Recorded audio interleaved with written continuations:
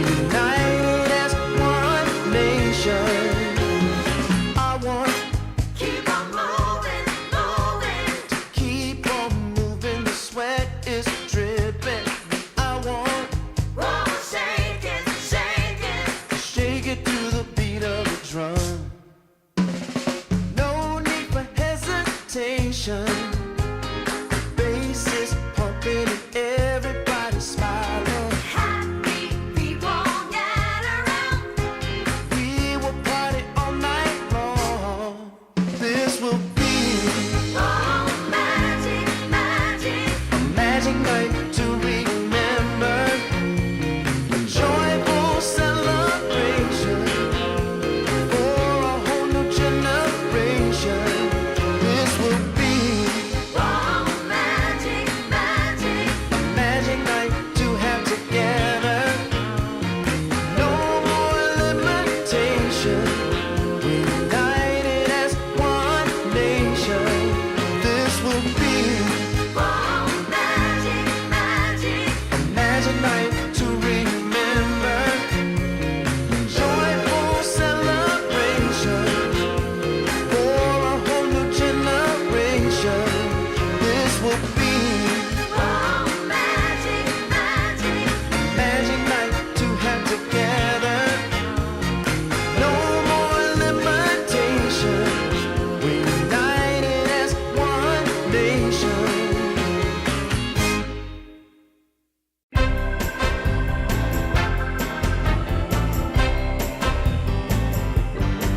Well, there's this girl that I like, but I know that she's wrong for me. But as hard as I try, you know I can't seem to break free. Well, I don't know what I'm thinking of, but I can't get her out of my mind. When she walks in the room, I take one look at her, and all I wanna do is make her mine. But you know that you don't go messing around with a girl like that, a girl like that. You know she's gonna take your heart, and you're never gonna get it back. She's only 5'3", but she's got a little spell on me. All she does is snap her finger, and you know it brings me to my knees. Yeah, I don't care what the people say. She's got everything I need. She makes my heart grow weak with everything she does, right from her head down to her feet. But you know that you don't go messing around with a girl like that, a girl like that. You know she's gonna take your heart, and you're never gonna get it back.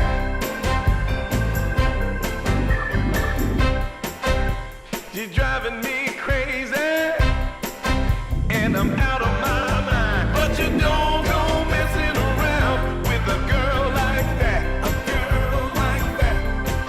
You know she's gonna take your heart, and you're never gonna get it back. So don't go messing with a girl like that.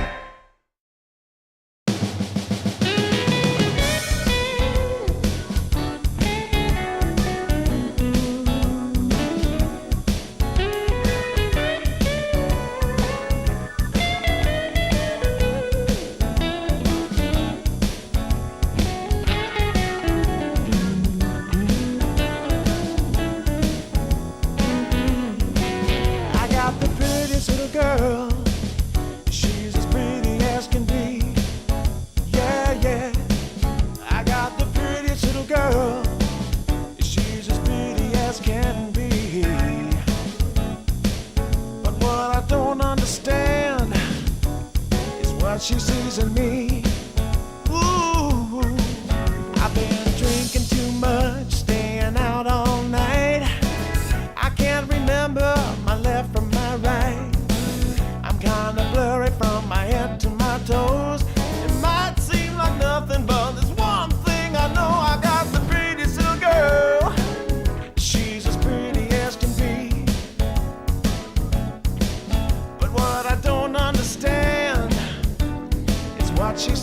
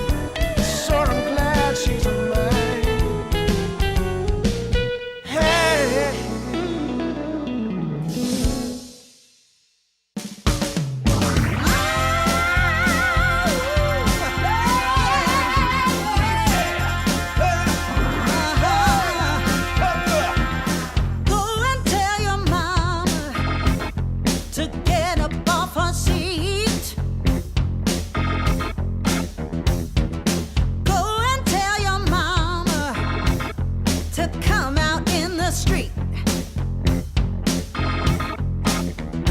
'Cause it's all going on right here. We're gonna make it perfectly clear.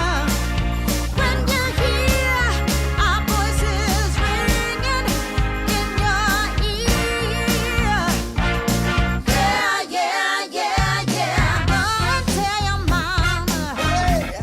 She better come around.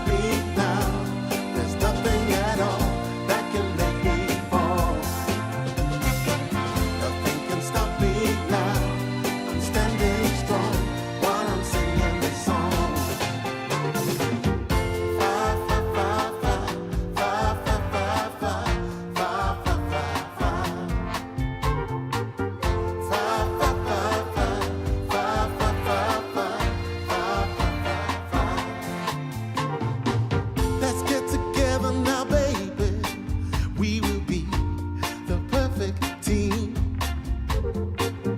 Like the hand in a glove, like cherry pie and cream.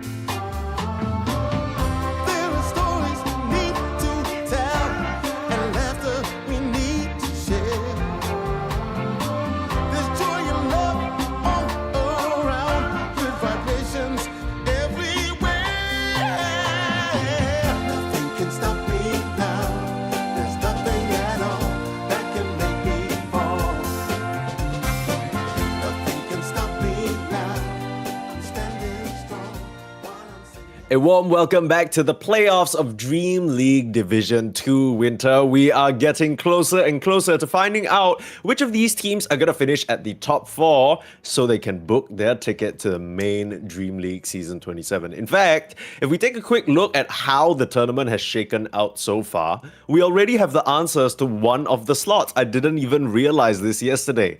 But one win in defeating Kamachata yesterday, they are already confirmed top 3, right? Because they're in the upper bracket final. Even if they lose, they'll go to the lower bracket final. Worst they can place is 3rd, which means congratulations, one win, because they will be one of the participants in Dream League Season 27. Now, there are a lot of spoils to be earned from placing 1st to 4th, prize money, prestige, getting to put that little trophy next to your name, at least in accolades. But of course, the real kicker is top 4. You want to get that ticket into the main Dream League. You want to play against stronger opponents. As we see here in our low bracket, there are still teams fighting for their lives, right? The remaining ones, Team T, Peep Squeak +4, Passion UA, and 4pirates. Fortunately, yesterday we had to wave goodbye to both Zero Tenacity and the Peru Rejects.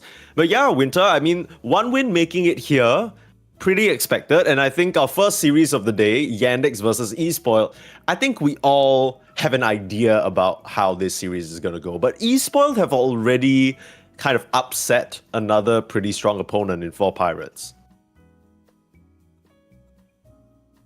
4pirates, they upsetted Passion. Oh yeah, sorry, Passion. My bad. Sorry, mix that up. I just saw 4pirates just there in the lower bracket, and I'm like, oh, it must have been related somehow. But my bad memory. It's okay. I'm here to give my brother a hand, Thank Even you. though he forgot his Starbucks in the morning. Yeah, that's fine. Well, hopefully Espoil got as much caffeine as they needed, because they're going to need it against Team Yandex. Yandex have looked spectacular. They had a few shaky moments where Saksa wasn't standing in, but bad news for Espoil. Saksa's back again tonight. Well, good news if you're Yandex. Yeah. Depending on who you're looking at, where you're looking at this from. I mean, they're also currently playing in the Fissure event, right? Yeah, with Yandex? Saksa. Yeah, Yandex is also currently playing in the Fissure event. Mm-hmm. And it's going to be a very packed schedule for the Yandex team for the next couple of days. I think they're going to develop a lot as a team this week. Maybe if they make it to the playoff as well next week. I think this is going to be a team that I think a lot of the viewers and a lot of the teams are going to be looking at. I think despite being a relatively new org, a relatively new team, I think they have already showed a lot of promise when they are playing in the first couple of series in Dream League, Division 2 that is. I think this team is not, it doesn't feel like a Division 2 team. They definitely feel like a team that has a lot of experience, way better execution, good laning phase, just very solid team. They are going to, I think, give a lot of the stronger teams a run for their money. They look like when you show up to a school playground and there's this angry kid, he looks like he's not even supposed to be in your grade. He has to be at least 1 to 2 years older than you. You have no idea what he's doing in your class, but somehow he's here. And when the teacher asks him a question, it's like he knows all the answers already. It's almost like he's done this year of school before. That's what it feels like with Yandex right now. They're just kind of stomping all over their competition. And no one has really been able to challenge them just yet. Hopefully, for us at least, and for the entertainment of the viewers, it's going to be Espoil, because this team also very new, right? I think this organization only, I guess, started existing just last year. Since then, they've participated in a lot of different tier 2, tier 3 events. But the key thing here is that they've had a bit of identity crisis, right? They've swapped in a large amount of players. And I think the biggest thing right now is difference coming in to the mid lane. He comes in from a now defunct One Move. So you guys might remember, if you guys are watching some DreamLeague Eastern European close qualifiers, a team called One Move, they stopped operations earlier on this year. Unfortunately, another organization leaving, but that freed up difference to come in. And in this previous time at One Move, I think he had a bit of a feast or famine style, right? So I think very similar to Chira Jr., where, he's not always on the sort of carry mid lane, Storm Spirit gonna win you the game type thing. He's more of a space creator. So that's kind of the matchup I'll be looking at. Difference versus Chira Jr. I guess Chira Jr., amidst all the other big names on Yandex, I feel like he's always just kind of forgotten about, right? Because you think Yandex, you think, oh, Watson, ooh, Melody, ooh, even Saxa standing in, and then, Chira Jr. is just there like, hi guys, I'm the mid laner, I was from One Win, I'm pretty good too, guys. They got overshadowed by the support duo. I think the support duo of Yandex kind of takes the limelight away in a lot of the games because they were able to set up a lot in the early game, and a lot of the games were really quick, right? So you don't really get to showcase what you're capable of if you're the core player, because the game is kind of like, I think, over. And no disrespect to their opponents, but 10 minutes, the game is like, it's GG, Yeah. Like Yeah, you're so yeah. far behind, just feels like there's nothing more you could have done, And the first 10 minutes, usually the support players are the ones that are setting up a majority of the moves. They are playing, they're playing well in the lane, they're using the gates to gank, they're controlling runes, they're securing shrines or stealing shrines, they're stacking. Those are the things that you are looking at in the first 10 minutes. I think that is one of the reasons why the core players might feel like they're a bit overshadowed, by the supports in Yandex.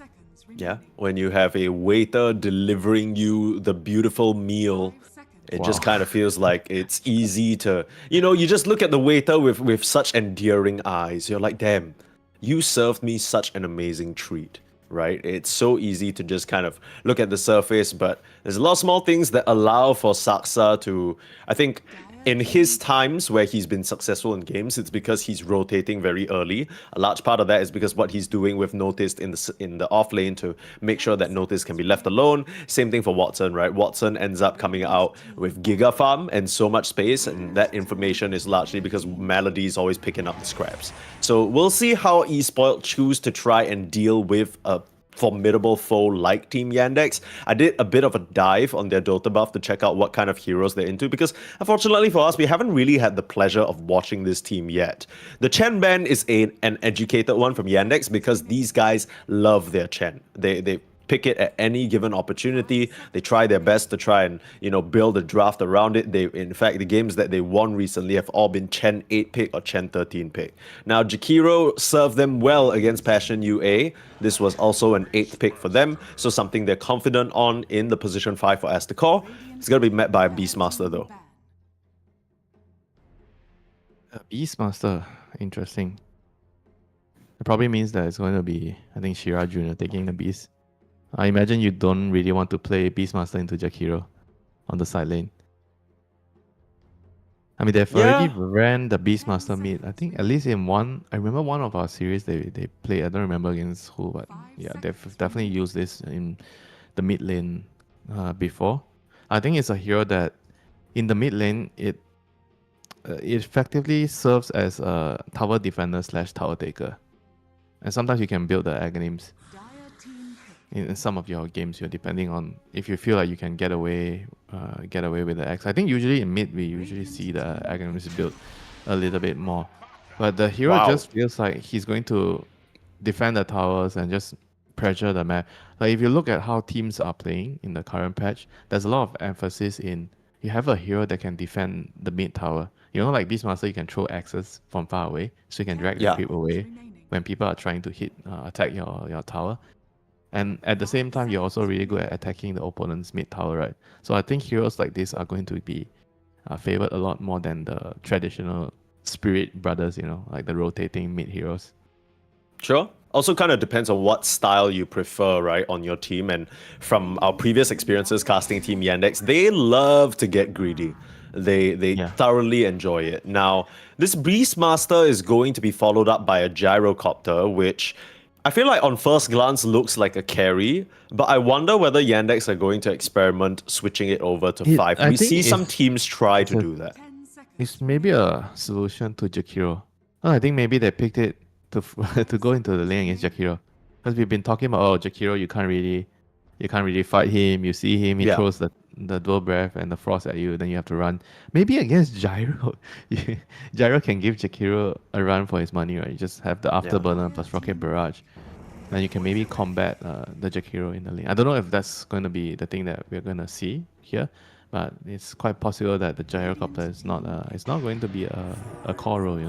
I mean, if you see all the heroes here, I probably wager that the gyro and the void spirit are going to be like Saksa and Melodich's hero. Maybe Yeah. Watson might still play the gyro, but it's possible that it's just a support right now. Sometimes, Winter, I get so surprised by the meta in Dota 2 because what the hell do you mean your support duo is Gyro Void Spirit? That just sounds insane. Can you imagine explaining this to somebody even 2 to 3 years ago? They tell you out of your goddamn mind. Well, maybe not Gyrocopter, right? I think that hero Yeah, has been somewhat Gyro has- popping up because of the shard and whatnot. People love to rush the shard for the rocket barrage damage, but It's fun, Void Mike. Spirit, man. Oh no! Gyro is Don't get me fun. wrong. It's Gyro is one of the funnest heroes. Like the idea of dropping all these missiles, firing all these rockets, it's a blast. But I feel like eSpoiled so far, they've answered what they've seen pretty nicely, and now they're gonna go for Storm Spirit. So there is some control on Team Yandex, right? You got the Remnant roll, you got the Raw as well. But overall, I feel like this Storm Spirit should have a pretty free lane into what I assume is now a Pango. I think it might still be a beast though. Yeah, they're probably gonna put Pango with Void Spirit on the side lane. 10 seconds remaining. So you have like these two heroes. It sounds weird, right? So you have these two heroes which has barriers, right? So you can just Sure. run into the lane against Jakiro. I think that might actually be the idea here. So you double jump, you have a huge barrier, you can tank the Jakiro spells. Void Spirit, the same thing, you have your barrier from your Resonant Pulse. So maybe that's going to be the idea here on how to deal with Jakiro in the early game. And we'll just have to see whether the gyro is going to be a carry or a support right at the end of the draft. I think it's a very well thought through draft. It's very meticulous. They put a lot of thought into it. It was because it was picked so quickly, so it definitely shows that they already had this in a mock draft, or they already pre-planned something out with this. Because you don't like just go into a game and you pick all core heroes without even, dude. They They did not bat an eye, like not even hesitating for a moment. I will say that, like I mentioned with the Storm Spirit pick, I think eSpoiled have drafted a pretty strong composition so far. You got a good degree of pick-off. You can play the Hoodwink with the Storm. Jakiro Bristleback seems like a scary lane for the Beastmaster to go up against. For the Storm right now, like Raw is not Raw, and Rocket. The Rocket from Gyro is not. It's not yeah, reliable. No, not at all. And they're going to be relying a lot on the Void Spirit. Now, I do wonder how this barrier thing from the Void Spirit is going to work, because more often than not, we're used to seeing Void Spirits go for the Sanctuary, which of course changes his physical barrier from Resonant Pulse to an all damage barrier. In that particular case, it might work well into Jakiro. Although, I feel like with the support Void Spirits, you want to get the Call of the the other Void, person. right? Because Yeah. that kind of lets you summon more remnants, that gives you a lot more control in the team fight. I think it's just hard because it's something that's new, right? So for all we know, Saksa could have been workshopping it, and just according to him, he's saying, okay, me alone with my remnants, it should be enough lockdown for the Storm Spirit. We don't need to worry about it. But this is one of those things that we'll just have to find out when the game is actually played. Whether the Void Spirit alone brings enough control to lock down even a slippery hero like the Storm. Who knows? We'll have Maybe to see. he Like, tries to he's- zip around and just gets caught. His playstyle is very similar to 9 class right now. Like the heroes that he's playing, like he's playing the information hero. I think Void Spirit is quite unusual one to be played that way, but he can be played that way because he's very difficult to gank. He has a pseudo stun, a pseudo catch. He's like I think a pretty good hero to buy Helm on, and he scales, right? He does a pretty good amount of damage, and you have a very nice shot to farm. So I think Dota has just took a very different turn in how you're playing, Yeah. especially position 4. And why do you need a position 4 like this? Because I think mainly is the map getting bigger, so you need a dedicated spy or scout in the game to make sure that you get the relevant information to decide where you need to play on the map. Because the map is just too big, the wards are not going to cover it, so you need a moving ward in a way, to scout things Yeah. out. Sasa and 9 Class taking inspiration from Team Fortress 2, of course. Hashtag meet the spy. That's kind of what they're embodying right now. Just running all over the map in disguise, sniffing out your vision, causing it's- massive problems. This TP just perfectly rounds everything up. It's really good into Gyro, it's really good into Beast, it's really good into Pango. It's just You try something and collapse onto him and he just stands his ground and fights. yeah, everything is mostly physical, and he has the highest armor in the game. And I've seen so many times TBs killing the Rolling Thunder, it's really Yeah. common. I really like this esports draft, actually. This is Very very solid. well thought out, and I think a lot of the times, Winter, I feel like drafting is obviously very difficult, right? It's easy for us when we are not under the time pressure, when we're not like actively thinking about all these factors, we're just kind of observing. But when you're in that drafter seat, it's terrifying. And I think it's even more nerve-wracking when number one, you're up against Team Yandex, who are very experienced players, and number two, you're up against this whack shit, right? You see Beastmaster, Gyro, Pango, Void, you're like, what the hell is going on? And then now you have a Phantom Lancer last pick from Watson. The Illusion Hero to counter Illusion Heroes. E-spoiled with something that is, I want to say, very clean-cut, very well-rounded. A lot of the components make sense a lot together. And Team Yandex going, yeah, screw all your ideas of conventional Dota. We're going to throw you something you ain't never seen before. And this PL is something that I've seen some players they really like to go against PL Terrorblade with. And I think overall, if you look at the other heroes as well, PL is really good into Hoodwink and Jack Hero as well, because they have a lot of like debuff on you, right? So Sure. the doppelganger is very, very nice against those heroes. And you also, I think ultimately in the late game, you are going to eventually outskill the Terrorblade, right? Not many heroes get to say that you are able to outskill the Terrorblade. Because in the late game scenario, you burn all his mana, then he can't sunder, and that's how you eventually take down the Terrorblade. Slowly but surely over time with many different thwacks of the spear. I mean, with this PL last pick, it almost feels like Yandex are deciding we are not going to take the hit-on team fight. We can't take the hit-on team fight. We are just going to poke and prod, split the map in their signature style. 3 pretty greedy cores, Beastmaster, Pango, and the PL all need quite a bit of time to get online. And in to be typical honest, Yandex Mike, fashion, yeah? They have pretty decent team fight, Yeah? Actually, their team is Okay. not that weak. Roll, Gyrocopter, call down. Yeah, but it just kind of feels to me like one of those, like, okay, I run in with Rolling Thunder, I get a pick off on, let's say, Jakiro. the Hoodwink or Jakiro, right?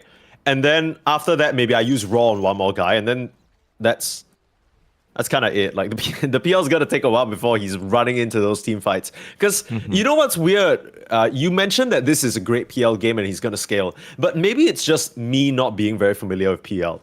Because every time I think about PL, I'm like, okay, the last thing I want to run into is just damage on the ground, damage in an area. You're running into Bristleback Quills, Storm Spirit Remnants. Like, Hoodwink Bushwhack can just control all your illusions at once. You got Ice Path, Dual Breath. Yes, you can dispel it, but then there's a macro pie on the floor. Like, surely it's gonna be a long time before PL is comfortable even participating in any fight. Yeah, let's hang on. I want to calculate the items. How many items is he gonna need with you? But Yeah, now that's we what have all I'm thinking too. Like, yes, Now we have to Yandex split. are. Yeah, now we have to gotta. talk Now we about gotta. the Delta split first. Okay, Everybody's okay. doing this now. Yeah. Who's executing it better though? It looks like Yandex are the ones with the It positional depends advantage. who gets 3 runes. If you get 3 runes, you're executing it better. Okay. Yeah. There you go. You know what? Actually, if both teams are doing the same thing, right? The likelihood of getting 3 runes is going to be low, because Yeah. you are going to just secure 2 on each side in most cases, I think, unless you do like some late smoke. So I think the counter to this Delta split, right, is you wait, you place your wards, and then you wait, and then you smoke out late and you go and kill them because they're going to be split up, right? So you have to go to a side which is going to guarantee you at least a kill and one rune. But at the same time, you'll be all the pre-horde wondering, mind games, man. you're wondering, right? If I get the first blood and one bounty rune, and the other team gets 3 kills, is it better for me or is it better for them? You know, obviously it'll be better for you for sure if your mid laner gets the first blood. But if your mid laner doesn't get the first blood, then I don't know if it's actually that great for you, you know, to lose out on the 3 bounty runes for that. Yeah, kill. like if you get a kill on like a support gyrocopter or something, sure that gets him boots, but how much does that influence the game? I guess it's all a tender balance, right? You got to make sure that what you're losing is what you're worth what and you're gaining. Sometimes because you made that move, right, you're using mana, you're expanding HP to get that kill, right? And then when you go to the lane, you might feel like, oh, okay, that's actually not really that worth it for us, right? Even though we get the kill. You know? So a lot of things are going to be in the consideration, right? Whether you get the important kill. That's why you have to actually make it count. Let the mid hero get the last hit. I think if the mid hero always gets the last hit, then I think it's safe to say that you get the better trade. Sure. And I mean, we saw an example of this yesterday as well, right? Specifically, Passion UA versus Zero Tenacity. That first game, the Mars and the Ringmaster decided to go contest the Ench at the rune. And sure, they were able to kind of push her around and do a lot of damage, but then they started the lane out with like 100, 200 HP. And that became the freest anti-mage game we've seen in our lives.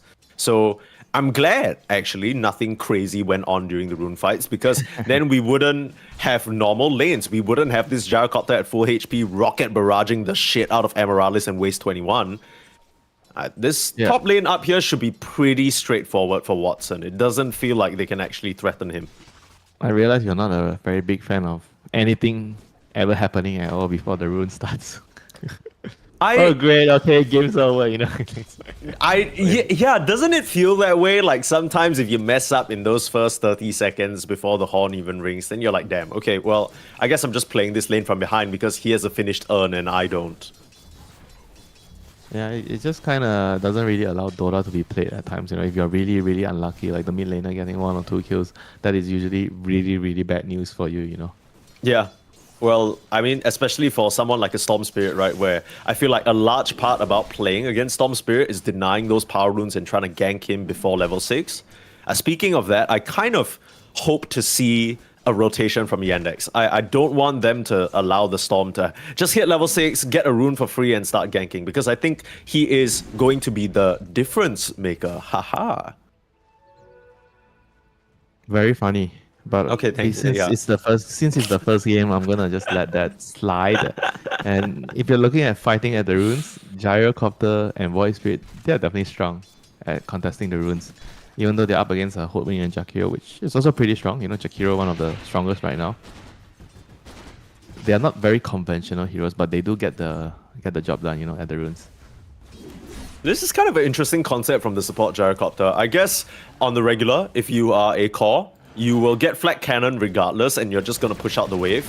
But they're kind of using the support gyro in the same way, right? They don't really care that the creeps are going into Waste 21. They just want that ping pong effect. They want the wave to come back to their PL for him to be safe. They aren't really trying to threaten kills, right? They're just pushing the side of esports back. It's just good damage, you know, when you land the flat cannon on both heroes. But right now, Melodich, he is going to pay with his life. Actually, that's a Lotus there popped. Okay, so Bristleback is going to be fine here. Watson just barely, you know, getting out of range there from the bushwhack, so he's gonna survive. And whereas bot lane, there's also been a lot of fighting going on, but no one dying yet. Kind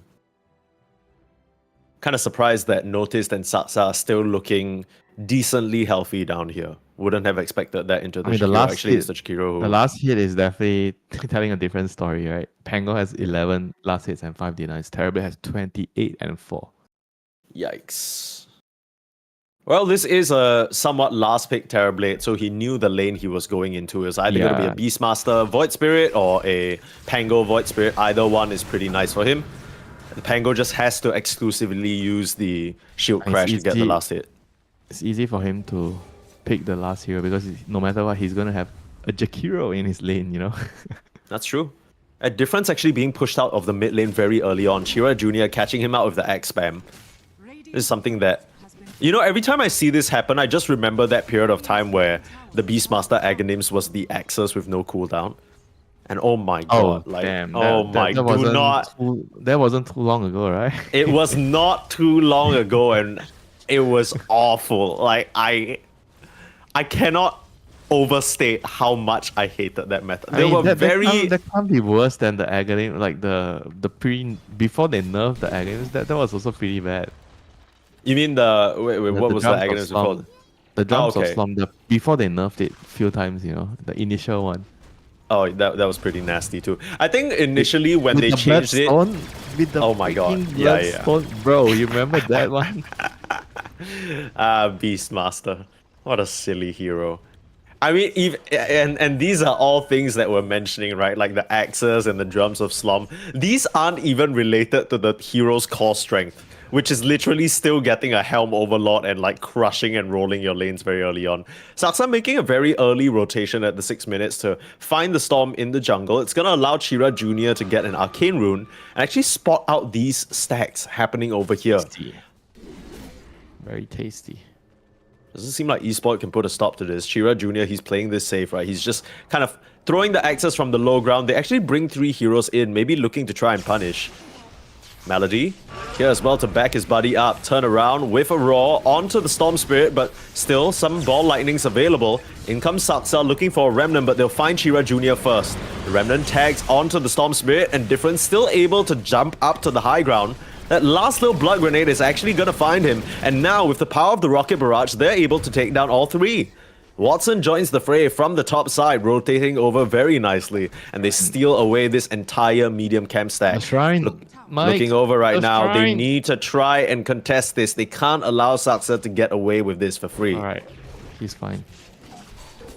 Question is But in whether the whole Saksa's ring. fine. Yes. Can he's jump down to in the it. low ground. Yeah. There you go. Actually, He's in an awkward spot though. He's not fine. Kill the courier? Bonk. Yeah, worth, you know, he said space created. His ass is not fine. Winter, he's the opposite of fine actually. He's just got cooked. I mean, PL made an all-important rotation there to make that actually count. I mean, Jakiro was so it was so crazy the amount of damage that Jakiro did to the beast. He was like, I'm strong, you know, I have power threat strength and I have a range drop, I can tank that. And then nope, Jakiro says no, nobody can actually tank me. Just kills not him. at all. Like holy shit, that was just a classic example why Jakiro is such a insane hero right now with that major buff, you know, on the Liquid Frost.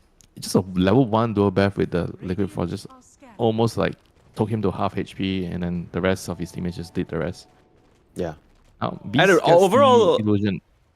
Yeah, he's gonna get another rune. And overall, this Beastmaster is lapping the Storm Spirit by a significant margin, right? Like, Difference is having a pretty rough time. His recovery stacks got stolen because of good scouting and information from Yandex. He still has almost a full triangle to go back to that Saksa had prepared for him earlier.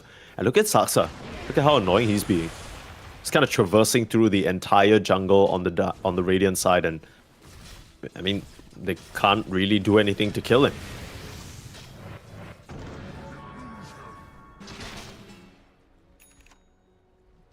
And this is like just like a lot of the small little efficiency moves in the beginning of the game, right? He knows that he can't really offer much in the lane, so he has a lot of stacks prepared. And Set now up here in the notice- bot lane. Noticed if he goes down here, that's going to be a big kill. Didn't have the swashbuckle available, but will have it now. He is fine right now. It's pretty hard to kill a double jump angle without bringing a lot of heroes, you know, especially your mid laner. If you don't bring your mid laner, usually you don't really get to kick this person out. With the strength threats, Bracer, it's very, very durable. Metamorph pop, he's going to pressure the tower with the first not the first, but with the metamorphosis of on the tower here. Snow is going to force a reaction here. They need to bring heroes over. I mean, even if they're rolling Thunder onto this, Noticed is only half HP. Not sure whether they can actually make this work. Gotta try now. Start Double off with the jump. Remnant. Onto Snow. They got the full control out. The Dissimulate with the Call of the Void. Catching out Snow completely. He did not stand a chance there. Great execution from Yandex. Their patience pays off. Yeah, they actually couldn't really hit the tower. I mean, they could hit it for a bit, but they needed to back off on the esports side, you know. I think once the the time. I think once 10 seconds, 15 seconds pass, you gotta respect the fact that your opponents are gonna bring more heroes. And now, the runes, Sierra Junior, he is not gonna get this one. He's gonna be top. Storm is gonna be happy. Difference is like finally, this is his first rune, right? I think he lost the initial first. The first 6 two, and the 8, yeah. the 6 and the 8 one he didn't get. Good try there from the supports. I think eSpoiled, they've been doing a good job rotating Amaryllis and Asticor, but as a result, they've been a little bit behind levels-wise, right? Compared to the Gyro, who had some time in the mid lane, and of course Saksa, he's not very high level just yet, but he's been running around very typical Saksa fashion. Now pressure on the mid lane tower, eSpoiled using this catapult wave well. There isn't a lot of wave clear, especially when the Beastmaster is busy jungling. So this is, funnily enough, going to be a first tower for the Storm Spirit. What a turn of events in the mid lane. All of a sudden, they just get a tower because the fight occurred at a very, I think, unfortunate timing for Yandex. They defended the tower, but at the same time, they had to use their raw and roll, right? So they can't really react to this catapult wave pushing in. Yeah. I kind of like to see moves like that from eSport, right? Because then that very clearly shows they are playing with the timings in mind. As soon as you see roll expanded, okay, I need to go make something else happen on the map. Doesn't matter whether we have meta, doesn't matter we have spells, we can go do this because Yandex don't have that tool. So this is already shaping up to be quite a promising match. I think we're all maybe expecting Yandex to just very quickly sweep over their opponents as they have done this entire tournament.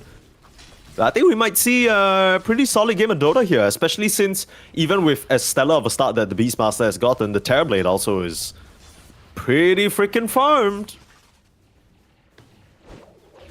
The supports are the main difference maker here. If you look at the net worth, like Yandex supports are way richer than eSports supports. And right now, Bristleback is taking a huge stack here.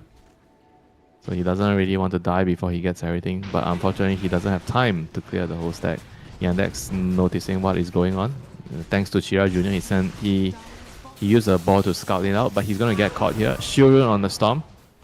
Has to try and use the raw defensively. I think he's going to be able to get out with that bonus move suite. They don't have any form of chase, unfortunately. Yep. Kind of goes back to one of the problems you talked about with the eSport draft, right? Maybe apart from the Storm. And if you want to count the Hoodwink, sure. But their catch is kind of lacking. And Hoodwink gets a catch here with the Bushwhack.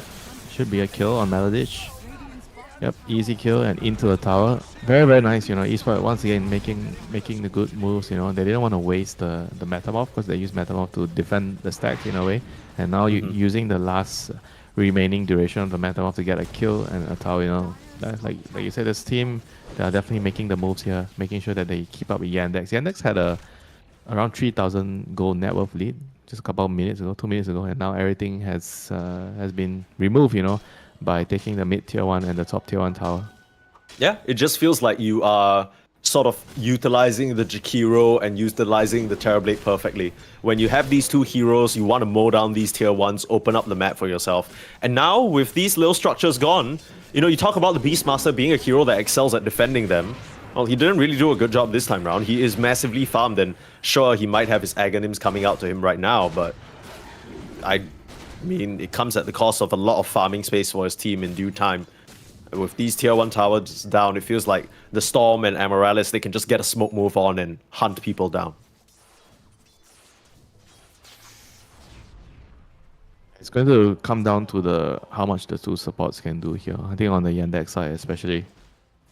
Like the Gyrocopter against the Jakiro, these two are going to be like outputting a lot of damage, right? Their main concern in the team fights is getting the most out of your R buttons and your other nukes. You have to be able to do a lot of damage because they don't necessarily initiate very well for you. You're going to be counting on the Pango roll and the roll. Sure. And here they come. The Pango is in the smoke with his diffuser. He sees the Bristleback. They should be able to kill him. But whether they get Tucked out away in the trees at the moment. Smoke gonna pop. Here's the jump. Waste. Can they turn him the right direction? Rawed up. can. Huge bushwhack onto 3, and they've turned him around. Very nicely done. Rolling Thunder comes it was out, very preserving late. Notice Cool. live.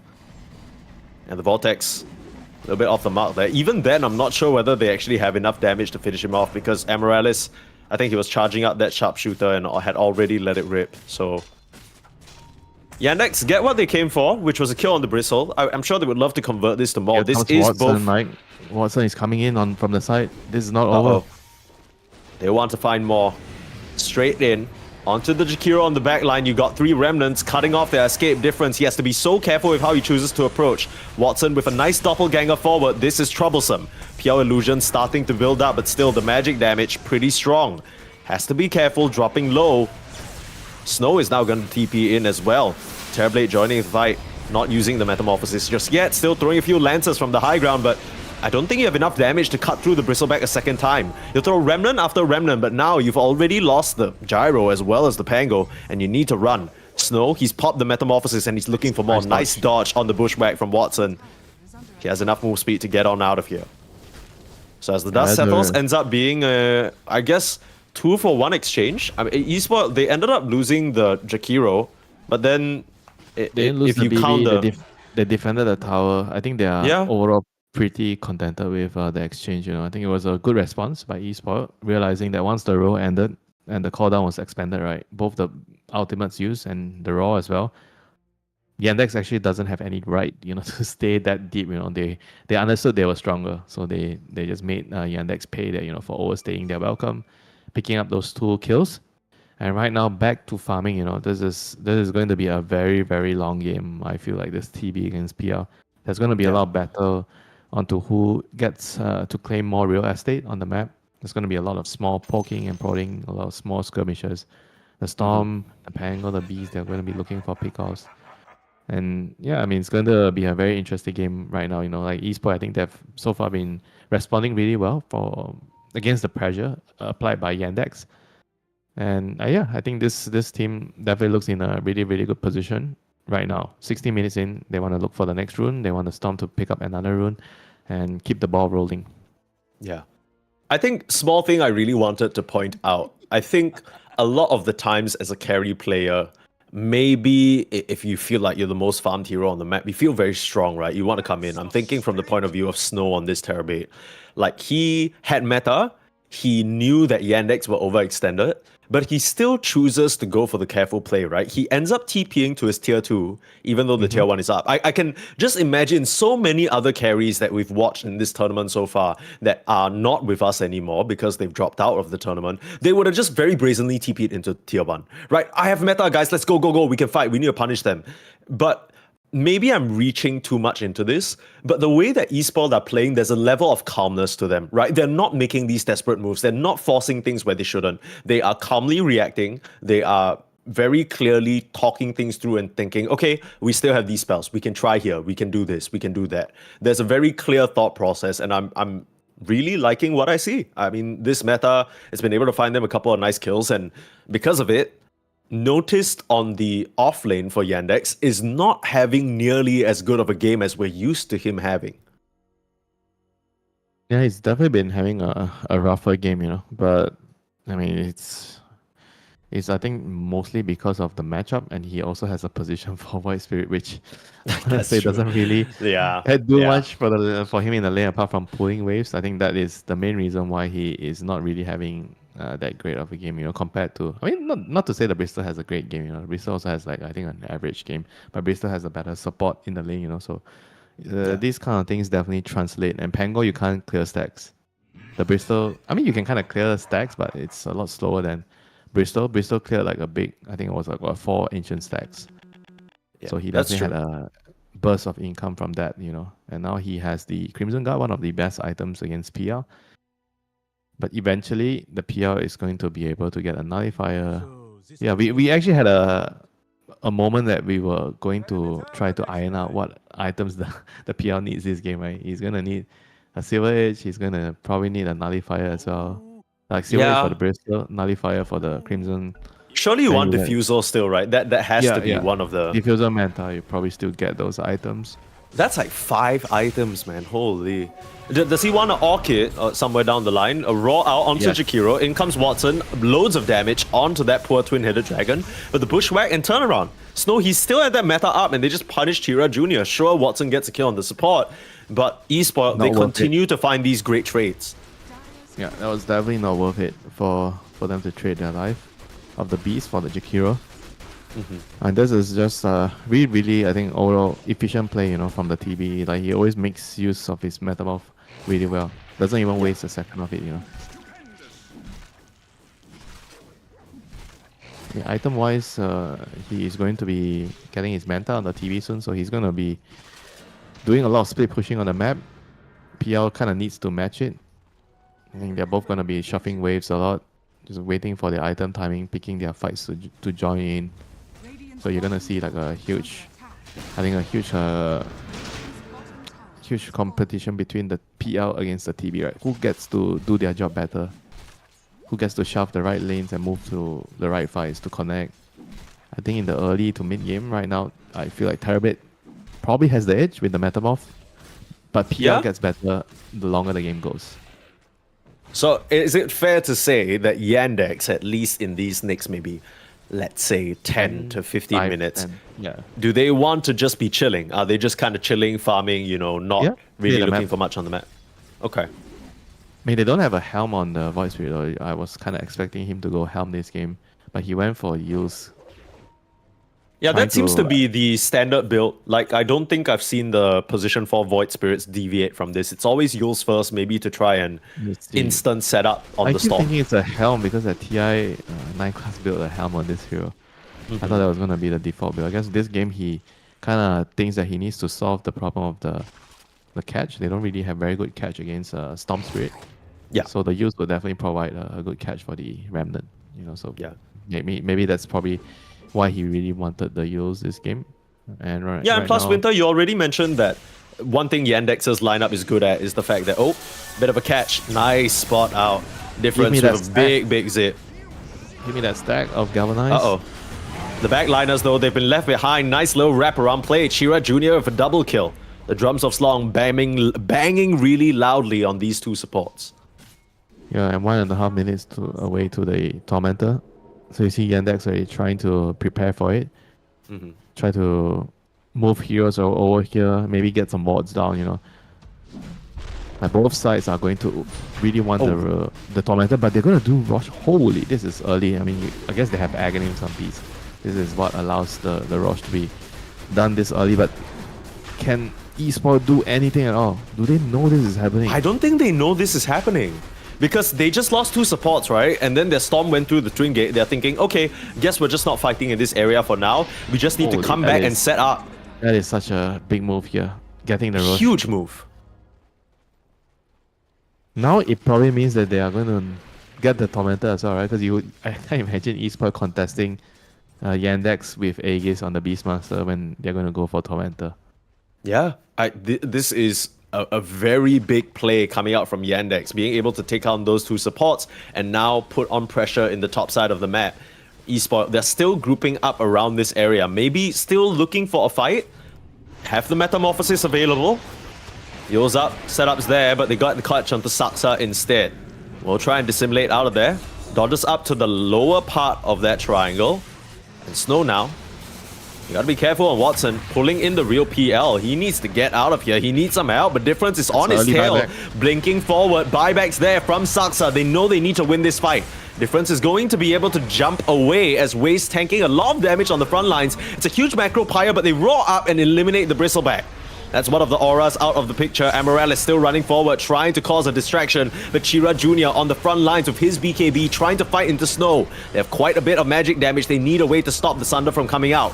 Dodging away from him at the moment still. The kite is nice. Difference. Able to turn around and take down Notice before he goes down as well. TPing out is the Jakiro. They still manage to finish him off. So the buyback from Saksa ends up paying off. Snow goes down. That's the big kill. And now they get themselves a Tormentor to boot. That was very, very close to perfect execution. The Terabit was mid animation casting Sunder. That could have gone very, very differently if he got the Sunder off, but they managed to just lock him down with the Remnant, the Yule's Remnant. Yeah, just sealing the deal there once Terabit couldn't get the Sunder off.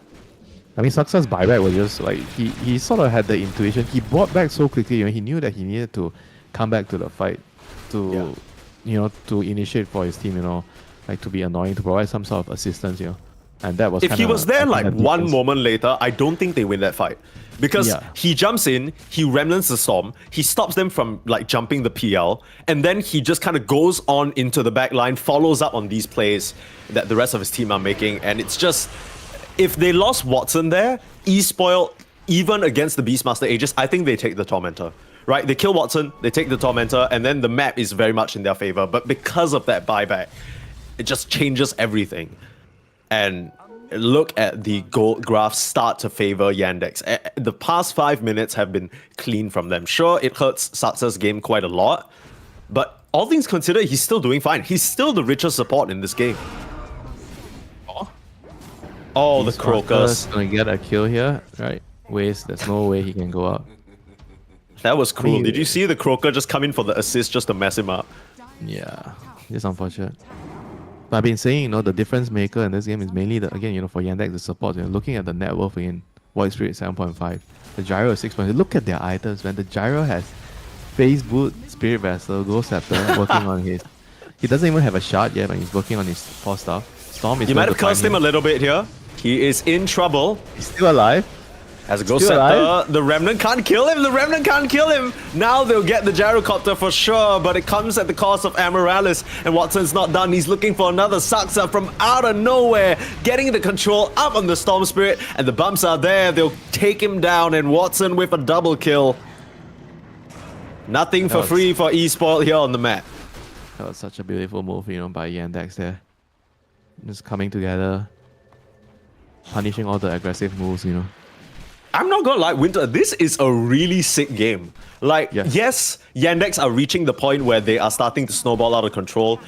But I still feel like with the way eSport have been playing, I think they might be able to cobble together some sort of defense. They just need to stop the bleeding, right? Right now, they're trying to make moves on the map. Maybe we're starting to see a bit of that desperation kick in. If they can regain control, hold on to the reins of the game, I think they still stand a chance. And they have a lot of, I think, spell damage, with the shard. The Hoon is about to get a shard. I think this could actually maybe give them a chance to turn the game around. You get some key kills. The shard on the Hoodwink, combine that with the Storm and the Jakiro, you can definitely blow some of these tanky heroes up, if they're not careful. Yeah, not to mention the Butterfly was already complete on Snow, and now he he's working actually towards the Manta. He actually didn't complete the meta, yeah. He just opted to go for Butterfly first. Very interesting choice here. Maybe He favoring probably the wants evasion against the PL. Yeah, he just wants to get the evasion as soon as possible. Mid lane.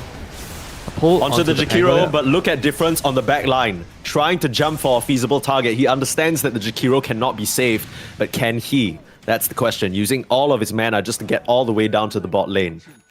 Yandex won't be able to find him as he gets back to safety and farm it up. Regen Rune still in the pocket there. Saksa's starting to get real annoying, right? Everywhere you see this Void Spirit, he can just set up a kill easily with the Yules and the connection. It's very fast from Yandex, notice? but Wow, difference difference. actually found him. What a play. How did he? He's gonna get Yeah, rolled what? here, but he has a Regen Rune going. Do you have enough control? More than enough damage. Where Notice did, is How gonna... did he see him? How did he? Oh, it might be. It's the river ward. It's the river ward. So I think he walked past the river ward, went into the triangle, and difference from the bot lane just full zip towards him. I just figured that he's gonna farm that camp, yeah, so he zipped to that camp. Dude, difference is kind of bossing up this game. I know he's dying, but like that, these are some sick moves that he's pulling off, just going straight for the back line. He needs to deal with all these pesky supports. The Void, Yeah. the Gyro, they're actually so annoying in the team fights, Yeah. Like, the Gyro has no Dude. stun, but he's just outputting so much damage in the team fight. If I you can't don't stop believe, it- dude, we saw like the Storm chase after the Gyro in that bot like engagement, right? And then the Gyro just starts face booting, ghost sceptering away. I'm like, I've never seen this item built from a Gyro Bro, before. This is this hero is so tanky, Like with this build, he has 2,000 health, like with the talent. He's very, very difficult to kill. It's so fun. It's actually hilarious. Like, I think this is one of those candidates. Like, you look at his inventory, you go guess the hero, no one knows. Like, no one actually knows what the heck they're looking at. Who would I have guessed with this item? Face Boots Ghost Scepter! Vessel, Face Ghost Boots Scepter. Ghost Scepter! Like, who would I have mentioned? The closest thing I would get is Tusk. I would think this is like a Tusk build. Yeah, actually, it's a believable task build. Actually, I think you have a fluffy head. You know, you're like, okay, this guy just really doesn't want to buy dagger. Yeah, he wants to buy 4-star with his close head. Yeah, he needs to survive in the fights. Like he's getting initiated or something, but it's like, You know, it also looks more like a Quasvex, like a Quasvex Invoker build. You know, you have the base boots earn, like the traditional one, the very classic one. Not the way current players are playing right now, but now we have a fight. Yules catches out the Bristleback. Again, you know, this Remnant is just totally destroying the Bristle because he turns you around every single time. yeah, we didn't even mention that aspect, right? It low-key is a Bristleback counter. Somewhat, yeah. Dude, he is cute. He's buying Dagon to destroy the illusions now on Voice Ray. Yo, okay. One shot the TV illusions. Why not? Why not? I mean, it's a nice item for him, you know, with the light spell Yeah, light it's skill. cool. It's cool stuff. I'll go knock it. It's also a nice build-up, right? Because it takes the diadem now, so you get 6 all attributes. Like it's just perfect for intelligent, like a universal hero like Void Spirit. He's a universal soldier, my friend. Yes, he is. Reporting for duty, Saksa. I mean, it was really sad, but understandable because the Dota 2 season has been very hectic, right? So Saksa announcing he wants to take a break from Tundra. Okay, makes sense. They bring in Ari to replace him. But like, these are the type of players that we're missing from the tier 1 scene. You know what I'm saying? Saksa is such a menace and he finds another Storm Spirit kill for his team on the map. Dagon now complete. I don't think this man is meant to not play Dota. He's just gotta... I really hope that Yandex bring him on as a permanent member because he is cooking with this lineup right now. This man does not belong to Division 2. He does not belong to Division 1. He belongs to TI top 4. It's where he belongs. So Watson, he already has what? 4 items now. Diffusal, Agonist, Manta, and Heart.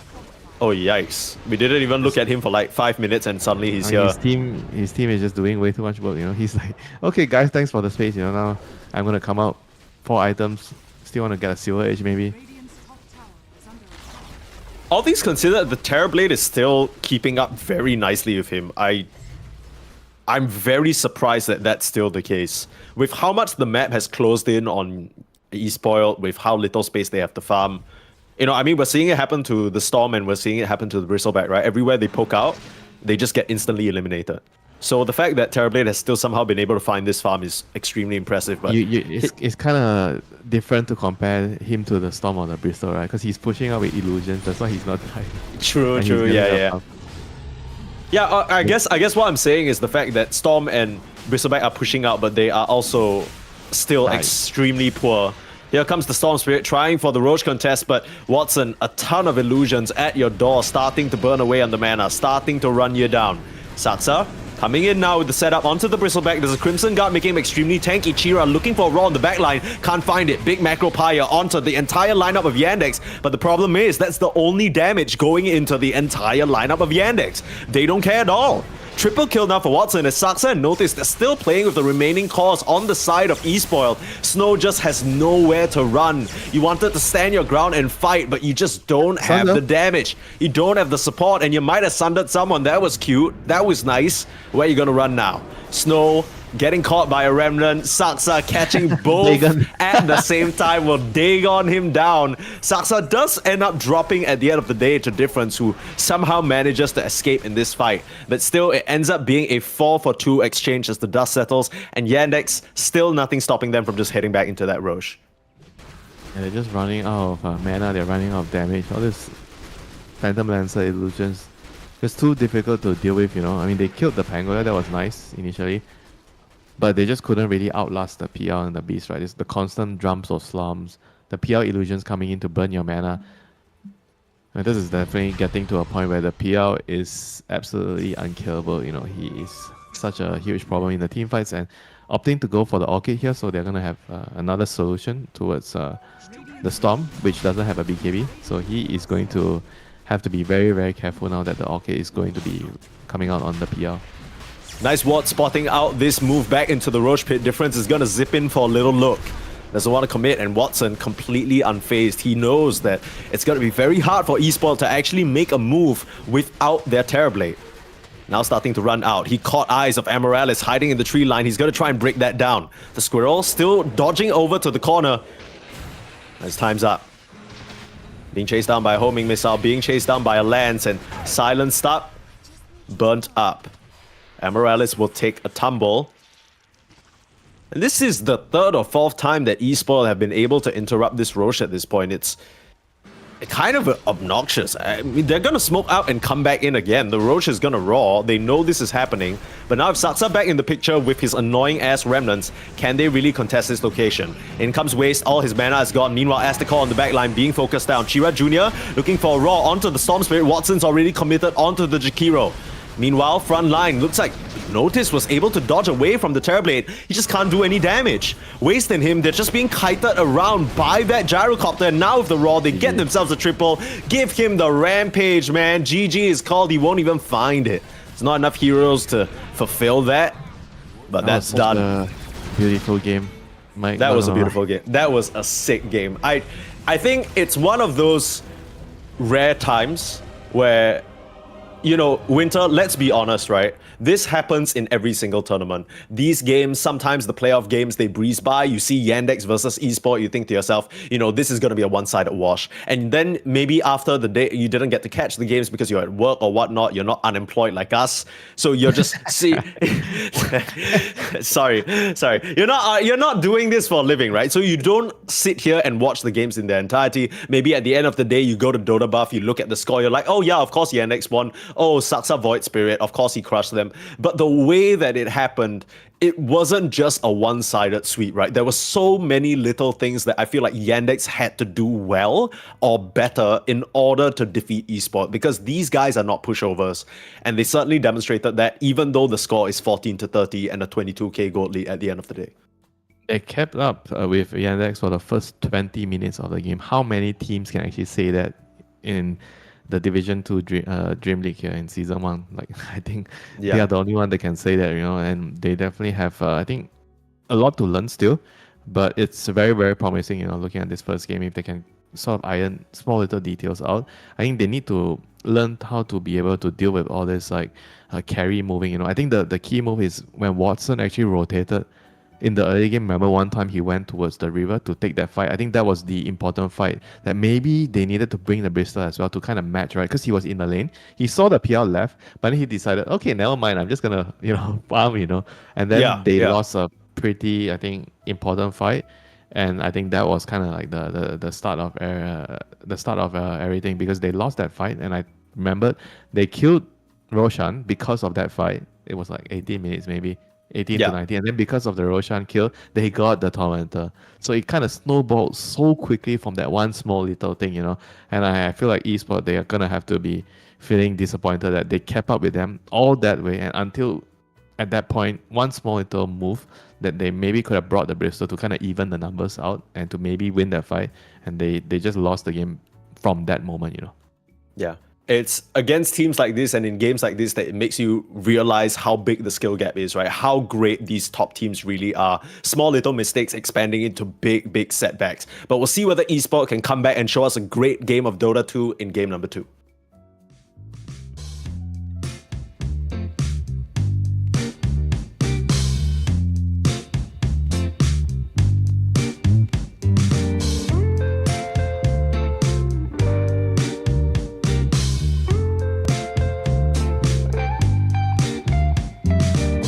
Well, I can tell just by the way that you're smiling that you're still unsure.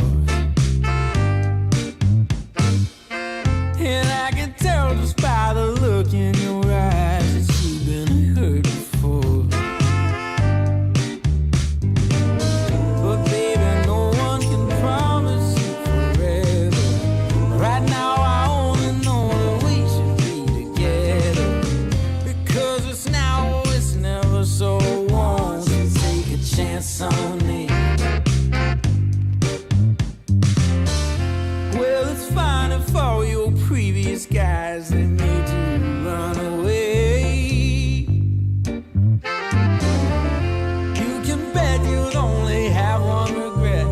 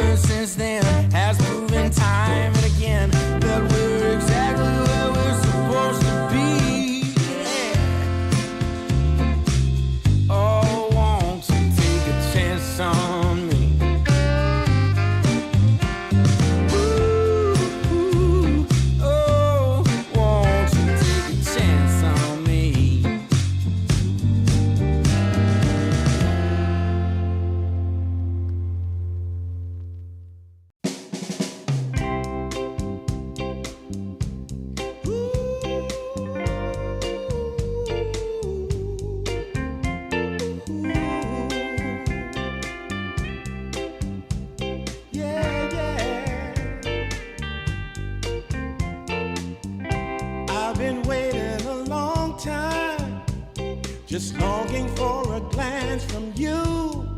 Yeah. A chance to look in those big brown eyes. No telling what my heart would do.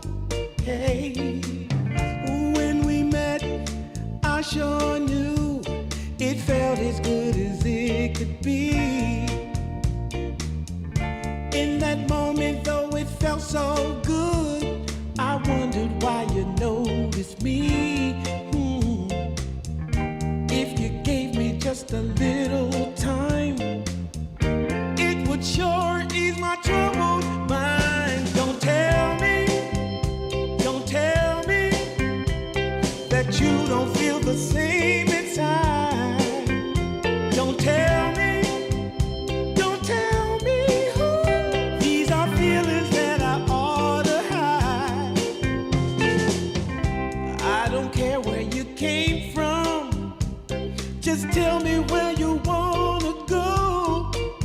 If there's a chance to be together, that's all I really need to know. Is it real or make believe that keeps me thinking of you? If you've got time to walk with me, I'll show you how my heart is true. And here I stand, waiting for you. Tell me, baby, what I gotta do. Don't tell me that you don't feel the same inside. Don't tell me.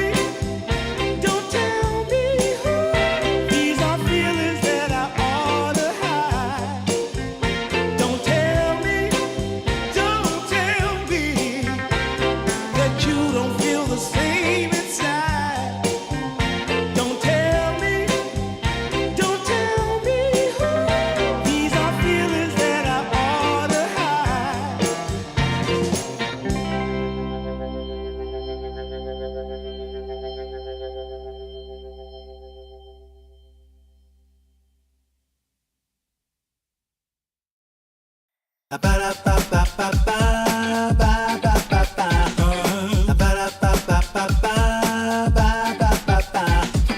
If you wanna get with me, all you gotta do, call me when you need me. I'll be waiting for you. I know exactly what you want, satisfy your need. We can have a good time, don't you worry about a thing. If you want it here, or if you want it there, you got it. Have yourself a good time, act like you don't care. You got it. Get that motivation, you got it. I got just what you need. You got it. I got just what you need. You got it. I got just what you need.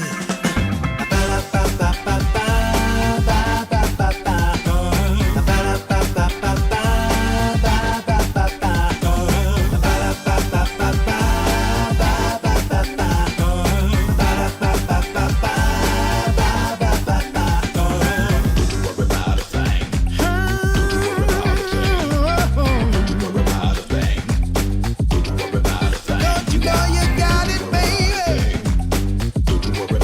Don't you know you got it, baby?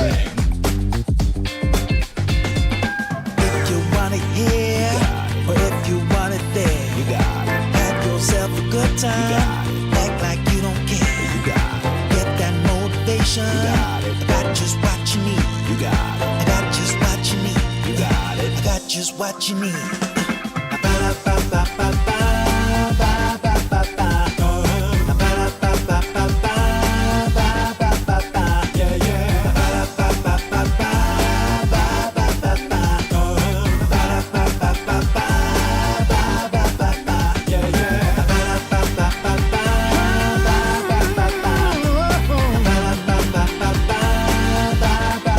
Don't you know you got it, baby?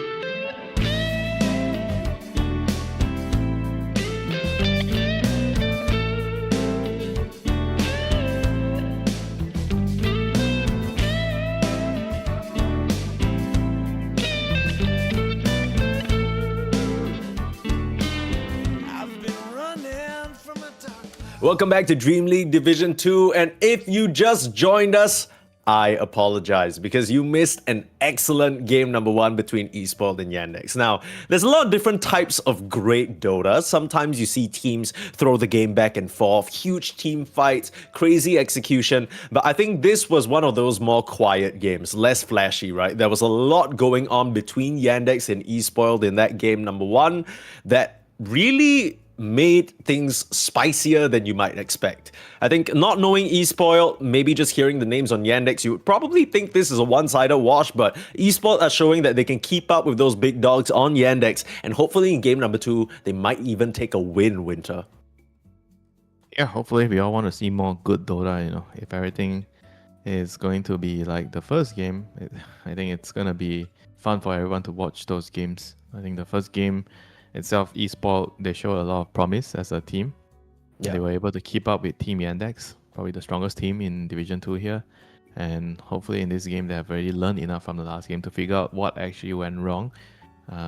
Those small little instances that they made, I wouldn't even say that they were really big blunders. It was just like small little misplays. But because the opponents are really, really good at abusing the small little misplays and turn it into, I was even very surprised that they were able to just kill off Roshan, you know, just because Beastmaster with Aghanims, you just have the power to do it that early on, taking the Rosh and then snowballing with the Tormentor as well because they had Aegis.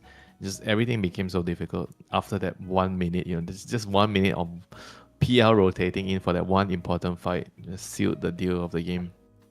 Yeah, and how often do you say that, right, Winter? The PL rotation in the early game sealed the deal.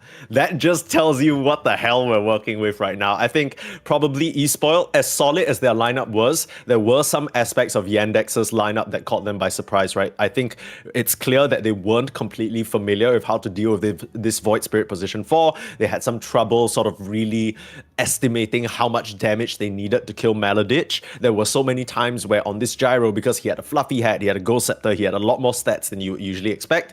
They are spending maybe the extra 5-10 seconds in a fight killing him, which means difference isn't helping out the TB or isn't saving his offlaner. It's all these small little things. Now, we've already talked a lot about what went wrong. Let's maybe try and look on the bit more of the positive side. What do you think eSport have got going from them? From that game number 1, this is our first time watching this team in the entire tournament. What do you think allows them to keep up with Yandex compared to a lot of these other rosters that we've seen? I think first and foremost, they were able to do really well in the lanes. The TV absolutely dominating the Pango. I mean, I know it's a matchup advantage for the TV, but still being able to execute is something that you have to give them credit for. They were able to also keep pace with, I think, the runes as well. In the beginning of the game, they made stacks for the Bristleback to farm. So all these small little details adds up. You know, you need everything to be done correctly to be able to keep up with a team of Yandex strength. You know, I think being able to go hand in hand in the lanes and in the early game is a very, very good indication of how much potential eSport has as a team.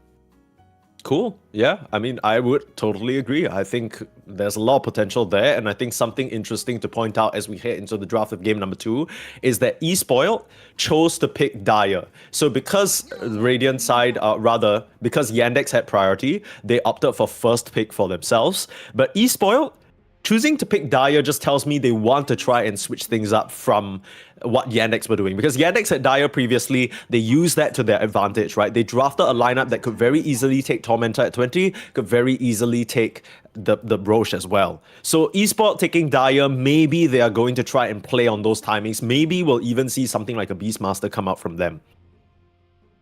Marcy is available this time. Let's see if that comes into play as well. I think this is one of those heroes where you can also easily snowball from the start. Helm hero, which can win the lane, snowball into a lot of objectives, Roshan being killed. I think there's a lot of things you can do with the hero. We're going to see Marcy pop up right away. No hesitation. Yeah. So Ban out ambiguous the hero. Slada, Bristleback, and Beastmaster. So showing some respect to Waste 21's hero pool here, I would say. I think the Beastmaster is definitely interesting. You know, I don't think every team would prioritize this hero. This is a hero where I think he was really strong a couple of months back, but right now he's in a position where I think you need to be able to flex the hero to mid or to safe lane, to not to safe lane, mid to off lane. If you are going to open your draft with this hero, right? Because he's always being targeted. If you put him on the off lane, people are going to pick Gyro, certain like Enchantress heroes to deal with your ball. And then that's the moment where you need to be able to have a mid laner that can play the hero to move it around, right? If you want to be able to utilize Beastmaster as sort of your opening draft. And Yeah, this is I mean, kind of interesting thing about esport before, sorry for interrupting, but I'm looking no through their worries. matches in like the past month and a half. Just maybe a few weeks ago, this is a team that routinely will pick Beastmaster first. They don't care at all. So I think Yeah. probably flex potential is something they already have unlocked. Just take that out of the pool. Troll Warlord coming out also is their highest win rate hero with the most matches in recent times. They have close to 60 to 70% win rate on it, depending on the time frame you're looking at, which is pretty crazy. But to pick the Troll Warlord first is certainly a choice. Marcy counter in a way. You can't really fight the troll as Marcy. They're both, I think, very similar in nature where they want to jump on a target and just fight to the death. But against troll, you just can't, right, as Marcy. So I think this is mainly the idea here. And Marcy as an off laner, you don't really want to lose your lane. You want to be able to dominate your lane, you know. So I don't know if this is going to dissuade Yandex from putting Marcy on the core and instead move him to a support, position, either a 5 or a 4 because of the Troll Warlock matchup here. So let's see what they're going to do. They're probably going to have to decide at this moment whether the Marcy is going to be demoted or moved to another role. Snapfire also another very, very top tier support, of the meta. So they Sure. actually went for Snapfire over the Jack Hero. So just battling the Snap more than the Jack Hero. I think Jack Hero is stronger in the lane, but mid late game, Snapfire definitely has something to say about that. With the talents she has as a support hero. I think all her talents are very, very strong. Level 10, 15, and 20. You get damage on your ultimate, and then you get the cooldown and charge, second charge on the cookie. I think those things make this hero really, really strong in the team fights. Very elusive in a way, with the double Yeah. cookie, double heal with the shot. And now we see the Jakiro and Pango pop up for Yandex. So I guess everything's still kind of, in a way, ambiguous whether the Marcy is going to be a core or support. They're trying to keep it until the last pick with this sort of setup, showing the Jakiro and the Pango. So it's definitely going to be interesting, right? So you're going to be thinking whether the Pango is the off laner. Usually it is definitely, I think, Notice playing the Pango. So you're going to be considering whether Marcy is going to be still a core, which is most likely a support here.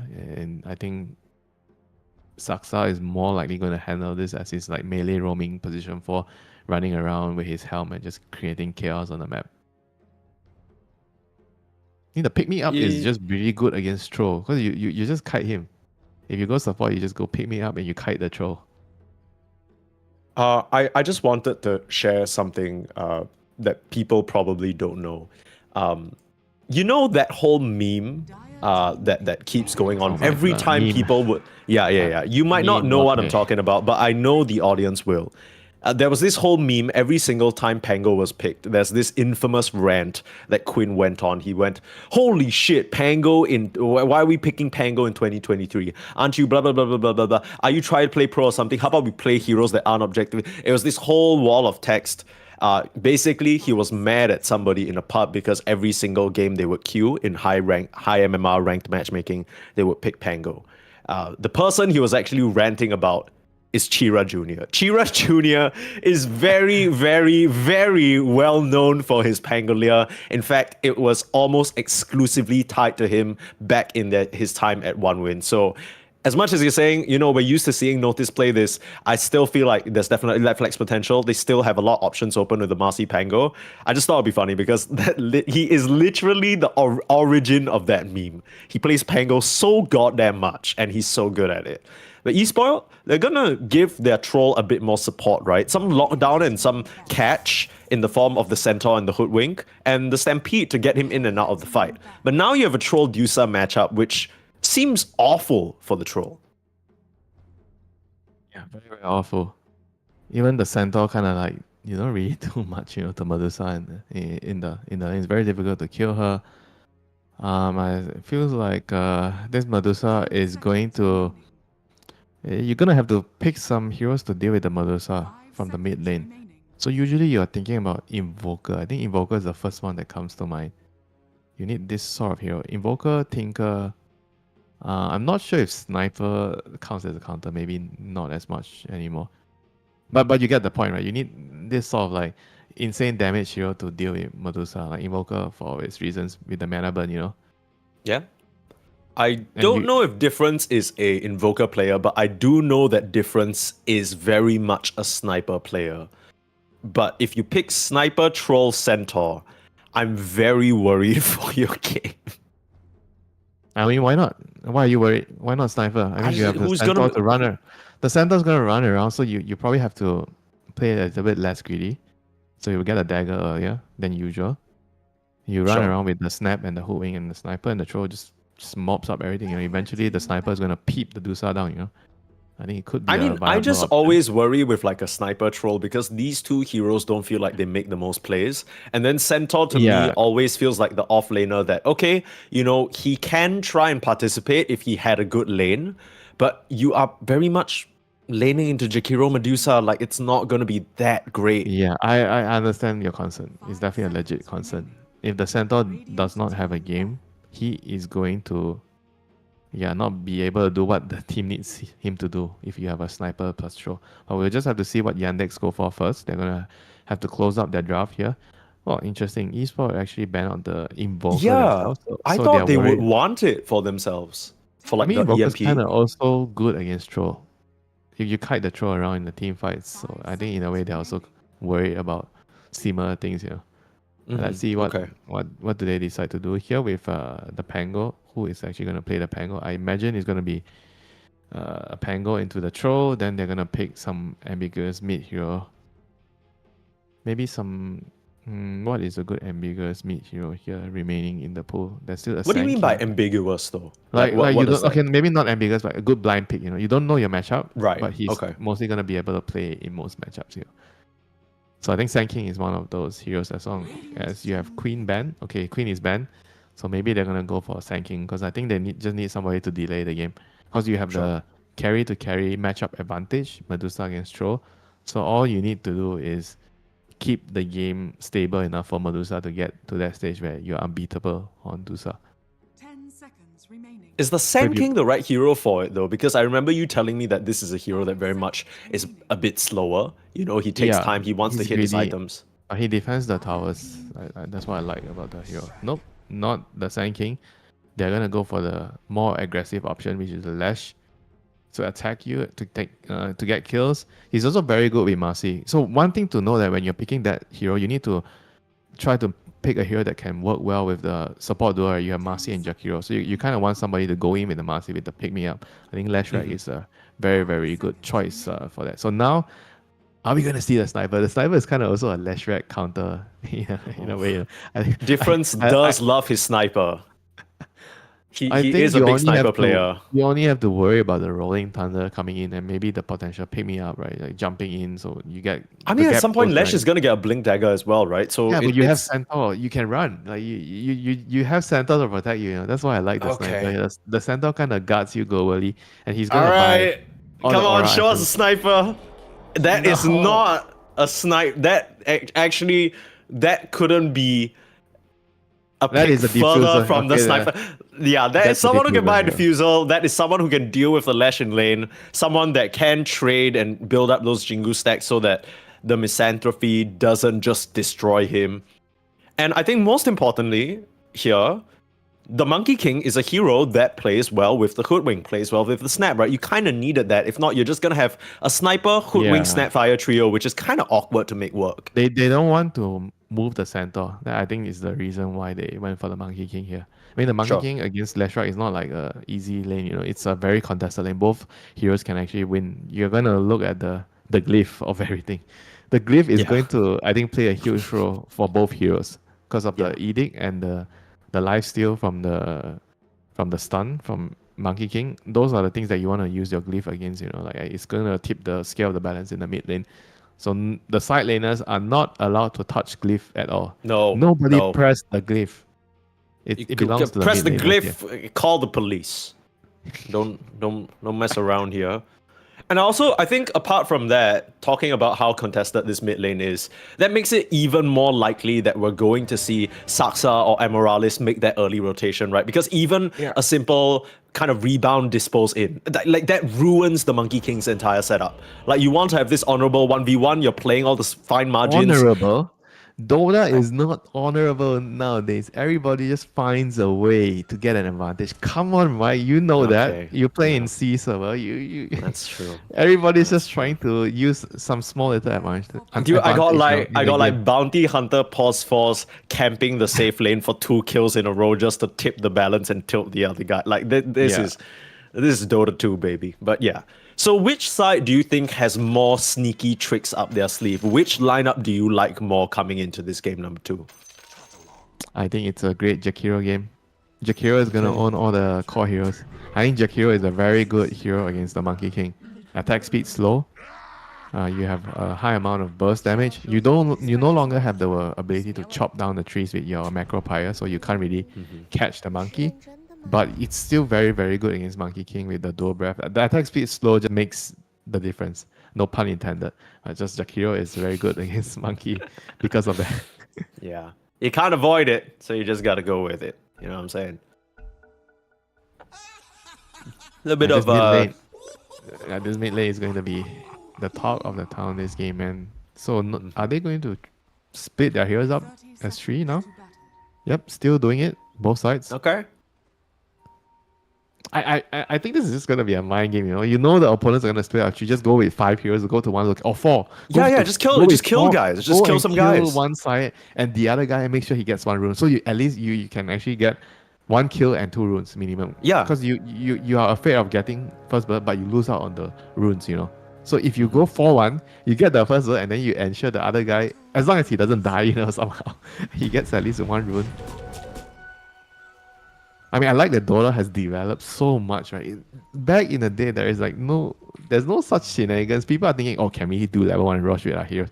Those are the things people are considering before the creep spawns, you know. People are not thinking as much as the teams nowadays where, oh, you have to, okay, which heroes are supposed to pair with which heroes going in the smoke, right? Who's supposed to go to this area? Oh, they're going to block the first wave, you know. We need 3 heroes here to wait for them, you know, so that we can kill them and stop them from doing the block. There's just so many things you have to consider even before the lane starts. Yeah, literal like Chess game madness, or whatever. You know, complete madness dreamed up by freaks like Aoi 2000. Yeah. You know what I mean? These guys, these Estinis, these what Aois. are the openings, you know? They're preparing the French defense. These guys are playing freaking chess. These guys got the opening, you know, positions. They're like, oh, centaur to e4 or some shit like that. I don't even know. You know, they're like doing draft prep or some shit. They don't even have the Dota 2 map open. They just actually have like a Go board or some shit. They're not even studying like pro games anymore. They're like starting to reference like Chinese chess. Blindfold, and you're thinking about the draft. This team they really like to do this, and then you're mapping out. Okay, they usually like to place a ward here. Yeah. I mean, ideally you have a blackboard or whiteboard for it, but if you have nothing, then you can just, you know. Nah, they don't even need that shit anymore. They just see the hero grid in their mind, I think. It's like when you listen to. Have you ever listened to 2 grandmasters talk about chess? You know what it means, you know, like in Dota, the equivalent is like you listen to 2 good players talking about the draft. You know, they're just like going back and forth the draft and then how they're gonna play the first 5-10 minutes of the game, right? Because a lot of the things are really telegraphed, and you're gonna be really paying close attention to those small little details, right? And like right now in the mid lane, this Monkey King against Lash matchup, level 3 is something that you're gonna start to see a lot more potential to kill either side, right? The second point in the Edict and the second point in the Jingle Mastery, you know. Amorales, though, in the bot lane, again, Jakiro proving to be the response to this Hoodwink. I feel like we see this more and more often. You just Hoodwink, so you good at trading, not into the Jakiro, though. You just die. Jakiro just kills you at level 2. That's just it, you know. With the Blood Grenade, everyone, I think almost any hero just dies, you know. As long as the carry hero has like 1 little nuke to offer, you know. If you are like a Terrorblade or something that doesn't really have anything, maybe you don't die. But with Medusa, you definitely die. I mean, even if the Terrorblade throws out a reflection, you get sent back to your tower eating at least 2 tangos before you show back Yeah, up. we're wishing you would dead, instead Yeah. of just running back to the tower with Yeah, 5% literally. health. That's the Jakiro effect right there. But difference, he did pick this Monkey King into the Lash matchup. That gives me an idea that he has some degree of confidence. It's not going that bad for him at the moment, right? He's still somewhat keeping up. He is taking a lot of harass from the Lightning Storm, but he isn't in a position where he's at risk of dying just yet. He's just still pump faking these Not yet. stuns. Yeah, not yet. yet. But Yeah. maybe in the future. Indeed. Maybe. CS wise, the Lash is doing an amazing job, 17 and 4. 2 extra denies. It could come into play, those extra denies because this lane matchup is so volatile.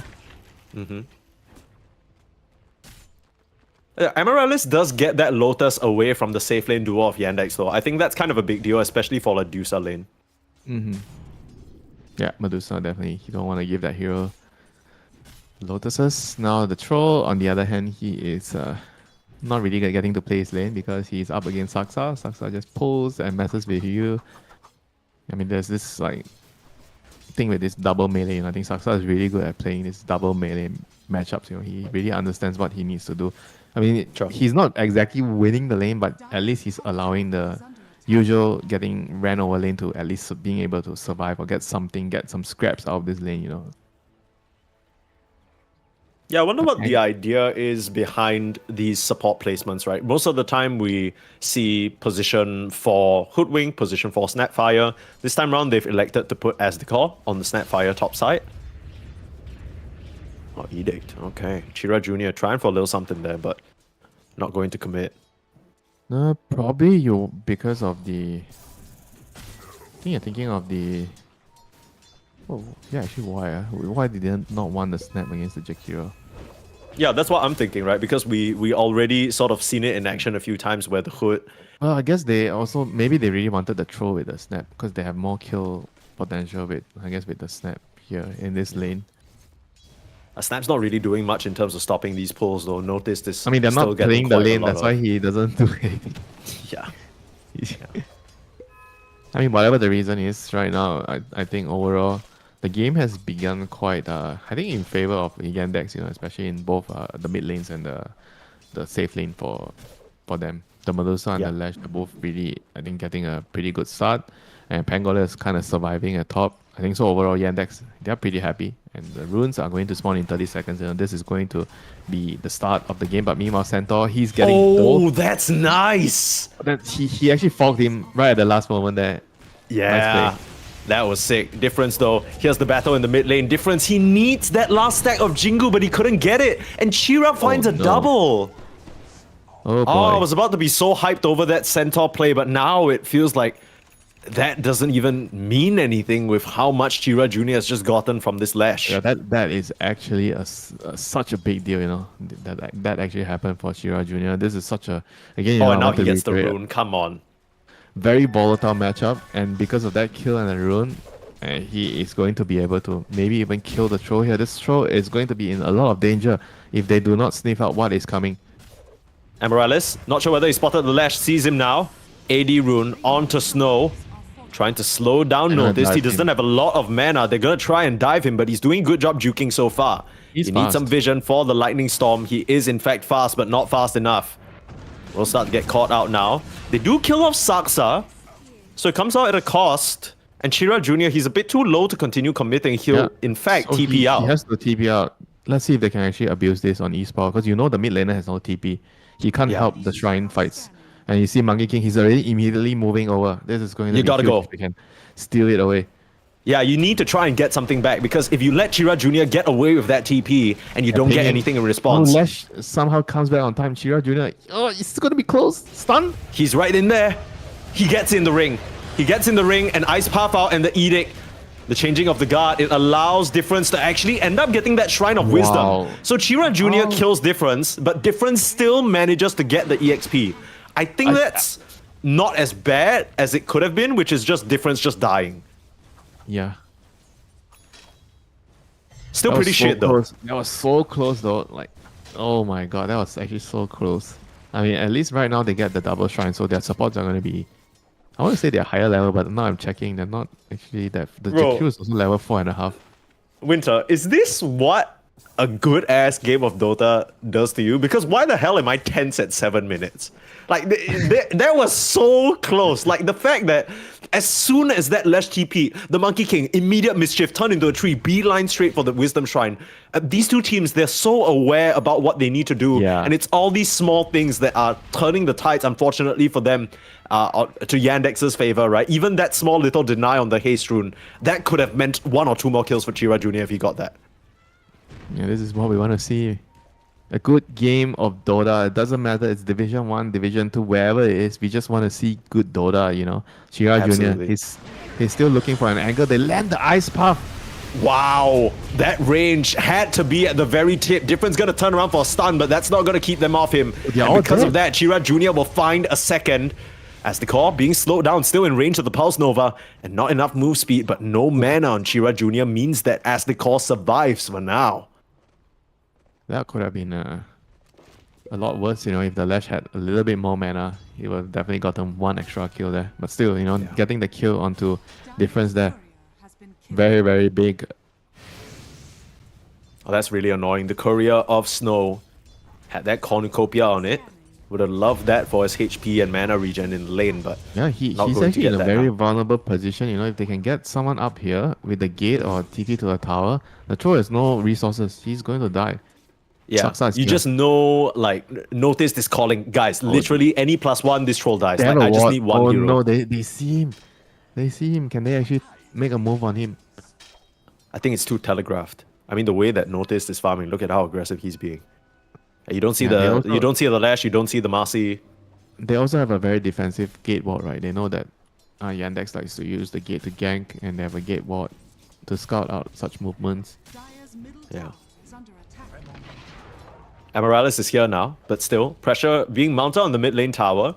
Quite a bit of liquid fire damage already pumped in here. You gotta be careful though, Melody, walking up like that. Meanwhile, top lane, they get the Rolling Thunder off. Troll, he can't get the ultimate. I thought Amaryllis was around, but he's now looking towards the mid lane. They gotta set up onto Chira Jr. Jumping away is difference. Doesn't get the 10-minute rune. Still trying to set up the Wukong's command, but it's a very awkward position. It's an Invis rune here for Aztekor. Nice sidestep. Chira Wow, Jr. nice ice able path. to escape in the Ice Path. Melody. What a play. Here comes the pick-me-up. In comes Chira Jr. And difference, despite the acrobatics, he's still narrowly grenade. gonna survive. The Pulse Nova finishes him off, and the grenade with the slow. These fights in the mid lane are on a knife's edge. All these small little details, the ice path, the little dodge on the blast, it's everything. And all these small little things that Yandex are even doing right, right- that gets him the tier 1. Bro, even right there, Saksa just doing another small little thing, dodging the bush and getting the last hit. Wow. If he got stunned there, he would have lost the tower there. I think the Wing probably would have been able to deny that. Just all the small little things, man. This Dude, the This ice game path is just right in delivering. time on the Stampede too. If Waste popped it like half a second earlier, difference actually gets on top. You know what I'm saying? Like, it's not over, Mike. Lash TP's down now. He has a dagger. oh shit. Okay. Well, is not I think over. this Centaur is dead because he doesn't have Stampede. Horse on horse brutality here. Pick me up in. Nice little whirlwind away, but Waste, that is not enough distance and he will go down. Things really starting to build up in Yannex's favor now off of these small little dominoes starting to topple towards them. 6k gold lead is massive at this stage of the game. Dire's bottom tower has fallen. It's very, very precise, you know, the way they are playing the game right now. Yandex. I think that's the right word for what I'm seeing. Everything is just at the right area, just in time. The spells landed just nicely enough on enough heroes to win them the fights. Oh my god, this team is just on another level right now. I mean, take nothing away from esports. They've been doing a really good job keeping up. You know, they steal the shrines, but just couldn't really handle the pressure on the side lanes. I think this Monkey King, especially, he hasn't really gotten a game. You know, he's been just continuously shut down by the two supports. You know. Saksa laying the hands out. A That bit of an looks so awkward weird. disposed cookie situation. Stun him up. Saksa taking a lot of tower damage because of that glyph. They use the Stampede, try for the chase. Bushwhack doesn't land, but the Sharpshooter does, and Different still try to trade out onto Chira. Snow now popping his ultimate, will be able to finish off the Lash, but he's taking a lot of damage. In comes the later pick me up. Saksa didn't grab anyone with him, but will find the kill onto the Troll. The fire globs Aztecor spitting them out, trying to get the connection onto Notice. He's slowed for now, but Amaryllis just doesn't have mana for that bushwhack follow-up. Because of that, they will lose out on the Pango kill, but eSpoil, they go 2 for 2. It's not really an even trade, but given the current state of the game, I think you just have to accept it. It's actually pretty good for them. Overall, they gain more XP and go out of that 2 for 2 trade. It's not ideal to lose your Troll, but I think this is what they needed to do in the given situation, right? I think Troll had to come in to kind of help his team. I think Snow did a fantastic job there, realizing that his team is in so much trouble that he has to TP down, even though putting himself in danger and then ultimately having to give up his life for that trade. But it was a good move. It keeps the game going. I mean, I think if they didn't do that with the Troll, they lose the Monkey King, the game would have been looking really, really bad. You know, now I mean, now they're going to lose the Monkey King anyway. Difference gets fine. caught out. So I guess that's what we call no difference. She still Unlucky. dies. Yeah, literally in more ways than one. Winter with the wordplay there. And now Snow might be under threat as well. It is daytime, so they see him under the tower. They know he's around the area. eSpoil, do you have any allies nearby that can bail this troll out of trouble? Starting to TP in. The blink immediately. He has ultimate in 1 second. He just needs a bit of time. Rolling Thunder will try to deny him. He still gets that battle trance off. But the question is, can you find enough lifesteal? Lightning Storm coming in.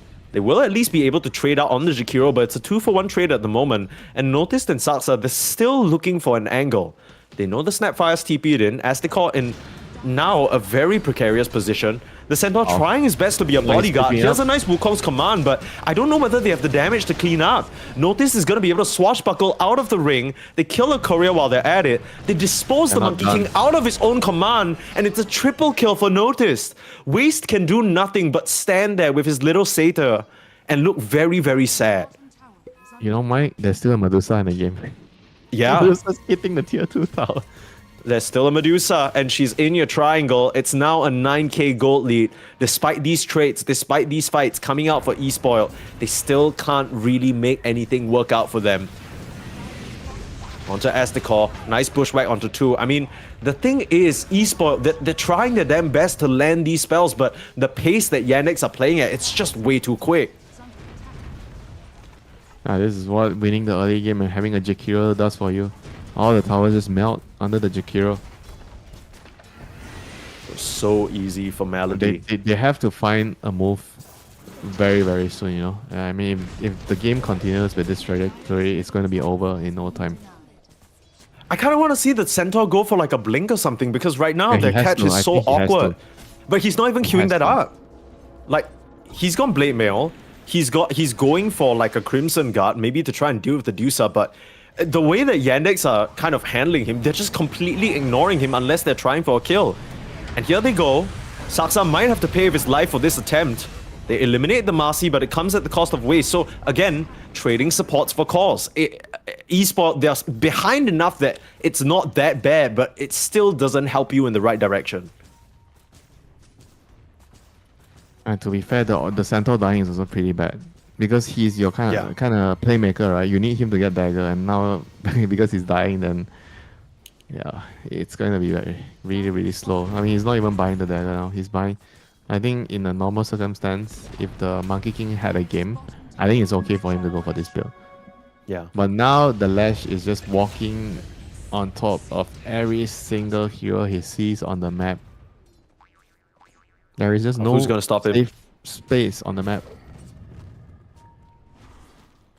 Barely got the Battle Fury on Troll. You don't even have the Diffusal on the Monkey King. When your whole game plan on eSpoil hinges on this Monkey King having a game, and Yandex have done such a great job to deny him, what are your options? Your Troll can't make plays. He's just at the mercy of this Yandex lineup. Another setup is there in Saksa. He'll be able to use the Cobalt's Cup to just speed on out of there. Snow will just get counter-initiated on, and the Lightning Storm finishes him off. They can't even find Saksa for that one. I mean, again, like, look at eSpoil. You're just TPing in onto 2. What now? Yeah, casually Watson shows up. Guys, you don't seem like you need me, so goes back to farming. Yeah. By the way, I just want to say, the Monkey King has hit his Diffusal timing at 17 minutes. The Medusa has bought an Eagle Song at 17 minutes, along with a Manta and a Falcon Blade. So, whatever counter... Yeah, They're definitely trying not from to- the same income bracket, you know, Mike. No, this is. Someone needs to tax this clown right here, Medusa. Yeah, this officer, 10%? this No, lady 20, right here. 20%. You gotta raise the proportions. This is unfair. This is income inequality at its finest. Time to move to Monaco, I guess. No taxes. Yeah. Is that true? Everything is so expensive. Okay, not no taxes, but they're very low taxes. That's where all the people go there, you know, rich people. Because everything is very expensive. Shira Jr. being initiated upon you bringing the full numbers. This still should be enough to take down the Lash, and that's huge. First good trade, but it comes at the cost as Watson dropping low on the mana, but not low enough because no one can threaten him no more.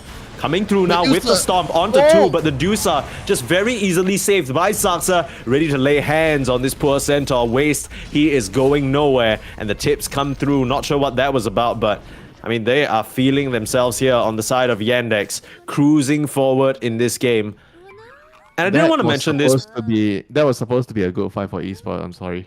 I have to say that. Yeah. No, it If was. the net worth was not this bad, that was a fight that they were gonna win, no doubt. That was an amazing initiation too, right? They managed to catch the Lash off guard. It's clear Yandex were not completely ready for them to aggress like that on eSpoil. Good smoke out, but at the end of the day, it just is not enough. It's proving because Difference has 1 item and Lash has like 3. Dire's middle tower is under attack. Medusa was just way too fat in that engagement. Yeah. And somehow didn't die. Now she has Butterfly. 19 minutes. Even if you have Butterfly and Manta, that was fast already. And now he has a Falcon Blade on top of that, you know. Jeez. That is just huge. And Morales being caught in the tree line, but Difference gonna try and rack up a Jingu stack. Pick me up, nice stun, good try, but the problem is Difference is level 9. Yandex, they're level 15 on the Pango, level 11 on Saksa. Dude, Saksa is 2 levels ahead of your mid laner on Marcy. This is it. He's Am I not seeing even this right? running. He's not even running away when the Monkey King was going in. That tells you the picture. The Monkey King is level 9. At 20 minutes. You still see a Monkey King in the game? I actually don't. Yeah, I guess not. I don't know. 0, 9, and 5. This has not been the performance for Difference. It's a bit sad, right? Because I think it's clear that this is a player with a lot of potential. It's just when you hit...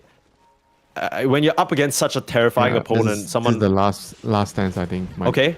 Set it onto Watson. The rest of the team not here. This could be huge if they kill the Medusa. She's alone. She has no mana. They can't TP in and they get Watson. Saksa looking to punish now as the call getting chased down by Chira Jr. They need to try and escape. I don't know whether they can fight. The troll already goes down. It looks like Waste is next. Holy. That was 3v5, Mike. The Jakiro was not there. The Medusa was there. 3 heroes just killed 3 heroes. Radiant are They were 5 together, you know. They went 3v5 and they killed 3 people.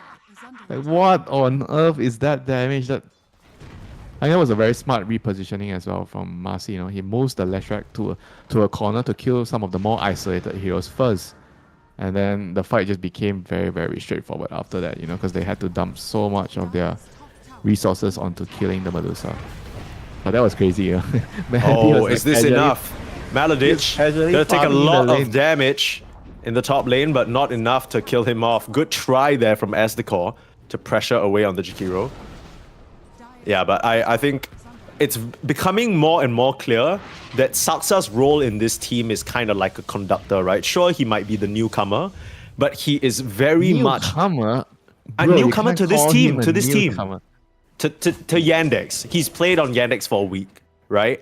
And I think most of the time when you have a new player, you don't really expect them to be the ones orchestrating so many moves. But he is for sure giving them a lot of info. He's like pulling the Lash over. He's like, come, deal with this hero first and then we go on someone else. It's really cool to see. Oh, that was... I don't know if you caught that. That was some acrobatics. Yeah, he's still jumping dead, in and the Snapfire jumps out. Oh, yeah, you're looking at a completely different side of the map. I'm Yeah, looking at this. They were trying to Crewing kill dive. each other. Ah, okay. And now Lash jumps in. He is trying to kill the other horse of the game. Yeah. Again, horse on horse brutality. Hate to see it. Has to happen though. Find yourself on the other side of the battlefield from your brother. You just gotta let nature take its course. 20k gold lead now. This is looking impossible for eSpoiled, and a very sad scene. But with this win, if they are able to finish the job, Yandex will be for sure in top 3 of DreamLeague Division 2. So where they rightfully belong, I want to say, based off of what we've seen from them so far, they've just been demolishing their opponents. Now, Difference and the Troll managed to kill off Melody here. It's not too bad, and looks like Noticed is left all alone. So they pop the ultimate, They're they get losing 2 Rack, kills. by the way. They are in fact losing racks. That is correct. But they get 2 kills. Copium. And the Monkey King is a Midas. Okay. Are we back? I mean, is that why his teammate gave him a tip because he bought a Midas? No, it's a pre-Midas tip. I think his teammate probably gave him a tip for his mental resilience. But here we go. On to Saksa. Saksa's dead. Okay, so you only get 1 lane of racks. eSport are not giving up without a fight. They are still very much hanging on in this game. Even though it's kind of like, you know, if you look over a cliff, you don't even see the guy hanging. He's like halfway down. Hanging on, you know, they're kind of like in a very big ditch right now. They have to try Would to you say time- that they are in a coma? It feels like they're in a coma a little bit. Like they, you know, when someone is on the brink of death, they're not exactly dead. The life ECG still shows that their heart is beating, but that's about it. You know, you have. That's So what they it are feels kept like now for alive esports. by a machine. So what is esport kept alive with? Their resilience. The resilience, The will- yes, the will to the fight. will to fight, the will to keep thinking, the will to not give in to desperate moves. Right? They're not. I think one thing that stands out to me is even from this awful position in the game, they're still making moves that I would consider are well thought out. I don't think you can really avoid Chira Jr. just running around the map and killing you, though. It's just difficult. Yeah, it is very hard when you're this far behind. You're trying to get as much farm as you can on the map. You know you have to risk things, and this is the end result, right? Sometimes you have to die Yeah. because you have to play so risky to get some, even just 1 cam or that extra cam or 2 cams. You know, you're putting yourself at so much risk. Watson, he's ready to be done with this. Has he even done anything yet on the mother's side? Dire's bottom tower Come I guess he took the racks. He did take the racks, okay? He was involved in a few kills. Popping a Manta out now. Not that If ages, so you're not count scared of a thing. Throwing a casual snake out being involved, sure, yeah. By the way, just wanted you to know that the Dusa has a full Skadi flying over to her right now. There you go. Okay, very cool. That is bad news. Yeah, so now she has 1500 HP. Yep, Here here comes we go. Wuko's Let's command. try. Wait, the Dusa in trouble. Pick me No up mana. forward though, out of trouble. Still has that Aegis, gotta keep in mind, and now you're gonna start to lose heroes. Snow's ultimate will run out, and he will get shot down. You buy back now on the Snapfire, but it's a 3v5, and your important cores have already been eliminated. Watson takes down the racks, and GG is called. Yandex will be able to demolish their opponents. It's just sad, because this doesn't really tell you the full story of how much grit and how well eSport played. I know it's something crazy to say when you look at the scoreline at the end of these 2 games. But yeah, I mean, I gotta give props to eSport. I think they definitely show that there's a reason why they've made it this far in this tournament. Unfortunately, they will get sent down to the lower bracket by Yandex here. But that also means that Yandex, to nobody's surprise at all, have managed to secure themselves top 3, which means they are for sure going to participate in DreamLeague Season 27. So huge congratulations to them as they move on. This is the upper bracket finals match that we expected. It's going to be 1 win up against Yandex tomorrow during the upper bracket finals, but that wraps up this first series of the day. And Winter, honestly, what a game, right? What a game. The series, you know, from Yandex, you know, I take nothing away from eSport. I think they did an amazing job considering how good their opponents were. I think they showed a lot of promise. They showed a lot of potential. I think this team is going to have a bright future ahead of them. Yeah, I do hope they stick together. I do hope they continue to work things out because they have the makings of something that could be, you know, the next sort of tier 2 team branching into tier 1.5, into maybe even tier 1 somewhere down the line. High hopes for these players, but unfortunately that means they will drop down to the lower bracket. They will face off against the winner of Team T versus Pipsqueak plus 4, which is our matchup coming up after this. So you can tune into the stream for that, but it's still gonna be a while. It's just about maybe 1 hour, 45, 50 minutes from now. So you can queue up, go grab a meal, chill out for a bit, but be sure to come back here at 8:30 Singapore time if you are looking at the Central Eastern European time. Hang on, let me find that for you. I believe, scrolling down on my schedule, should be 2:30 p.m. Central Eastern Central European Summertime. That's what CEST stands for. That's when you can expect the next match to go live. Again, it's going to be Team T versus Pipsqueak plus 4. That one will be another fun match to watch. But for us, we'll see you tomorrow. Me and Winter, it'll be another pair bringing you through that action. So ta-ta.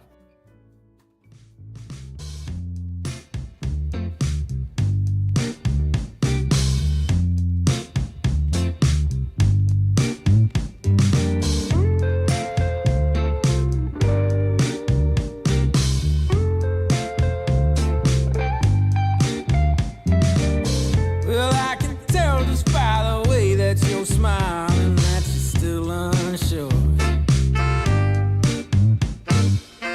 And I can tell just by the look in your eyes that you've been hurt before. But baby, no one can promise you forever. Right now I only know that we should be together. Because it's now or it's never, so won't you take a chance on me? Well, it's fine if all your previous guys, they made you run away. You can bet you'd only have one regret, and that's if you didn't stay. Walk my way. 'Cause baby, no one can promise you tomorrow. But today you take away all of my sorrows. You know I'd beg and I'd borrow for you, so won't you take a chance on me? Right from the moment we met, I knew that I couldn't let my fear get the best of me. And every moment since then has proven time and again that we're exactly where we're supposed to be. Yeah. Oh, won't you take a chance on me? Ooh, oh, won't you take a chance on me?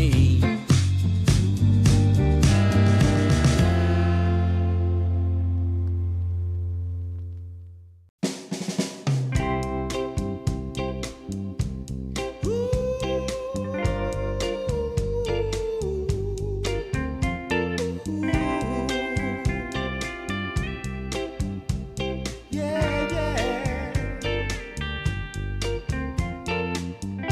I've been waiting a long time, just longing for a glance from you.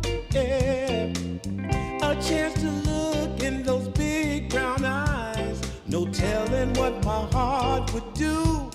Hey, when we met, I sure knew it felt as good as it could be. In that moment, though it felt so good, I wondered why you noticed me. If you gave me just a little time, it would sure ease my troubled mind. Don't tell me that you don't feel the same inside. Don't tell me. These are feelings that I ought to hide.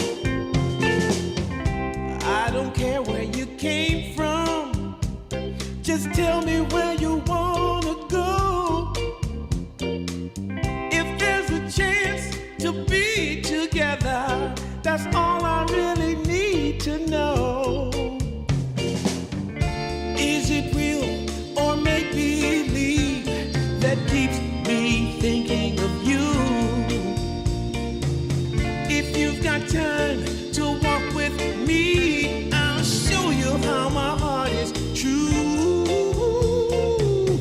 And here I stand, waiting for you.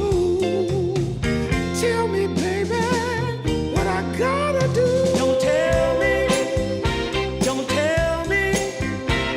that you don't feel the same inside. Don't tell me, these are feelings that I ought to hide. Don't tell me that you don't feel the same inside. Don't tell me,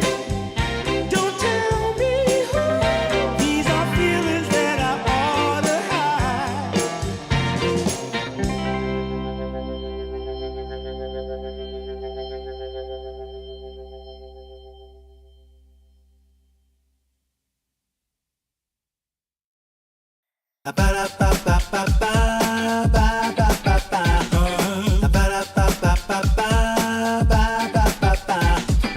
If you wanna get with me, all you gotta do, call me when you need me. I'll be waiting for you. I know exactly what you want, I'll satisfy your need.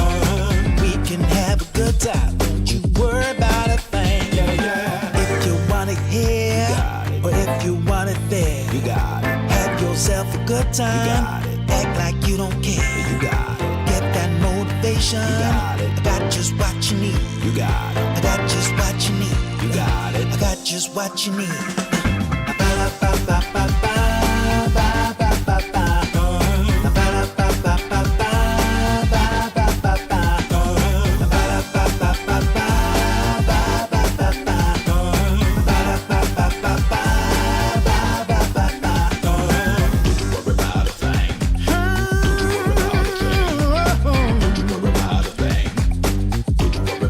Don't you know you got it, baby?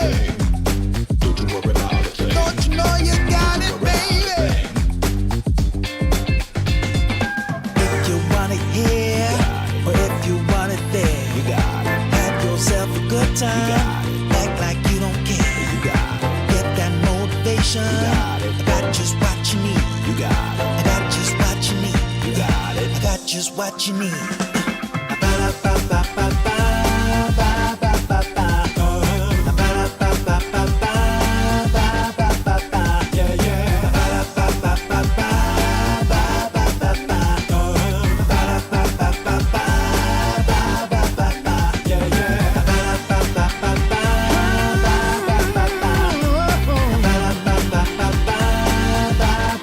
Don't you know you got it, baby?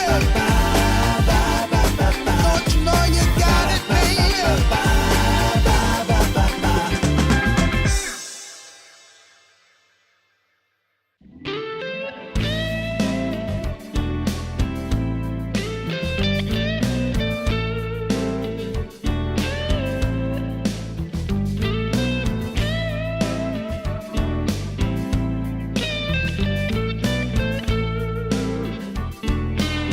I've been running from a dark cloud.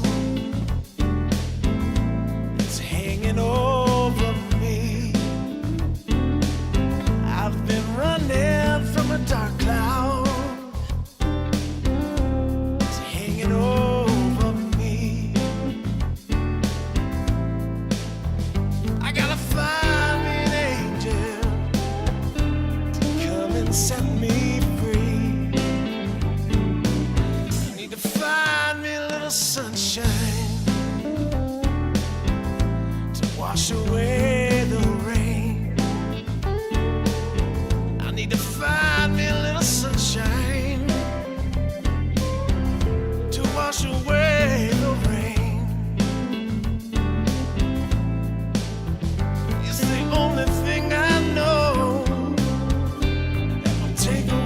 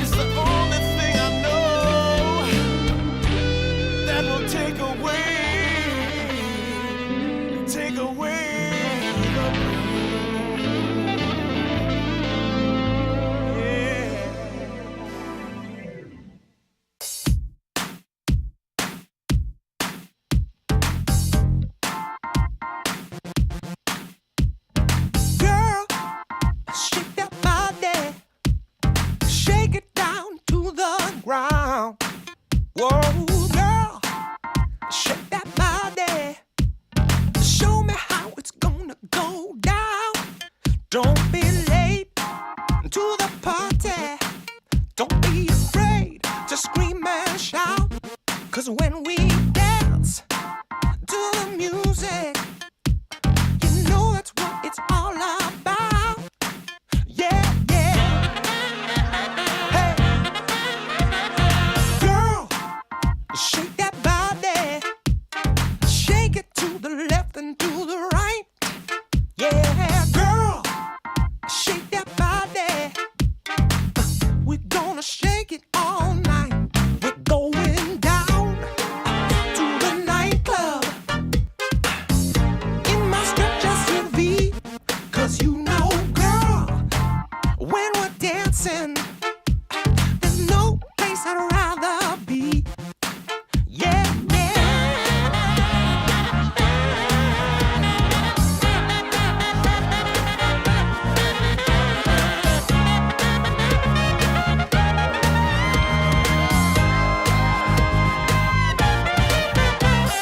Girl,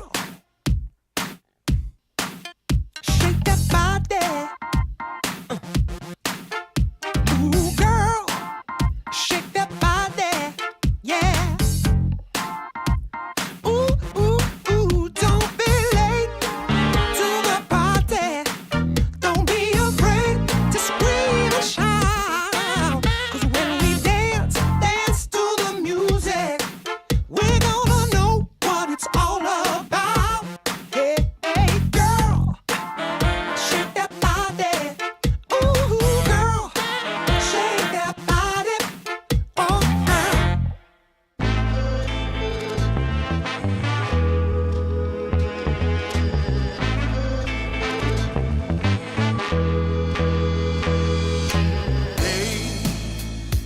I've had days of struggle, nothing quite as rough as today. Held, I've been held up, nothing seemingly goes my way. Oh, crying, not a man for crying, for a storm of tears I crave. Take all this sorrow from me. How much more do I have to pray? Foolish of me, you might say. I make my way out of this here my way. All reservations I have come to bear. It's clear that I'm not going anywhere.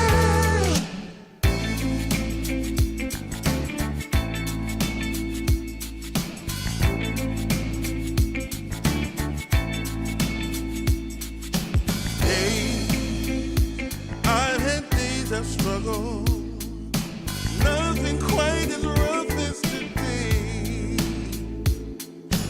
Held, I've been held up, nothing seemingly goes my way. Oh, crying, not a man for crying, for a storm of tears I crave. Take all this sorrow from me.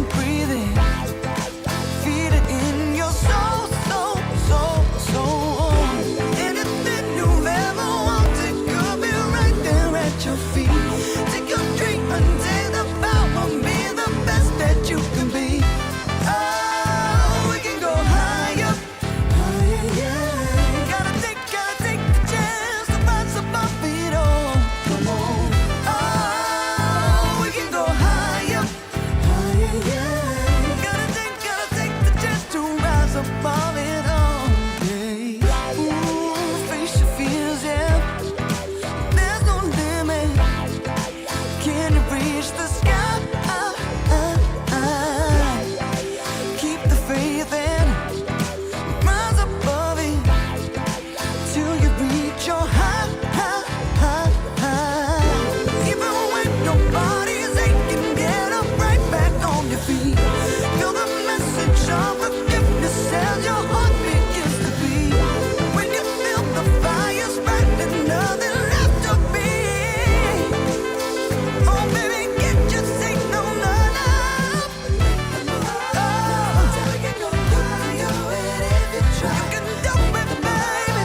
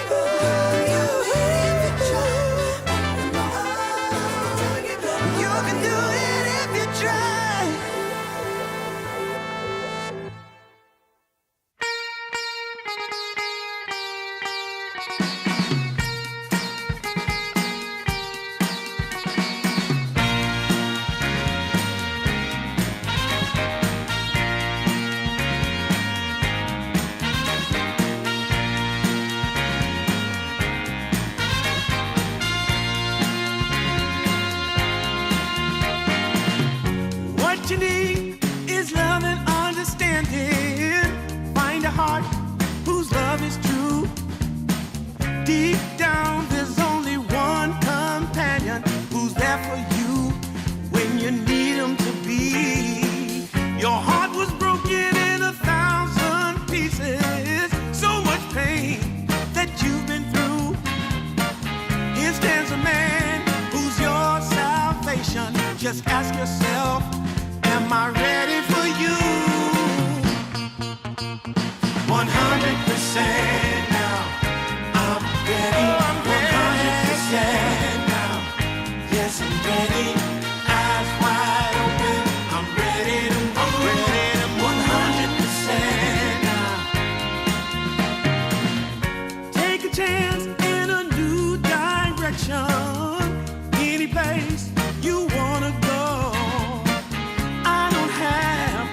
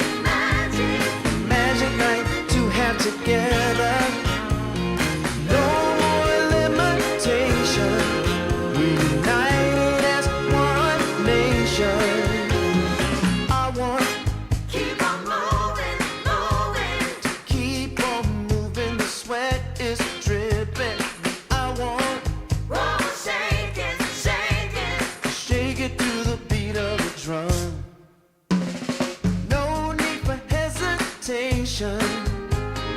Bass is pumping and everybody's smiling. Happy people gather round. We will party all night long. This will be Oh, magic, magic. a magic night to remember. A joyful celebration for a whole new generation. This will be Oh, magic, magic. a magic night to have together. No more limitation. We're united as one nation. This will be Oh, magic, magic. a magic night to remember. Joyful celebration for a whole new generation. This will be Oh, magic, magic. magic night to have together. No more limitation. We're united as one nation.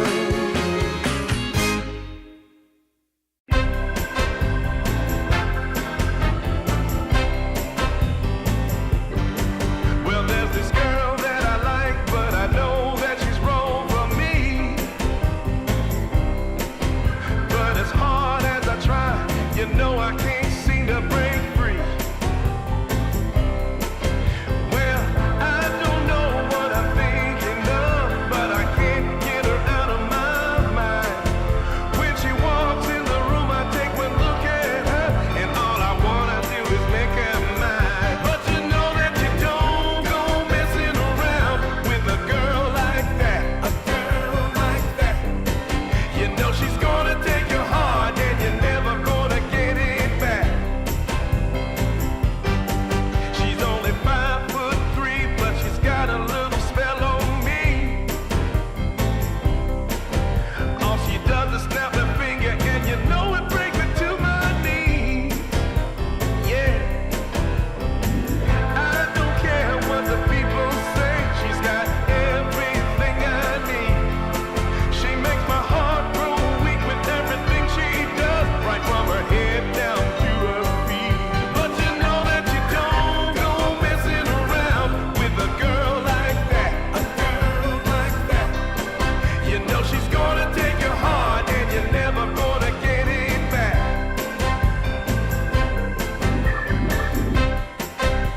She's driving me crazy, and I'm out of my mind. But you don't go messing around with a girl like that, a girl like that. You know she's gonna take your heart, and you're never gonna get it back. So don't go messing with a girl like that.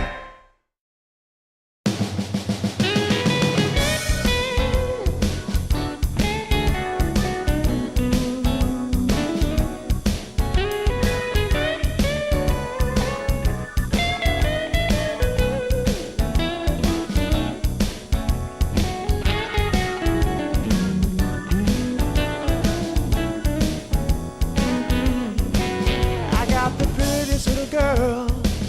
She's as pretty as can be. Yeah, yeah. I got the prettiest little girl. She's as pretty as can be. But what I don't understand is what she sees in me. Ooh, I've been drinking too much, staying out all night. I can't remember my left from my right. I'm kinda blurry from my head to my toes. It might seem like nothing, but there's one thing I know. I got the prettiest little girl. She's as pretty as can be. But what I don't understand is what she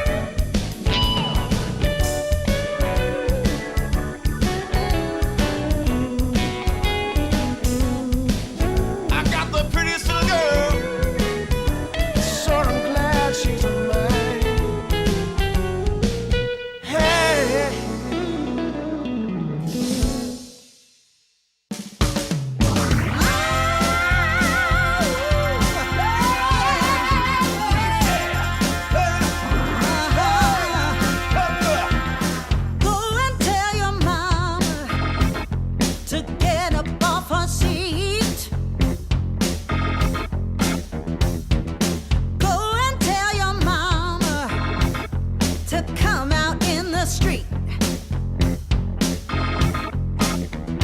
'Cause it's all going on right here. We're gonna make it perfectly clear. When you hear our voices ringing in your ear. Yeah, yeah, yeah, yeah. Run, tell your mama. She better come around.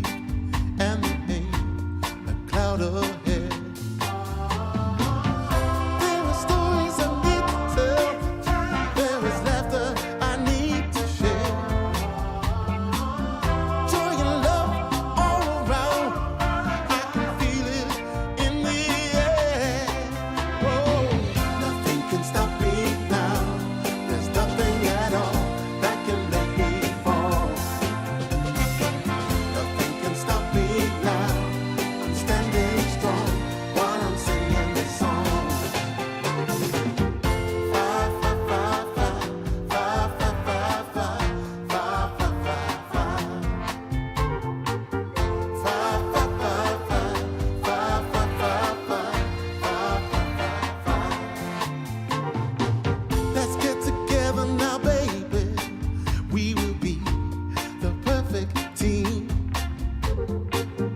Like the hand in a glove, like cherry pie and cream. There are stories we need to tell and laughter we need to share. There's joy and love all around, good vibrations everywhere. Nothing can stop me now. There's nothing at all that can make me fall. Nothing can stop me now. I'm standing strong while I'm singing this song. We're living the day as it comes. Might be tough for a while. Still rolling with the punches, and we do it with a smile. Fa fa fa fa fa fa fa fa fa fa fa. Fa fa fa fa fa fa fa fa fa. Nothing can stop me now. There's nothing at all that can make me fall. Nothing can stop me now. I'm standing strong while I'm singing this song. Fa fa fa fa fa fa fa fa fa fa fa. Fa fa fa fa fa fa fa fa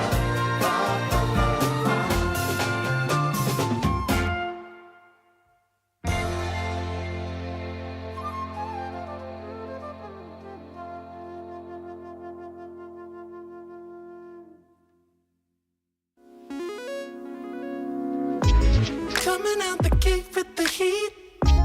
Everybody's playing in the street. We got the summertime magic in this beat. Sun is in my eye, feeling high. Only good vibes, I'm alive. And if you see me driving by, don't be shy. I'm so excited. You know just what I wanna do.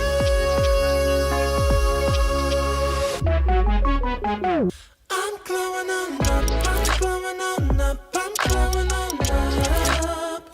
I'm glowing on up, I'm glowing on up, I'm glowing on up. Don't it feel like summer? I'm glowing on up, I'm glowing on up, I'm glowing on up.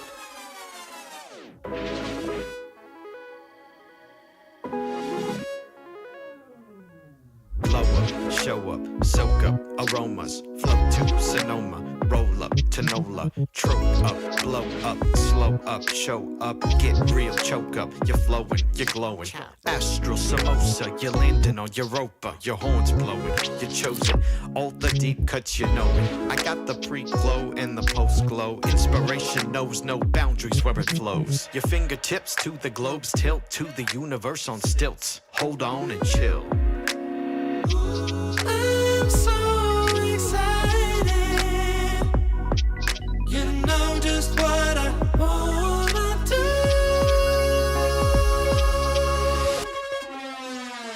I'm glowing on up, I'm glowing on up, I'm glowing on up.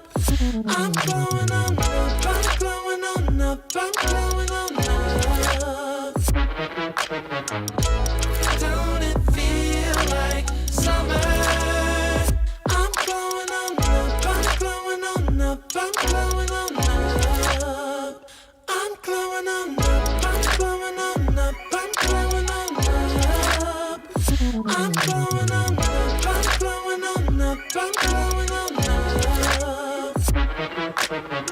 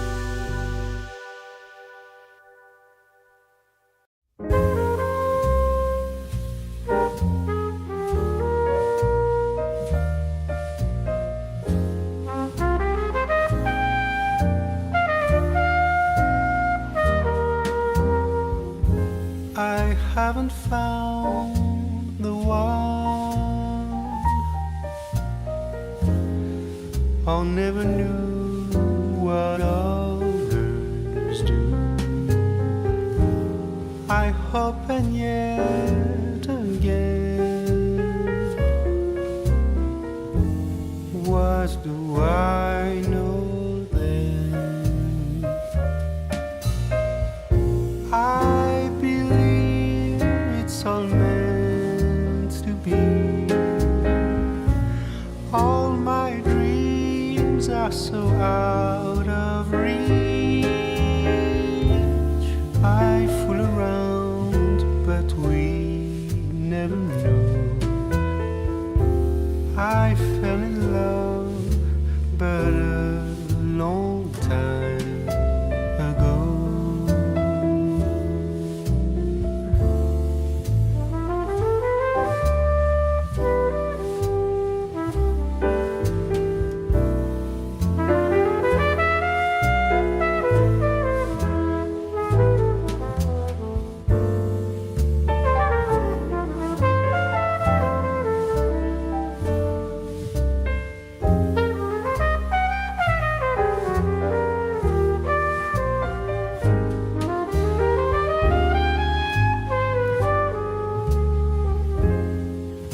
I sing the same old song,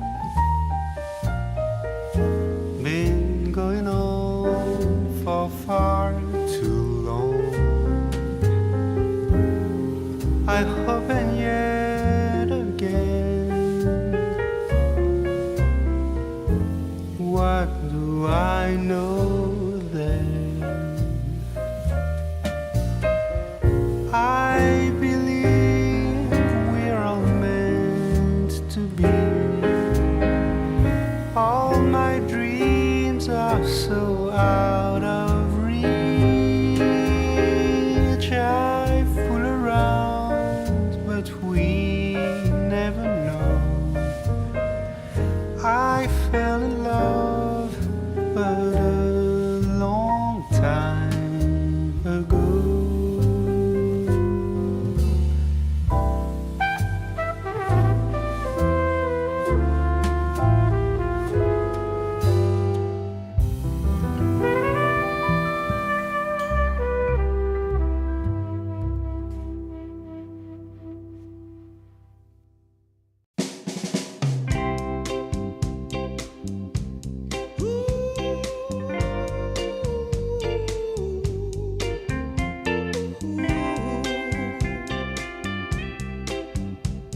Yeah, yeah. I've been waiting a long time, just longing for a glance from you. Yeah, a chance to look in those big brown eyes. No telling what my heart would do. Hey, when we met, I sure knew it felt as good as it could be. In that moment, though it felt so good, I wondered why you noticed me.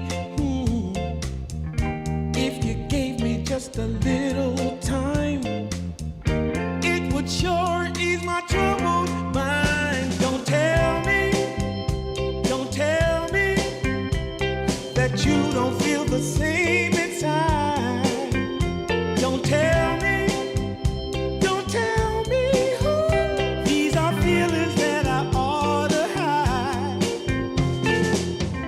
I don't care where you came from, just tell me where you wanna go. If there's a chance to be together, that's all I really need to know. Is it real or make believe that keeps me thinking of you?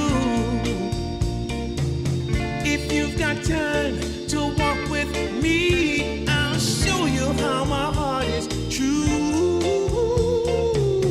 And here I stand, waiting for you. Tell me, baby, what I gotta do. Don't tell me that you don't feel the same inside. Don't tell me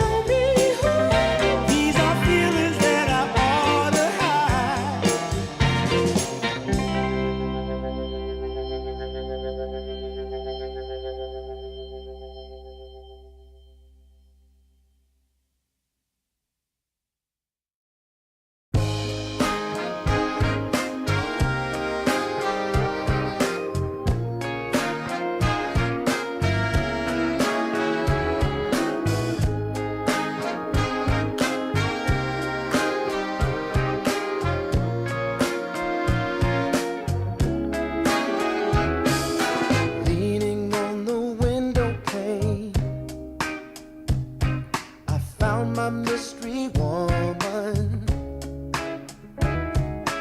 Flame drives me insane. She's heavenly creation. The spirit of the hot summer day, controlled by her emotion. Tomorrow seems too far away. Now I've got my shot. I'm meeting my soulmate. Lady, can you see me? You're my everything. You're my lady. Lady, can you feel me? I feel head over heels. You're my lady, lady. Maybe you can't hear me, my sweet little thing, my sweet lady. Lady, can you see me? You are my everything. You're my lady, lady. Some might think I'm crazy. You're my constellation. My vision's far from hazy. I need no confirmation. Take my heart and don't let it stray. True love and affection will come again another day. As the sight of your light always takes my breath away. Lady, can you see me? You're my everything. You're my lady. Lady, can you feel me? I feel head over heels. You're my lady, lady. Maybe you can't hear me, my sweet little thing, my sweet lady. Lady, can you see me? You are my everything. You're my lady, lady.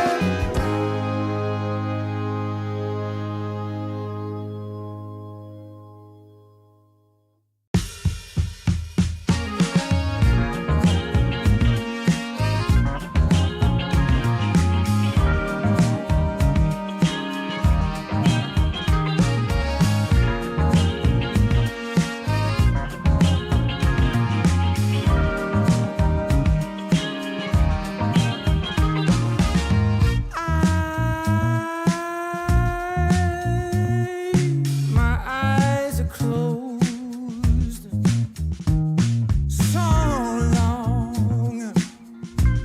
so long after the sun comes up.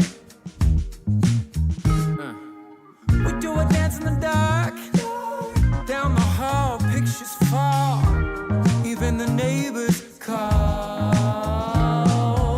But then you rip out my heart, every artery, a part of me. Ooh,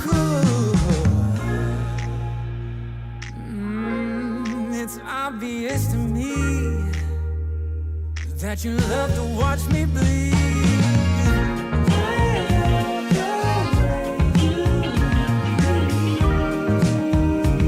But not half as much as I love when you leave.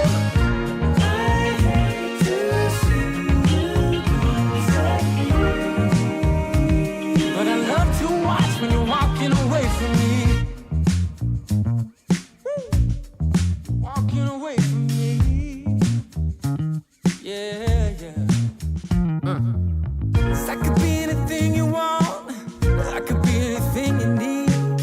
Baby, tell me it's something real, and I'll give you everything. Every now and then a wicked smile. You know I can't help myself. They play around with me for a while, keep tearing me up until there's nothing left. Ooh, it's obvious to me Yeah, you love to watch me bleed.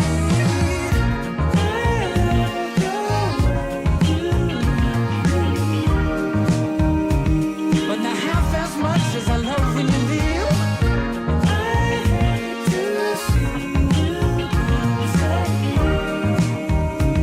But I love to watch when you're walking away from me.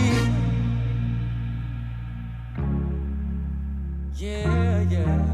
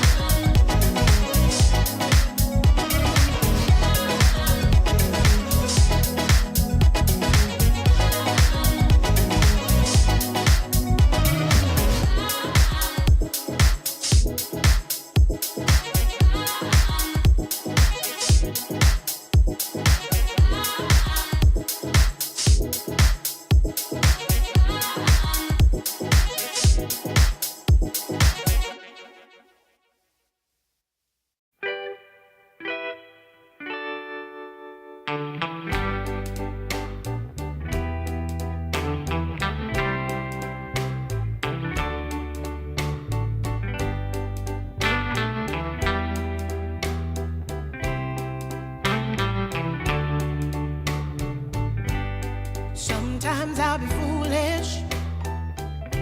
Sometimes I know I get mad.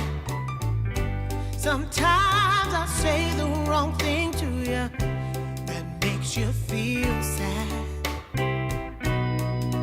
But one thing is true in all that we've been through. You've never stopped loving me, no matter what I do. So let me say, yeah, that every day I try to find the words from my heart to say thank you. 'Cause you take me as I am.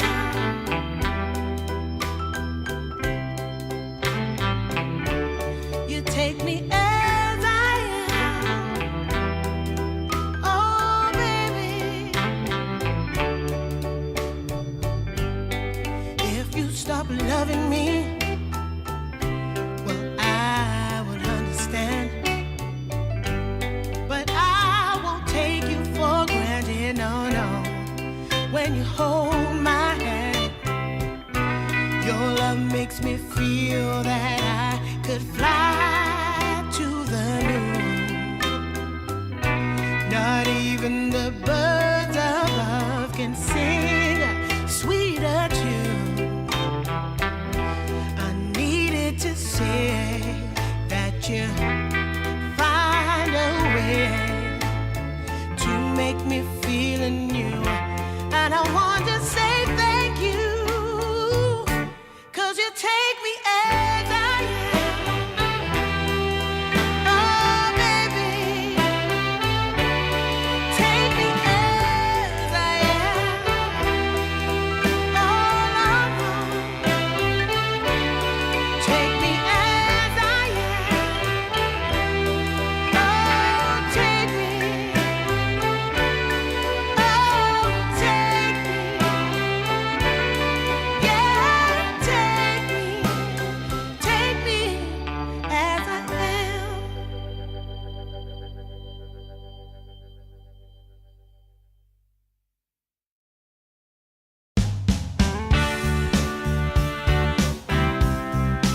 Yeah, hey, hey, yeah.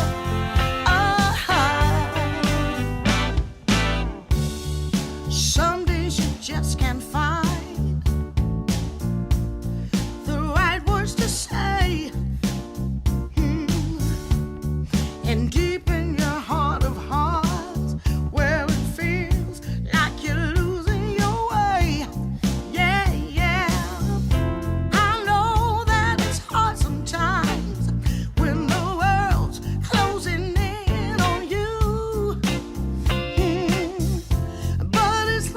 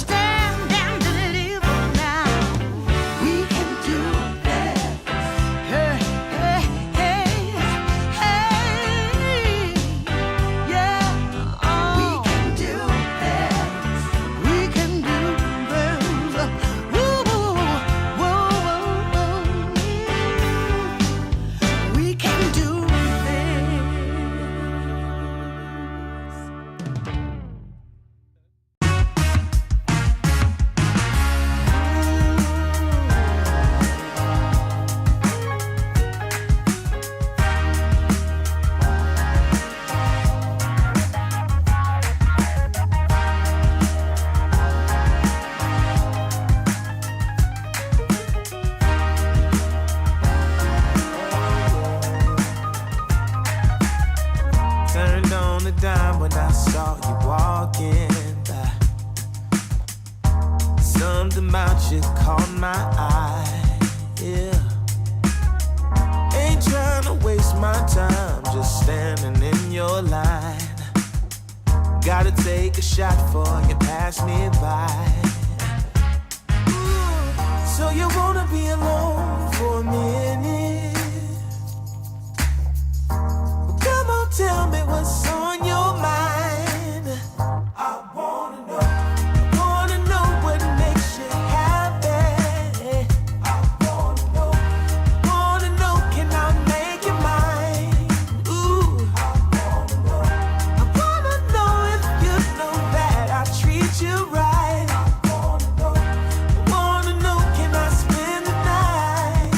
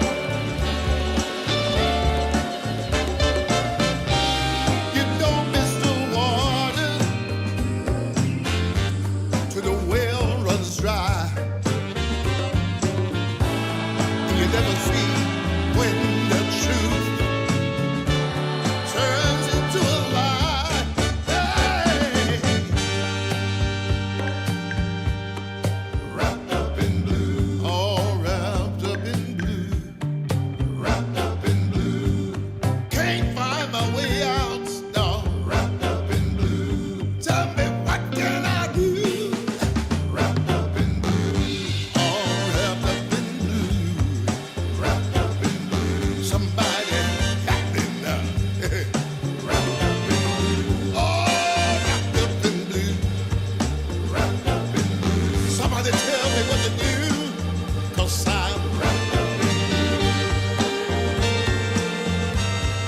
wrapped up in wrapped up in wrapped up in wrapped up in you. Oh, yes, I am.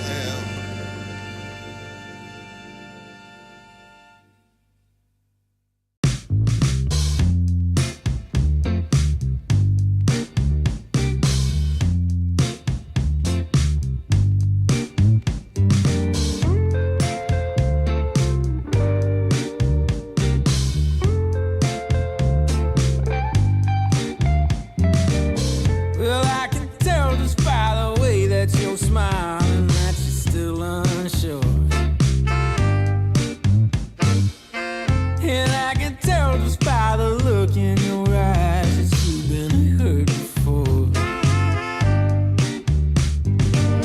But baby, no one can promise you forever. Right now I only know that we should be together. Because it's now or it's never, so won't you take a chance on me? Well, it's fine if all your previous guys, they made you run away. You can bet you'd only have one regret, and that's if you didn't stay. Walk my way. 'Cause baby, no one can promise you tomorrow. But today you take away all of my sorrows. You know I'd beg and I'd borrow for you, so won't you take a chance on me? Right from the moment we met, I knew that I couldn't let my fear get the best of me. And every moment since then has proven time and again that we're exactly where we're supposed to be. Yeah. Oh, won't you take a chance on me? Ooh, oh, won't you take a chance on me?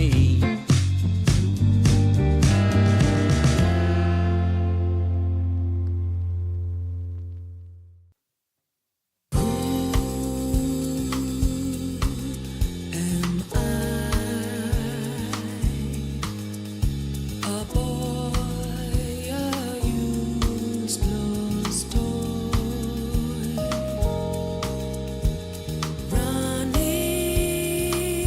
running so scared, eyes wide shut from pain? This fight, this poisoned land of fools and broken dreams. Oh, please set me free. Take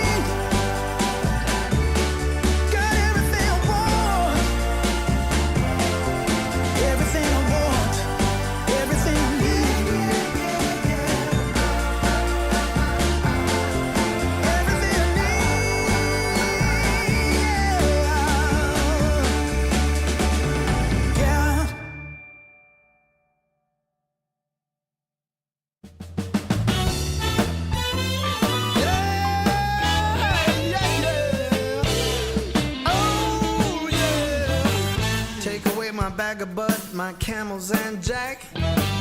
Go ahead and take them all, I don't want them back. Those nasty things mean really nothing to me, 'cause lately it's so plain to see. All I want is you, honey, is so true. Give it to me, baby, all I need is you. Yeah. Come on, you can take away my mint Cadillac. Take my Harley too, I don't need them back. I got an engine, Lord, it runs so right. As long as I get your loving each night. All I want is you, honey, is so true. Give it to me, baby, all I need is you. Yeah. Well, early in the morning, late in the evening,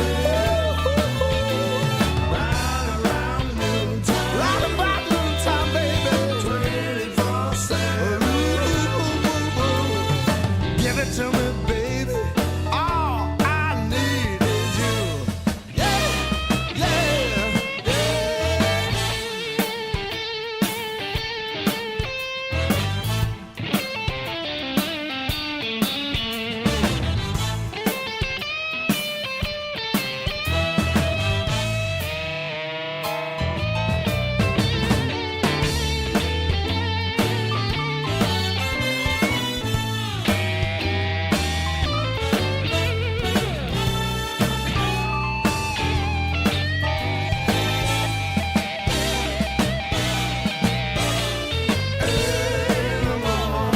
It's early in the morning, late in the evening, baby, late in the evening, right around noontime, round about a noontime, 24/7. I believe it's a 24/7, baby. Give it to me, baby, all I need is you.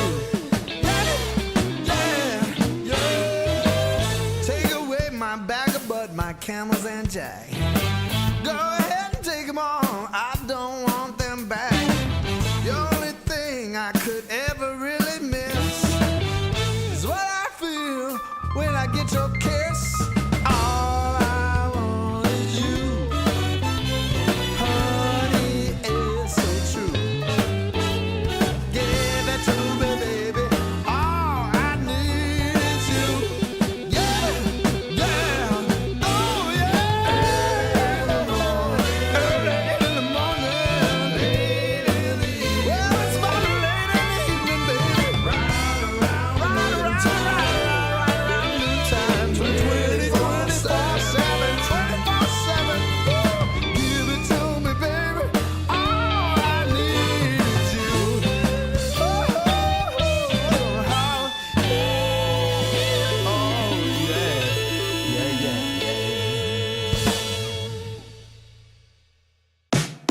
Sure gonna be a cold winter, baby, without you loving around. I will be waiting until you come back home. Hello and welcome back, Dota 2 fans. We are here for DreamLeague Division 2 Season 1. Some continued lower bracket action with me, Malibu Jesus, and Atomo. Your strong boys are back, and we are happy to be here. We had another day of rest, and we're going to bring you Team T versus Pipsqueak +4. Atomo, good evening. Good How evening. are you? Pretty good. This is going to be an interesting rematch because last time these two met, Pipsqueak destroyed Team T. And winning this match gets you, I believe, like one step. You're only one game away from top 4, and top 4 is where every team wants to be. It's an elimination match. It's a lot on the line. But, man, it's looking pretty good for Pipsqueak +4 at this particular moment in the tournament. Yeah, Pipsqueak +4 on a tear since they've been knocked down to the lower bracket. You know, they did lose 2-1 against Kami Chada in the first round of upper bracket play.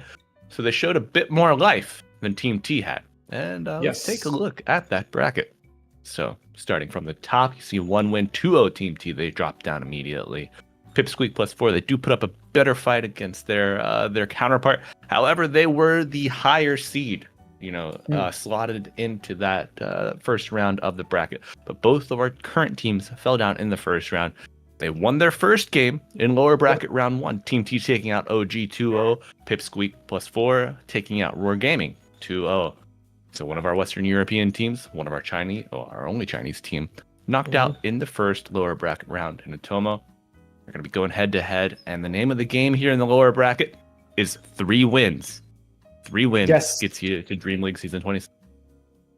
Right, exactly, depending on where exactly you fall, right? Because, for example, Esport and Kamicha, they're 1 win away, and they are waiting for the winners of this match. For Esport, it's going to face up against either Team T or Pipsqueak, Kamicha versus Passion UA or 4pirates. But this match in particular, I mean, Pipsqueak has been looking really good. One thing about Team T, we've said before, is that when they are a little bit behind, they tend to fumble the ball a little bit, whereas Pipsqueak has looked first a lot more creative. Huskar support has been one of the things they showed. So there's a lot of interesting stuff coming out from Pipsqueak +4.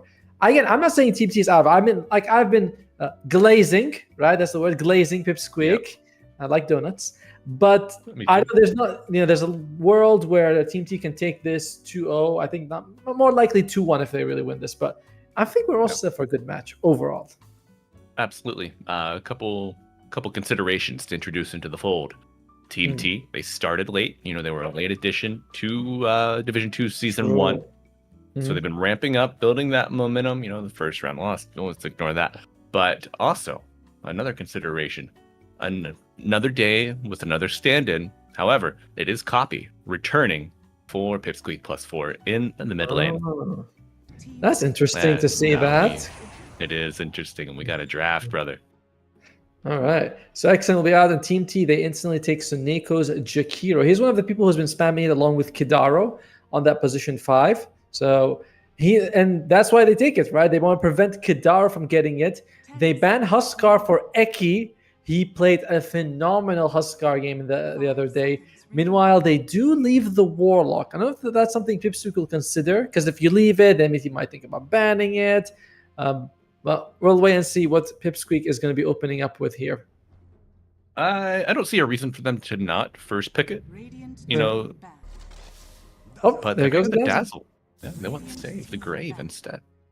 We did see them run this combination of, the old Dazzle Axe and Team T ban it out immediately. Oh, you love it. Well, all right. Well, that's not going to be happening there for them. But Pipsqueak now, there is, I was going to say there's a Chen, but Chen is gone. So they've been a lot of targeted sort of stuff towards support, right? The Chen, the Hoodwink, the Enchantress banned by Pipsqueak, prevented for Suneko, as well as Desire. They have left his Earthshaker. By the way, Desire's Hoodwink. We haven't really gone through some of the strong heroes, but Nande's Morphling is very strong. Eki has played Alchemist. Huskar looked incredible with them. Kidaro, Jakiro, Warlock. So those are all the heroes that Pipsqueak would want. For Team T, Shigitsu's Abaddon has been insane. Warwick on Sand King, and we've seen Desire on Hoodwink and Earthshaker. So there's a lot of, I would call them signature, but at least staple for them this patch. I feel like I don't really have signature heroes like we did in the old days, Right. It's not just like Miracle Invoker, game after game after game after game, And there you go. There's we talked about the Shigitsu Abaddon. They remove it for Pipsqueak. They take the Centaur. Without Mars in the pool, Centaur feels really good. For Team T, do you want to take Puck? Because Puck is usually seen as I jump in, I coil. Suddenly, Stampede is really not a thing anymore. Mm-hmm.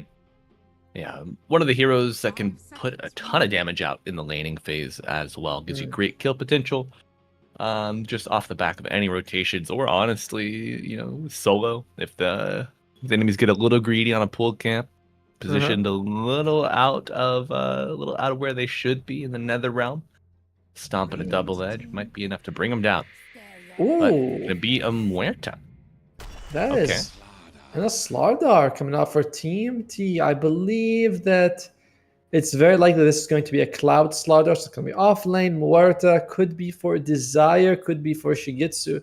I generally feel like, again, Team T, they're a very good snowballing team. And these are some heroes that could enable it. And I think that Shigitsu might want the Muerta more. We'll see in the next pick, though, what they're thinking about. Yeah, and Cloud Slaughter is also I haven't mentioned it, but it is one of those signature patch heroes, if we're going to go with that. And Atomo, do you think there's any merit for Team T maybe like ban picking the Muerta here? Like they know Slardar is going to be a core. They know Cloud's impact on this hero is great, so they don't want somebody who can go ethereal for free. I suppose, right? I mean, I'm not quite sure because we don't know yet where the Morta's role is going to be, so it's hard to really speculate exactly. But Morta core, very good against the Terrorblade. Do you ever sometimes feel like a pick comes out sort of to incentivize the enemy to play in a certain way? You know, like you pick last pick mid Ember, you're like, come on, you can Huskar me, and then you sort of swap things around, and enemy gets. So you pick Terrorblade, the highest armor hero. Slaughter's Corrosive still works, but Morta's magic damage much more of an effective counter. But it's bold. Let's see what Pipsqueak is going to pair this up with. Probably going to be a support here. Would you like to see the Jakiro 5 or Jakiro 4? Oh, it's definitely Jakiro 5. Come on. Yeah. I mean, it could, of course, they might change that, but I believe it's going to be a. I was like, or do they just go crazy push, get those liquid fire levels up, and just run down towers? But likely 5 coming out here. Stab fire, high damage, a little bit of displacement for your allies, and a save if the game goes long enough. All right, so that's going to be the support duo of Eki and Kadaro on Snap and Dazzle, respectively, unless something crazy comes out. Team T, if you want to flex the Mortar, you're going to have to pick a mid laner right now. Something for Warwick. Sand King is in the pool, or the Puck. His signature hero has been the Sand King, but the Puck is always really solid, especially up against the Centaur. Amazing that the Puck has made it this far. There are bans that necessitate you deal with them first, given this roster of 10 players we've got in front of us. Yeah. It's also pretty solid, right? Cookie and Hoof Stomp. If you're a Puck and you miss those, it happens to all of us, let's be fair. But you should be able to dodge it like 80% of the time, Yes. So I would like to see that for another reason. Also, and they can sort of protect it with a couple of bans. Taking their time here for Team T. Now, we mentioned the Sand Key, we mentioned the Puck. They could consider going for a Leshrac, but I think Leshrac against Terrorblade and Centaur, like the life scales up high enough that at one point they'll be able to get a Sunder off. Centaur could turn on the Blade Mail. That's one of the things that like Leshrac can't do anything. He always has less health than a Centaur, so it's not going to be fun for him. So I'm not feeling the Lesh as much as the Puck Sand King. Yeah, the Puck Sand King, nice offering. Slardar buffing your stinger damage as well once you get your ags up. Oh, okay. Okay. All right. We're revealing our Mortar is going to be a support fairly early. I guess that's fine. Lifesteal comes. Okay. All right. Mid. A la Sumail. I know. I have feelings as well about that. Yeah. Unlikely, but keep it in the back pocket. Okay, you know what they're going to do on Team T is that they're going to last pick something like a Wind Ranger, which is obviously has like this ultimate support mid flex pick, right? And then we'll sit there like, is it Morta mid or is it Wind Ranger mid? Is it Morta mid? Is it Wind Ranger mid? I think that's something a lot of teams would probably do in that situation. But and Team T, they're thinking if we ban something obvious. Like we ban a sniper, then they'll know we're going Puck mid because that's one of the counters to Puck in the lane. Sniper really does very well against him. So they ban out the Quap. I feel like they're kind of indicating they still have a mid laner coming out. We'll see. Yeah. I think a mid. What is Copy feeling today? That's the big question. You didn't message him? I don't like to message the players I know before the match, I don't want to detract from their attention. I'll message them after. Okay. I did speak with him after the game on Tuesday that we cast. He's like, I don't know, I might be playing next time. Cool. All right, buddy. There goes the Puck. We've been mentioning the Puck for a while. Puck is gone. Yep. That leaves, I think, the Sand King. Not as good as the Puck against the Centaur, because you can just like Stampede, run away. So they don't ban it. They ban it the Nature's Prophet. But Sand King is good against the Terrorblade. Damage is not super bursty later on, so you might get the saves. But I like Warwick's Sand King in general. I feel like it is a strong combo with the player. If you go Sand King, do you get Timbersaw? 10 seconds. Timbersaw. Timbersaw would be very. I thought Timbersaw was already banned, and they go with the good It Ember. is. It is. It is. Yeah. Sorry. Yeah. Don't worry. I also have to check. Like this happens a lot, but you forget that there's something's banned out. But Pipsqueak, you have final pick. They could do something crazy now. Put the Dazzle mid, not bad against 10 Ember. seconds remaining. Not You bad. know, give Eki something crazy to work with. I wouldn't mind that. Seconds remaining. You can dodge the poison touch with slight, right? Yes. Oh, right. It's Copy playing. Right. So Copy likes a lot of like the Primal Beast, Pango, kind of jumping in the fight, aggressive Monkey King. I remember Copy's Monkey King was very impressive. They banned out on Team T as well. Yeah, very good.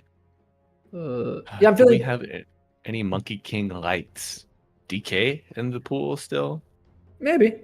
I'm feeling Primal or Pango mostly, but mostly the Primal Beast. I think that's something Copy would want. It's gonna take a time. They go for the Storm. Okay. All right. There is a decent amount of catch, Slardar and all of his toolkit with his itemization, giving them the blink online, the shard as well. Very nice answer for the Storm. Muerta, if you get Blink Crush, you're probably going to get the calling on her. Ice Path follow up. You're going to have to not necessarily protect or play protect one, but keeping Copy enabled in these fights something you're going to have to keep tabs on. How do you feel about these drafts, Atoma? I like how durable both drafts are. Right, the carry and the offlane are pretty tanky with that +1 life ultimate, right? And Fast and Sunder. The mid is very elusive. I believe TNT has slightly better control. Chain Gang, Ice Path, and both the fear and the silence from there's more control for Team T. Copy's game is significantly harder than Warwick's. The support duo. I think I favor Team T as well. I mean, if I had to pick, I'd say Team T is 60% better. But knowing the teams, I believe that deficiency is not enough for them to win. So I'm going with Pipsqueak on this one. I still think that they're significantly better, that this draft disadvantage is not going to hurt them enough. Agreed. I do believe in Copy supremacy, standing in for Pipsqueak +4 as we get this game 1 underway. And by the way, did you see that Desire or Spirit previous game performance? 13-2, 13-2-20, something like that. Crazy. I don't think but I know Desire is an insane playmaker. Like he's always looking very good.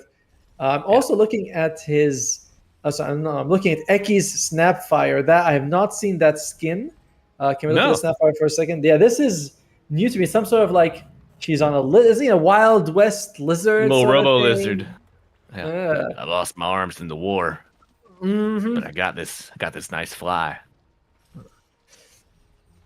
That's Mortimer's voice, after he's a battle hardened desert veteran, The lizard saying all that. re-enabled by the machinations of Tinker. But we've got machinations of our own, folks. The script is in, and we are bringing it to you fresh and hot off the presses. We got Team T versus Pipsqueak +4, game 1. And the illustrious, silky smooth voice of Atomo. Atomo, say hi. Hi. Is joining me, Malibu Jesus, to bring it to you. One very interesting facet in this game. Eki did go for the Ricochet facet rather than the Scatterblast one, where Scatterblast is thinner but longer and does more damage on the other end. Ricochet is much better if you plan to right-click, but I often, when I see this, they don't really care too much about right-clicking. Nice stun. Nice stun. Palantimos hit with the fear, knocked back to the low ground, gonna eat a lot of damage for that one. But Warwick eating just as much from the blood grenade, and that was a Shadow Wave, right? Oh no, Kadaro overstepping. Another hoof stomp should be available soon, but Kadaro getting walked down. Deadshot does hit Kadaro front and center. Will get first blood, walking him down. What's our inventory on our lifestealer look like? Does he have Orb of Frost or? Nope, he's just faster. Fast. God, he's man, I hate that hero. Yeah. To be fair, he took Ghoul Frenzy and has 2% movement speed bonus. It's just that Dazzle's kind of slow, right? Like you're really, You really don't get much from Ghoul Frenzy when you look at it in terms of movement speed. Like 8% at max is pretty sad. It is. I am interested to see how Eki itemizes with the Ricochet. Again, like I said, I believe it's not going to make any difference. It's going to be like Shard, Standard, Glimmer, Force, whatever. But I always in my heart think, what if you get a Maelstrom? You've already got the Facet. You can make it work. Now, it bounces your little shredder shots too, so you get minus armor on multiple targets. Is that correct? Yeah, I believe so. It turns your glancing shots into shots that hit 2 people, basically. So that's what happens. So that and is reflection is physical damage. So if you get a little shredder ricochet on 2 targets, 2 target reflection, all of a sudden you're trading very well, right? Yes, but reminder that it's only like you're only ricocheting the target you're not hitting. Right, so you have to have a glancing shot on them. It's kind of a weird innate for Snap. I'll be honest, I don't like it. You know, like 40% of the time you miss and do less, and then a little bit more. Then on average you do more. It's inconsistent. And I don't like the value it gives, which is overall positive, but I don't like the inconsistency. Yeah, there are enough variables in Dota for me. Thank you. I need all of the constants I can find. Look at Copy. Your that's my constant. There he is, your German brother. I was about to say, I was like, he's from NT, right? But no, but you reminded me last time. Yeah, 15-5 on the Storm Spirit, forcing Warwick into some wave shenanigans. You know, the creep manipulation coming out strong here for the Ember at 9-0. So, you know, about a wave and a half behind his counterpart, and certainly lacking on the denies. Storm getting full experience here. Top lane needs to be careful, by the way. Yeah, he does. Okay, Ricochet does not help him out at all. Cloud basically untouched. Muerta will back off, wait for the minus armor to reset, and then go to contest the Lotus. I like how many times we've seen little shredder change. When it first came out, it was slowing attack speed, then they had armor, and they removed the attack speed, and they removed the hit. It's been a very interesting spell to have. But overall, it's been a long lane, journey. It is. There's other spells for Snapfire have relatively remained the same since then. Look at that. Nice pull. Yeah, beautiful wave block on the range creeps there from the Terrorblade. Enables the melees to go forward, but a little bit of correction. Radiant do keep it intact just in front of their tower. Desire, my god. That's level 2. Yeah. You think Bitestone's overkill? Yeah, I think he thinks Bitestone's overkill. For me, I always like, like I said, if I see Ricochet, I'm thinking go right click, get over corrosion, get whatever you want. Oh, nice cookie. Meta coming in. Silence comes out. Will it be enough? Yes, to get Eki down. Risk is part of the game, and he rolled low there. Unlucky for Pipsqueak. Great capitalization and on that opportunity for Team T. Wow, Copy's destroying mid. Double the CS. Like, this is an absolute beatdown so far. Okay, it's not complete. Like, Warwick is still getting a little bit, but he is very behind Copy. As Kedaro... Yeah, Kedaro, baby. This is what you see people do against Storm Spirits. You know, he doesn't have Zip, doesn't have Zap, but Seneko with the dual breath. Oh, my God. That... Oh, yeah. Both supports joining mid. Usually you don't see it this early, but you know, desperate times call for desperate measures. Third kill of the game goes to Team T. And Atoma, I've been meaning to ask you, how do you take your T? Ooh, in a cup usually.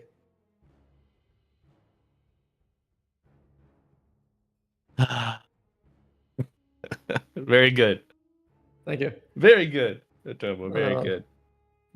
This poor guy, he's like, give me something to work with here. And, I have a depressed dog on my left. I have a caster that won't run with my conversation on my right. I just need a little. So, all right, chat. We're gonna peel back the veneer of Hollywood real quick. My lovely wife took one of our friends to the airport this morning, and my dog is very sad, and she is seated next to my computer chair, with her head hanging down almost to the ground, but she's not lying down. She's just mega depressed. She is like you run into that depressed kid anime profile picture in your Dota pub. Yes. That's her right now. I'm just waiting for her to start yelling and throwing headsets. I would say we should have her on camera, but these days, dogs on camera, you never know what could happen, what they could step on, right? Yeah. Maybe we'll be careful. So far, despite Pipsqueak kind of giving away a couple of free kills, they're doing really well CS wise right now in both the mid and the top lane. Like they are crushing it on copy as well as the Terrorblade. One sec. Sorry, Nande. Man, how could I forget him? Nande. Who do you think? Oh, hold that thought. I'll hold my thought as we see Deadshot pushing him back into the calling, and wow, Desire playing a hell of a game here early.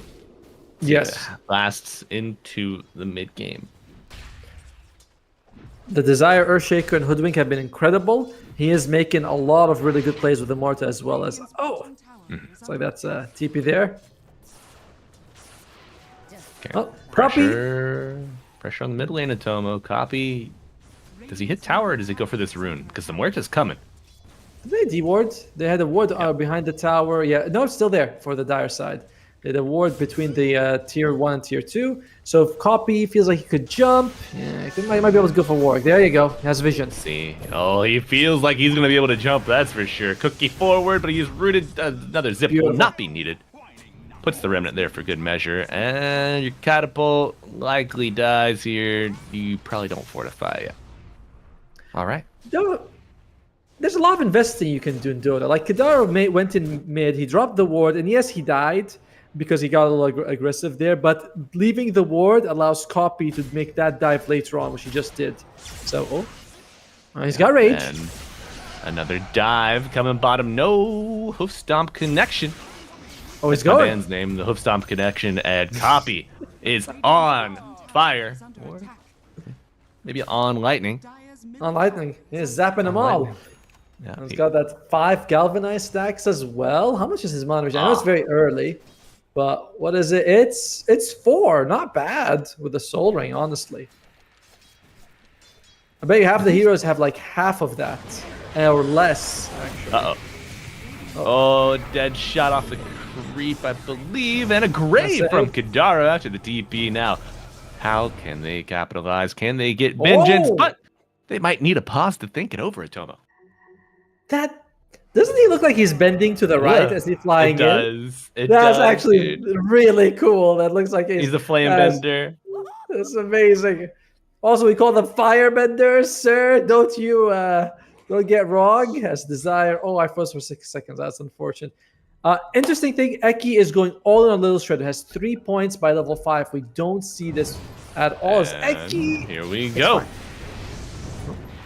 Gets out. Copy a little worse for wear, but feeling strong with his boys at his back. He goes in, looking for Warwick. Dead shot. Not hitting the storm. That was your target you needed. You isolate the supports, but they're able to contribute back after the Ember is dead, and a double for the Storm Spirit. Stampede also used to enable this combat in the mid lane. Delivers success for Pipsqueak +4, and a second rune will go to Copy. And now Desire, who played so well, falls.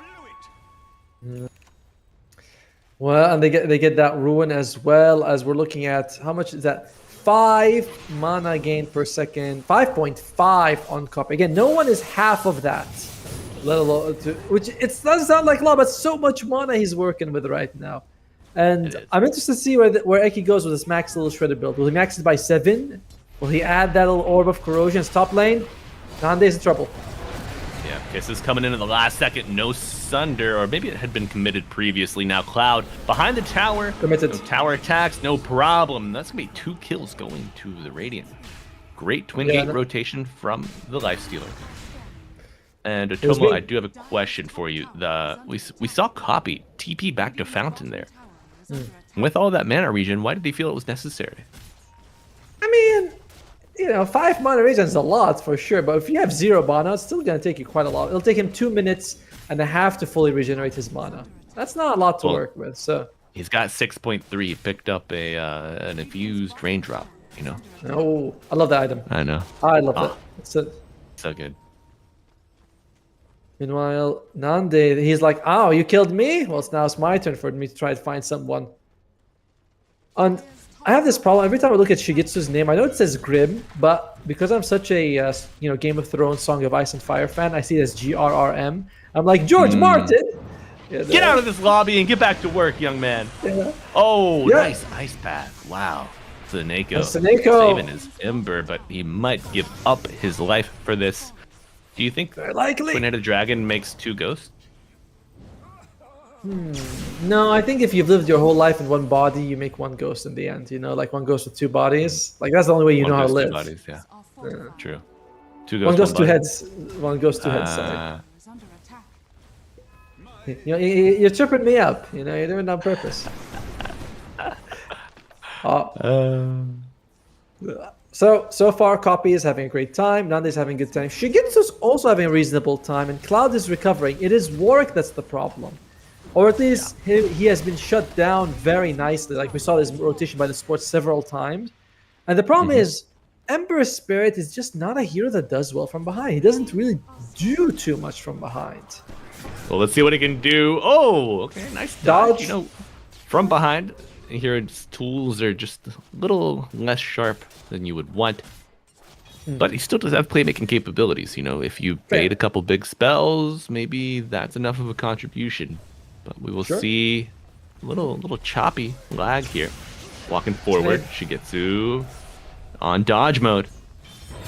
Does not have mana for it. Infest, he's still quite thirsty in that regard and will die. Kiss is coming in. Novel projection also out. And big turn of events here for Pipsqueak +4, making what seems like a second coming of their group stage performance at Tomo. Very much. I mean, their first stage, each game was like one was 32 minutes, one was 29, but they're very one-sided, right? It's not like it was 29 back and forth, and then base race at the very end. It was Pipsqueak growing, having a lead, growing that lead, and we've seen Team T many times say when this team is behind, they are not really the best at playing. It's not like Team Spirit, who when they're behind, you're like, we're actually stronger now. You should worry about us when we're 10k behind, not when we're ahead. The EE-sama, the Team Spirit. Oh, Arcane Rune denied, but will you pay? Zip into the macro. Kill. Nice setup. Cookie Grave is enough Stampede as well, and a zip out of the ice path. Oh, yeah. Decent commitments on both sides. Macro, Stampede, but what a save. Yeah, but when you commit to save, it's okay. When you commit to don't get a kill, that feels a lot worse. You're like, we threw all these spells and he still didn't die. Whereas if you're like, we threw all these spells and he survived, woohoo! We succeeded, they failed. Okay. Projection coming out. One more bullet might do, but it will not exit the chamber. This support duo, man, they are gelling and working very well nicely together. And it is maxed out Little Shredder, by the way, on the Snapfire. He actually graves him just so he can amplify the heal. Come on, Kidaro. Percentage heal amp per missing HP, yeah. Now, Make it Tomo, if we made a Dota album of songs, Okay. what would your tracks be? Let's start working on this. Let's over the course of this cast, let's think of like 5 to 10 tracks. 5 to 10 tracks. That's I'm gonna say zero person black hole will be my opening track. Charge of Defeat. Is that okay? Oh, here we go. Okay, not bad. And Seneko looking for any way to charge it. It's just gonna be stuck. To be fair, Charge of Darkness is a pretty good name. Like I don't feel like we have to change it, because you're like Charge of Darkness. That's metal. That's like insanely good. I was like, why would I change it? Just because he changed his. I should stick to Charge of Darkness. Yeah. It's looking rough. All right. And this is why me insisting. All right, wait, Tomo, there's a fight. we do have some action. Blink to interrupt, but Cloud finds the dazzle. Gets the grave off with the This projection. Kiss is- is coming in. They bring down Cloud. Fearful Nande? Nande. Will he get the Nande? reset silence as well? But the heals are present and accounted for. Now, Cookie out of the macro. You love to see it, but it might be enough to bring down the Daro? Dazzle Shadow Wave. Does not do the job. Dazzle Nande. down, and a nice Sunder onto Warwick. Will bounce forward and dies to the stack. Ay. Oh. Yayo, not slowing down anytime soon. 4 hooves the stomping. Where is Copy right now? You know, I feel like we are seeing a lot of chaos that this Storm Spirit could benefit from. I mean, they didn't even need him, right? They got 3 for 1 trade. It is... It's pretty good for Pipsqueak right now. Everything's looking nice for them. As for Copy, he is trying to... looking Pipsqueak, and Copy is on the bottom side of the map currently.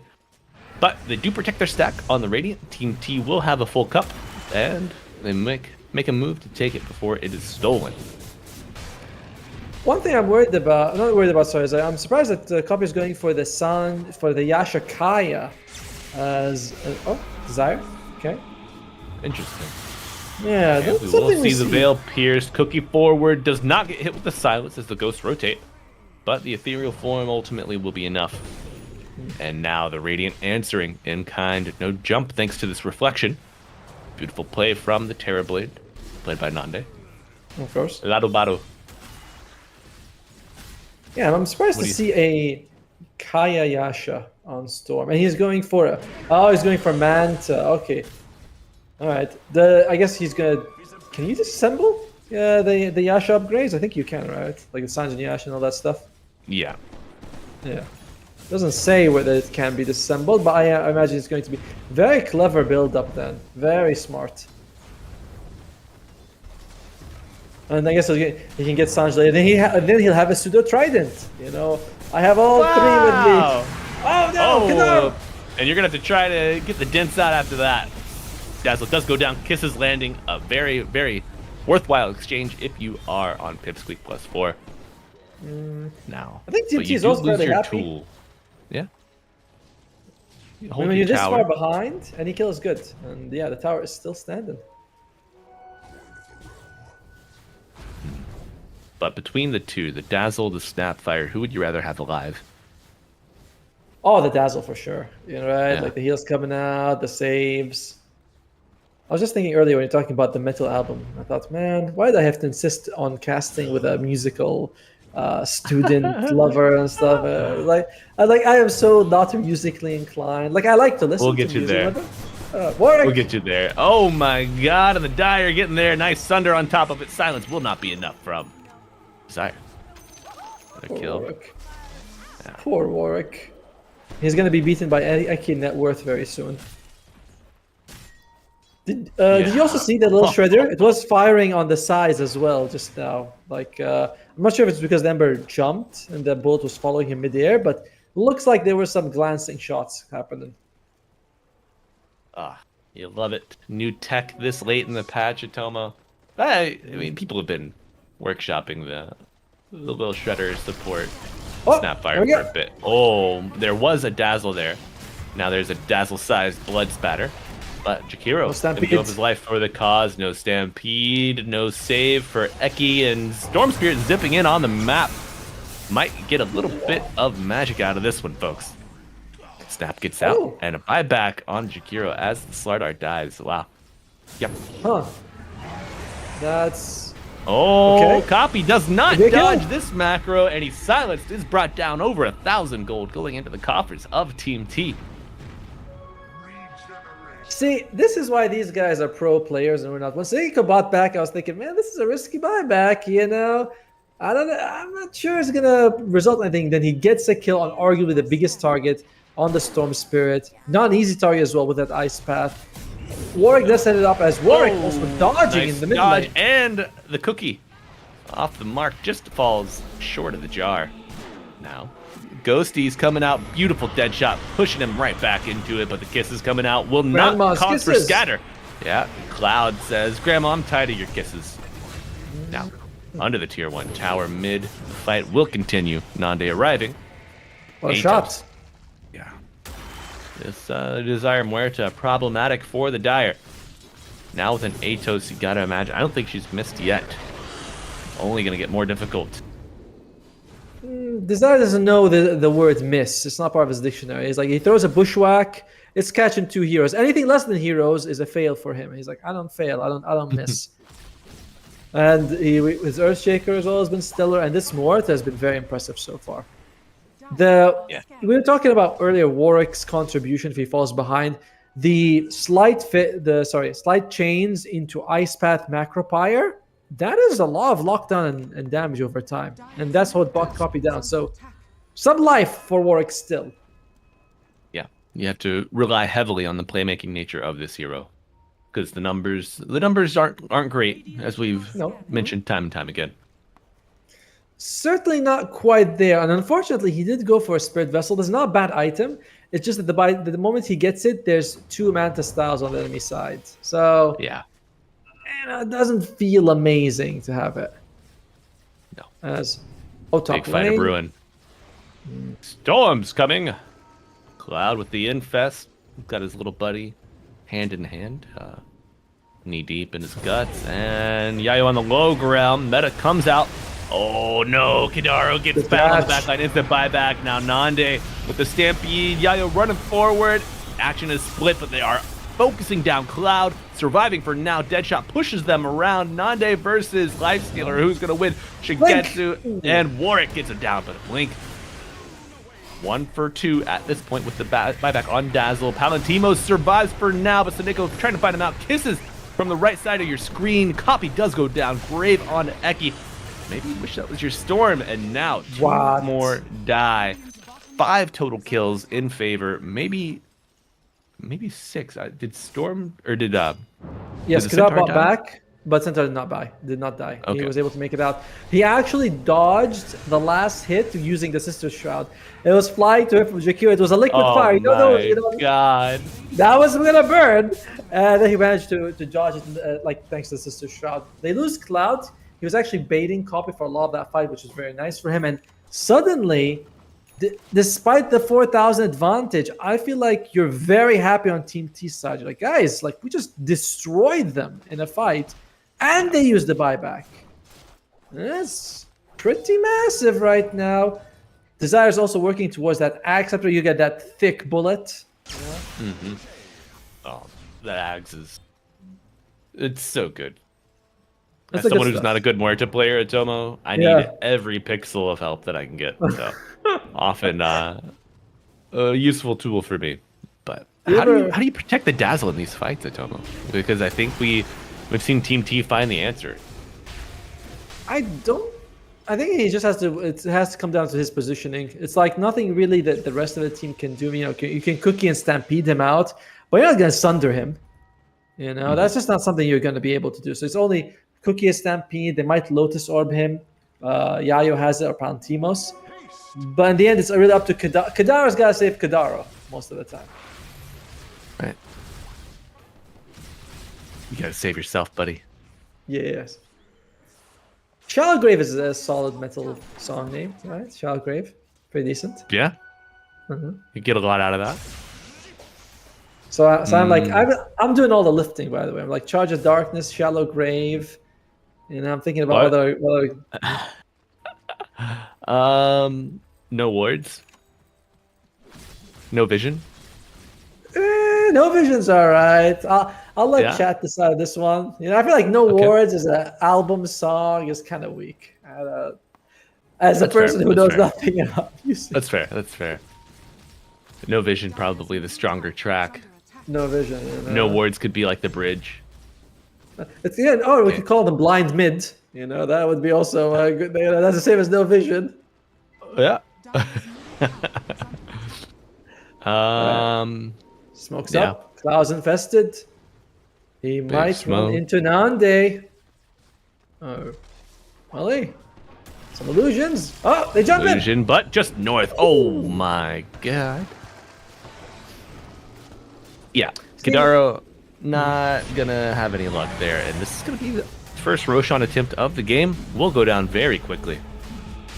Team T has found their confidence, and they are a very dangerous team when that happens. When they are firing on all cylinders, this is a team that's kind of like rarely at 100%, except when they're ahead. When they're 100%, they're very terrifying.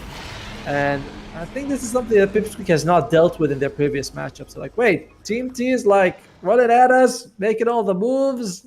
We're kind of used to being, keeping them on the back foot. This is different. Mm-hmm. And Atoma, the early CS lead. Now, Terrorblade still has about 1,000 gold advantage, maybe closer to 400 or 500 now. Yep. How do you feel about the itemization path? He's gone Orchid, and there's been a very, very long pause between Manta to Orchid. Yeah. There's no save on the life stealer, right? No one else can help him out. No one's got a Lotus Orb. He's not going for Manta or BKB yet to use with the Rage. So this Orchid can do a lot. I personally find that I don't like it too much, but it's great catch. You know, as you catch Ember, you catch Lifesteal with this Orchid. It's really good. It's a very timing-based item. After a certain point, counters come out, the item becomes much less worthwhile. So, and they just got Aegis, so it's a really bad timing to have Orchid.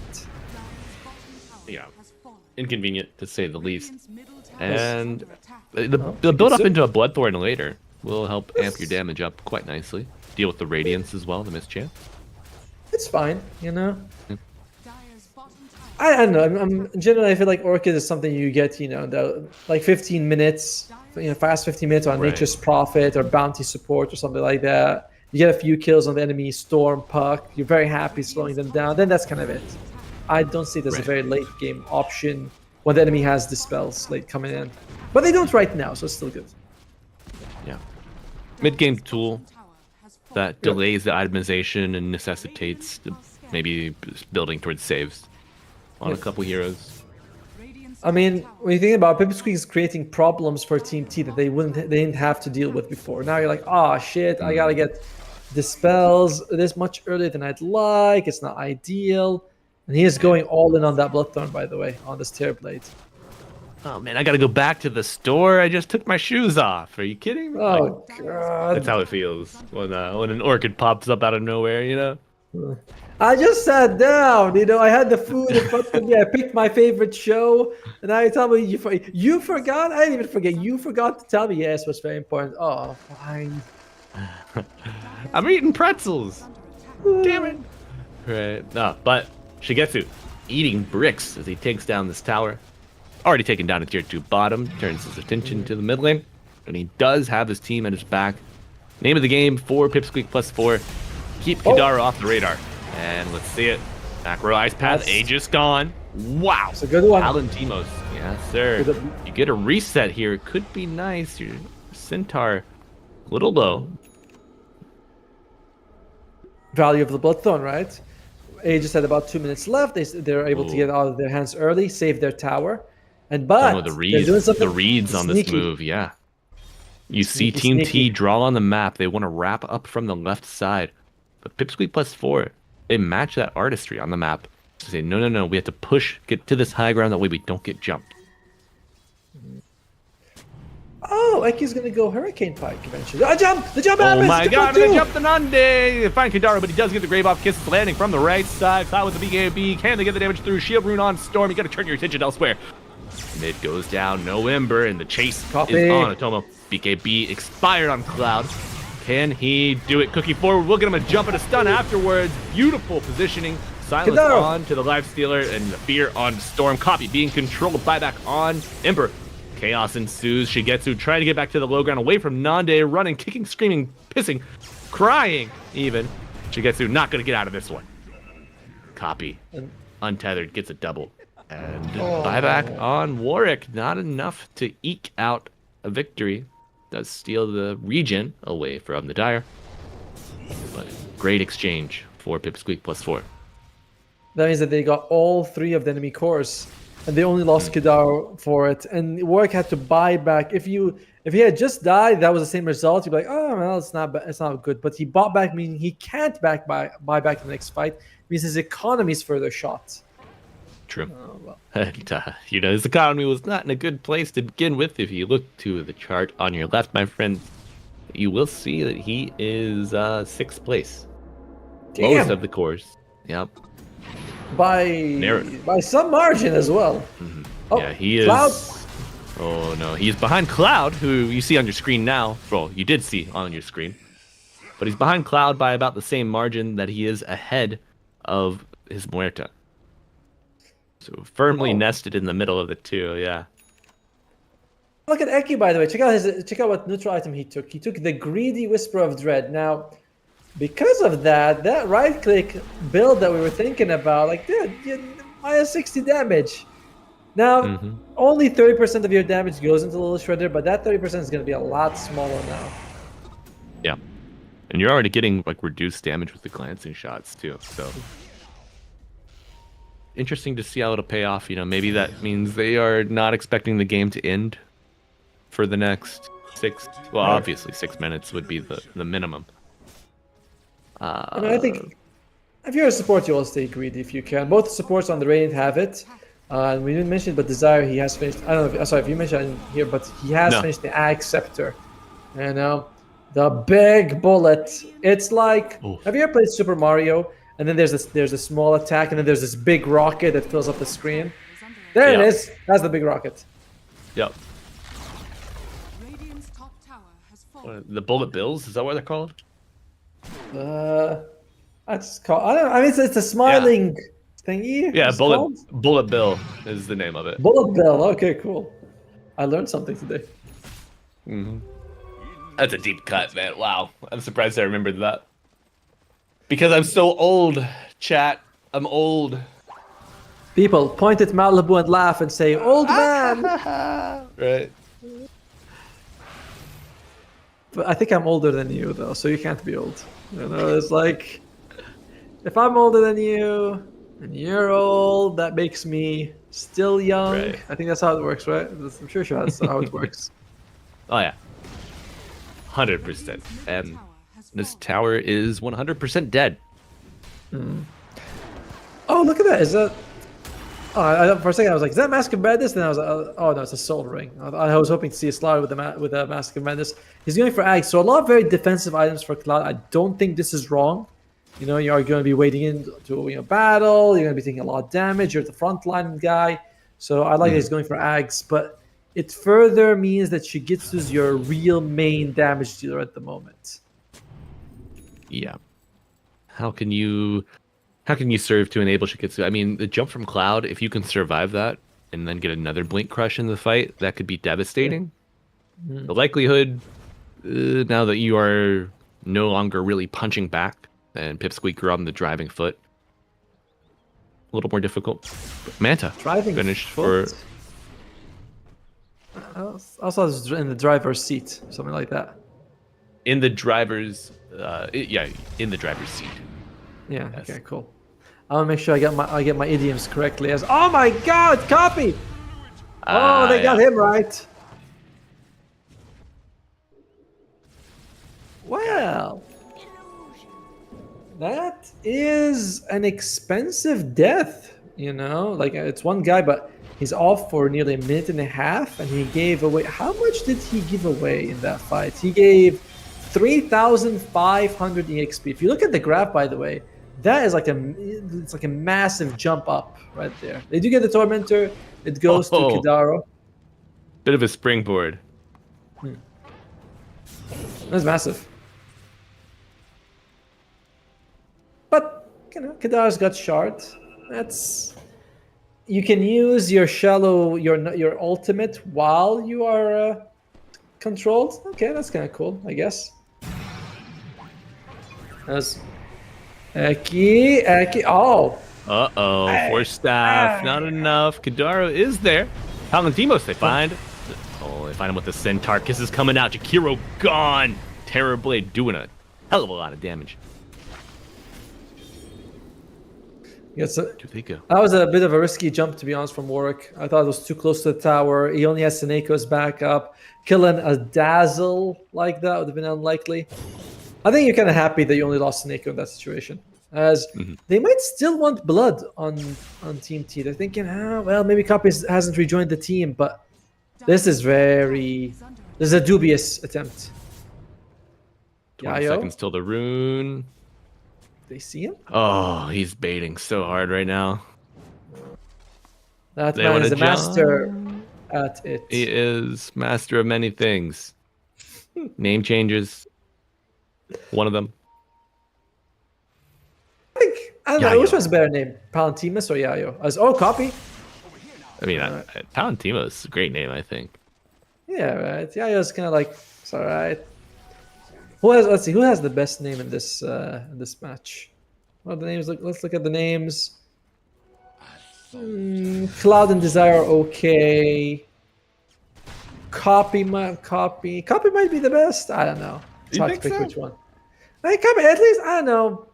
Desire in a Dota game. Yeah. Cloud. Yeah, it's like when you like clouds. There's nothing wrong with the name, but it's like a cloud. Right. Not the most threatening, but I mean, with clouds come rain, come True. lightning. Nando's is okay, I suppose. Sorry, Nande. Have you had dinner, Tomo? I did, but trying to lose weight. Oh, what a they're jump! eating good on the tires. Stomp on the forward. Gets with the stepping afterwards. Where's it trying to get out? Team is with the BKB and a scatter from the Radiant. The ethereal form getting Muerta to the high ground, and the chase is on. Looking for Warwick. They do bring down Muerta. So Neko in the trees with Cloud. Do we see another crush? Re-engage copy is a nice target for the Radiant. Right back Off on the Zara. ice path. Does he walk into it? No. Palantimos does. Buyback on the Muerta. And Dazzle found out by Cloud and Shigetsu. He's walking towards this Lifestealer, daring him to play the game of chicken. And we do find out who comes on top. But Copy does find Cloud on the back line with Nande. It's a 4-for-1 trade. Roshan is up. And sorry, 4-for-2 trade. My bad. I didn't see Eki was dead. That jump by Palantimos, that's a My Palantimos God. jump. It gets My God. 4 on the hoof stop. And at first I thought, that's a good fear. That's a very good fear. At first I thought they were going to clean house. Then I saw only one guy die. I was like, this is much better than I thought. But in the meantime, might be Big having shield shield ruin. This enables the Radiant to step up and contest. The Dire Found it. very low. They're going to have to make a play here if they want this Aegis. Copy, are you jumping in? Okay, No, piercing the this- veil. Wow. Wild. You really don't see Rare. things. Yeah. No, you do not at Tomo. Very, very measured demonstration of control. The way that, for both sides, you gotta give props to Pipsqueak. They were like, listen, Nande's got like 600 health. Copy's not working with a whole lot right now. We don't want to go in. We die and we give them the Aegis. Giving up the Aegis by itself is bad, but giving up the lead after is a lot worse. So Yeah. I commend both teams. Team T made the perfect move thanks to Desire's amazing shot. And then Pipsqueak's like, all right, we gotta go back, guys. We gotta go back. What can we do? Yeah. Let's look at some of the items to see what we're working with here. Warwick has a fresh BKB, by the way, not used on Ember Spirit, and halfway towards his Axe Scepter. Desire is looking for a Lotus Orb, not far from it. A good way to remove that Bloodthorn effect. That's the main thing I feel like that this Lotus will achieve. And Slaughter only 400 gold from the Axe Scepter. So Lotus, Axe, and another Axe for the Ember Spirit. Not bad, not bad. No. Not bad at all. Copy. He's working towards his BKB, about to get it. Nande, interesting. Nande has got all sorts of weird items. He now wants a Diffusal Blade into Disperser for the Terror Blade. Okay. Oh, and Palantimos has the Axe Scepter on the Slaughter, which means he can jump, put people in the cart if he needs. So now you have an extra save along with the Cookie and the Grave. And this one might be the most dangerous. Yeah, the Centaur Ags it started off as such a meme, but I am so happy to see it viable and meta at this point. What we should do is find some way that you can upgrade so you can have two people. Like a whole carriage behind him with people in there, like Right. That he just walks around. But it's like when you're playing PUBG and there's one guy who's the driver and we're all in the car. They're like, don't hit the rock, don't hit the rock, and then he flips. All of you die. That game has lovely physics, by the way. You're like, Oh man, I had so much fun with that game on release. We played it. We played it so much, man. Changing seats while you're driving, taking shots out the window. That was a lot of fun. You go in, you're like, guys, they're coming in the car. Nobody shoots. Then they go in the house, like, what's happening? Your pants me saved your too. life. Oh, that was also fun. Remember that they did the first tournament and then they had the golden pan as the trophy? That was pretty cool. But all I could look at was like 100 computers, and I'm thinking, my God, I can't imagine what these people are going through. See the people get eliminated in real time, you know? It's stand up and leave their computer. But who will get eliminated here in game 1, Atomo? As the game's starting to shift and kind of finalize, you know, as the structure changes. What do you expect? Oh, well, apparently, wow! Copy trying to force it. We'll get feared. Another bash likely coming, but no, the zip. Wow. He was never scared. He was never scared. That was all controlled. Oh, look at Eki, by the way. He has got a hex on the Snapfire. That blink hex. There you go. Hex just used. There we go. Oh my! And the blink out. Look at the gap close. Using so many remnants, and no, the slight. Oh, a pixel off. My God. And that would have been death. You know.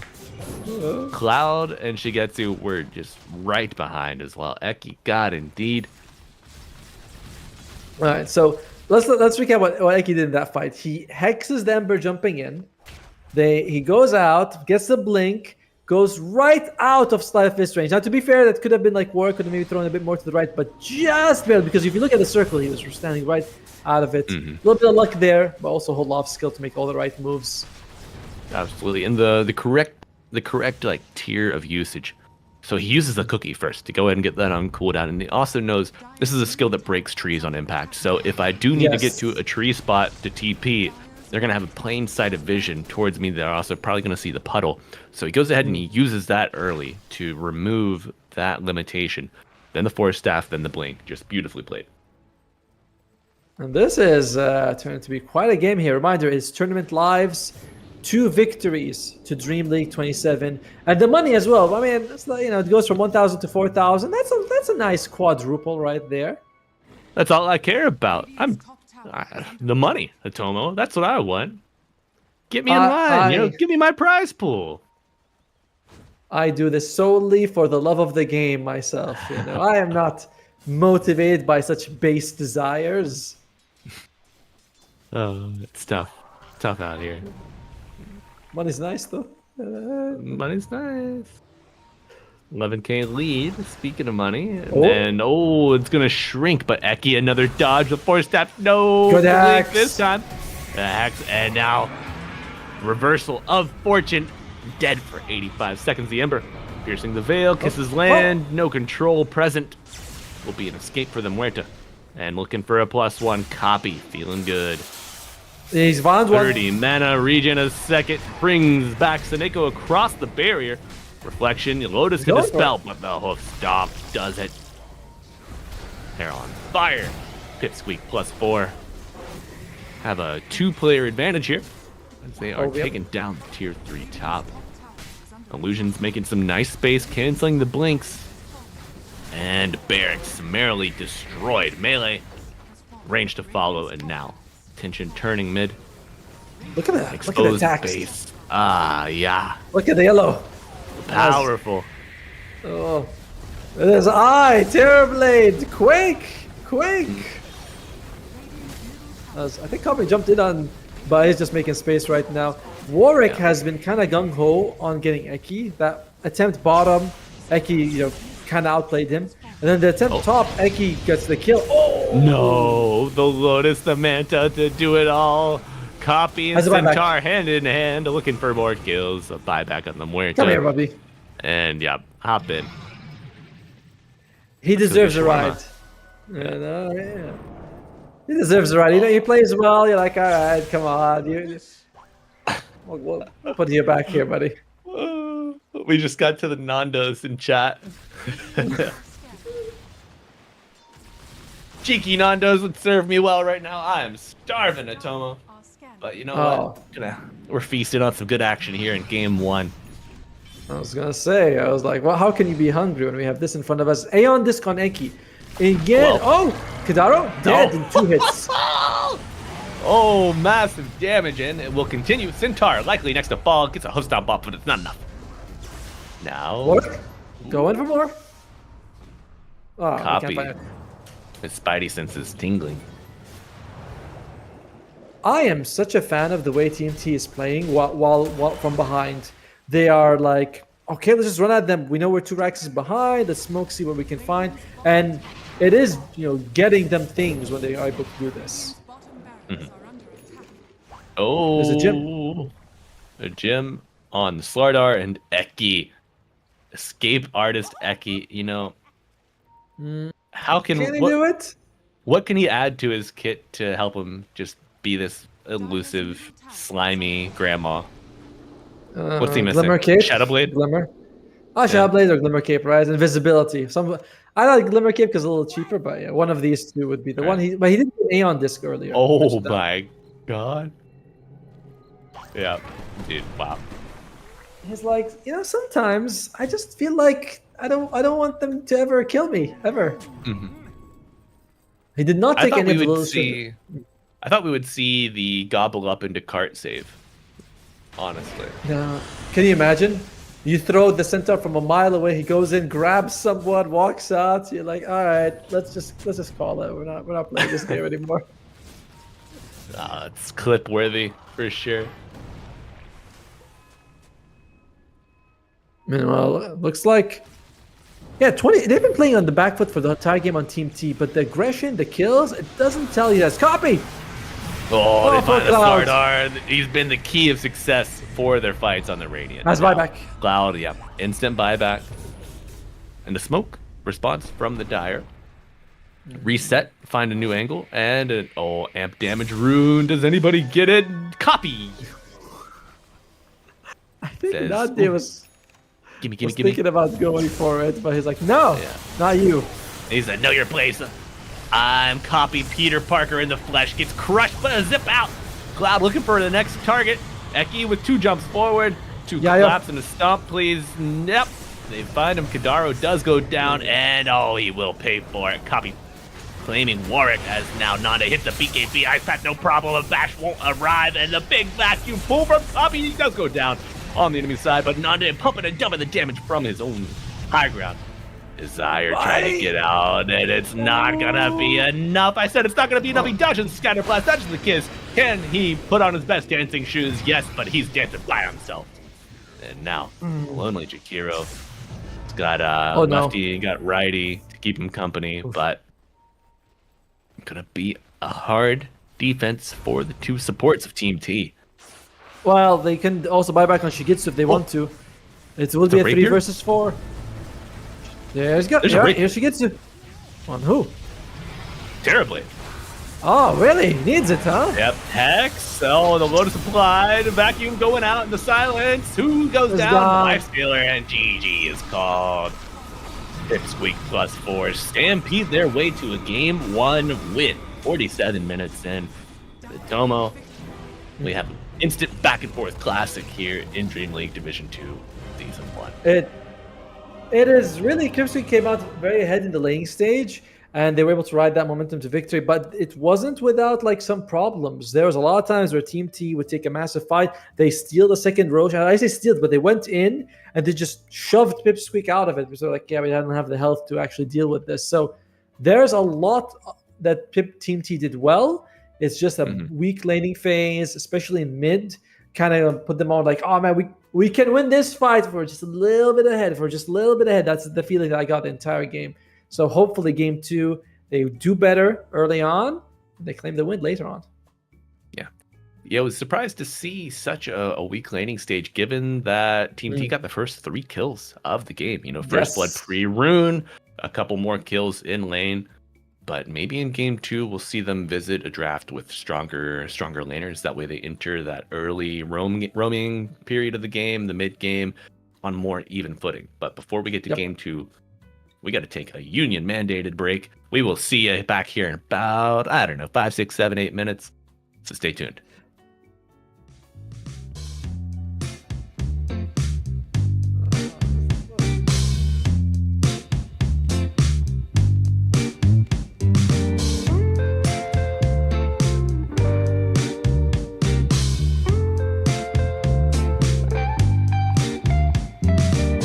Well, I can tell just by the way that you're smiling that you're still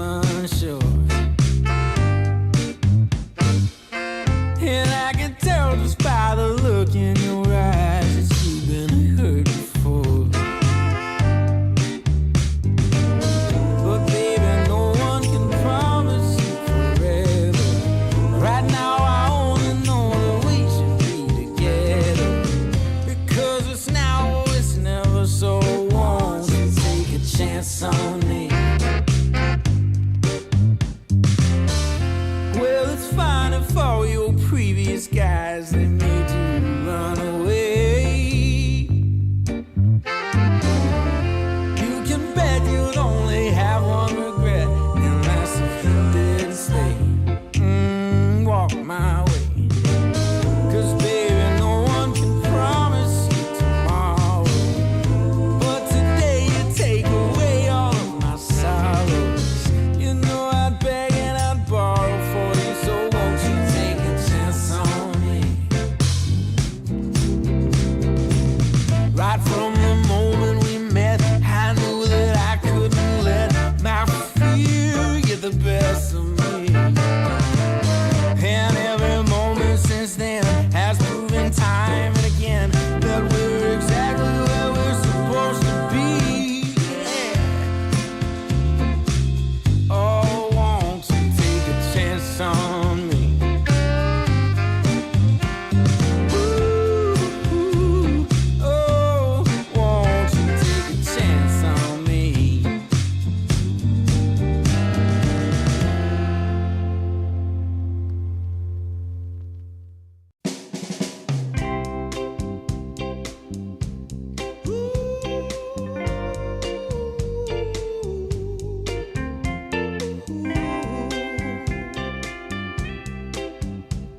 Yeah, yeah.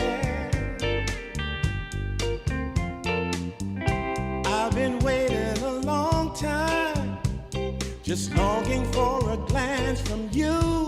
Yeah, a chance to look in those big brown eyes. No telling what my heart would do. Hey, when we met, I sure knew it felt as good as it could be. In that moment, though it felt so good, I wondered why you noticed me. If you gave me just a little time, it would sure ease my troubled mind. Don't tell me that you don't feel the same inside. Don't tell me, these are feelings that I ought to hide. I don't care where you came from, just tell me where you wanna go. If there's a chance to be together, that's all I really need to know. Is it real or make believe that keeps me thinking of you? If you've got time to walk with me, I'll show you how my heart is true. And here I stand waiting for you. Tell me, baby, what I gotta do. Don't tell me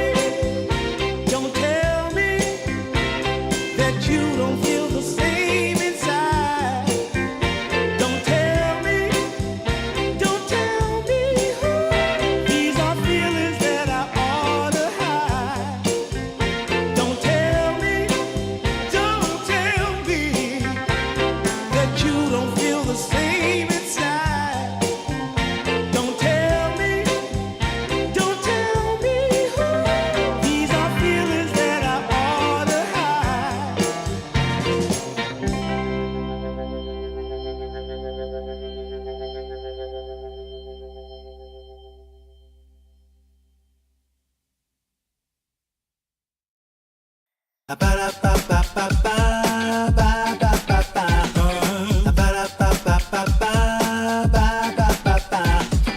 If you wanna get with me, all you gotta do, call me when you need me. I'll be waiting for you. I know exactly what you want, satisfy your need. We can have a good time, don't you worry about a thing. If you want it here, or if you want it there, you got it. Have yourself a good time, act like you don't care. You got it. Get that motivation, you got it. I got just what you need. You got it. I got just what you need. You got it. I got just what you need.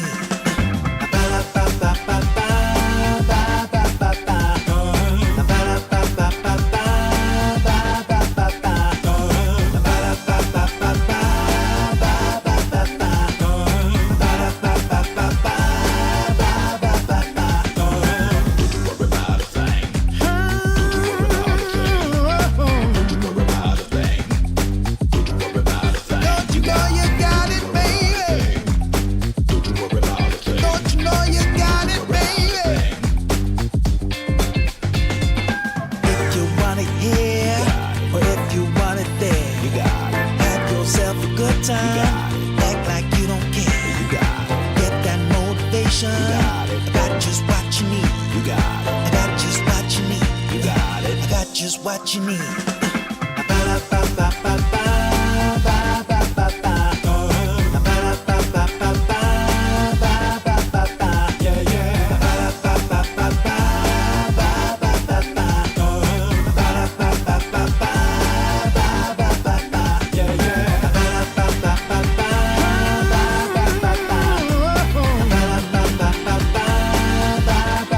Don't you know you got it, baby?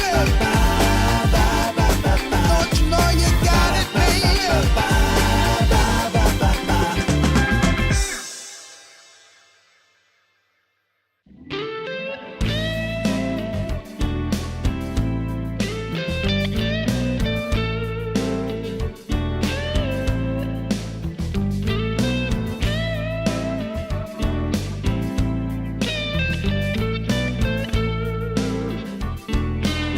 I've been running from a dark cloud.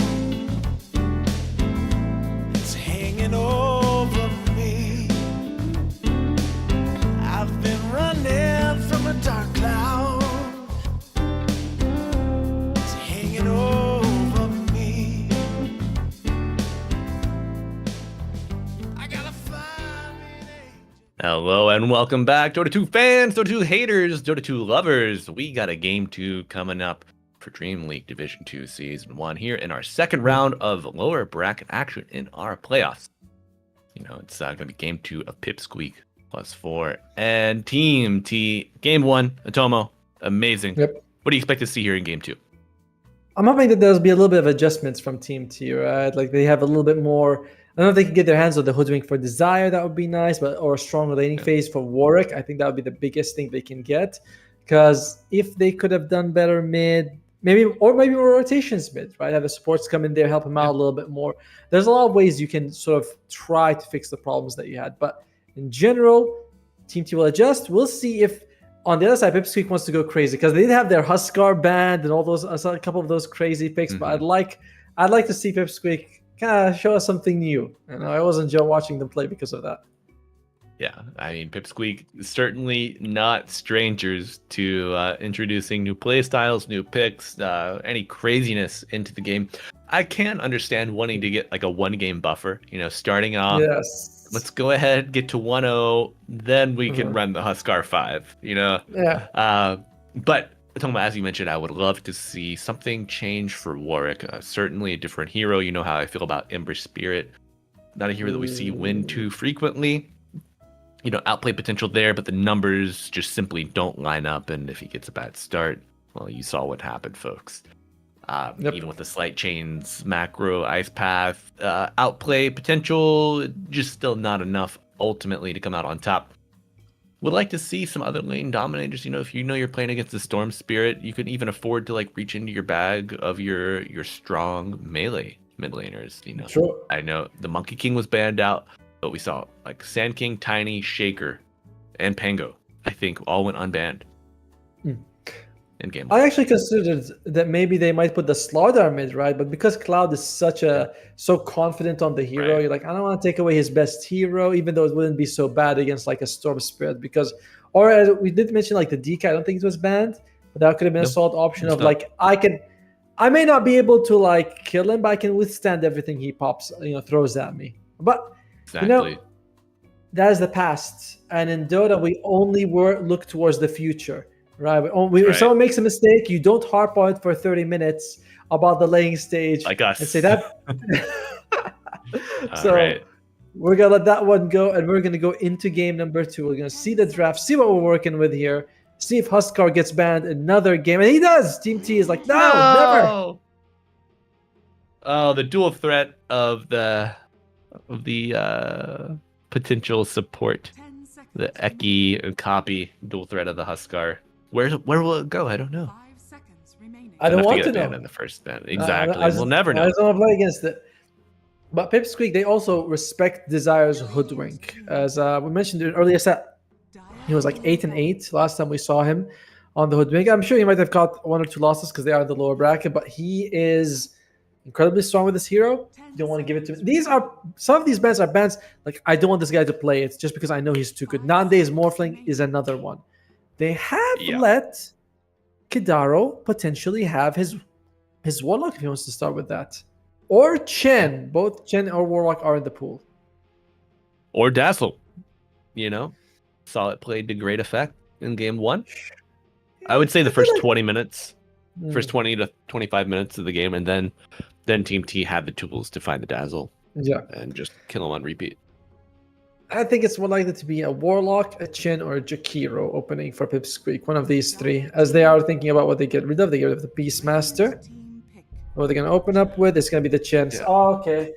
All right. We know what's coming. We're Warlock, Chen, and Jakiro. We're opening for Pipsqueak +4. And Team T steal the Warlock in turn. Who do you like better between these 2 heroes? I mean, you've got sustain auras on Chin, but a little sustain and counter Zoo from the Warlock. First 20 minutes, I favor the Chen. I think Chen gives you more, right? You get all these creeps. The push is incredible. So many teams in this tournament have gotten the Chen and ended the game sub 25, right? You get like these massive auras and a Beastmaster, a Pugna, a Jakiro with him, something like that adds to the push. But as the game goes later, an AoE BKB piercing ability is insane.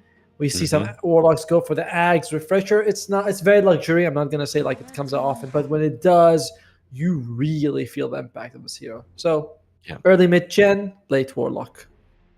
Nice. You get 4 to 5 golems hitting one target. Just like, oh, that's true. How do you handle this pure damage, coming out? You just don't. You just melt to it. I wish the other facet was a real choice, but it's so like lackluster. The first time you saw him go, be like he does like 5 more immolation damage, and then you stack all sorts of regen items. They do like maybe 30 more, and you go, come on, this is bullshit. Like this is the champion of Goroth? Are you kidding me?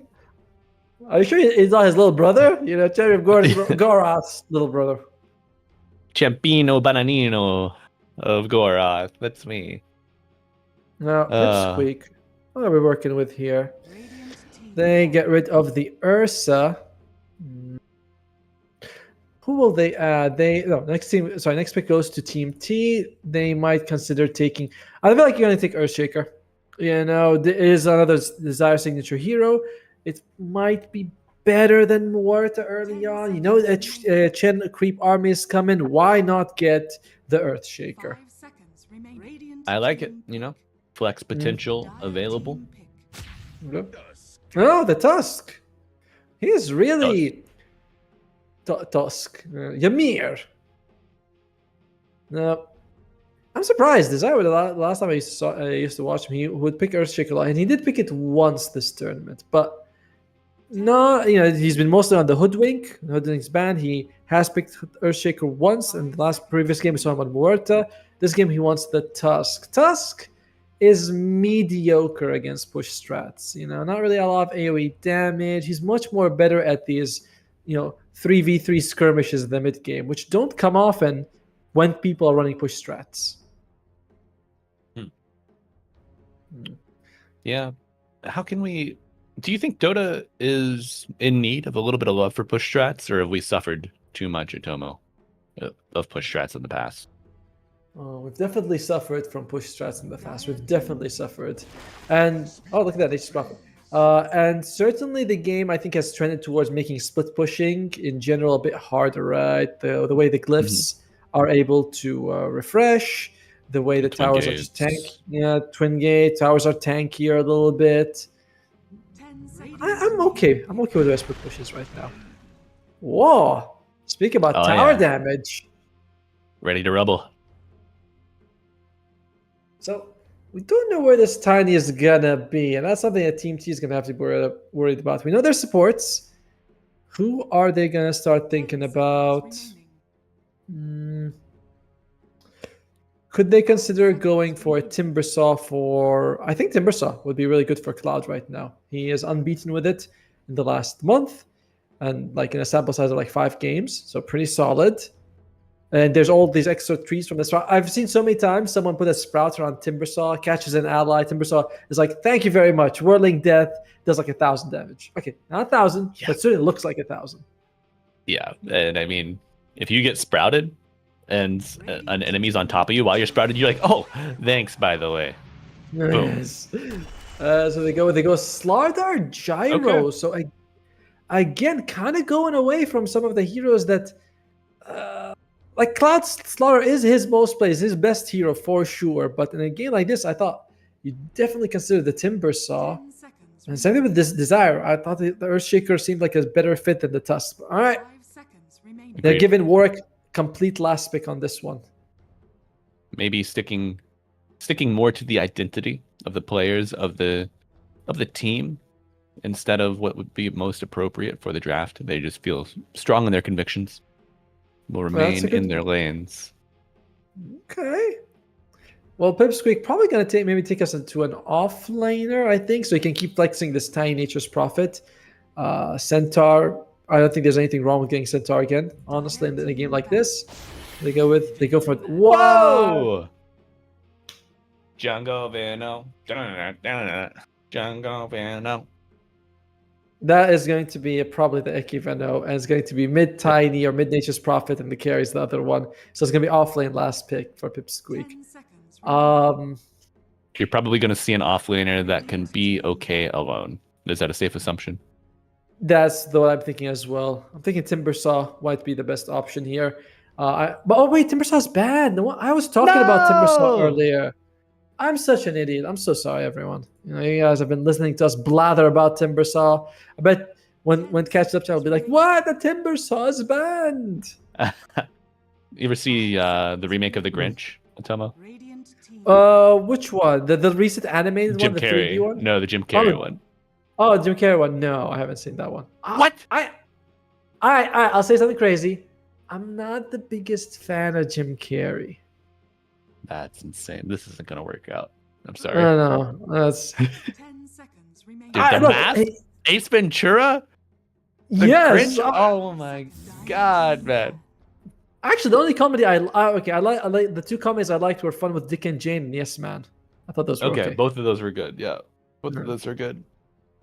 But you need to go back and watch The Mask. I mean, that would be a great Halloween costume for you, by the way. Just a little bit of green paint on the face, get you a nice zoot suit, learn how to dance, and work on your funny voices. You'd be right at home, man. They pick a Dragon Knight. I was wanting to learn to be a better dancer. I feel like that would be very fun, right? You know. Yeah. As Team T, overall last pick, what do you want to give Warwick? Again, I'm like, I want to see that Sand King. I know he's a beast with it. Leshrac against Treants. Summons from the chin feels a little bit not great. So I wouldn't want Leshrac. Spirits, you got Ember, Void, Spirit Vessel Rushers. About a Primal mid. Does he play it? We haven't seen a whole lot of it for Warwick. No, I don't think so. Could go Quap standard, pretty solid. The enemy teams has some relatively low health heroes in the Veno, Nature's Prophet, and Chen, but there's heals. So if you don't kill them, Quap, burst damage is her staple. Her sustained damage is okay though. Yeah. Hi, I'm Quap, and burst damage is my staple. Welcome to your first day of Dota school. Oh, dude, who do you think, if there was a Dota school, who would be your favorite teacher? Like, whose class would you eat lunch in? If you didn't want to be in the cafeteria. Okay. Yeah, I think what would they be teaching, right? Let's see. Okay, yeah. Oh, Witch Doctor seems like he'd be a cool guy, like for medicine. You know, you go in there, like, all right, here's what you do. Just slap some weed on it, it'll be fine. Or something like that. Witch Doctor would be cool. Wait, what did you just say? Sorry, doctor? What are we? Yeah.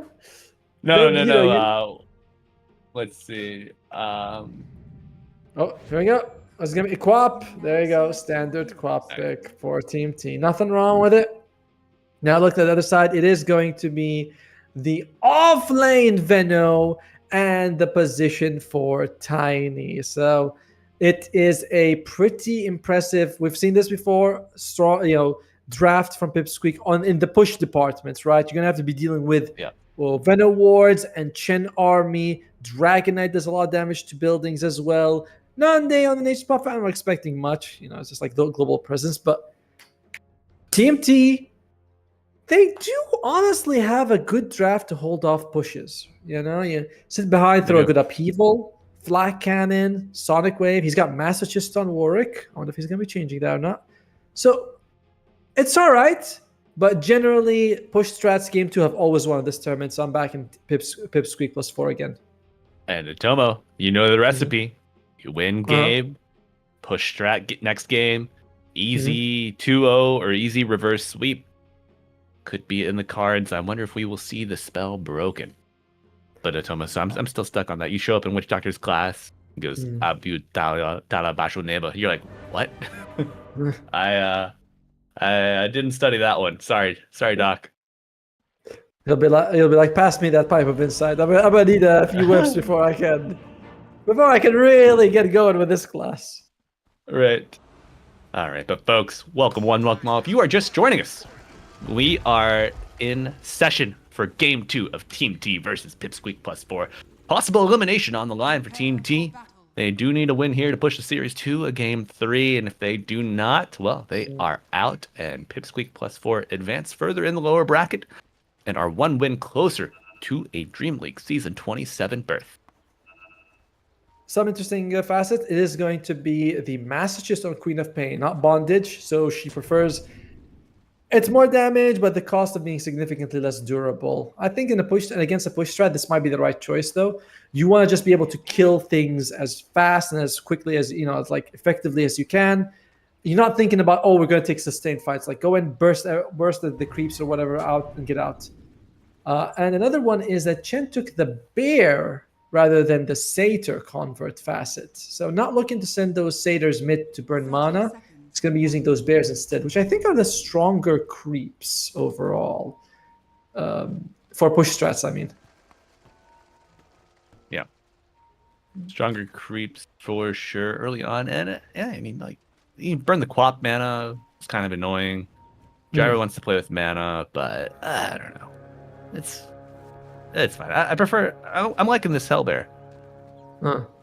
I'm trying to think about who else would have classes in like Tinker Engineering, right? It'd be like sure. Tinker Clockwork or Gyro could do it. Ake! Oh no, Ake! No. Early armor missing and nice deny from Copy preventing the first blood. They love to see it.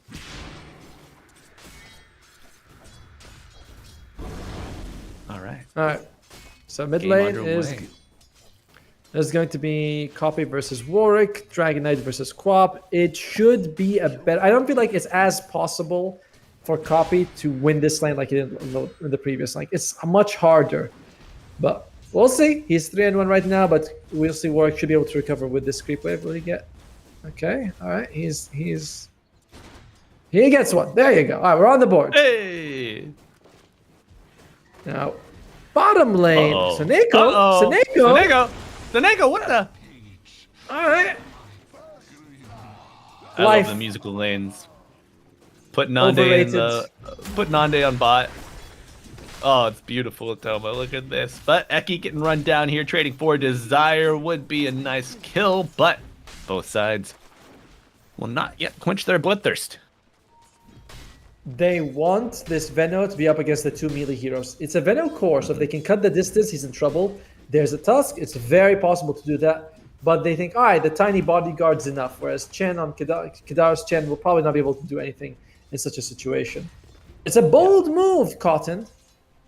It is, and Atoma, I do think this level 2 power spike for the Dire could, make the double melee lane more threatening. You have a really nice gap close against this Venomancer. Yep. Still have nice tools to deal with it, though. Last resort, Eki can toss the Veno back to the creep wave. True. Get him out of dodge. You would like that crash landing damage, but let's see how it washes out. Yeah, the thing is, though, you have Avalanche, right? It's a nice AoE stun. You just make sure you dodge the snowball. Like, you walk close enough to Yari that you can throw the stun, but not close enough that it's aimed for you that you actually affect him as well. Eki's positioning is key in this match. Absolutely. As mid lane, Copy, he is beating Warwick again. But to be fair, I suspect this match gets better for the Quap as more levels in the Scream of Pain, come in. So it's not.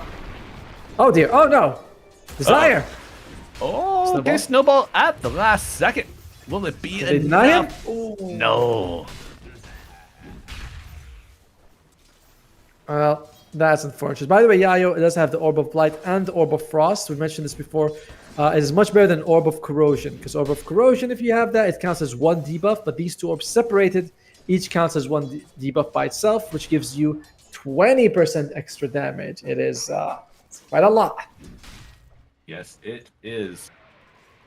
You gotta imagine he's gonna be enabled this game. What do you think the best itemization path for this Veno would be? It's typically the position 3 Veno, but lane swaps to give you a better look. I'm a big fan of him going into an Urn and Orchid build, right? Like, that gives you 2 extra debuffs as well. You will have potentially up to 7. Oh, Nande's in trouble. Oh, nice. Isn't enough. Another round will not be coming out for the Gyrocopter. Shigetsu unable to find purchase here. And a quick TP back. He's out there as Eki. That's a bit too deep. Eki, big avalanche, bigger toss, gets a kill. Can they get 2 Plague Wards down, switching the target to the Slardar. Back to the deeps with you.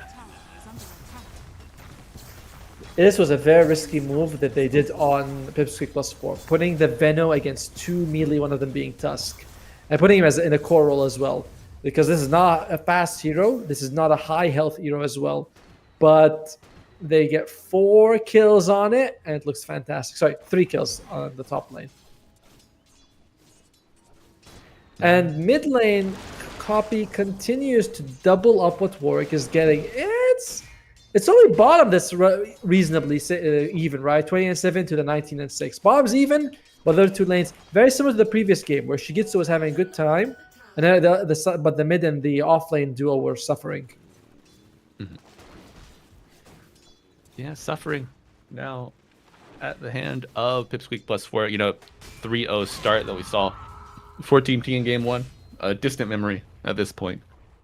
But, Pipsqueak +4 were able to reverse that, turn it on its head, and come back. What does a path towards recovery look like for Team T?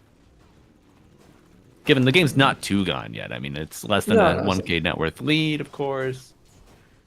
You're not suffering, you haven't lost any towers, but what do they need to do to shore up their chances here in the late laning stage? The late lane stage, I think Warwick's gonna have to do some movements. They could consider moving Desire, right? Having him come bottom on the Tusk. Oh yeah! There you go. Shore down him. There we go. Eki has a toss available. Does he find anybody? Oh my! Oh, okay. Keeping him in the wards. Bit of a question mark for me. Avalanche, but he's in the igloo.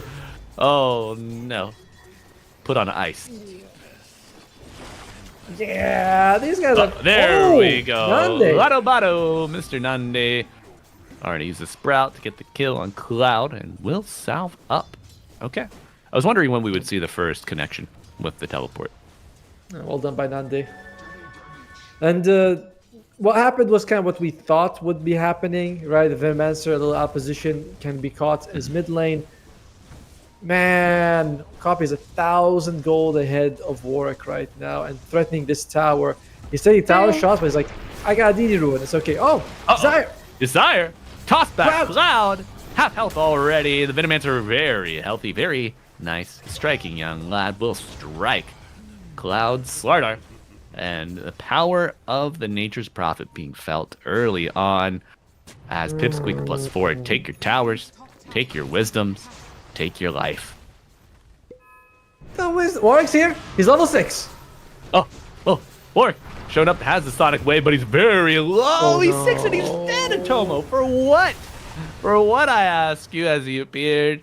Kadaro gets their shrine, Eki gets the enemy shrine, and now all attention drawn back to the top tier 1 tower. One thing I've seen many teams get lured in is this temptation of I can beat the push strat by fighting it head on, right? Like a lot of teams are, you see they're pushing and you're like, let me go in, let me contest. It rarely works. The better option so far seems to be like, all right, let's just farm up as much as we can on whatever lay they're not on. And Warwick feeling like, oh, I gotta do something. The team needs me. Shows up. The blink was ambitious. Let's be very fair. He blinks in. Gets caught. Yeah. Sonic Wave is there, but it's like, come on. The Wisdom Shrine loss is massive. All right, here we go. 3 versus 2. Not bad. Okay, Tiny gets his ult online, a little more toss damage, and now Avalanche on to 1. Sonic Wave coming back with the bomb. Damage is spread, and Palantimos now trying to get out. Interesting build. He goes for, well, the build up into the Solar Crest. The Pavis is now online. But not enough to get him out alive. Warwick recovering. Double kill. Huge. He was like 2,000 gold behind the Copy just now. He gets that double kill. And suddenly, it's bad, but it's not the disaster it was literally 30 seconds ago. Copy is going for a Blink Dagger first. Yeah, that's a surprising Solar Crest build on the Veno, but he might say, all right, let me just put this on my Dragon Knight or Nande and have them melt buildings. Yes. Playing the role of facilitator. He got his cheap orb effects for the damage amp or the buffs, and now TP's coming out to defend the tier 1. Will Shigetsu be bait enough? Taking down 1, 2 creeps from Chen. Little freebies. It's if they go ultra late. Oh wait, here we go. We're gonna talk about it in a second. Can they get the slow? Oh, there it goes. Very toxic, but no more interruptions. Cloud gets out. Very nice. Cloud recognizing, he's like, well, Tiny used everything just to keep me here. I'll just TP out instantly. Shigetsu is the key to victory for Team T. Like, we've seen Gyro's 1v5 late games, and this particular one, I think his carry-to-carry matchup is good against the Nature's Prophet. Like, they're both relatively high-stat heroes who are very strong, but Gyro will be hitting everyone else. So if Team T goes late, I like their chances. All right. If. That's a big if.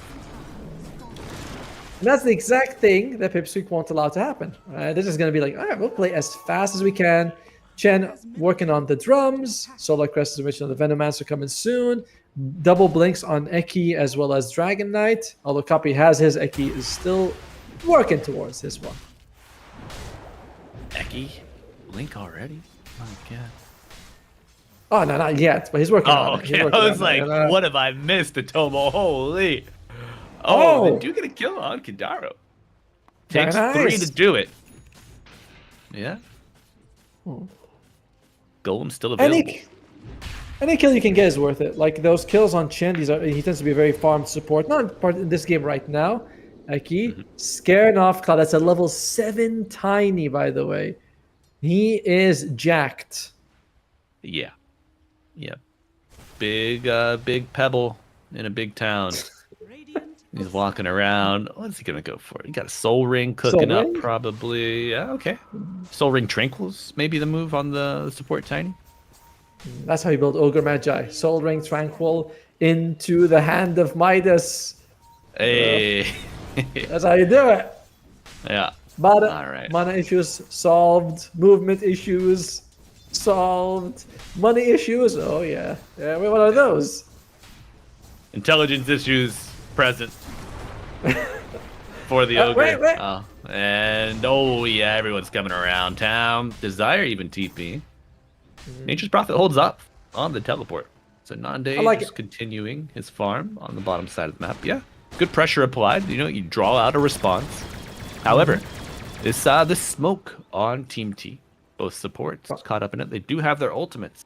This could be a punishing move if Pipsqueak are caught unaware. Oh, and looks like Kadara might be. Yeah, he's caught. He's caught. Another kill on the chin. Yeah. Denies the bounty rune, by the way, before he dies. He has his creep right next to it. He's like, I can't take it. So the creep denies it for him. Maximizing even his death in that situation. What a player. What a player. That ward. At least Eki knows that there's vision there now. And Warwick gets the money. Oh, Eki breaks. Baiting. Dagon online for Warwick. A little damage boost and a cheap way to get a heal. I like it. Against this Chin, yeah. How about Yayo? What's our Venomancer working towards? Right. He has 4 staff. Okay. Hurricane Pike after. It does give you that buff, debuff that allows you to attack from a mile away. We didn't end up testing that, unfortunately. Yeah, great Hurricane Pike game. You It always always is. some space between this Tusk, this Slardar, hell, even the Quap, you know. She jumps on you. You're like, no, not now, woman. You push her Busy. away. I'm busy. I have a game to play. Oh, and they are playing a dangerous game top. Oh. Yeah, you're throwing the old gold coming down, Avalanche. It's enough to bring down the Venomancer, toss back onto Seneko, and you are out 2-0. Pipsqueak, they're in a decent spot, right? 3,000 gold lead. 3 of the top 4 cores are on their side. But this is at the moment, kind of a push strat. It ain't pushing. It's kind of maybe waiting for the next level of items. And if it doesn't push very soon, I'm going to feel like, all right, they're going to abandon this plan of pushing quick and ending the game. I'm going to play a much longer, sort of more practical approach to the situation. Which would be sad. I like push strats because I do too. Just having the up in your face action back to back. Blink there Dragon you go. Tail. Where's the Avalanche in the toss? Damage is out, and that's a dead gyro. Credit going to Copy. Very nice. That blink paying dividends already, and Tiny only 1,300 gold from his blink. My love for push strats, seeing how teams counter it. You know, it's always very interesting. Like I always see Quap being an answer to push strats. I've never felt like it's an answer that works, as that's going to be the tier 2 bomb dropping. I see. 14 minutes in. That's a lot of creeps in the bottom lane. It's adding up as well with Tomo. 4K lead for the Dire. You know, the recent turn of events helping Team T get a little more even in the kill score has helped mitigate the economic offset of this early push. But, I mean, the ball's going to keep rolling, you know. These waves crashing in on your mid lane, on your bot lane. You got to imagine if Gyro peeks out a little too far to farm, like he's going to get gone on. But aggression top, you still have the tier 1 tower. DK able to TP, Copy with the Blink Dragon Tail, interrupting the TP. Desire. Snowball to save. Does not get the shards to the low ground. Unluck. Very much so.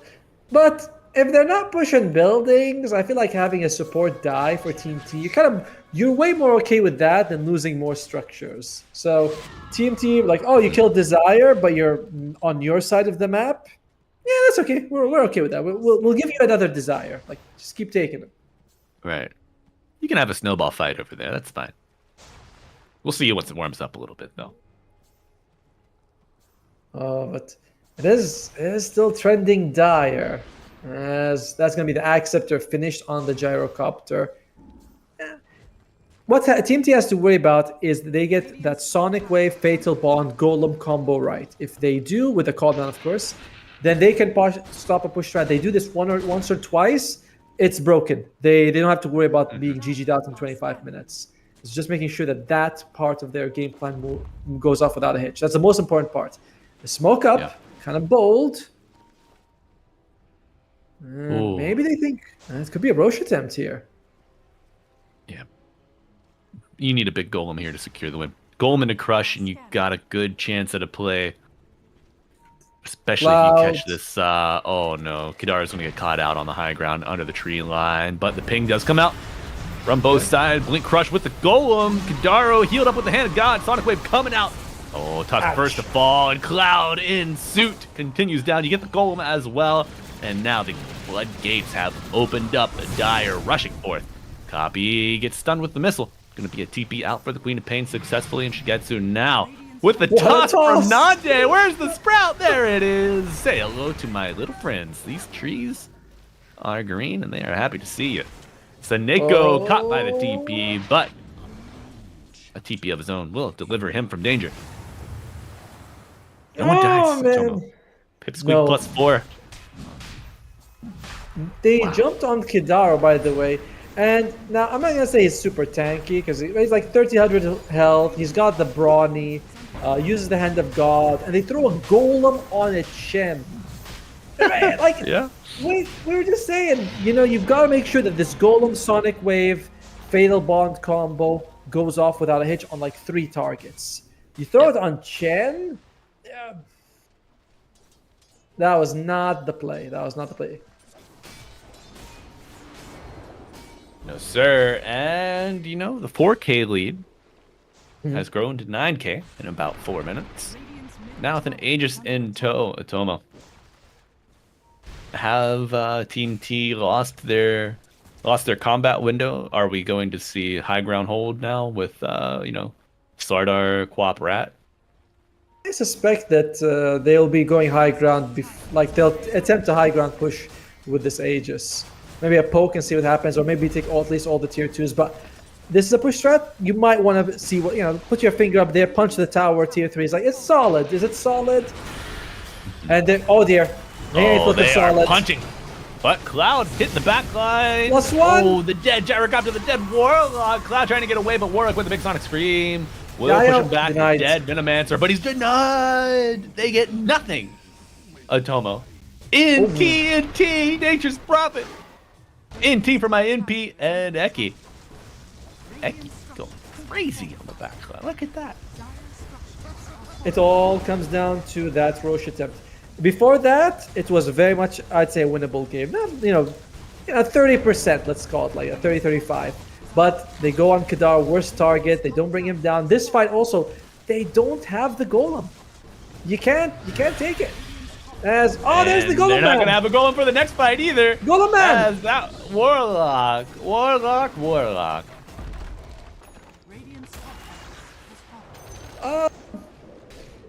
It's giving victory, you know, for the dire side. That's Eki. Hey, you got this double blinks coming out. Powerful. You can't spell Warlock without Ok. That's what they always say. Ok. Yeah. There's a mech on Chen. It's all scary. It's all very scary. And guess what? We still have 2.5 minutes of Aegis, so it's not like, oh, the beating is over. Now we're in recovery mode. If they want to, they can still keep going. Pipsqueak +4. They smoke up on Team T. Okay. The beatings will continue until morale improves. Yes. That is.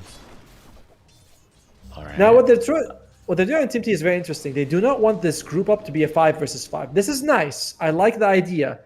But I think you could have actually taken a 5v5 more likely than this. Oh dear, they're all here. Except Copy. Does Copy have TP? He's Yeah, gonna he's a need it. pro Cloud player. misses. A rare miss, but now the Avalanche returning onto Warrior. Golem Okay, does good come down goal. onto 2 heroes. Nande with the right clicks onto.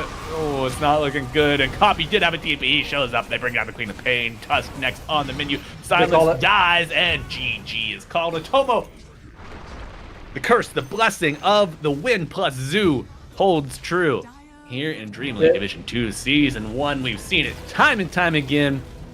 And the wisdom repeats. Pipsqueak +4 take the series and now are 1 win away from DreamLeague Season 27 with the big dogs.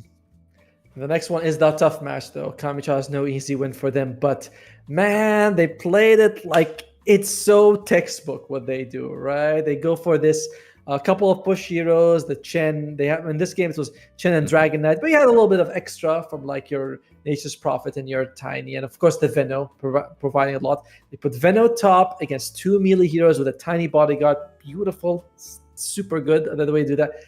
Copy wins mid again. This guy should get a team. I gotta say, it's pretty good. It's pretty good.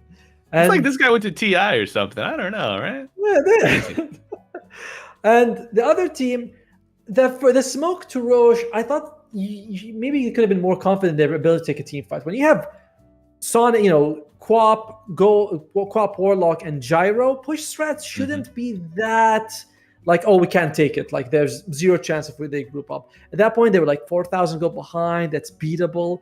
But then they go for Kadaro, throw a golem that's went bad. They find their base, no golem. They lose their racks, and they go for one more fight. And that was kind of the best, but there was 18,000 gold behind. Chen he had Greaves and heal. It was a good match to watch on the push strat from the Dire, though. That was very impressive to see. Absolutely. I do wonder if maybe like the lane swap gave Pipsqueak the game. Should Team T have moved the Tusk down with the Gyro? Try to get a kill with early shards, early attack team, and then maybe go from there. But we'll have to wait till next season to see how Team T handle it, because they are out, Atoma. They are eliminated. And a minor addendum, it will be Pipsqueak +4 playing E-Spoiled in the lower bracket quarterfinals. No. All good with those teams dropping down. They do flip side of the bracket to prevent, I think. Well, yes. I would think to prevent repeats, but it's actually going to be a rematch. Pipsqueak, E-Spoiled, the second and third seeds out of Group B. Pipsqueak did beat E-Spoiled in the group stage play. So I know E-Spoiled is going to be fired up off of that recent upper bracket loss against Team Yandex. It's, that they are looking good as well. It's so bad that we don't get to follow like one team's journey. Like each caster gets each pair gets like one team, because we followed Pipsqueak and their lower bracket run so far, but we're not gonna follow them unless they show up on the final day in that lower bracket match that we will be covering, because we are only down to one more game where we're going to be casting. It's not tomorrow. It's going to be the lower bracket finals on Saturday, which is it's too long. It's too long until we get to Dota. Want to be Saturday, right? Saturday, because we're Thursday right now. It's going to be 2 days from now, so it should be Saturday. October 26th. No, Sunday. Sunday. Oh, my bad. It's going to be on Sunday. Sorry, we have 2 days break. 5 a.m. for me. Woohoo! Let's go. It'll be a good timing for me for once, but that'll be our final match, and then we're going to be calling for DreamLeague, just like Team T did just now, which is sad to see. Absolutely. But friends, we do have more Dota 2 action coming at you later today. Wait, do we? Or am I a liar? Yes. The last game. Oh, No, I'm a liar. Well, make 1 hour and mistakes. 42 minutes. Passion UA versus 4pirates will be coming at you here on ESL_Dota 2. Hour and 42 minutes. You got time. Go get you a little brunch. Get your affairs in order. And be right back here for more DreamLeague Division 2 Season 1 action. But for now, Atomo and I are signing off. Good night.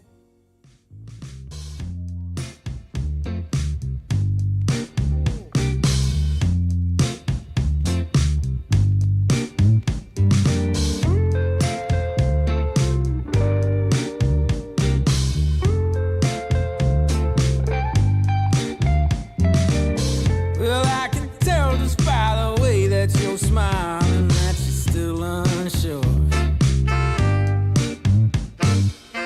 And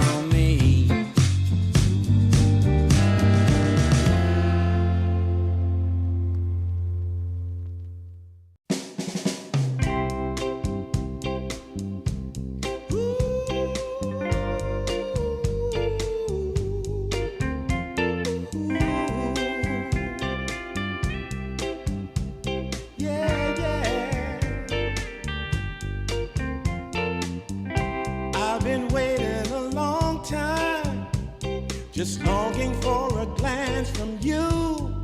Yeah. A chance to look in those big brown eyes. No telling what my heart would do. Hey, when we met, I sure knew it felt as good as it could be. In that moment, though it felt so good, I wondered why you noticed me. If you gave me just a little time, it would sure ease my troubled mind. Don't tell me that you don't feel the same inside. Don't tell me. These are feelings that I ought to hide. I don't care where you came from. Just tell me where you wanna go. If there's a chance to be together, that's all I really need to know. Is it real or make believe that keeps me thinking of you? If you've got time to walk with me, I'll show you how my heart is true. And here I stand waiting for you. Tell me, baby, what I gotta do. Don't tell me that you don't feel the same inside. Don't tell me. These are feelings that I ought to hide. Don't tell me that you don't feel the same inside. Don't tell me. These are feelings that I ought to hide.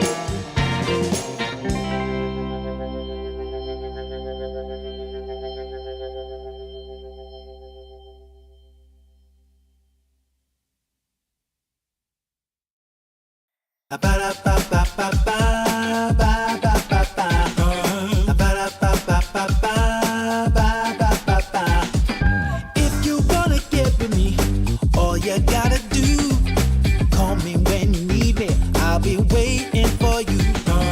I know exactly what you want. I'll satisfy your need.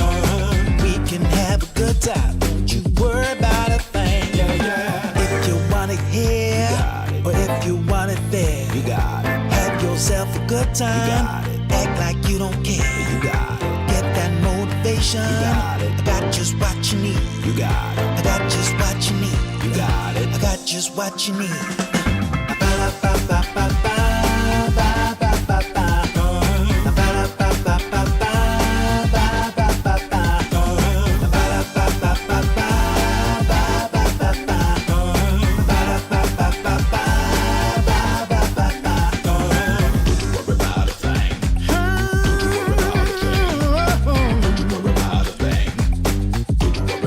Don't you know you got it, baby? Don't you know you got it, baby? If you want it here, or if you want it there, you got it. Have yourself a good time. Act like you don't care. You got it. Get that motivation. You got it. I got just what you need. You got it. I got just what you need. You got it. I got just what you need.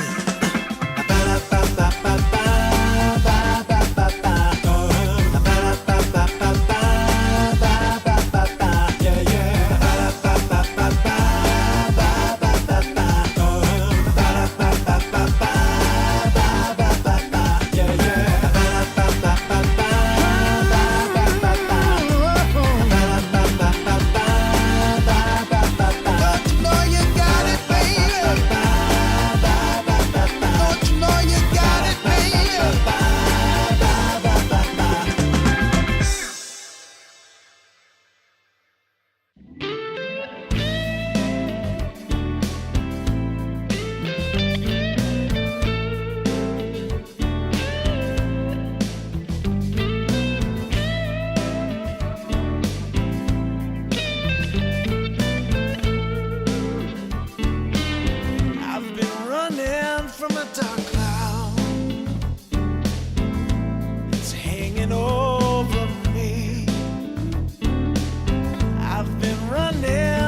dark cloud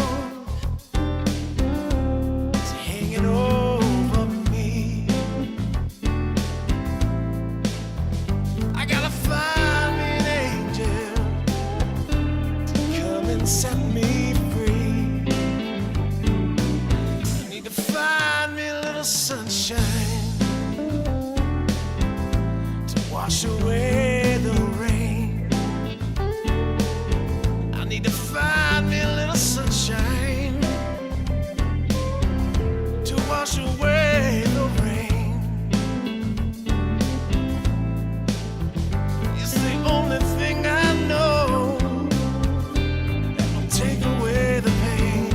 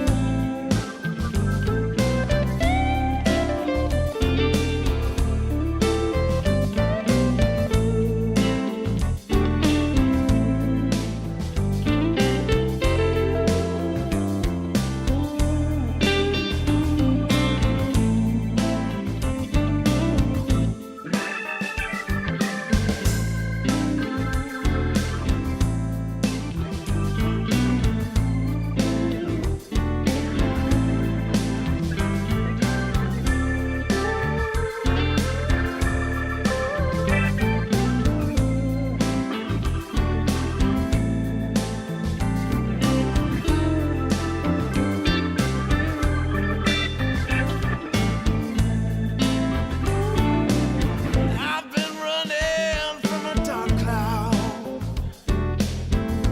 It's hanging over me.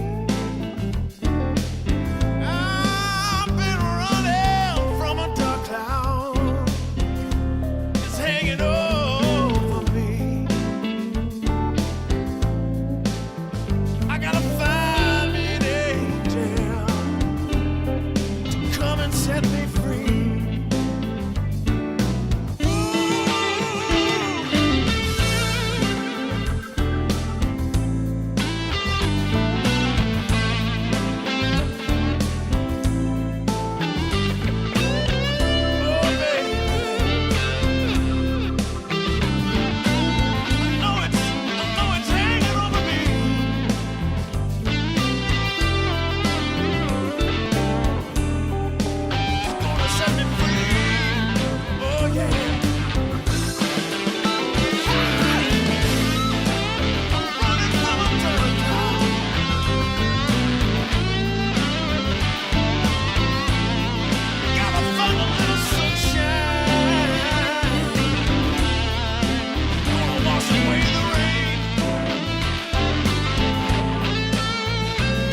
It's the only thing I know that will take away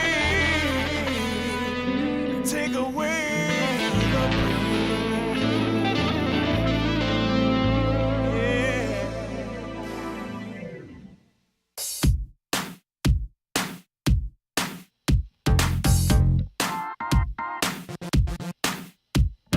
Girl, shake that body, shake it down to the ground. Whoa, girl, shake that body, show me how it's gonna go down. Don't be late to the party, don't be afraid to scream and shout. 'Cause when we dance to the music, you know that's what it's all about. Yeah, yeah. Hey, girl, shake that body, shake it to the left and to the right. Yeah, girl, shake that body. We're gonna shake it all night. We're going down to the nightclub in my stretch SUV.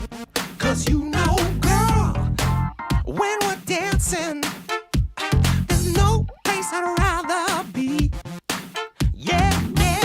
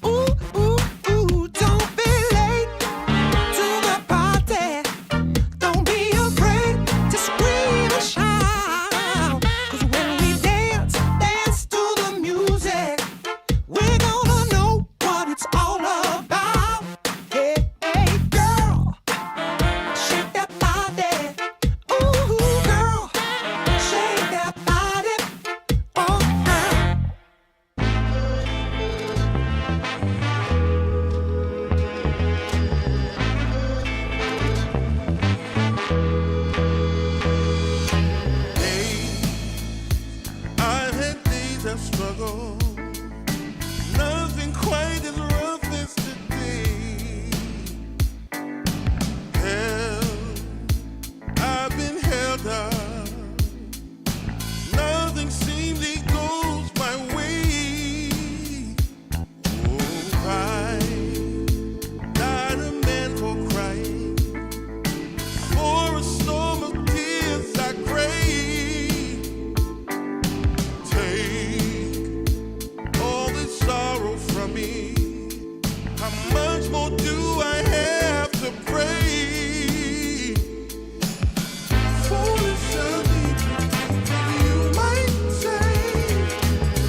I make my way out of this here my way. All reservations I have come to bear. It's clear that I'm not going anywhere.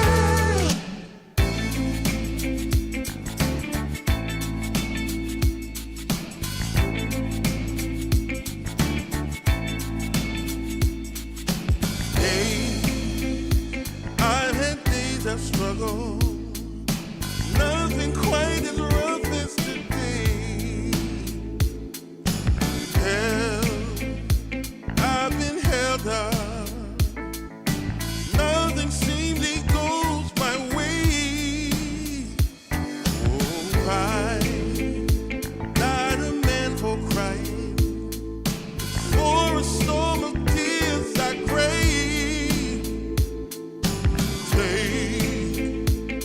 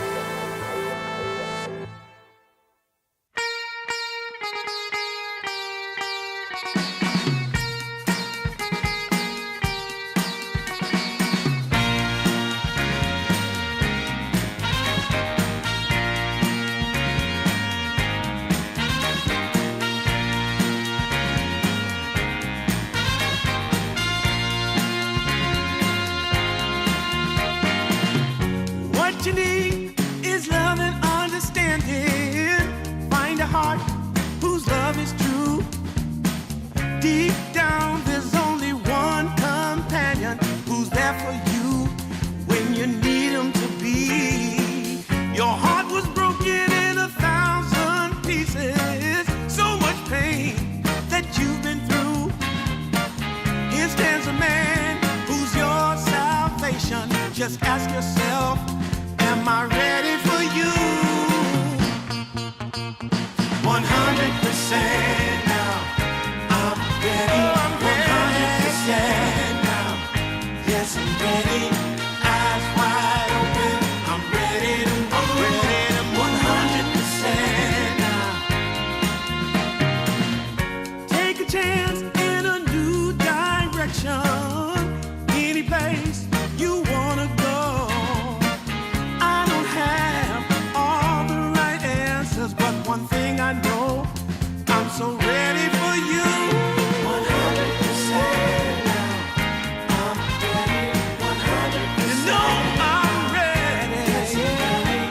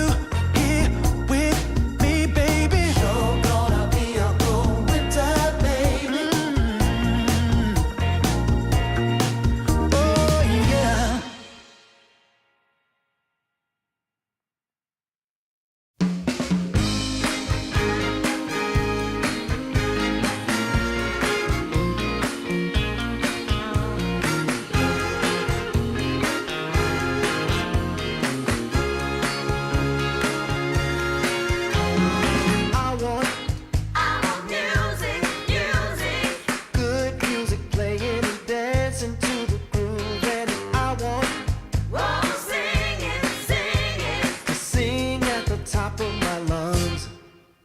The evening has just begun. Hips are swinging, feet are stomping. Happy people gather round. We will party all night long. This will be Oh, magic, magic. magic night to remember. A joyful celebration for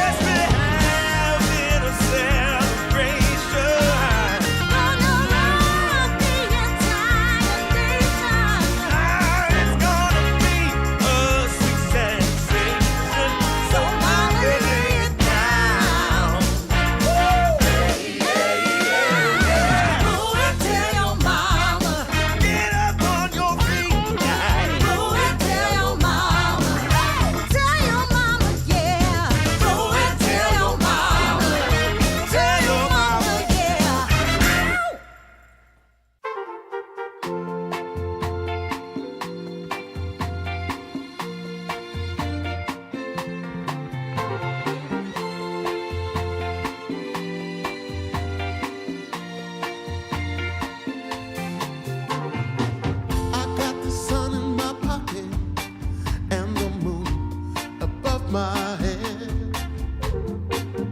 Got the whole world at my feet, and there ain't a cloud ahead. There are stories I need to tell. There is laughter I need to share.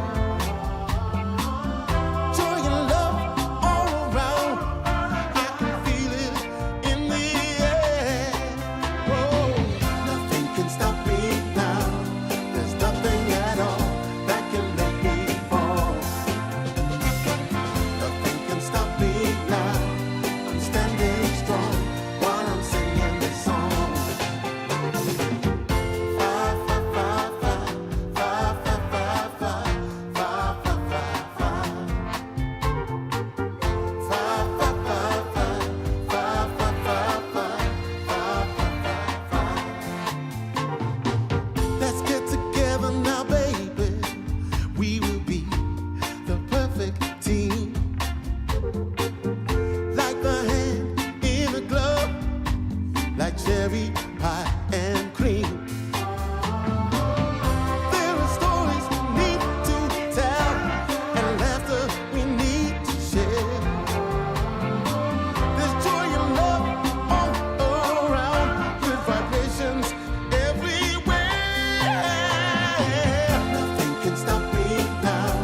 There's nothing at all that can make me fall. Nothing can stop me now. I'm standing strong while I'm singing this song. We're living the day as it comes. Might be tough for a while. Still rolling with the punches, and we do it with a smile.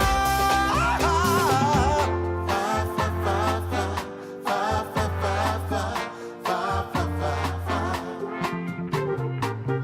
Fa fa fa fa fa fa fa fa fa fa fa. Nothing can stop me now. There's nothing at all that can make me fall. Nothing can stop me now. I'm standing strong while I'm singing this song. Fa fa fa fa fa fa fa fa fa fa fa. Fa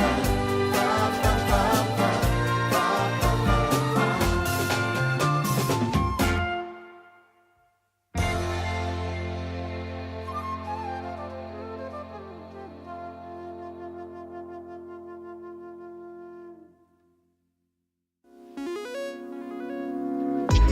Coming out the gate with the heat.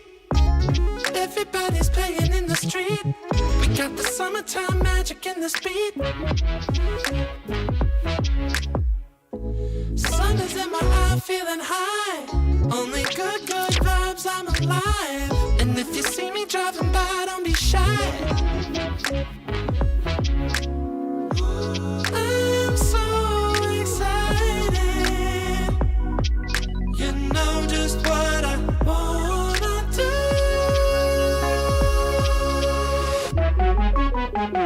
I'm glowing on up, I'm glowing on up, I'm glowing on up.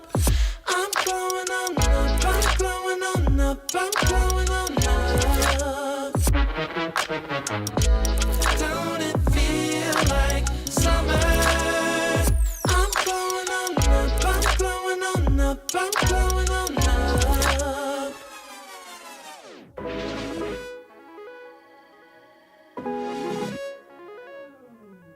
Blow up, show up, soak up aromas, flow to Sonoma, roll up to Nola, trope up, blow up, slow up, show up, get real, choke up, you're flowing, you're glowing. Astral samosa, you're landing on Europa, your horns blowing, you're chosen. All the deep cuts, you know it. I got the pre-glow and the post-glow. Inspiration knows no boundaries where it flows. Your fingertips to the globe's tilt, to the universe on stilts. Hold on and chill. I'm so excited. You know just what I wanna do.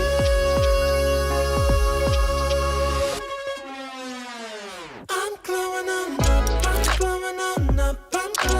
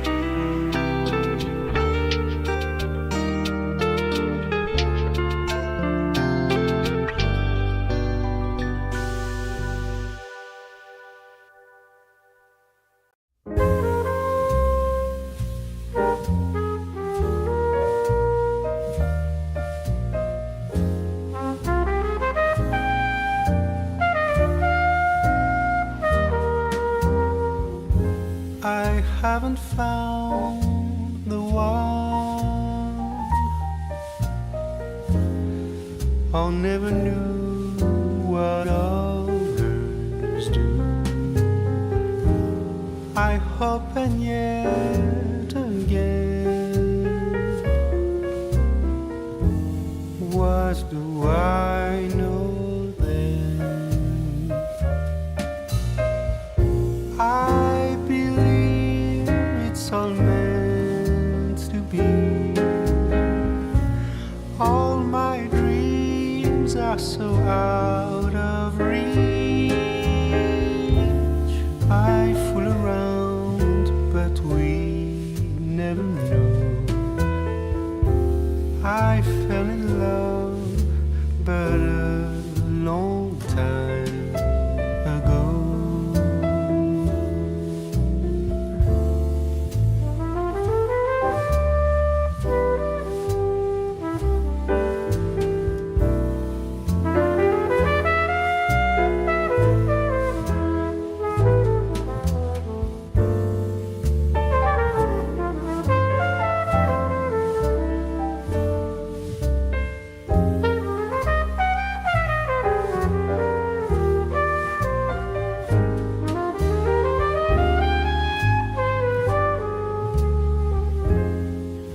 I sing the same old song,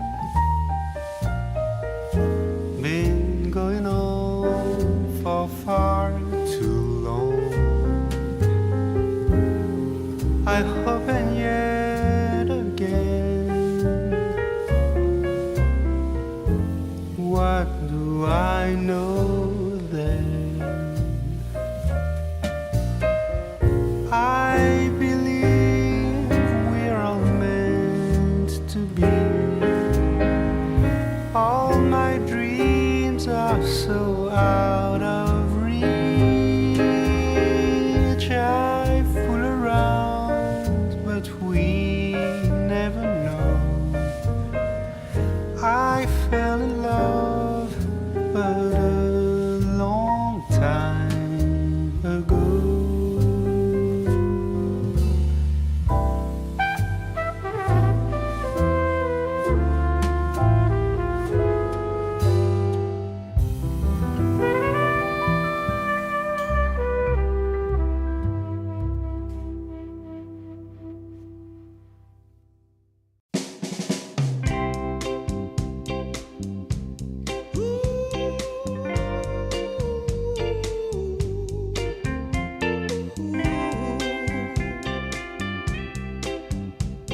Yeah, yeah.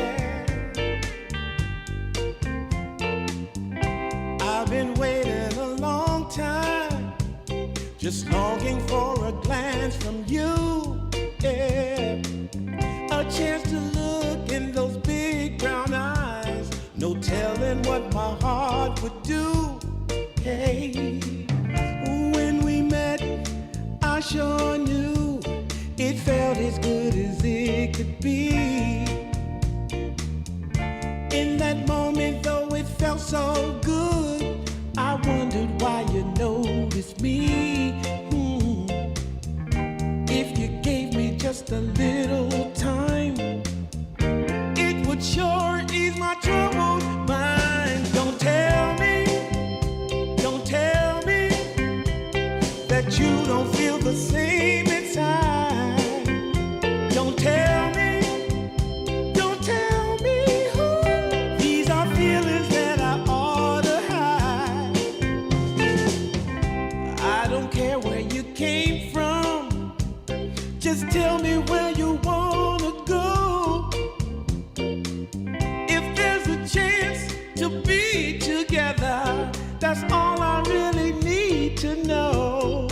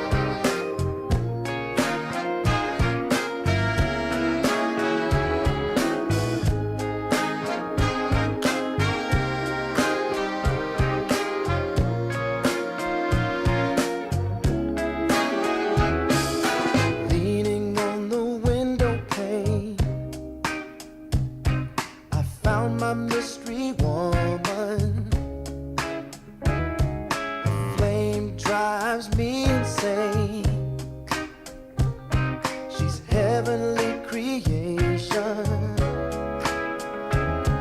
The spirit of the hot summer day, controlled by her emotion. Tomorrow seems too far away.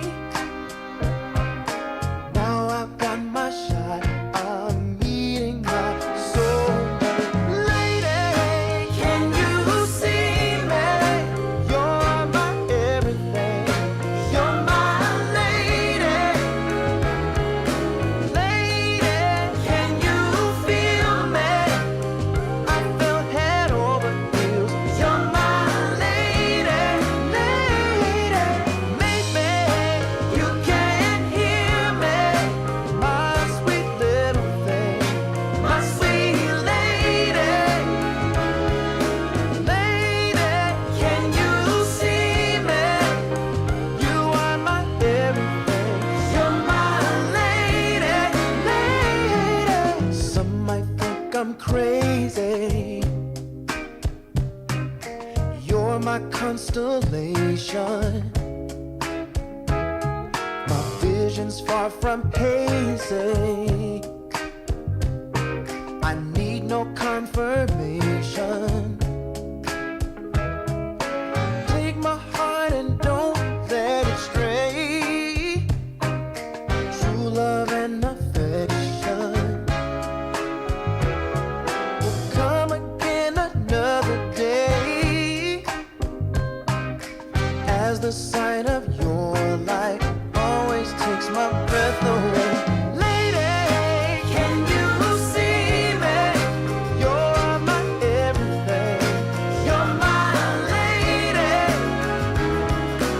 Lady, can you feel me? I feel head over heels. You're my lady, lady. Maybe you can't hear me, my sweet little thing, my sweet lady. Lady, can you see me?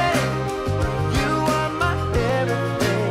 You're my lady, lady.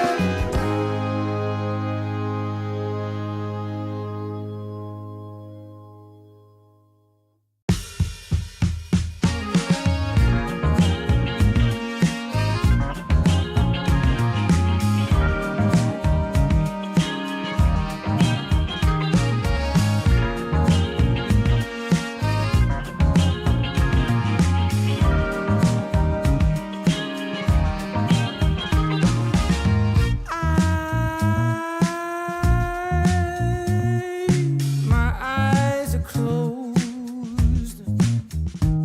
so long after the sun comes up. We do a dance in the dark, down the hall, pictures fall, even the neighbors call.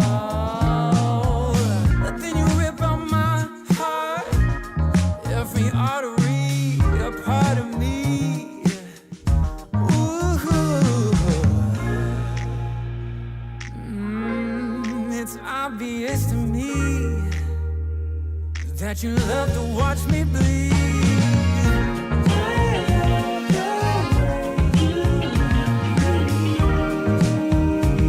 But not half as much as I love when you leave. I hate to see you go sad. But I love to watch when you're walking away from me. Walking away from me. Yeah, yeah. 'Cause I could be anything you want, I could be anything you need. Baby, tell me it's something real, and I'll give you everything.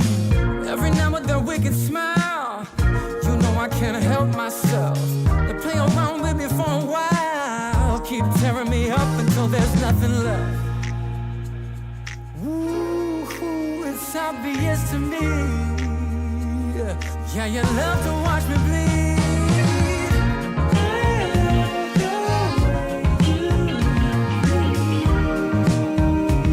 But now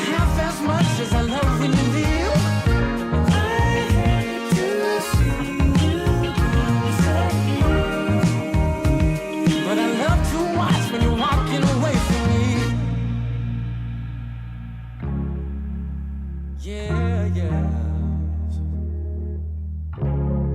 Mhm. I love the way you love me. I love the way I hate to see you suffer.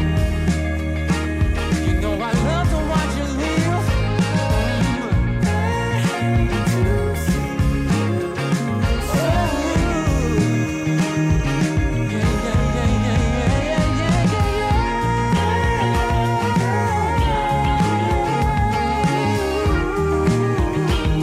Cause I love to watch you live.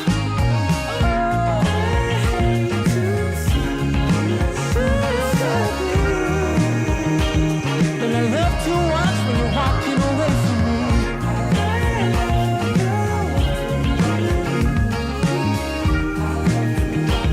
But not half as much as I love when you leave.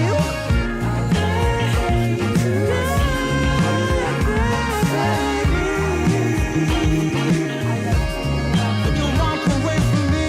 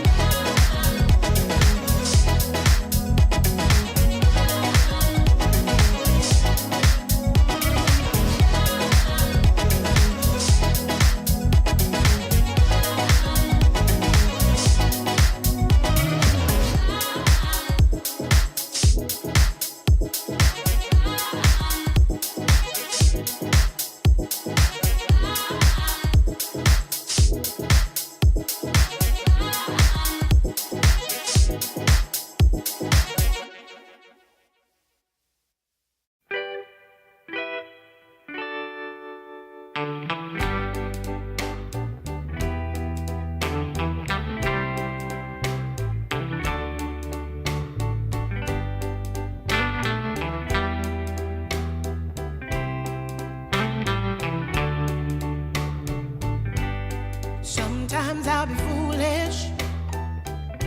Sometimes I know I get mad. Sometimes I say the wrong thing to you that makes you feel sad.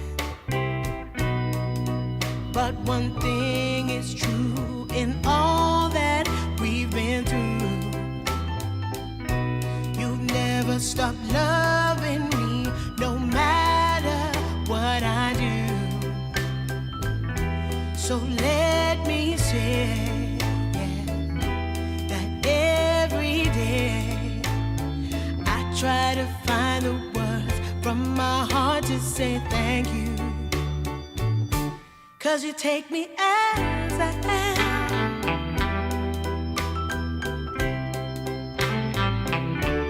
You take me as I am. Oh, baby. If you stop loving me, well, I would understand. But I won't take you for granted, no, no. When you hold my hand, your love makes me feel that I could fly to the moon. Not even the birds above can sing a sweeter tune. I needed to say that you find a way to make me feel anew. And I want to say thank you, 'cause you take me as I am. Oh, baby, take me as I am. Oh, Lord,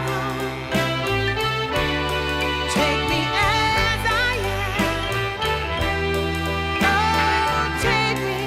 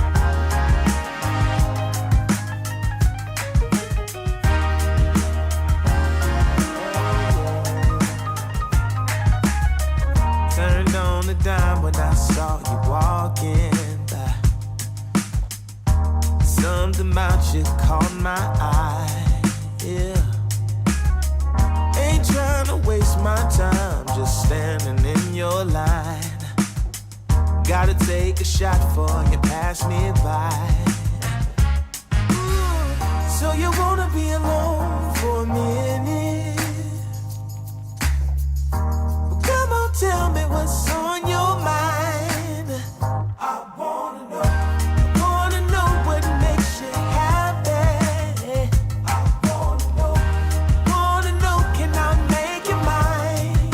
Ooh, I wanna know if you know that I treat you right. I wanna know, can I spend the night?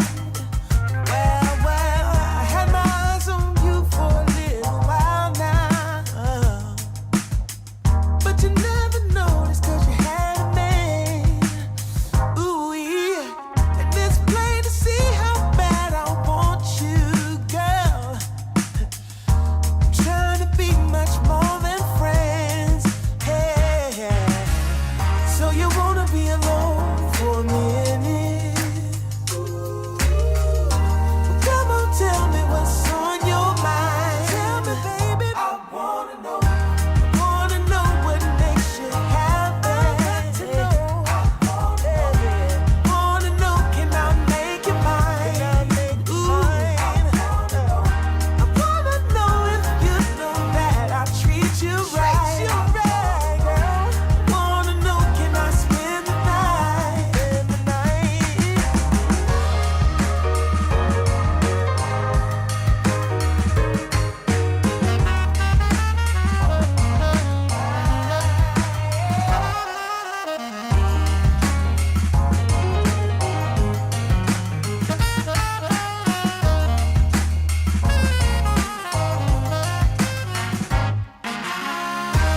Wanna know what makes you happy. Wanna know what makes you. Wanna know, can I make you mine? Make you mine. I wanna know if you know that I treat you right. Wanna know, can I spend the night? Spend the night.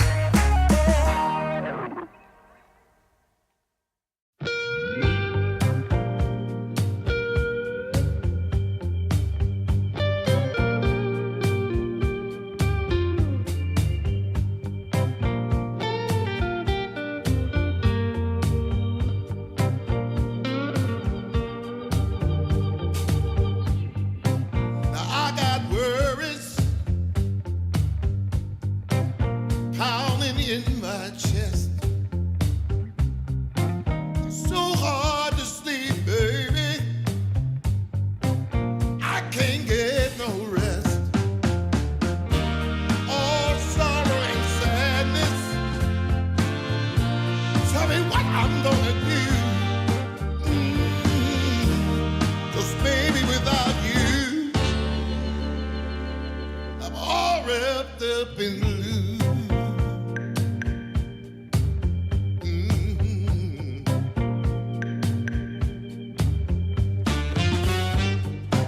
I thought it would be easy to make it on my own. But baby, now I know what it means to be alone. Lost in the shadows. Tell me, what can I do? 'Cause baby, without you, I'm all wrapped up in blue. Wrapped up in blue. Wrapped up in blue. Wrapped up in blue.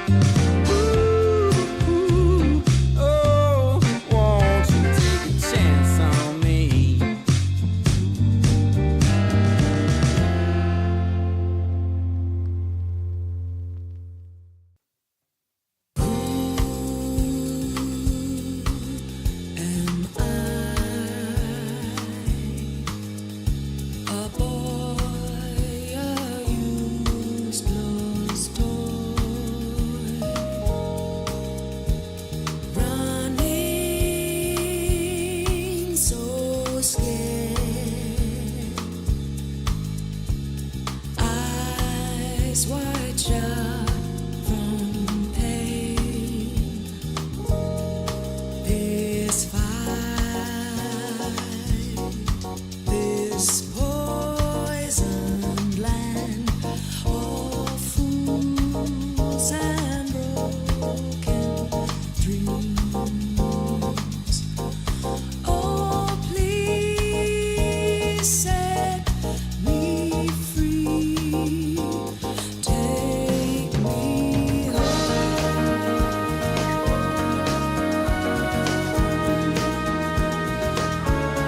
So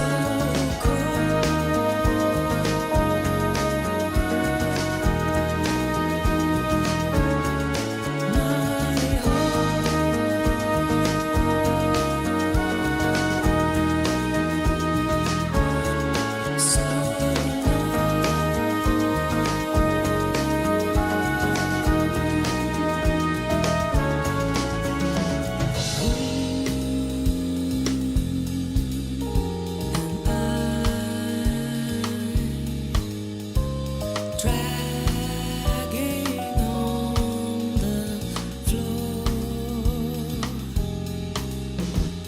crawling, falling, washed up on the shore. This fight we blindly chase, but lose the natural way. Oh, please set me free. Take me home.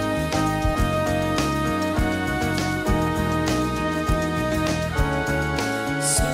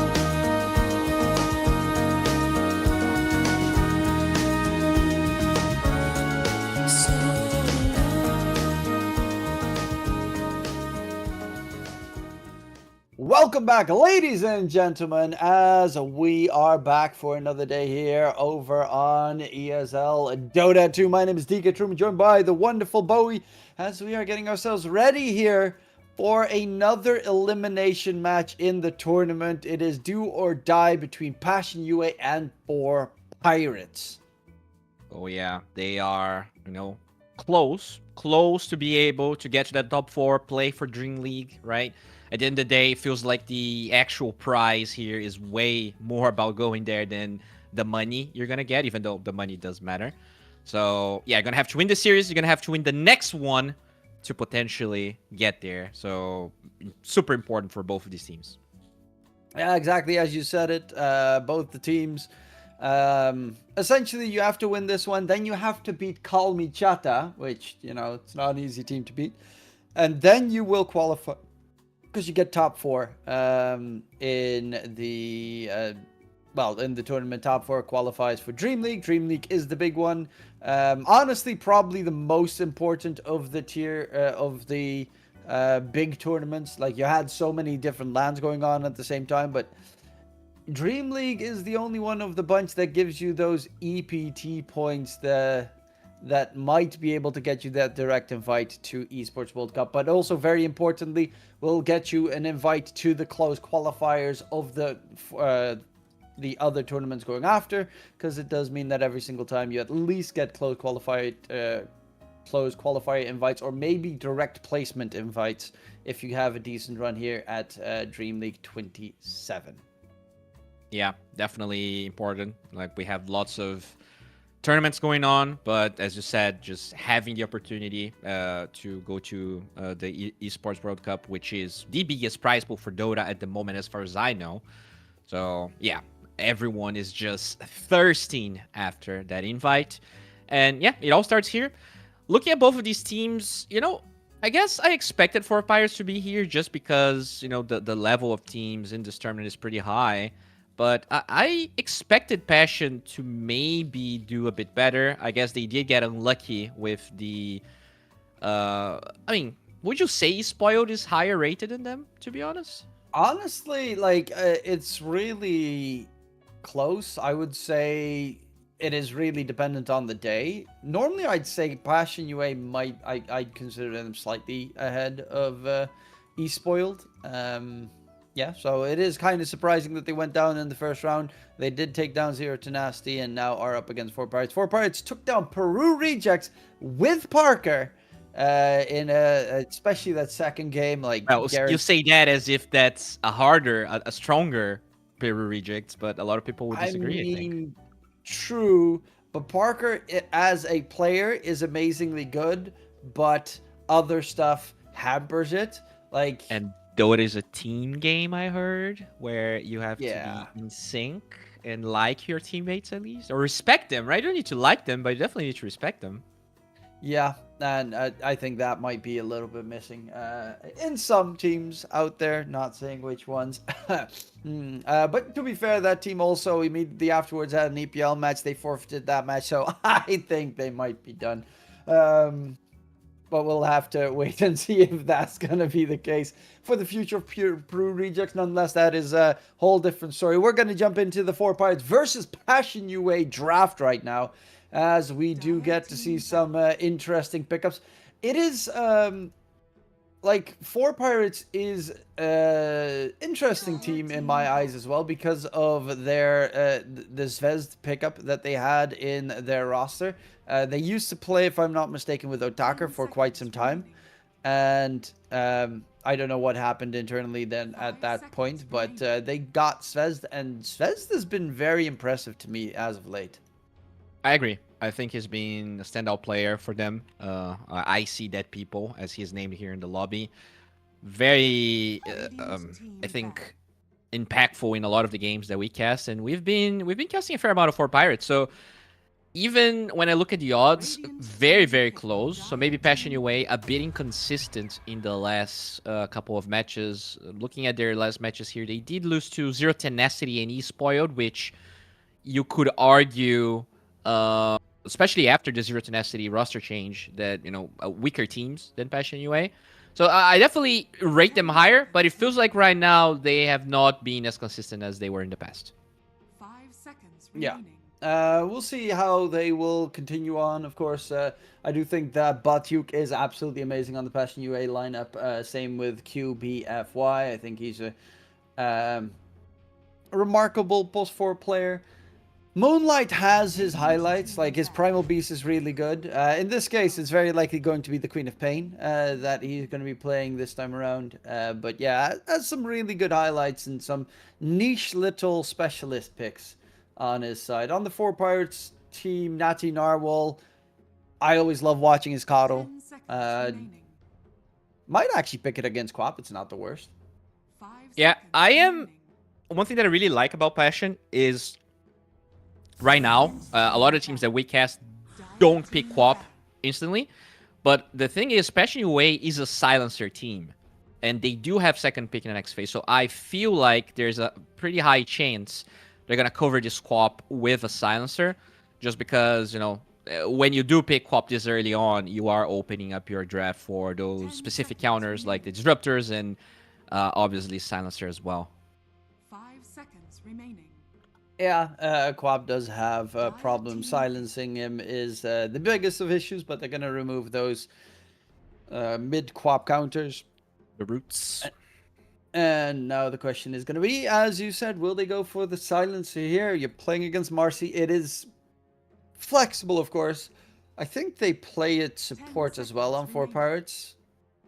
I'm not Yeah, I too remember. sure. I think I remember on Perdon. No, Perdon usually plays the Dazzle, right? I think he's the Dazzle player there. Yeah, I think Ariel plays it post 4. Okay. Yeah, To be they're fair, thinking Ariel here. used to be a 5 player, and I loved his Naga back in the day. Yeah, back in Naga the day. is open, by the way. So that is another layer. You could argue that Naga is a higher tier hero than Silencer.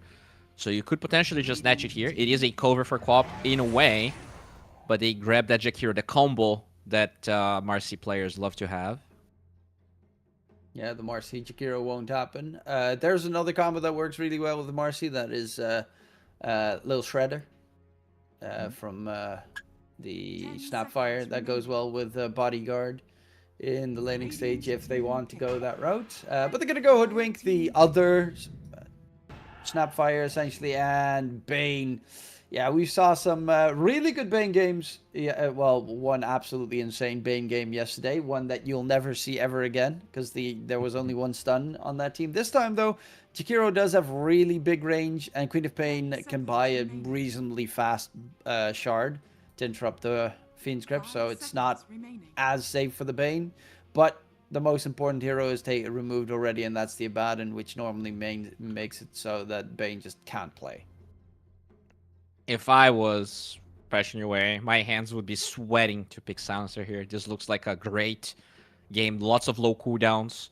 Very, very strong counter to Fiend's Grip, obviously, but it does seem to be comfort. It is their most picked hero this month. But, would you then play Silencer 5 or 4? I think it depends on your matchups here, right? Oh, they go for the Ringmaster instead. Also a good save against the Bane, so that's pretty nice. Even against the Hoodwink, Sharpshooter. Overall, pretty good save Reno. They surprisingly do play a lot of Ringmaster. It's their 7th most picked hero. So, can pick your carry potentially here.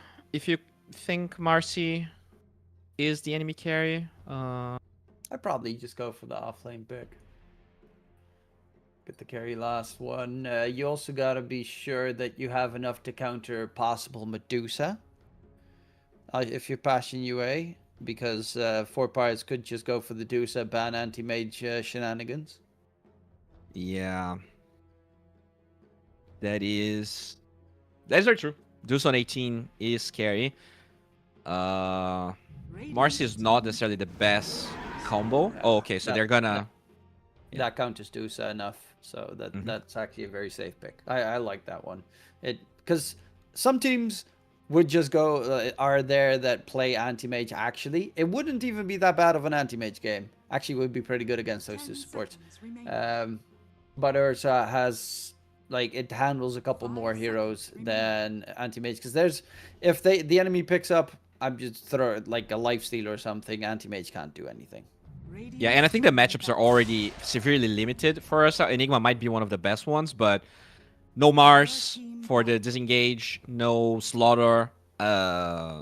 Even Timbersaw can be tough in the first levels, so they will bend the Guido here. Interesting ban gyro, right? Because like, I guess some offlaners would play offlane Ursa, but Yeah, I don't think Mars here. Lately. So Yeah, that's man, kinda TI cool. grand I finals mean, we saw one. even other teams, smaller teams, as of late, I've seen them play the Ursa off lane just to get a better safe lane matchup. And if you're laning against Marcy as an Ursa, like that's actually not that bad. 10 seconds remaining. Add in the support of Jakiro there with you, or Ringmaster. I would assume it's going to be a Jakiro 5 with a Ringmaster 4. Yes, very good against the Eidolons. The XP is low. Definitely how you would like to set up those lanes. So now they need a mid hero for Pirates, and Passion UA needs an offlaner. So I'm expecting for Pirates to just ban a normal offlaner. Maybe just like Beastmaster. Overall, stable. It's not that popular of a hero anymore, but I do feel like having the BKB piercing is nice. Radiant team ban. I really like Nazi Narwhal on his Coddle, but it feels like if they go Coddle, they've got nothing on 4 Pirates. Yeah, no, that is just way too squishy. Not enough disabled. They need. This is good. They need disabled. Like they need catch for the Ringmaster, I think. Yeah, that's good catch. Void Spirit against Quap. You don't really like to level disseminate, so you still kind of get bullied in the lane most of the time, depending on. I think what you do is if the Quap gets the second point, you get disseminate.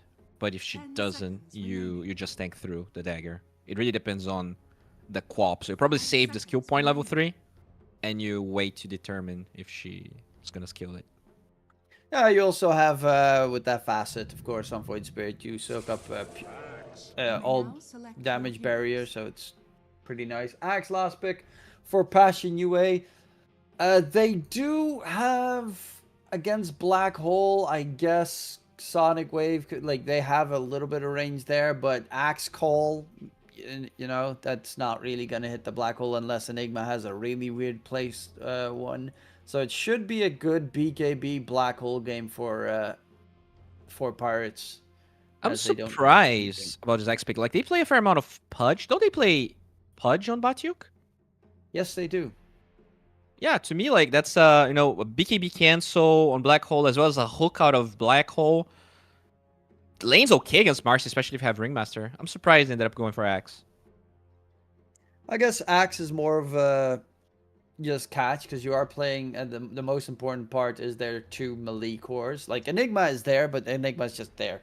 Most of the time doesn't actually contest, and now you have 2 melee cores that like to jump in and get aggressive, and Axe is immediately that counter to get that catch. And if Marcy has the ulti popped up, actually it's a Hoodwink safe lane. My bad. It's a Marcy 5. What the what? Okay, that makes everything kind of wild. I was like, why does Marcy have pick me up? Wait. Okay, Hoodwink safe lane. We haven't had Hoodwink safe lane yet. That's great, bro. There are, in Dota 2 Pro Tracker right now, 29 carry Hoodwink games out of 1,500. Yeah, but that's low immortal, so we haven't seen what. Yes. So but I feel like low immortal is more experimental than actual high MR players. I feel like a lot of what ends up becoming norm is from this like crazy high MMR but not that high player, you know, that just spams like 5 heroes, and eventually someone learns from them and popularizes it. That is what Paravision does. Yeah. that is what Destiny does. He sees something weird on Reddit, and then he tries it out himself, and then he's like, guys, look at this. Try this out in your pubs. They try it out, and it works. So from what I've seen you have here, Class doing weird stuff all the time. there are 2 routes. You either go Maelstrom Daedalus, or you go Desolator Daedalus. These are the two routes possible here, but Maelstrom is definitely more popular.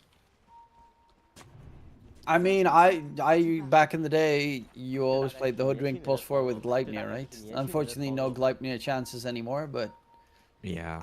this is such a weird game. I don't know how I can see 4 pirates winning this. I would love to be mistaken, but it just feels rough. Yeah, it feels very unconventional, right? Like you already don't have I think the offlaner, you have just like counter initiation on the Enigma, and then your supports are also they're not very active. They don't have that much damage. Like this hoodwink needs to pop off. Like the hoodwink needs to go extremely hard. And I've played against carry hoodwinks in the past, and like this hero has obnoxious strength.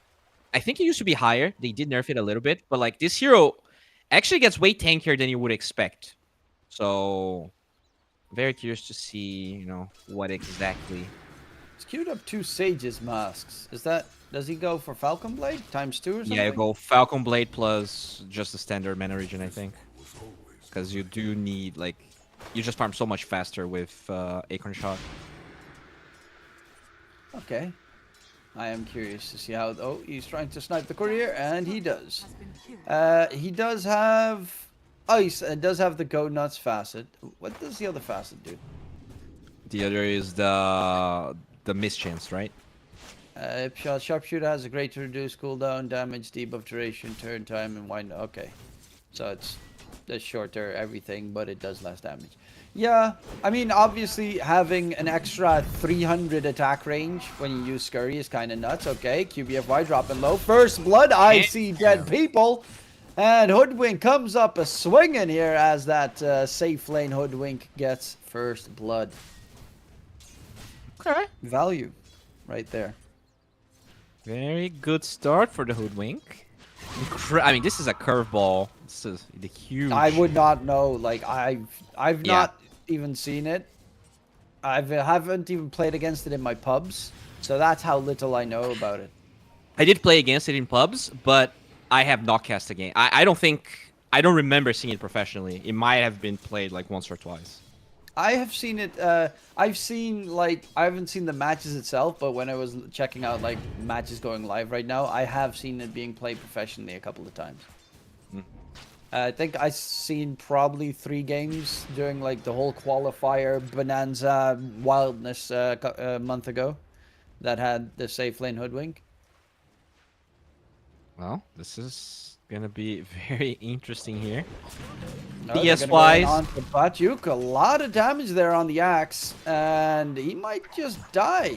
Oh, the whip in time from QBFY keeps axe alive, but lane is pretty rough. Oh, the creep just tanks that little pesky impalement arts.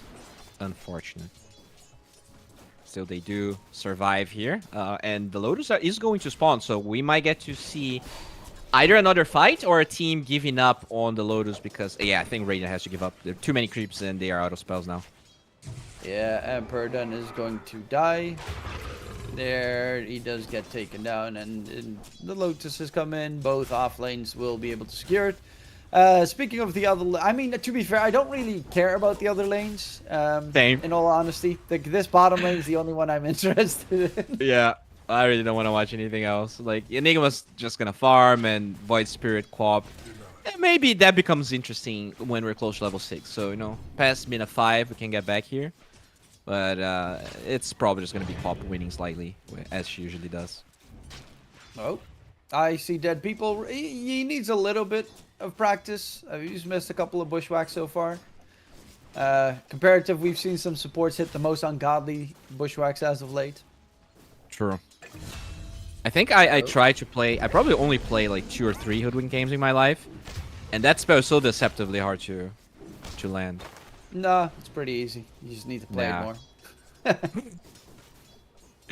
I think what I mean is sometimes players make it look easy, but I do feel like there's a curve. But there's a learning yeah, curve. That I understand. When you watch pro players do anything, it always looks like, oh, I can do that, and then you play the game. How did I miss every single spell? So let me actually check one thing here.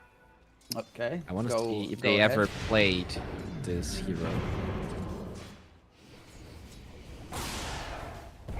bottom lane. He is taking a lot of damage in the bottom lane at the moment with the constant axe battle hunger spam.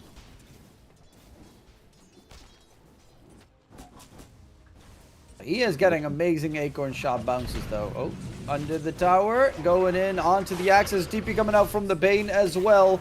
Ariel is here, and they will lose Purdon underneath the tower. No, the sleep gets taken care of, and QBFY should drop with the tower's help. Nice little dodge attempt there. One more right click.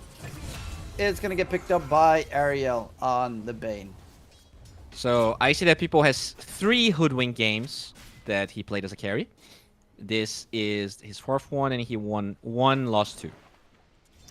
In professional settings? Yeah. Cool. Actually, he to was be fair, playing they're for probably- Banya Pivo Samogon, which is a different Yes. team. Yeah. Sure. I 100% know exactly what team you're talking about.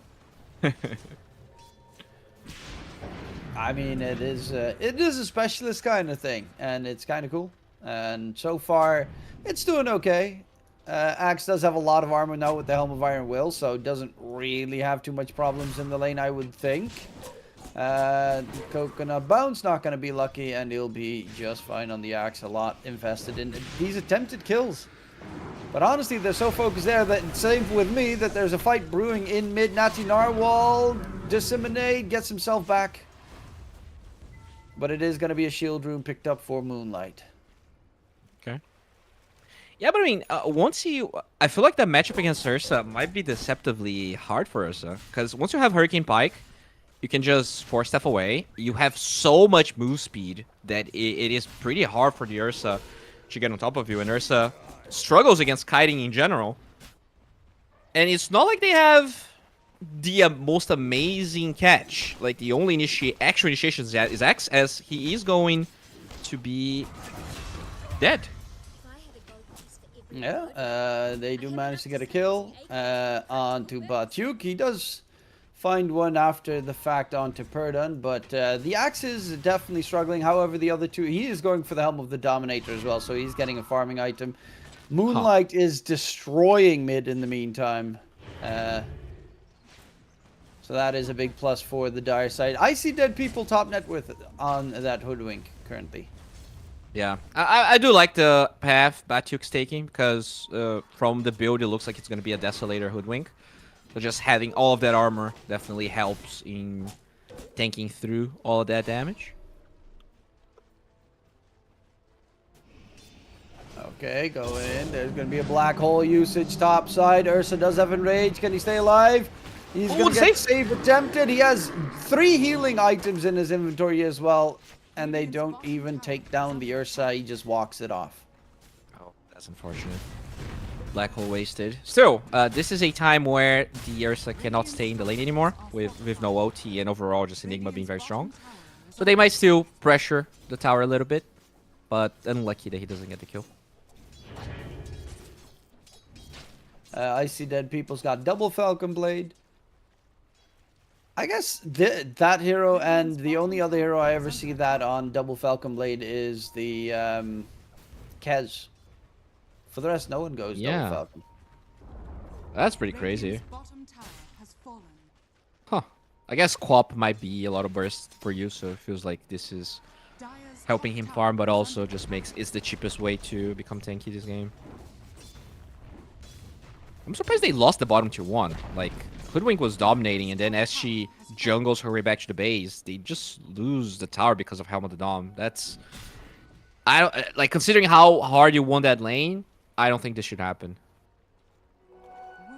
Yeah, that is definitely a more interesting aspect. QBFY in the meantime making some stacks so that probably the Axe can recover. Not that he's ahead of the Ursa. He's actually really farmed up Batyuk. I mean, he does have 2 he got kills. the tower last hit, so yeah, and the kills. But yeah, this Natty Narwhal Void Spirit struggling a little bit. It's going for the Spirit Vessel build. And Void Spirit is a hero that isn't the flashiest and fastest of farmers if you don't go for heavy farm or core items in the early game. Might be an issue here. Towards mid. A bit of a nuisance. There is a Batyuk Center Conqueror running in. So, of course, is the Astral Step there. As Batyuk is there, but he's also not there at the same time. Classic Helm of the Dominator shenanigans. Yeah, just getting a lot of vision. Just being annoying. Shows 3 heroes. Smoked up, heading top. Yeah, that's a very dead Enigma. He could TP out, right? The only stun they have is Tame the Beast. Enigma got spotted there. Crystallize taking a lot of damage from the Eidolons, though. And they do have the whip to interrupt it, and that should be the dead Enigma. Though Crystallize does need to manage to get away. Save coming out from the Ringmaster. But Crystallize is actually going to die. Gets blocked for a second there. No! He stays alive as they clear up the rest of the creeps. And yep, Crystallize walks it off. Barely. Melee damage block doing miracles. But they did spend a fair amount of resources here, which means this Jakiro is alone. Yeah, but they can't actually catch him because he's got them smooth sidestep skills. Yeah, no Fiend's Grip, no catch. The Marcy was too far away. So even though they have this catapult wave, they're struggling to capitalize on some of those cooldowns and resources being spent in the top lane. Not great here for the 4pirates. They need the supports to get level 6. Like, they are kind of useless right now. Yeah, especially the Bane. Without Fiend's Grip, you're just half a support. Marcy can still be pretty useful with pick-me-up shenanigans, but Bane doesn't really have anything to throw at the enemy at that stage. I think I see that people is going for the greediest build I've ever seen in a carry. He's going Travels after the 2 Falcon Blades, bro. That's some... What? Yep. I mean, I guess you have an Enigma, right? So you can TP to the Eidolons? Maybe that's the rationale? You are also a very fast hero with the Scurry, I guess. So it makes you really hard to catch for the Ursa. Yeah. They don't have a lot of But stuns. if you ever get called, you're dead. Yes. That's for sure.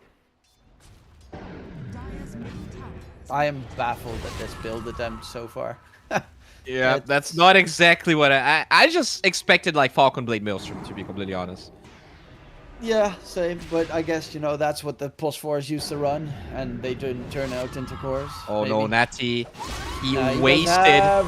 Ooh, we'll wonder. No, he gets the haste off just in time and runs it out. There is a Fiend's Grip on Ariel. But... No damage, though. Mars is level 5. Yeah, Void Spirit's almost dead as well while running back to base. Just from the dots. Battle Hunger max level, Queen of Pain with level 3 Shadow Strike as well. Who is almost done with the Blade Mill. They're going to have 2 Blade Mills on the Dire side against Hoodwink. That is like Acorn shot, bounce, killed himself. Don't worry though, Hoodwink has Travels. So... let's hope for the best here. And I mean, this Hoodwink is just maxing out on Mana Region. Has Mystical, double Magic Wand, probably... double Falcon Blade. Probably gets the level 10 Talent as well. And with the Travels, you're gonna be farming very fast. Like, this hero farms deceptively fast. QBFY is going to die. But I see dead people just whiffed everything. He's a core player, right? He doesn't know how to use the other spells. Just scary. Wild Wing Ripper being chased down is gonna tick. Could be denied there by the Enigma, who is walking in, has a black hole, jumps onto the Jakiro. And first item, Enigma Blink Dagger. So that really shows their game plan this time around. I mean, second item because they have the Helm of the Dominator. But no Aura Enigma coming through. They're just trying to be, I guess, a bit more aggressive early on. Yeah, no cancel, right? So just getting Blink BKB is incredibly good this game, especially because you're going to have this Hoodwink pumping out damage, traveling to fights as the runes stop again. Very unlucky. Moonlight's not getting any runes. Like, he's supposed to have the rune advantage, but for the probably third time in a row, he doesn't pick up a rune. Yeah, these 2 pesky supports, Ariel and Burden, are constantly in mid. Blocking it out. Queen of Pain is actually not accelerating the farm as initially would have expected. Does have that blade mill done, so kind of wants to maybe go for a fight soon enough. But it is still, like, Ursa can't join any engagements. Batyuk still needs the Blink Dagger before he does anything. So they're just trying to keep everyone alive for the in the meantime. Yeah. Crystallize. Gotta be careful Bro. there, top. Look at Hoodwink's items. Like, she's going Dazzle, but she also buys a Void Stone. That's so much mana regen. Middle tower is under attack.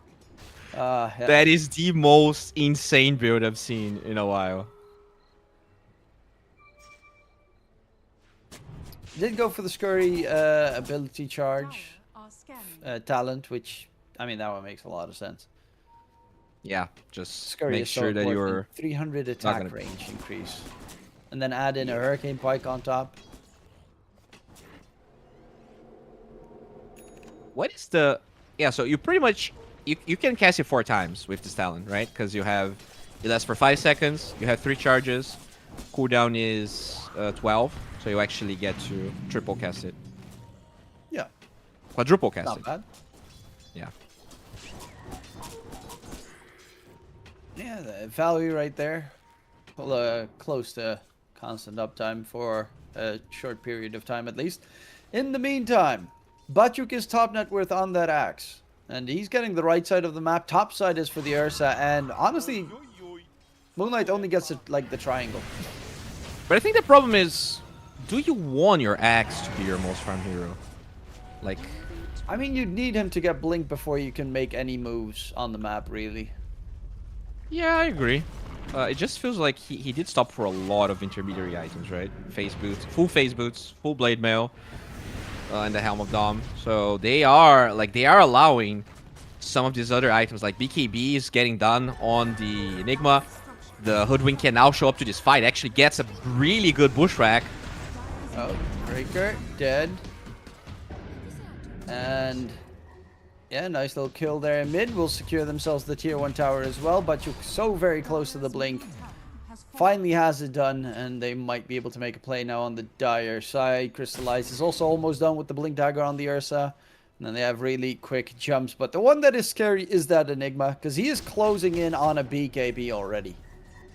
Yeah, I feel like they've been so passive. Like, this co-op destroyed the mid game, but they had no one to play with. They don't have setup for the supports, and they need a setup from the X, which he does have now. So I'm expecting a small gank. I'm expecting something here so that they finally get this game going. Ursa also has Blink, so this is the perfect timing for them to play together. In the meantime, QBFY is also going for Blink on the Ringmaster. And Jakiro Kraker is going Ags. Okay. First item, sure, buddy. You know, some teams go for Glimmers, Force Staff, stuff like that, but Blink and Ags. So do you prefer Eggs or Dragonlance? I'm sorry, the Hurricane Pike we saw. Winning. Oh, the Hurricane Pike is amazing. Oh, that was too slow on the axe for the response. Jason, they will find the Bane. They're all grouped up. This would be a really good black hole, but obviously Blink Dagger was just used in the process. Yeah, no follow-up. Marcy was bottom, so wouldn't really be able to kill anyone. Desolator done for the Hoodwink, by the way. Okay, okay. They're going Hurricane Pike next. Also has a Brigand's Blade, which is actually very good because you're going to be reapplying that Brigand's Blade as you do damage to multiple heroes. So probably the best tier 2 for Hoodwink carry. Plus the tough enchantment as well. Plus 10 damage. It does almost 200 auto attack damage on the Hoodwink. And then on the Acorn shot, you add an extra 180 damage per hit. Crazy. How is it so much? 180 is insane. And that bouncing between a couple of enemies close to each other. Okay. I see their vision. I don't know if it's actually going to translate well, but I see their vision. Yes, I could see why you would think this is good. As the mid lane, you're gonna find a Ringmaster. And the Fiend's Grip onto Moonlight as well, so 2 kills secured. They're going Roche. They do have Deso and an Enigma, so... Yeah, that's doable. You have a creep as well with all of that extra damage. Easy Roshan.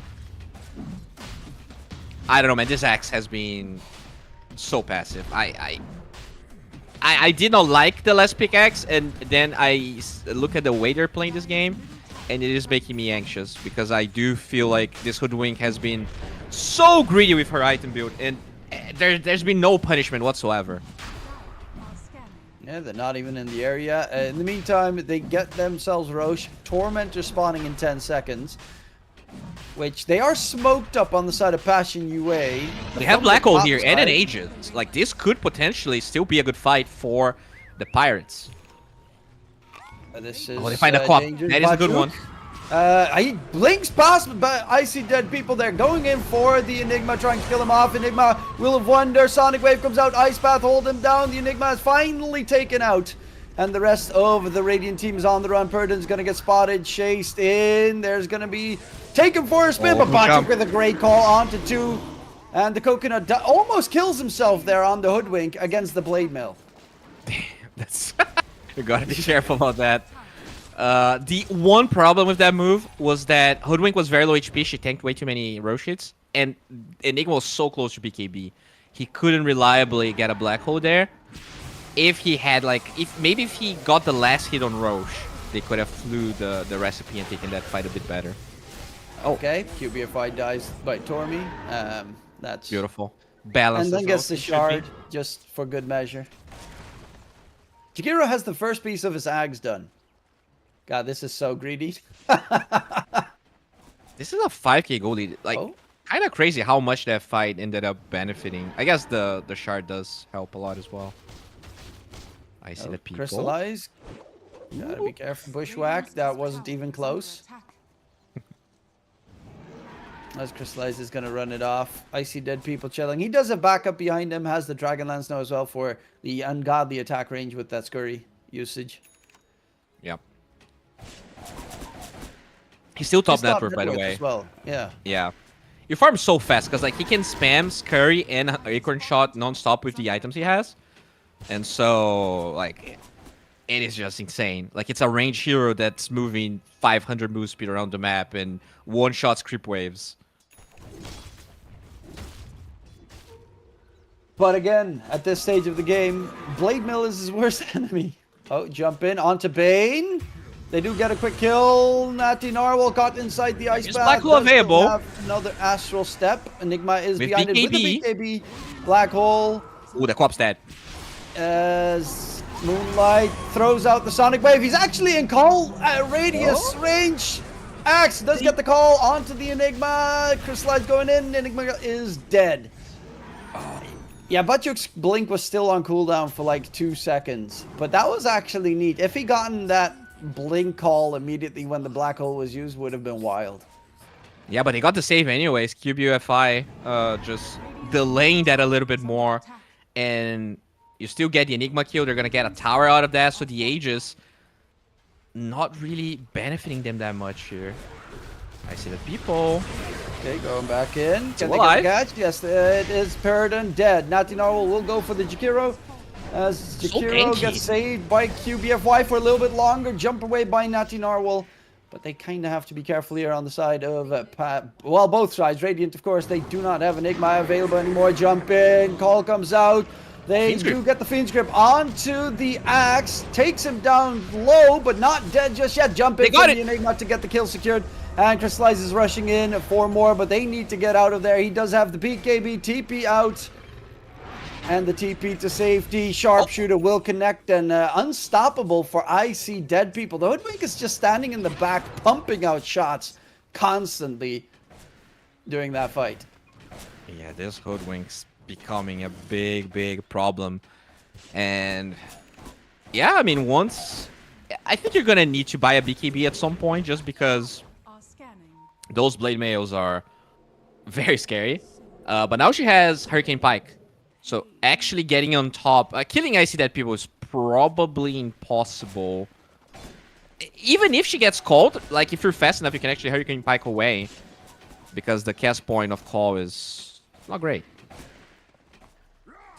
Yeah, it's a timing thing. It's not easy to do, but yeah, I see Dead People. It's a pretty scary Hoodwink, especially if they don't ever even get close to the Hoodwink, because they have like the Marcy getting you out of there, the Bane with the Fiend's Grip in that Yeah. previous fight onto Axe really just destroyed Axe's entire attempt.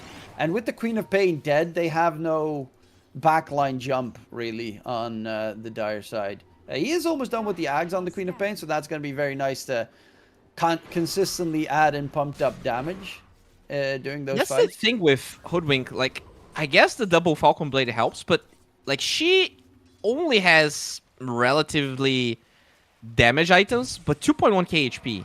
Like this hero is way tankier than you would expect, considering it feels like she's building less tank at the, like less cannon at the same time. He's even go okay. So he queued up that he wanted Lincoln's previously, but like she's higher HP than Ursa by like 400. He's got queued up that he wants a second Hurricane Pike. I doubt it.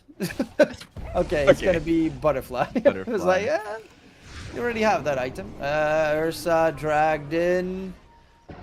Enigma he's closing in on Aghanim Scepter on the Enigma. That's huge. That extra damage, sucking whoever tries to save them. They're gonna go for a smoke here. BKB Black Hole is back up for the Enigma. Yeah, the game is getting very scary here. Kraker is closing in on towards the Aghanim Scepter. QBFY's got the blink now as well, so he at least has a repositioning tool to get that save attempt. But again, Black Hole is pure damage, so at least a big part of it will go right through it, especially once he gets the Aghanim Scepter added in. By the way, we didn't talk about this. Ice Frog is not a believer in the Hoodwink. Still a 35% win probability here, not really. Kind of big one. Grip. And Moonlight doesn't have Sharp, but there's the save attempt from QBFY. Mercy dropping low by 3 man. Full catch coming in. Sharpshooter in as well. Oh, that was on the very, very, very edge, but he catches all 3. Holy moly. What a great sharpshooter. Great Black Hole as well. Patient. They bait the save with the Fiend's Grip, and then they get a Black Hole. I thought that maybe they're gonna like damage, but this Void Spirit, considering he isn't that farmed, is still doing quite a bit for this. I guess he's going for right click, so does have that Manta. Yeah, it's getting a little bit dicier for the Dire side. I see Dead People 3k ahead of the Ursa, who does have his Basher now finished, but Daedalus is being delivered onto I see Dead People. So That's he has a insane. full Daedalus ready, and he does 300 auto attack damage now, which crits. Yeah, he does 340, and when he is using Acorn Shot, it's actually like 530. It's pretty and nice. yeah, and he has Serrated Shiv, so he could also proc 8% of their current health consistently. He also has the armor corruption now as well, so added Deso on Deso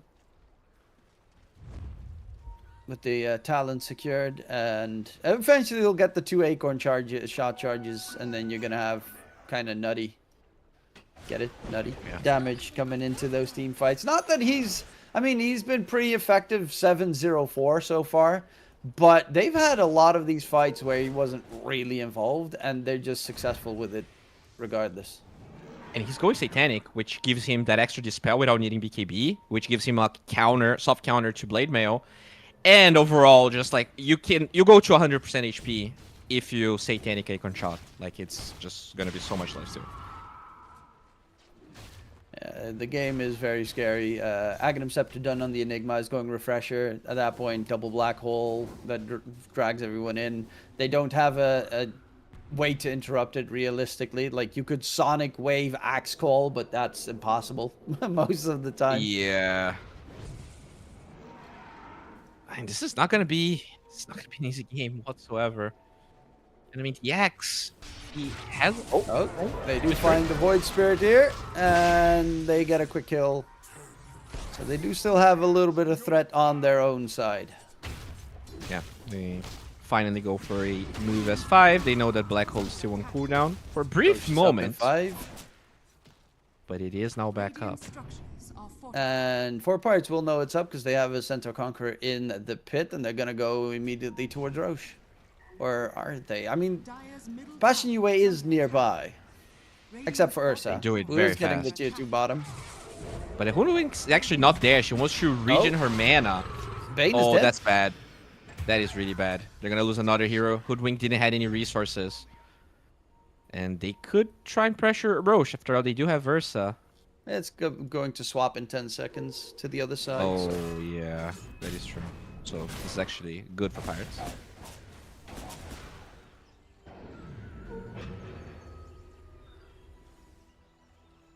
Hoodwink's currently critting for 1,000 damage already. It's The air not con- too air shabby. shot. Also has a decent amount of armor because it's an agility hero. As they're gonna go in onto I See Dead People, they use the Enigma, but he's dead before the Enigma can even respond. 80 seconds, no Hoodwink. They're going for Roche, and without the Hoodwink, you kind of don't want to try and defend this. So that's going to be the Aegis, which is the counter to that pesky Enigma. Yeah, I guess it's on Icy Dead People. Like, this is such a glass cannon hero. You cannot give kills away like that. You're shooting lane, and then you just move up a high ground without having any vision. It's really on him, and this is gonna put them in sort of an uncomfortable position. Not like Dire can easily go high ground anyways. Like, their heroes are really bad, so I feel like that is a huge advantage. Like, the high ground defense is very good for Pirates, unless Black Hole is on cooldown. Like, that is the one thing they need to be careful about. Kill there next to the Tormentor. Should get the second Tormentor in Radiant hands. Yeah, they're just going to secure that one with the entire Radiant team, which... I mean, the Marcy's one is pretty nice. The Bane's one is okay. I guess it does get him better farm, but it is going to go to Marcy. Yeah, that's nice. Hoodwink's still dead for a couple more seconds, and... I mean, they do have the best high ground pusher in the game. You just need Hurricane Pike on Kraker. Yeah, well, he needs a little bit of time to get there, and he is also farming Blink Dagger. So it will take some time. Dire's top tower is under attack. So much money in Blink Daggers on the Dire side that is essentially no stats. Repositioning tool great, but no stats on any of the heroes. Yeah, it's a lot of initiation, right? They just want to find a Hoodwink and explode her. Because if you kill the Hoodwink, even if there's like a Black Hole counter, they might not have damage to kill everyone, especially as the game develops. Void Spirit doesn't scale damage-wise as much as he used to. Yeah. That I can definitely see. The Void Spirit, it's still a scary hero, especially once Nullifier, that Void Spirit's going for, comes into play. It counters the Ursa because it removes those overpower stacks.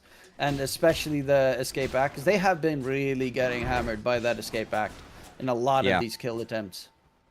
It's annoying. Like, they don't have that much catch to chase for the Ringmaster, and it's kind of dangerous for the Void Spirit to do that by himself. So just having a way to counter that is definitely going to help. Shadow Blade on the axe. So another layer to keep hunting the Hoodwink whenever she goes. Okay. Yeah, it's and also the Enigma, obviously catching that one is going to be very important to make a play. They're pushing the high ground with the Wild Wing Ripper, slowly but surely, getting some damage in. Get it top.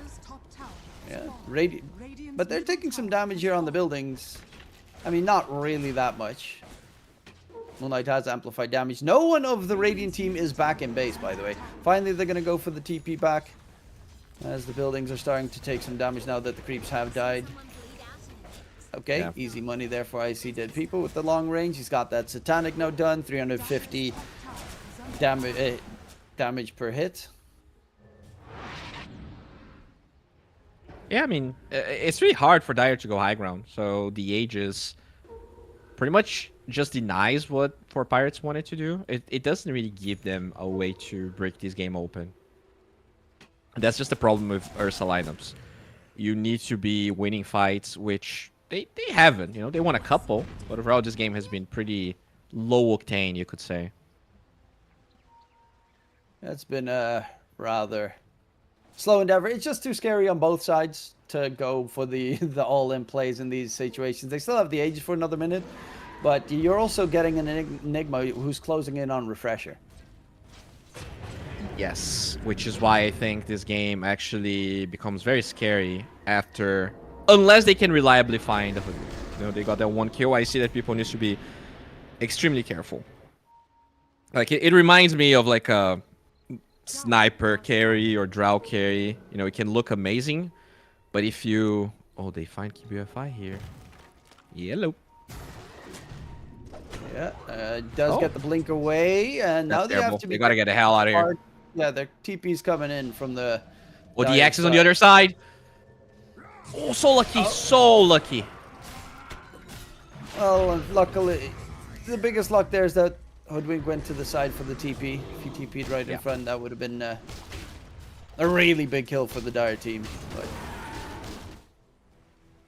going for a Lincoln's now to deal with the Abyssal Blade for Sabot.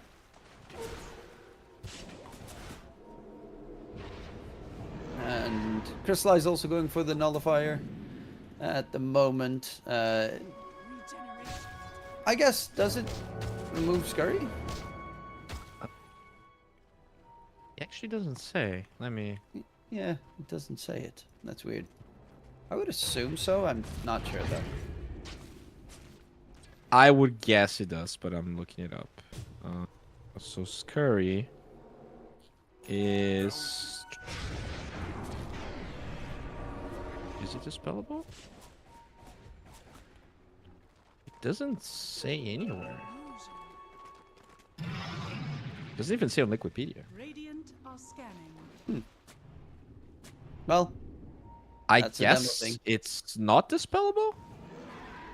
That's something for a demo in a bit. But Yuke walking in, but they do have invis detection there in the area as well. So they know that the Dire team is trying to creep up. But Yuke with that Shadow Blade and smoked up nearby. We'll just get a creep to push out that bottom wave against the Eidolons.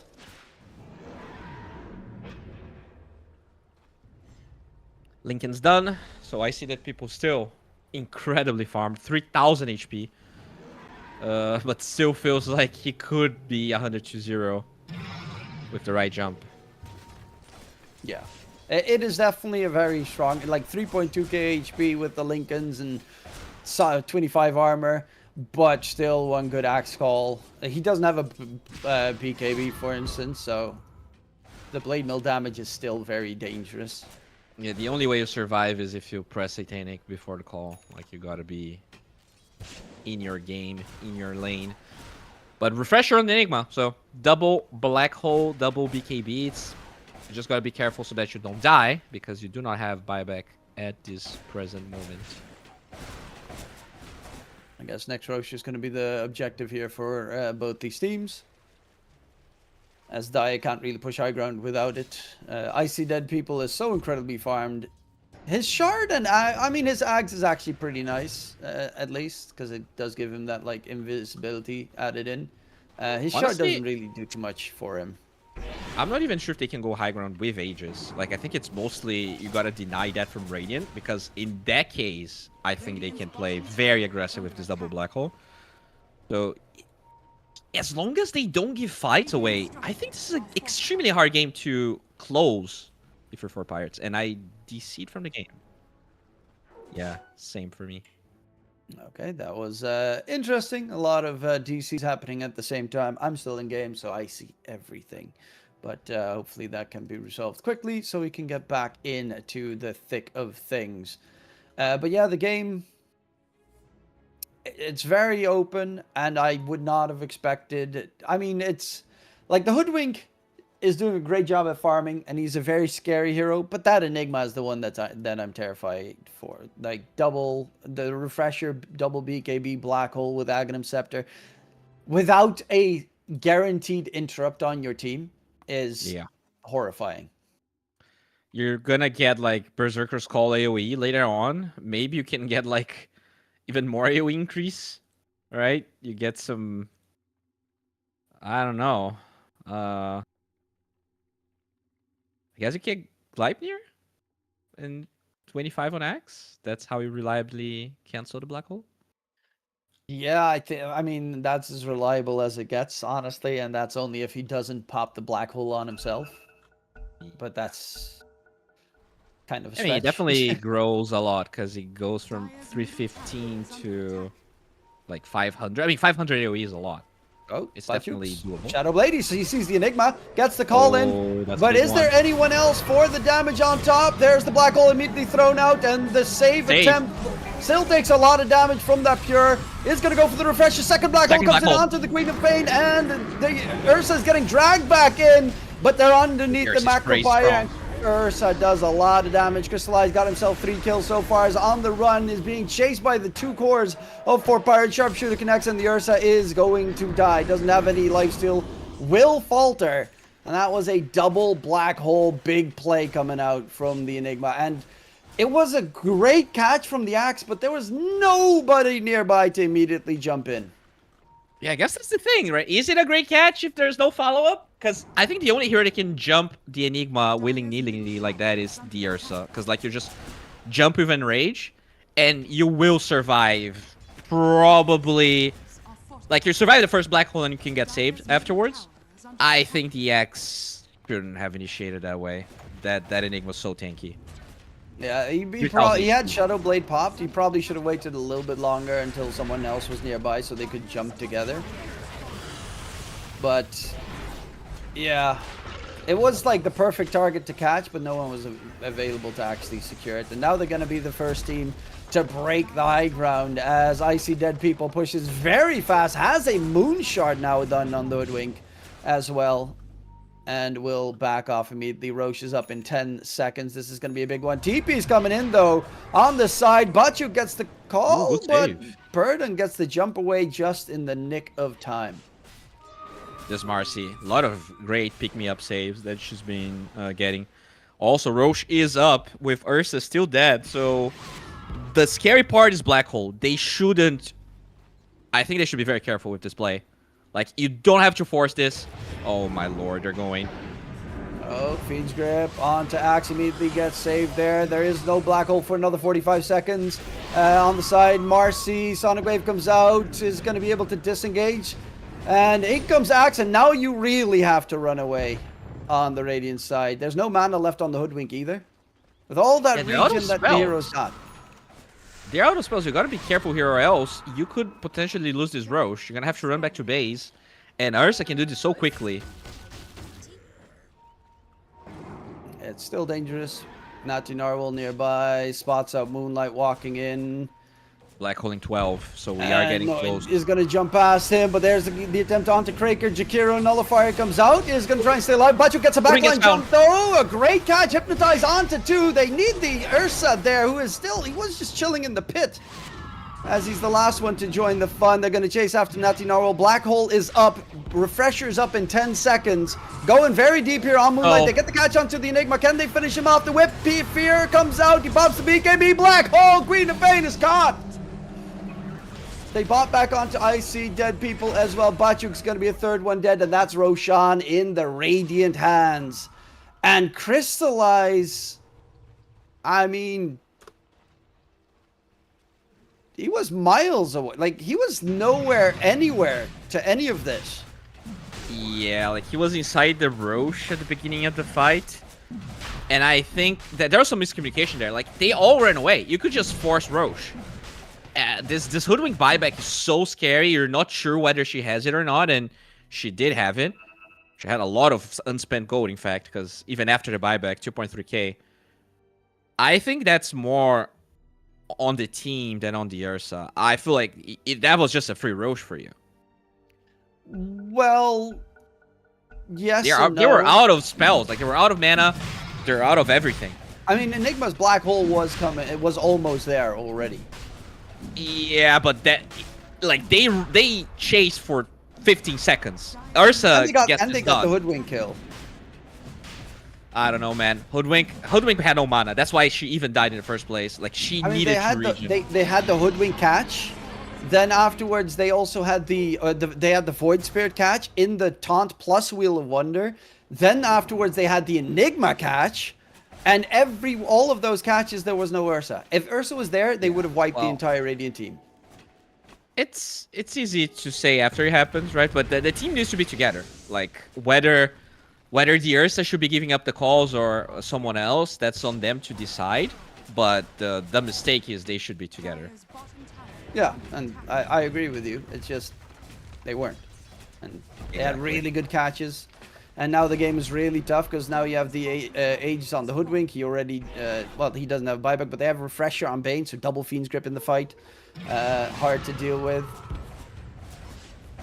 The thing is, no Refresher Black Hole. They only have one. Oh, jump in onto Hoodwink with that. Oh, a lot of damage coming out. Black Hole gets used. The two-man catch. Check QBFY trying to get himself away. Throws out the Wheel of Wonder. There's the Enigma dropping low, dropping dead. Taunt on the Void Spirit. Natty Narwhal is going to get bashed up. Doesn't get taken down. Gets the jump to the side. Stays alive and crystallized. Now trying to disengage with the Bushwhack catch onto two. The bounces from IC Dead People is huge. They bought back on Ariel for this, but honestly, not a bad fight. They got, you know, Black Hole there, but they kill off the Enigma and the Bane, and they force a buyback. They were extremely close to killing Nati as well. Very unfortunate they didn't have the damage.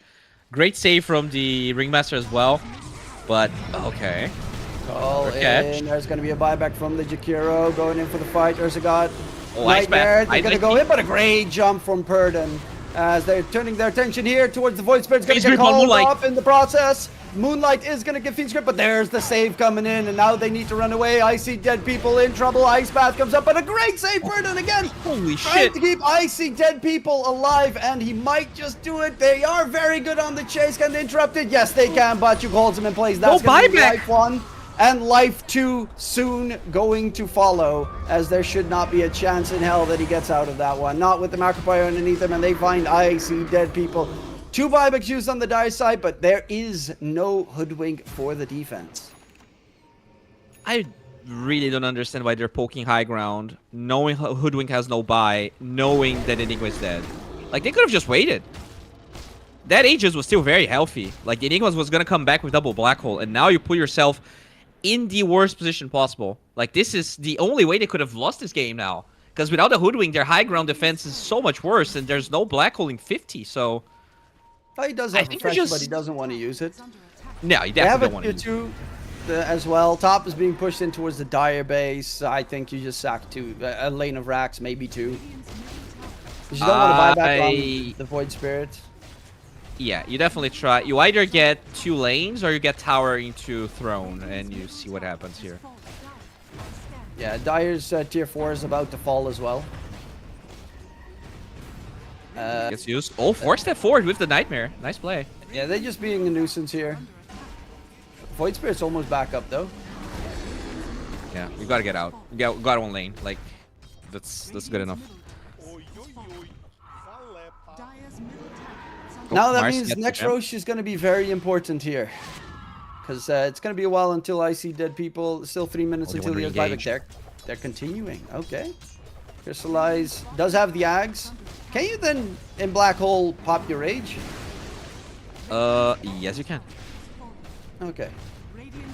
Didn't know if it counted as... okay, there's the Rage coming out. Macropire underneath. Wheel of Wonder tries to save the Enigma, but there's the call coming in. Enigma's dead. 80 seconds. No Enigma. Ice Bath not going to connect, but Moonlight goes deep. Purdon dropping low. Purdon dropping dead. Has a buyback available. They're going to jump deep onto Ariel. The whip thrown out, but that's 3 dead on the Radiant side. 1 will respawn in 10 seconds. It's the big damage dealer, Hoodwink, that will be back in action, but it's second set of racks secured. In the meantime, their agent is falling. As there is going to be a refresher used. Black Hole onto 2 heroes. The rest of the Dire team is going to get away because their ancient is half HP. The Hoodwink stopped, by the way. No, wait, what? Wait, there was a Hoodwink icon. I don't know what happened. He TP'd with the bots, but he canceled the TP because he died. Oh, okay. Oh, yeah. Okay, that makes sense. Oh, the Radiant range rack's almost dead. Okay, now Natty will defend it. But yeah, Ancient is now open on the Dire side. That's scary. I hope Radiant chills the hell out of their minds right now. Like, we have no black hole. Your Hoodwink still doesn't have buy. Neither gold nor time for the buy. Oh my god, man. I feel like they're gonna... I'm so scared for them. What is going on here? Jump in. Okay. They bought back on Batyuk. This is Okay. actually really Okay. big. Yeah. You For force the the Radiant buy. side. But you chill, guys. Yeah, there's no black hole, so there's really nothing that they can do for. Yeah, no 90 buy on the seconds. Enigma, no buy on the Void Spirit, no buy on the Hoodwink. Oh, Void Spirit actually didn't buy back. I think it was the supports. Did Marcy buy back in that fight? Yeah, she did.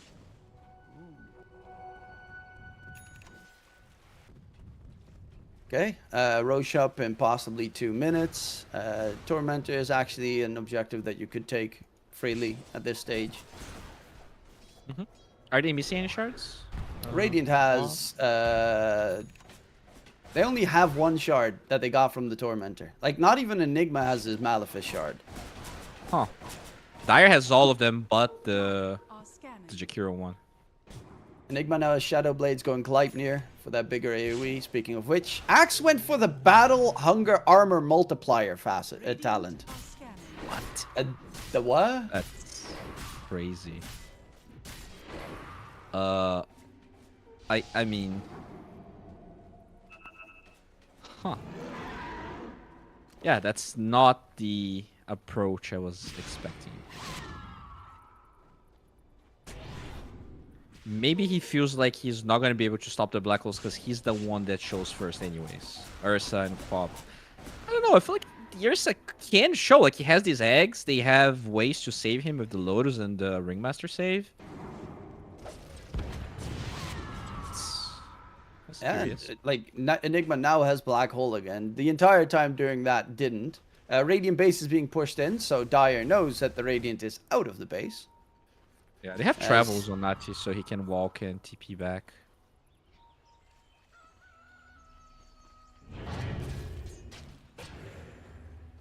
Net worth wise, it's less than 1,000 separating the 2 teams. Yeah, and it's pretty much a 50-50 according to Mr. Gaben. So, incredibly close game. Void also going for damage. He gets the Astral Step crit. And it's building a Scotty, so going full universal hero damage. BKB on the Marcy. That allows her to get even more of those saves. Marcy has been playing really well. I think Perdon, the amount of great saves, the amount of time this Hoodwink's buying because of the Marcy is incredible. Oh, he's kept them in the game 100%. Yeah. If he wasn't there, they on specifically that hero, they would have lost. Because he saved them so many times. He's like, that's kind of fun, right? A lot of the games and heroes we've seen him play are save supports, and it feels like we don't get to see that from fives that much anymore. And we saw him with the Dazzle. Feels like Marcy is also a hero he excels in that role. Oh, Roche up in 1:30.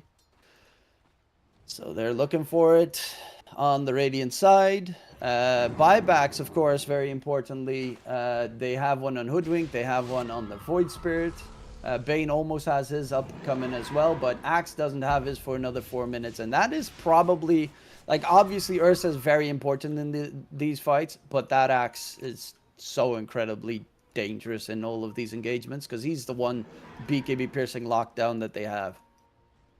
By the way, Hoodwink has the alert enchantment, so just 1100 attack range when she has Carry On, which is all With the time. magnifying monocle as well. Okay, that's... Oh yeah, 1200. Never mind. That's 1200. Pretty much sniper here. Yeah. Look at the attack range.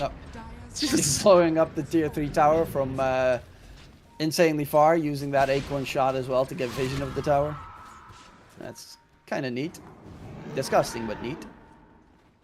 Yeah, and Roche, 30 seconds here. They have full control of the map. They are pushing both mid and bottom, which are the waves, the lanes where there's more push coming because of the barracks they were able to acquire on Passion. And finally, play here. How is the buyback status? Because this is gonna matter. No buyback on Axe, no buyback on Marcy. Also, no Moonlight buyback and on a Crystallize Hoodwink. both have their buybacks, so that's pretty Ariel. Oh, he gets spotted in the trees. Axe Call doesn't connect. There is going to be the Ice Path, hold him in place, jump in, Nullifier, Crystallize Hey. going for Ariel. He's dropping him down, and they do get the kill onto Ariel. He does have a buyback available. As they're Okay. going to chase in deeper, or at least attempt to. Oh, they find a Hoodwink. Impalement Arts hit. Oh, my lord. Ariel bought back for this. Oh, they find the X? Fight spread out so far. Marcy dropping low.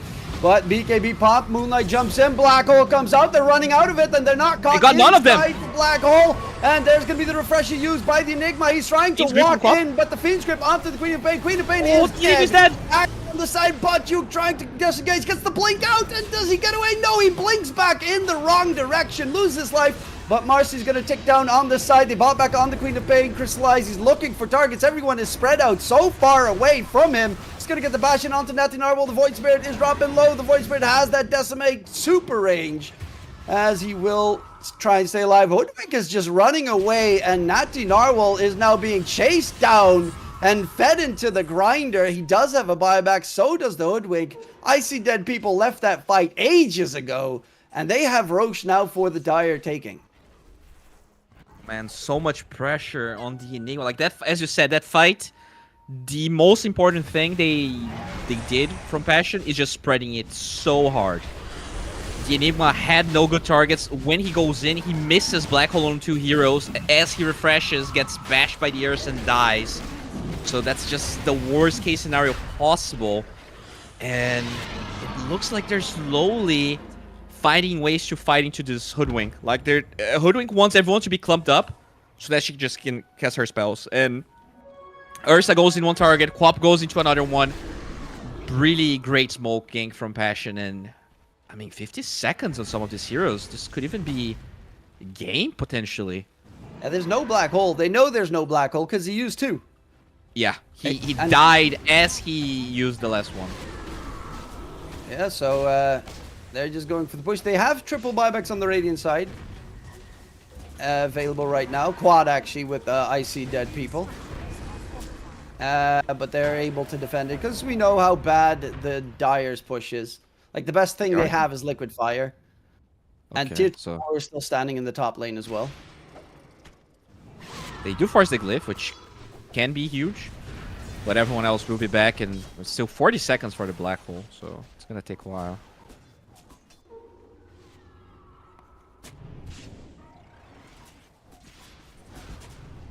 And yeah, this is getting fairly rough at this stage. I can't believe that they didn't manage to get that 2-man Black Hole game going on a quick pause as we're going to check out some items.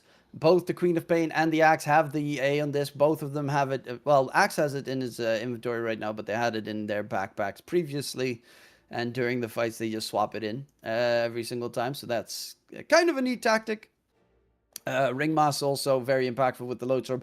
He is going on the Ringmaster for the Abyssal Blade to try and interrupt the Black Hole. And I love it. It is so wild to try and go for that play. Like, I've seen the Coddle, obviously we remember from back in the day, Coddle's trying to do that, but trying to do it with a Ringmaster of all heroes is going to be pretty unique. Oh yeah. So this, I feel like this game is gonna go past 60 minutes. Dire's push is terrible, and as long as there's 2 Black Holes, like, I feel like the Black Holes have been a bit lacking in the later portions of this game, but you still gotta respect it. Because if everyone's grouping up to just hit the Ancient, they get progressively easier to land. Yeah, that was an interesting fight. Like, the Enigma with the Black Hole doesn't hit it on anyone. Luckily enough, there was the Fiend Script from the Bane full duration that came through. Otherwise, it would have been really disastrous. But yeah, it was hilarious to see, like, the Enigma, and then he pops a refresher, second BKB, and then just running forward. I need to Black Hole someone. Give me a target, please. He was trying to be so patient, but they got flanked from all sides. They had the high ground, but the fight was happening the craziest way possible. Also, they had buybacks. I think did Quap buy back there? Yeah, Quap bought back. So you're still, even though you have technically the advantage. They had buybacks and easier ways to Yeah. TP and keep fighting. Now you don't have a Quap buyback or a Ringmaster buyback. Radiant doesn't have the Bane. Axe is... I mean, he needs to just farm up the money to be able to get a buyback available. Because they really need that Axe buyback. Yeah, you know, he is 14, 3, and 8 on that Hoodwink. And I love him for it. But I find that Ursa still way scarier. Yeah, it really depends how the fights occur. I'll be honest. I think Hoodwink should just buy a Rapier. I feel like you buy a Rapier here, you sell... What would you even...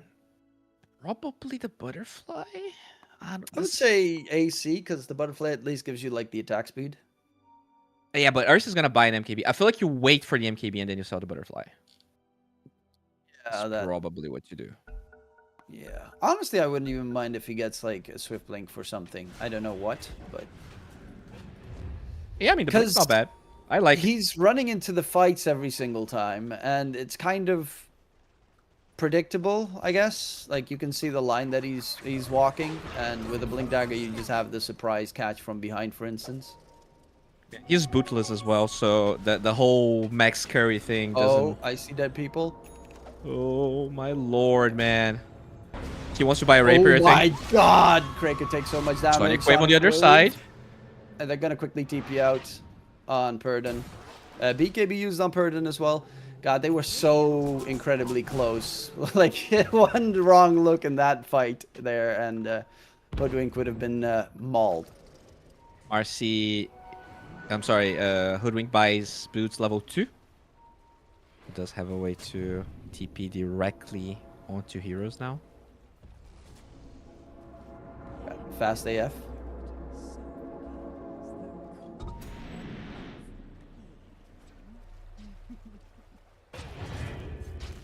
Yeah, the question is, how do you even finish this on die side? The important thing is get that tier 2 tower top so that if you ever win a fight, you at least can try and get megas.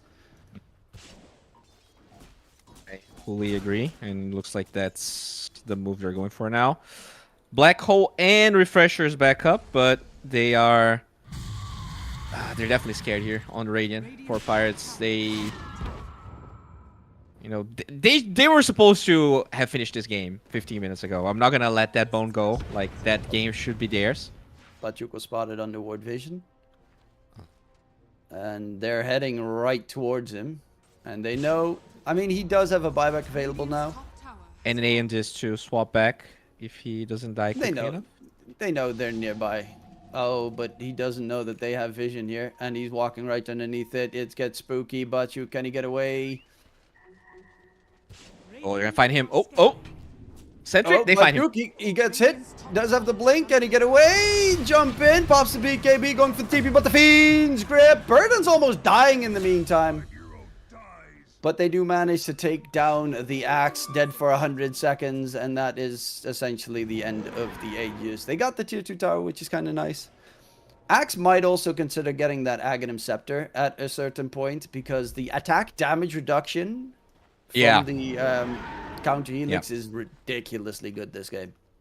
It's very good against Marcy. It's a nice play from the Axe. He expected the Hoodwink to be farming alone, but I think I see that people learn his lesson and not like just going by himself that much anymore. And they are gonna try and poke here. Yeah, die ground. There's the bouncing happening. QBFY almost dies to the bouncing. I see dead people in the front. They do have Black Hole 1 and 2. Moonlight still has the Aegis for 35 seconds. Throws out the Sonic Wave. Not going to hit the target. Actually, it's a long duration Sonic Wave, because he doesn't have the other talents just yet. They do want to hold on to this Axe buyback, so they will not jump the gun. Which means we are getting to minute 60. This game cannot end before we get there. Yeah, so we're going to get those tier 5 items. What, Daedalus level 2 for the Hoodwink? That is the dream for sure. Or the 20% extra damage output. That's also not the Divine Regalia. I still feel like the Daedalus is better though. It's just applying like this Void Spirit out now does significant physical. I think he could also have. I think Void Spirit's the second good level 2 Deso carrier. Oh, but you also get those freaking Helm of the Undyings coming in for the Yep. Dire team, which is going to be Definitely very not bad. impactful. Oh, Hoodwink gets the D-Ward there from 1500 range Jump away. in. Axe. He would get that with the different talent, by the way. Abyssal Blade hit onto Ariel, trying to get rid of the Bane. On the side, though, there's going to be Natty Narwhal, gets the jump away, Black Hole onto 2. Axe is going to get caught, he's sniped down, and he is dead. Crystallized, his Fiend Script immediately afterwards will have a buyback available. They lose Ariel in the meantime. Moonlight trying to run away as they have a Black Hole number 2. Moonlight, can he get out of there? They know he doesn't have a buyback available. They need to help him quickly. He's going to get dragged back. Does not get a save go, and he is dead. Axe blinking, but Ursa is not there. They're running the opposite directions. Burden's gonna get dunked on Black Hole onto the Axe, and the Axe will falter. 3 dead on the Dire side without a buyback available, and this is dangerous. Queen of Pain has a buyback in 40 seconds. Refresh on Kraker for the double macro, well, the single macro pyre right now, but they're gonna go for the push. There is the Ancient under siege. Can they hold on? 25 seconds. This Hoodwink does a lot here. of There damage. is Glyph available. Can they get the jump in? Ice Path not going to connect from Kraker. They need to keep them away. Rapier's bought by the Hoodwink. Jump away save comes in. As Crystallize is looking for icy dead people and needs to kill off this Hoodwink as he's the big scary target. Queen of Pain buyback available in 5 Being seconds. tied, it's But too hard. the fortification is back up. They're going to go for the finish. Abyssal. Trying to secure it up. Jumping from Moonlight. Doesn't have the Sonic Wave to push them back. And it's up and low. Ancient falls down. And 4 Pirates take the win and take the first game here with the Hoodwink safely. Damn, it was just as messy as I thought it would be. When I saw the pick, you know, then the game started. The Hoodwink actually did so well. I was like, okay, this might actually end up pretty fast, but nope. It was a little bit rough around the edges, but I love the passion. I love the innovation. I think 4 Pirates, despite some some problems they had, I think they deserved the win. Passion felt lost just in a different way, I think. Yeah, I agree with that. Passion. It was a hard game, especially the Enigma was problematic. And a couple of mistakes here from Passion UA, you know, and the last fight right there, Axe jumping in, Ursa not being ready, previous fight as well, where they started brawling, but the Crystallize was still walking into that direction. Really did hurt Passion UA in the end. Definitely saw an ample opportunity for them to take this first game, but 4 Pirates take it in their stride with a 17-4 and 12 Hoodwink safe lane. Great job from 4 Pirates, but of course, that's the first one in this series. We're going to go towards a short little break. We'll be right back for game number 2 after the break.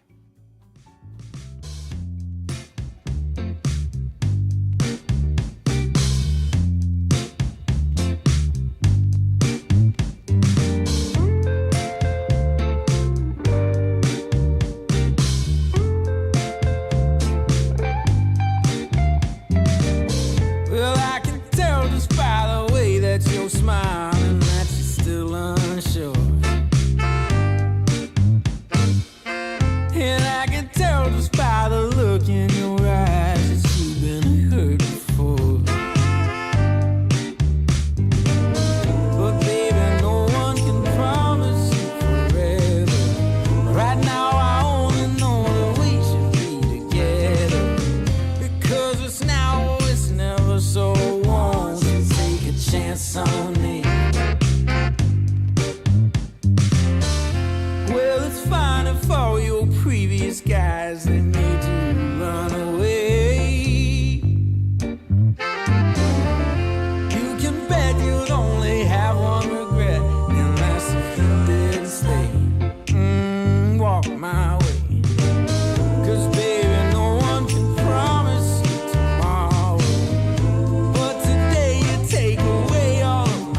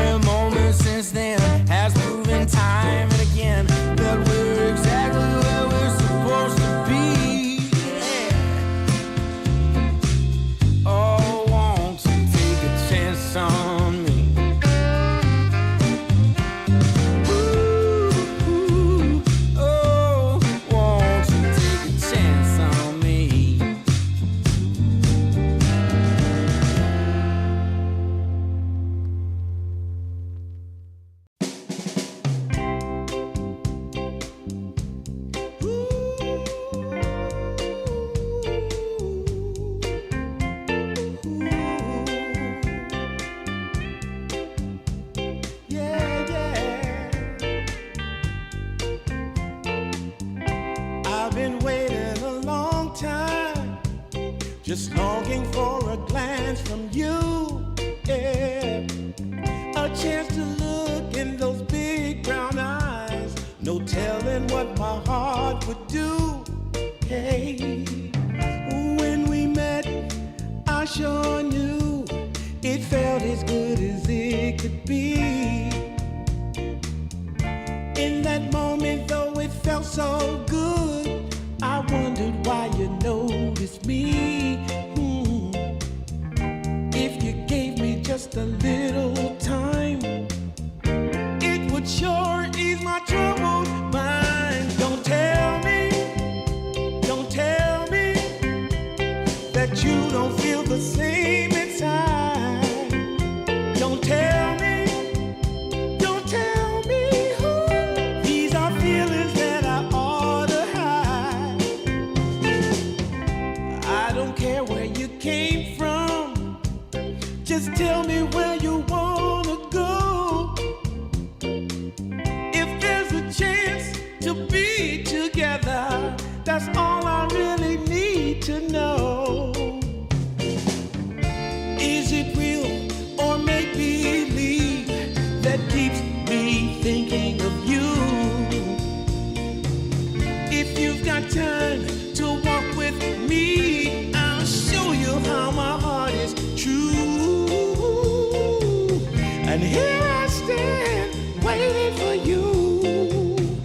Tell me, baby, what I gotta do. Don't tell me that you don't feel the same inside. Don't tell me. These are feelings that I ought to hide. Don't tell me that you don't feel the same inside. Don't tell me. These are feelings that I ought to hide.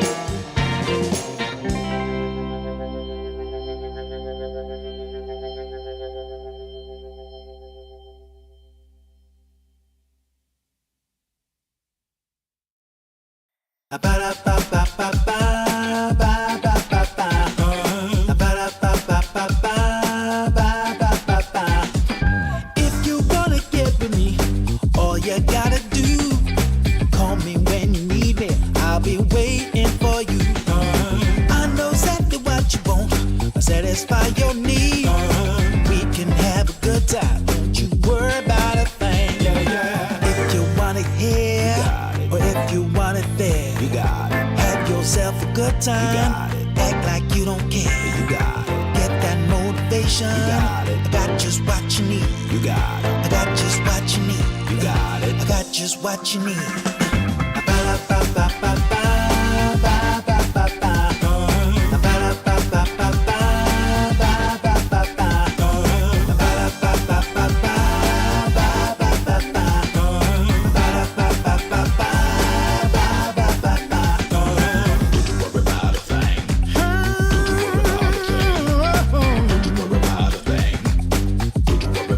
Don't you know you got it, baby?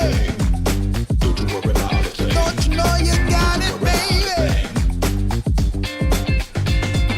If you want it here, or if you want it there, you got it. Have yourself a good time, act like you don't care. You got it. Get that motivation, you got it. I got just what you need. You got it. I got just what you need. You got it. I got just what you need.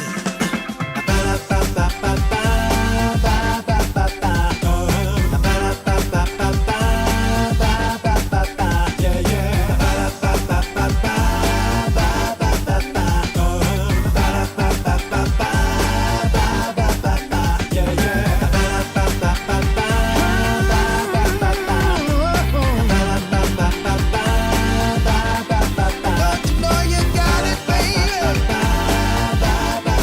Don't you know you got it, baby?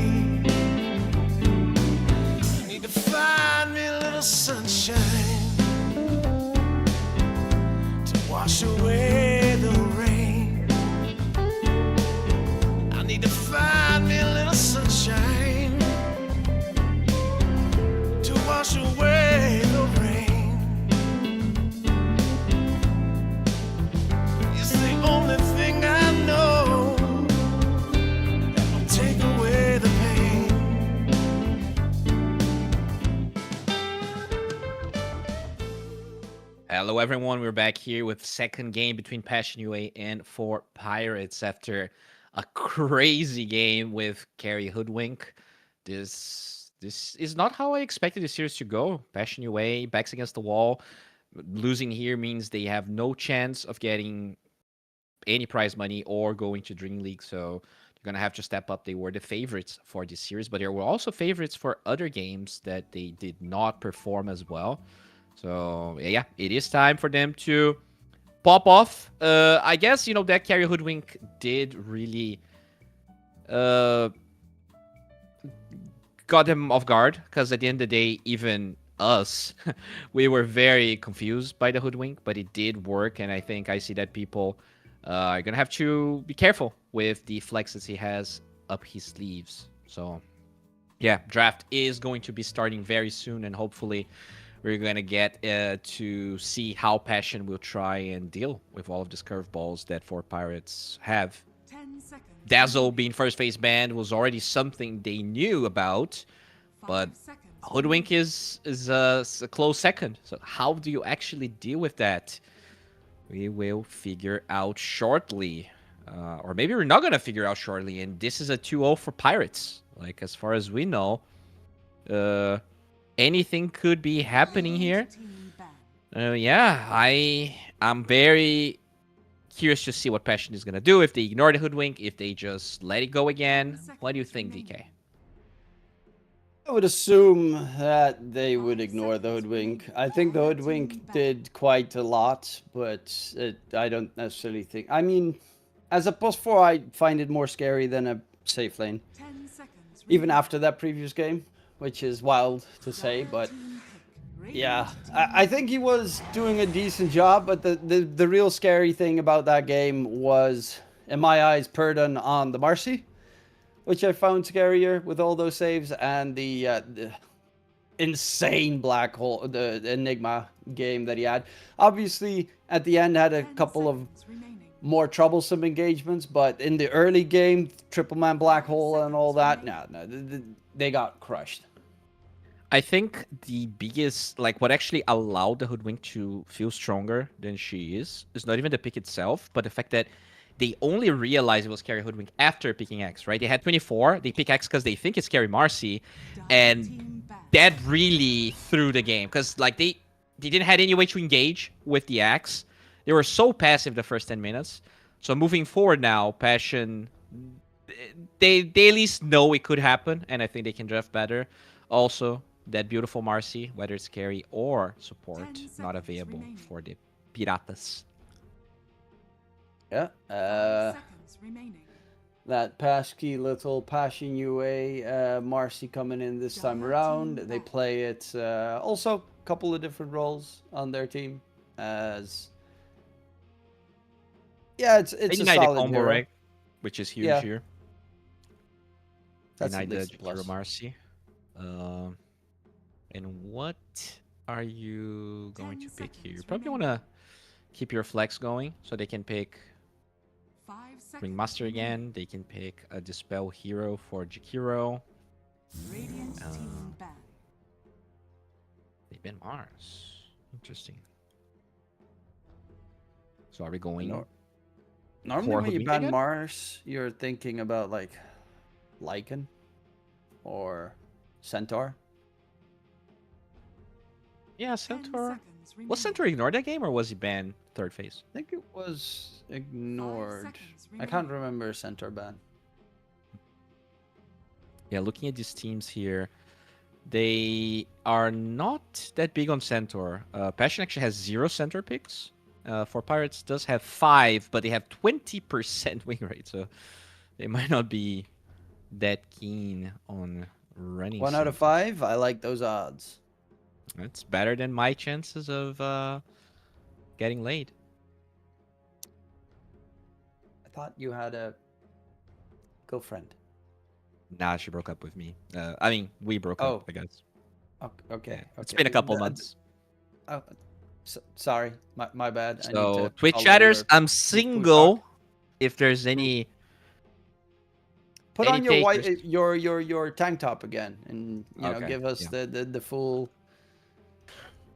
South The American full court? footballer Sure. look. They banned the Deucers. Okay. Interesting. They are just stealing the supports away from 4pirates. You know, that's kind of interesting. As they're just stealing. They just lost to it, so they pick it themselves. It was a really good game from Ariel as well on the Bane. Like, he had some incredibly important Fiend Crypts. Yeah, they're trying to put them in an uncomfortable position.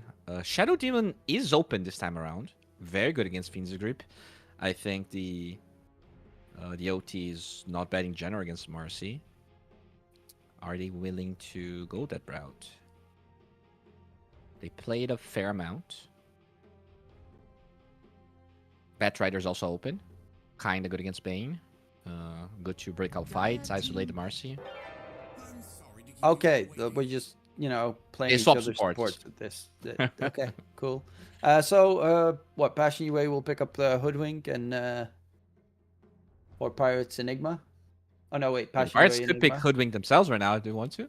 Nothing stopping. I guess it would be too obvious though if you do it now. Yeah, then it would really be obvious who's gonna play it. Probably not a good idea. Never mind. So they played. What was their mid hero? It was Void Spirit. Also a little bit too early for Void. That's kind of a hard pick. I guess you have to pick like a steady offlaner. They go Gyro. Maybe expecting the Enigma to be picked up. Yeah, they at least have a setup to counter the Enigma at this stage. Yeah, it is open. I think Jar was banned third phase by Passion in that game. 10 seconds remaining. Okay. 5 seconds. Marcy is not a bad matchup against Gyro, I would say, so you can still keep this Marcy, pick your mid/offlaner. They pick Quap very early for Passion, and I think they have way less catch for the Quap this game as they had in game number 1.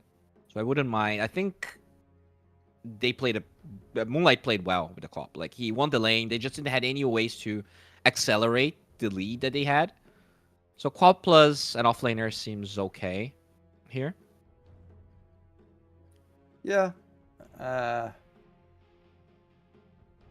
I'm still thinking Centaur would be okay in this case. Yeah. Quap Centaur is alright. They'd have decent catch, I guess. Oh. Back hard to kill, especially for the 4pirates heroes. Yeah, they can't pick Silencer anymore. They already have their 2 supports, so... The taunt's a little bit annoying to deal with, though. For the what? Bristle, the Wheel of Wonder taunt, because he then looks in one direction and you hold him down that way.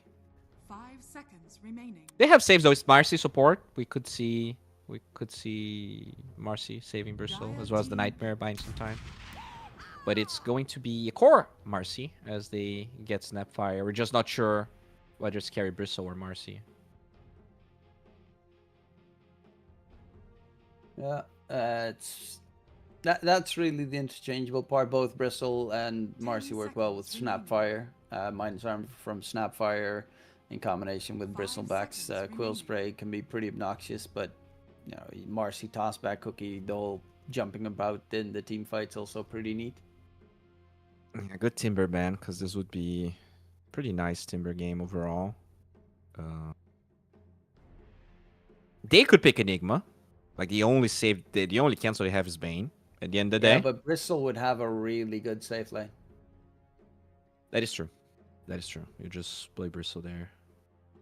Just play mid, Kappa. Yeah, I think only Whisper does that. As it also only should be Whisper that plays that. Because, that is... Gotta learn. True, but it's one of the more psychotic picks out there. Yeah, definitely. I think the first time I ever heard of that was from Effie's brother. I think he became kind of popular at some point, and then he stopped streaming. He loved to do that, and I think he inspired a couple of players, but overall, very rare thing to do. There are some mid laners that actually play mid Enigma, but in general, it's off laners that don't know what to do and they just pick a comfortable hero for the mid lane. As the centaur you mentioned gets picked up. Yeah, it's a very good hit your ride game with the gyrocopter, especially against the Bane. If you get to that point in the game, you have two ways of saving someone who gets Fiend's Gripped. If you center Stampede, you care literally nothing about the Bristle if the Bristle is safe lane, because you can just outrun him for the most part. And the Passion UA, like, solid lockdown is very lacking against Stampede. Because Cookie Stun is not long, Marcy jump stun is like, you get maybe 2 hits off, and then with the Stampede, they run away. Yeah, and they are actually banning heroes I wouldn't expect. I think because they have 24, I think they could have just kept his melee spirits like Void and Ember and just like counterpick with Huskar or something a bit cheesier. But looking at their draft, they actually do need catch from their mid laner. So I don't think they're going to cheese, which means 4pirates could still maybe pick Void Spirit here and not be countered if he doesn't get banned, which, yeah, they're just going to take it out. For the rest, I mean, you could just go, let's see, Puck is banned. You have the other spirits, obviously, because the Storm Spirit's still available for 4pirates to maybe pick.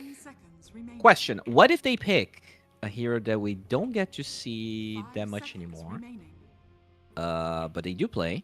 I'm not sure if it's mid or off lane. What if they play the Primal Beast? You have a break for Bristle. They don't have a lot of cancels. Yeah, but if you pick it now, they're going to have... There's a lot of heroes that counter Primal in mid. Like what? Anything ranged.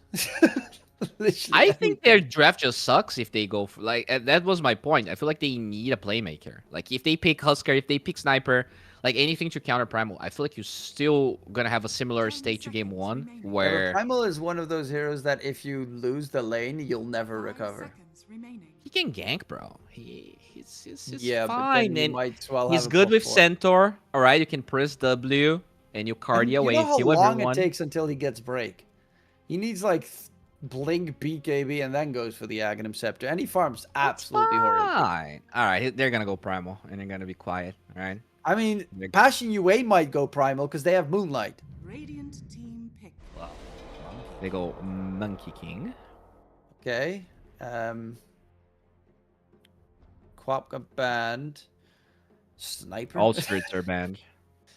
Snipe. They need catch. Like they 100%. Lina. Bad Rider. Oh. Yeah, that's a good Bad Rider pick. I like it. Oh, it's a safe lane monkey. It's a mid gyro. Oh, okay. So that's gonna be the Blade Mayo Gyro. Yeah, that's your. And also, Rocket Barrage gives you the move speed to deal with Bat Rider, right? Like it's hard for him to get on top of you. He has secondary strikes right now, so. Wait. Yeah. That's. He's gonna. I hope he changes that. I really hope he does. I'm staring at it. It's not changing right now. It might just be secondary strikes. I guess yeah, the Blade Mill gyro mid is the like magic damage gyro mid-ish. Because you don't go for like your you just go for more sustain items and useful items in that regard, but it is going to be an interesting game. It's offlane Bristleback, safely Marcy on the other side with a mid Bat Rider. And yeah, I'm not too sure about this one. I mean, I like the gyro mid instead of the monkey because monkey would just have no lane. Just wondering how they're gonna do it. Yeah, I feel like they have 4pirates some with a problem. weird draft. Like this Bristle feels unchallenged. Like they have no break. They don't seem to have an easy way to kill him. Bat Rider is also gonna like, even though Gyro can stand his own, it's not like Gyro wins that lane by any stretch of the imagination. Which means Bat Rider can also stack for himself. There's not a lot of ways to steal those stacks because Gyro's not gonna be learning Fly Cannon in the lane. This game looks much better for Passion, honestly.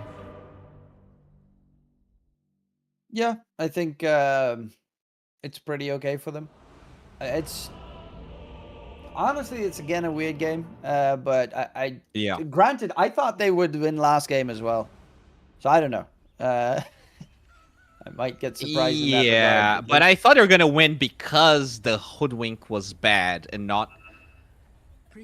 After watching game one, I feel like Passion they did their fair amount of mistakes. They seem more inconsistent than I remember. I'm not sure if there's Yeah, something going no, on. 100%. I think game one was a lot of misplays on their part. Yeah. They could have, and they probably should have won game one. But they too many incoherent fights, jumping targets when no one is nearby, which happened like 3 times in crucial moments of the game. Yeah, like it was way more than one time, and it's not like. I guess it was their draft was cheesy with the hoodwink, but they didn't win. I don't know. Yeah, I definitely feel like Passion could have won that game if they were a bit tighter. But this time around, different draft, different game. Let's see if they're gonna be able to reset after 4pirates. I think they've been overperforming. Like there was more than a series where we're like, yeah, 4pirates definitely lost this, and then they like 2-0. Was it? I don't remember which tournament it was, but we definitely cast a game where we thought they were gonna get 2-0 and they 2-0. That is. I'm looking for the match here. It was Pirates versus. I guess Peru Rejects, because that was the last one that I see 2-0. But we didn't do that one. No, it was not this tournament. It was something else. It might have been in the group stage. Yeah, maybe. I don't know. Here we go. As we No. get Nightmare ourselves action. going, Centaur gets dragged back. Do they have the damage to kill him? Not really. Well, maybe. Slowed down. Very tanky. Trying to stay alive. And Crystallize does get first blood, so that's not a bad start for Passion UA. They also get 3 bounties. And Batrider is one of those heroes. Yeah, the matchup against Gyrocopter is a lot better than the matchup like the Monkey King, but Batrider is a susceptibly strong hero in the late game when he gets that Witchblade plus level 5 sticky napalm. Super strong. Like it allows him to not rely on lasso that much to get kills. You force BKB so easily. The hero's very scary. And he also sieges, which is something that I think they struggled a lot in game number 1. Even though they had the advantage multiple times, just having Ursa means that it takes like twice as much for you to win from a lead than other heroes, other carries. Yeah, that definitely does add into their scare factor this time around. Like you've got the Bristleback. It's hard for the Dire team to kill the Bristleback. Marcy is very scary as well, because Monkey King is great, but he needs to get that Wukong's command off so he can use his facet to jump around and try and stay alive. But if you get like lasso dragged, insta burst, they have lasso, they have Fiend's Grip. Yes, they have ways to save the target with the Ringmaster, and later in the game possibly also the Hitch a Ride workhorse combination. But until that point, lasso Fiend's Grip is going to be pretty deadly for the Dire team. Yeah, a lot of BKB disable, as you said. They do. You might need to get an early blink on this Ringmaster. He can definitely do a lot if they're able to get those blink saves. He needs to be there pretty much 24/7 to make sure it happens. Gyro mid. Okay, he's gonna go for the bottle. I wasn't sure what Gyro mid actually like. If he goes bottle, if not, Bachuk. Top lane. Yeah, he has a Bane with him, but Bane is just creep pulling the entire time. So Bachuk doesn't want to man fight lane against the Monkey King in the earlier parts. Scary. Also does help a lot. Like this Jakiro gonna have a really good time. Usually Jakiro struggles with mana, but by being against Bristleback, you're gonna be spamming a lot of liquid. Brief fires. Natty Narwhal taking a lot of damage in mid. Has a fairy fire. Does use it. The damage tick. Is it enough? Ooh, just Bottle stays here. alive.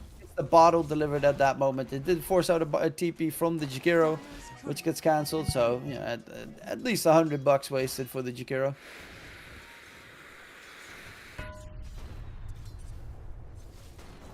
As I see dead people now getting dragged back, but you with the quill spray spam. I see dead people wants to get Jingle Mastery. He does get Jingle Mastery to try and be able to heal with that boundless strike. They're trying to slow down the monkey and take him down. Quill spray in range. One more tick. He's out of range.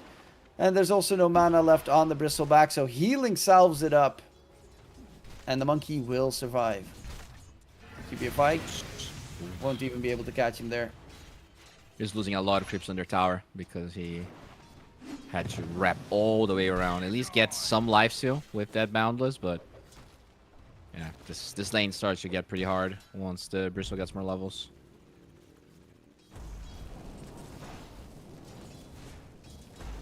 Bristle is also here that loves stacks. They're not building any just yet. They don't really. I mean, to be fair, two of the Radiant cores love stacks. Gyrocopter loves it as well on the Dire side. I don't really think he's going to be the stack clearing kind this game, though. Yeah, I don't think he... Oh, they're going deep. Bottom lane. Woodwing, the Ringmaster rotates through. Kraker needs to get himself out of there. Luckily enough, the tower's not hitting him. Gyro TP towards bottom. What? Natty Narwhal coming in to get the kill onto Crystallize, but with Moonlight coming in from the opposite direction, they're going to go in for the Centaur. This is a hefty rotation here. Centaur, nice stomp there, keeps himself alive for now, but the Bat Rider is going to be able to get the damage output enough. Centaur is going to tick down, taken out as Crystallize is on the run for Natty Narwhal, who's going to turn his attention towards Kraker. In the trees, though, the juke is there. Cookie doesn't connect. Kraker is going to get taken down, but Natty Narwhal should fall. Crystal is going to stay alive through all of it, and Moonlight's even going to boop Ariel for kill number 3. The Bat Rider's loving life as he gets a triple kill in that bottom lane. That feels like a pub. Like, 2 mid laners TPing in the offlane minute 5. That's so unlike any pro game I've cast. But yeah, not only that, they lose the Monkey King top. The lanes are a disaster for the Pirates here. It's a horrid start so far for the Pirate side. As top lane, there's a little bit of a pushback, but Juke has his phase boots now done. Top net worth is Crystallized. Second is bottom lane. They're going to go in. The Bat Rider still lurking about. Moonlight makes that a dominating streak. Has lasso. Ariel gets the jump out just in the nick of time. But yeah, this is a pretty rough one here for the Dire side, especially the center losing that lane so hard. 0-3, Fat First Blood, and just keeps on struggling. At least the Gyro gets to free farm mid a little bit, but he's still behind in CS compared to the Bat Rider. And like Gyro takes a little bit to like rotate and do stuff. It's not like the Bat Rider can just get to level 6 and kill someone in the lane. I'm loving the aggressiveness so far on the Moonlight Bat Rider. Natty Narwhal, though, going for Kraker, who's dropping low on the side. Lasso drag on to Jakiro, get a counter kill in quick response, as Moonlight is now on a mega kill streak on the Bat Rider, going 4-staff first item. And yeah, that's not too shabby here. Runes are about to the shrines are about to spawn, still call them runes, as QBFY is making a triple stack in the triangle. On the other side, they're stacking the ancients, but they are failing that one. They're even gonna give the wisdom experience to the centaur because he's struggling so much. It means that the supports are not gonna get yeah. And they're really, especially the Ringmaster needs his ulti fast. Not ideal. They're gonna be farming for a while. As in top lane, find Batyuk. This goes really hard. QBFY is here. Nightmare drag back on Icy Dead People. There is the Snapfire, though. Icy Dead People didn't get Jingu Mastery. They're chasing him for more. Going for Batyuk. He does try and get away. Natty Narwhal doesn't have the mana for cooldown. Now he does. Drops it in the area. So Batyuk jukes his way. Oh my god. Outplayed, outdone. But bye. See you later. That sidestep there as well from Bachuk. That just screams desperation, though. Like, such a deep... Like, he TP'd to Silent twice in a row. That just goes to show how uncomfortable he feels right now. This is just not the type of move you would expect out of mid laner, and he is... Like, his game is kind of cooked. I don't know how he can recover from this. Yeah, luckily enough, at least the Bat Rider used the TP there, so wasted a little bit of mana, and his TP is on cooldown, so now you might be able to make a play on the side lane, but I can understand the gyro mid. I have not seen gyro mid be, like, expected it to be this aggressive in the early game. Yeah.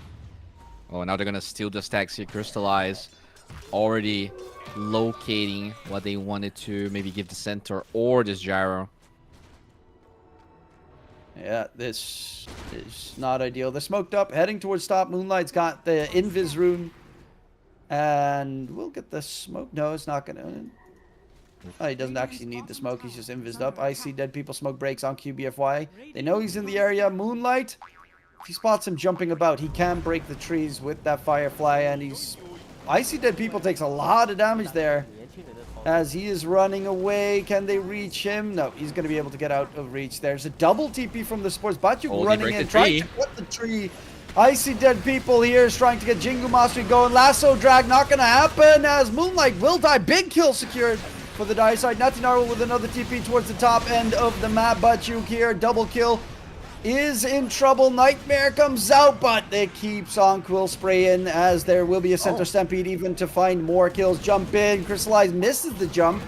And the cookie misses as well. In comes the taunt here with the Wheel of Wonder onto both Passion UA heroes. And honestly, a lot of whiffs coming up in a row from Passion UA. And now it's even going to go worse. Monkey is back in action, trying to get Jingu Mastery, does get it fully done. Crystallize still trying to pump out damage, but in comes Natinaru. There's Moonlight with the lasso drag on the Monkey, who's burning up. Jump in, Crystallize gets the kill. Neutral creep, by the way, killed Kraker in the middle of that engagement, as Natinaru won't be able to, Moonlight won't be able to catch up to Natinaru. But what is this? Like, there's so many whiffs in that fight that it almost went absolutely horribly wrong for the Radiant side. Crazy fights, but this does buy time for the center to recover. Like, despite that, I don't know, 2 minutes fighting the top lane, he's still the lowest net worth here. This just goes to show how bad of a game he's having. But the Monkey King is suffering. Like, they keep going to his lane. He's 0-3. The gyro, I think, is the biggest winner of that engagement, and even still, he is not that rich. Yeah, it's going to be the gyro with the blade mill, as you mentioned. I see dead people bottom of all the cores. And Centaur we haven't really seen anything of because he was alone in that lane for quite some time. But yeah, he's just also struggling in terms of farm. Has the Helm of the Dominator now done, though. So that should help him ease up in farm. Crystallize, Wheel of Wonder, taunt comes in. Kraker, can he help out? There's the jump away from Crystallize. Is going to be able to disengage? Yes, he is. TP's coming out a little bit late. As they're going to center Stampede in after Kraker. They know he does not have a Fire Snap Cookie, and they will find the kill. As this time around, there is no moves coming out from the Radiant team to help out. They get a tower. That's nice, considering how far behind they are. This is going to alleviate some of the pressure. Not like their heroes can farm that much, and you can see that like this is still a do or die type situation. The Monkey King is going to Fusel. They're all going for these very early game centric items. So they feel like they need to grab this game by the balls. We'll see if they can do that, because if it keeps failing, I feel like they can lose this game very quickly. He's going to get taken down. So they do manage to get that quick kill. Yeah. The thing is, this game, all 3 Radiant cores can technically push, compared to last game where none of them could. Yeah. Batrider, of course, will need to get a shard to make that push happen, but Bristleback hits hard.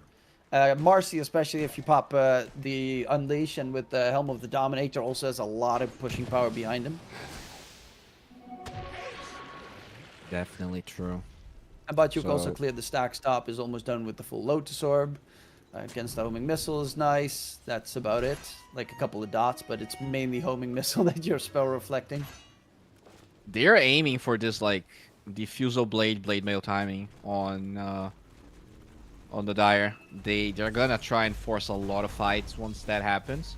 And if they don't win those fights, like we've seen this diffusal blade Monkey Kings, whenever they lose like 1 or 2 fights in a row, especially in a game where it already feels like he is effectively behind, things can take a downturn very quickly. Catching back up is going to be problematic. QBFY spots the Centaur, is walking right next to him, and in comes Crystallize, has his Unleash, there's a Fiend's Grip available, and they're going to go for the easy kill. I'm saying easy, it takes a little bit of time. Stun comes out, pops the Stampede. That gets a bit of the Dire team in the area, but he is still just going to die. Yeah, that's not great. Really not great. Right here. Ariel. They know there's no rip. So QBFY, Wheel of Wonder. There's going to be an easy catch. And Jingu Mastery there. But because he didn't want to Boundless Strike onto Icy Dead People. Ooh, Natty Narwhal dies in mid. That's a way more problematic kill. Yeah. They're going to get the rune as well. 4-step done for the Batrider. Going for that Pike build we've seen many times. Dire are scanning. Centaur queued up a blink now. He was going for this Lotus Orb build, but honestly... Light in mid. He does have a shield rune, and that is going to keep him nice and healthy as they Nightmare back Jakiro with a decent amount of damage. Actually, Moonlight shield rune's about to end. Purdon's burning up. Moonlight's actually still going to walk it off. They have kisses if they find any good targets afterwards, but they'll just back off as Moonlight gets the kill onto Purdon without... Yeah, shield rune's pretty good. Without a Dispel especially. Yeah, they were trying to force that fight with the Diffusal Blade. They don't get it. Blade Mail not done on the Gyro. Oh, they do find QBFI. Nightmare, run away. Thank you. Their follow-up's still trash. Yep. They get rid of the Nightmare, which is going to drag Gyrocopter all the way away. And now there's Batyuk in the area, so you can't really chase for more. There's a Diffusal Blade. Batyuk, though, sees Icy Dead People. He's level 12 on the Bristol against level 8 Monkey. And they're going to go in onto the Bane. Should drop Icy Dead People with the Stampede trying to run away. But Batyuk is going to be able to get the chase in. Kill secured as the Monkey falls. And yeah, Diffusal is nice. You can get a kill on a Bane every once in a while. But it's physical damage. And Bristleback does not give a damn. I mean, even the Bane, right? Like, just get to Nightmare. And then that buys a lot of time. They're going to try and kill this Bristle. They missed the Ice Path. Is tanky, might not be tanky enough. Natty Narwhal does do a lot of damage here with that Rocket Barrage spam because that's magic damage and you kind of need it. They will take down the Bristle this time around though as Batyuk. I mean, he did survive that previous engagement but then immediately thinks he's God. And same with QBFY on the Bane. Fiend's Grip's Purdon right there. You know, I've seen this playbook before from Bash and UA. It's not pretty. Yeah, a little bit of overconfidence, and they do buy time for the Centaur to finish his blink. I love the fact that he stopped for the Lotus Orb. I think Lotus is a fine item, but right now they need more ways to engage. Like their stuns are Boundless Strike and Miss Out that takes 5 years to reach anyone. This blink is going to give them the tempo they need to bounce back into this game.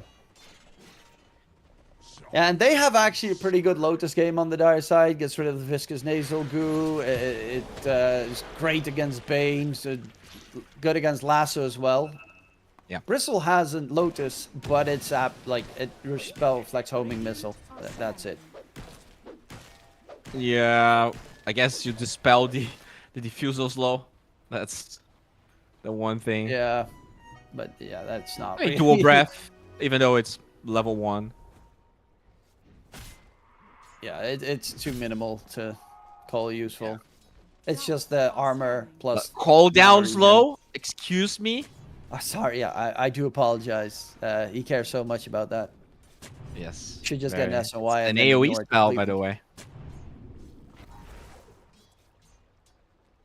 Batrider Hurricane Pike is done, going for the Blink Dagger BKB afterwards. Dire's middle tower is But under net worth wise, it hasn't really grown for the Radiant side at all. I see Dead People's Yeah. also marked up he wants a Sacred Relic. Do you think that's a Nullifier or a Radiance? I Radiant's bottom tower is under hope attack. that's a Radiance. I Dire's feel like top tower they is under attack. rely a lot on right clicks. Even if Batrider is not physical damage per se, like you rely on the right clicks. QBFY.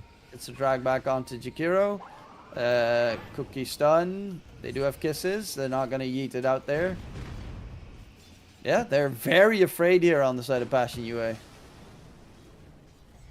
Yeah, I hope the monkey gets Radiance. You can get the Nullifier later, and it's probably going to be a good Nullifier game. But he needs to farm. Radiant's bottom tower He needs is a under way back attack. into this game. Dire's middle tower is under attack. As Moonlight. Yeah, Blink Dagger is going to be pretty crucial for them to make a play. Batyuk top lane, though. He's going for the pipe. They primarily have magic damage. That's the only thing that actually killed them previously. They are smoking up, heading his direction with the gyro there.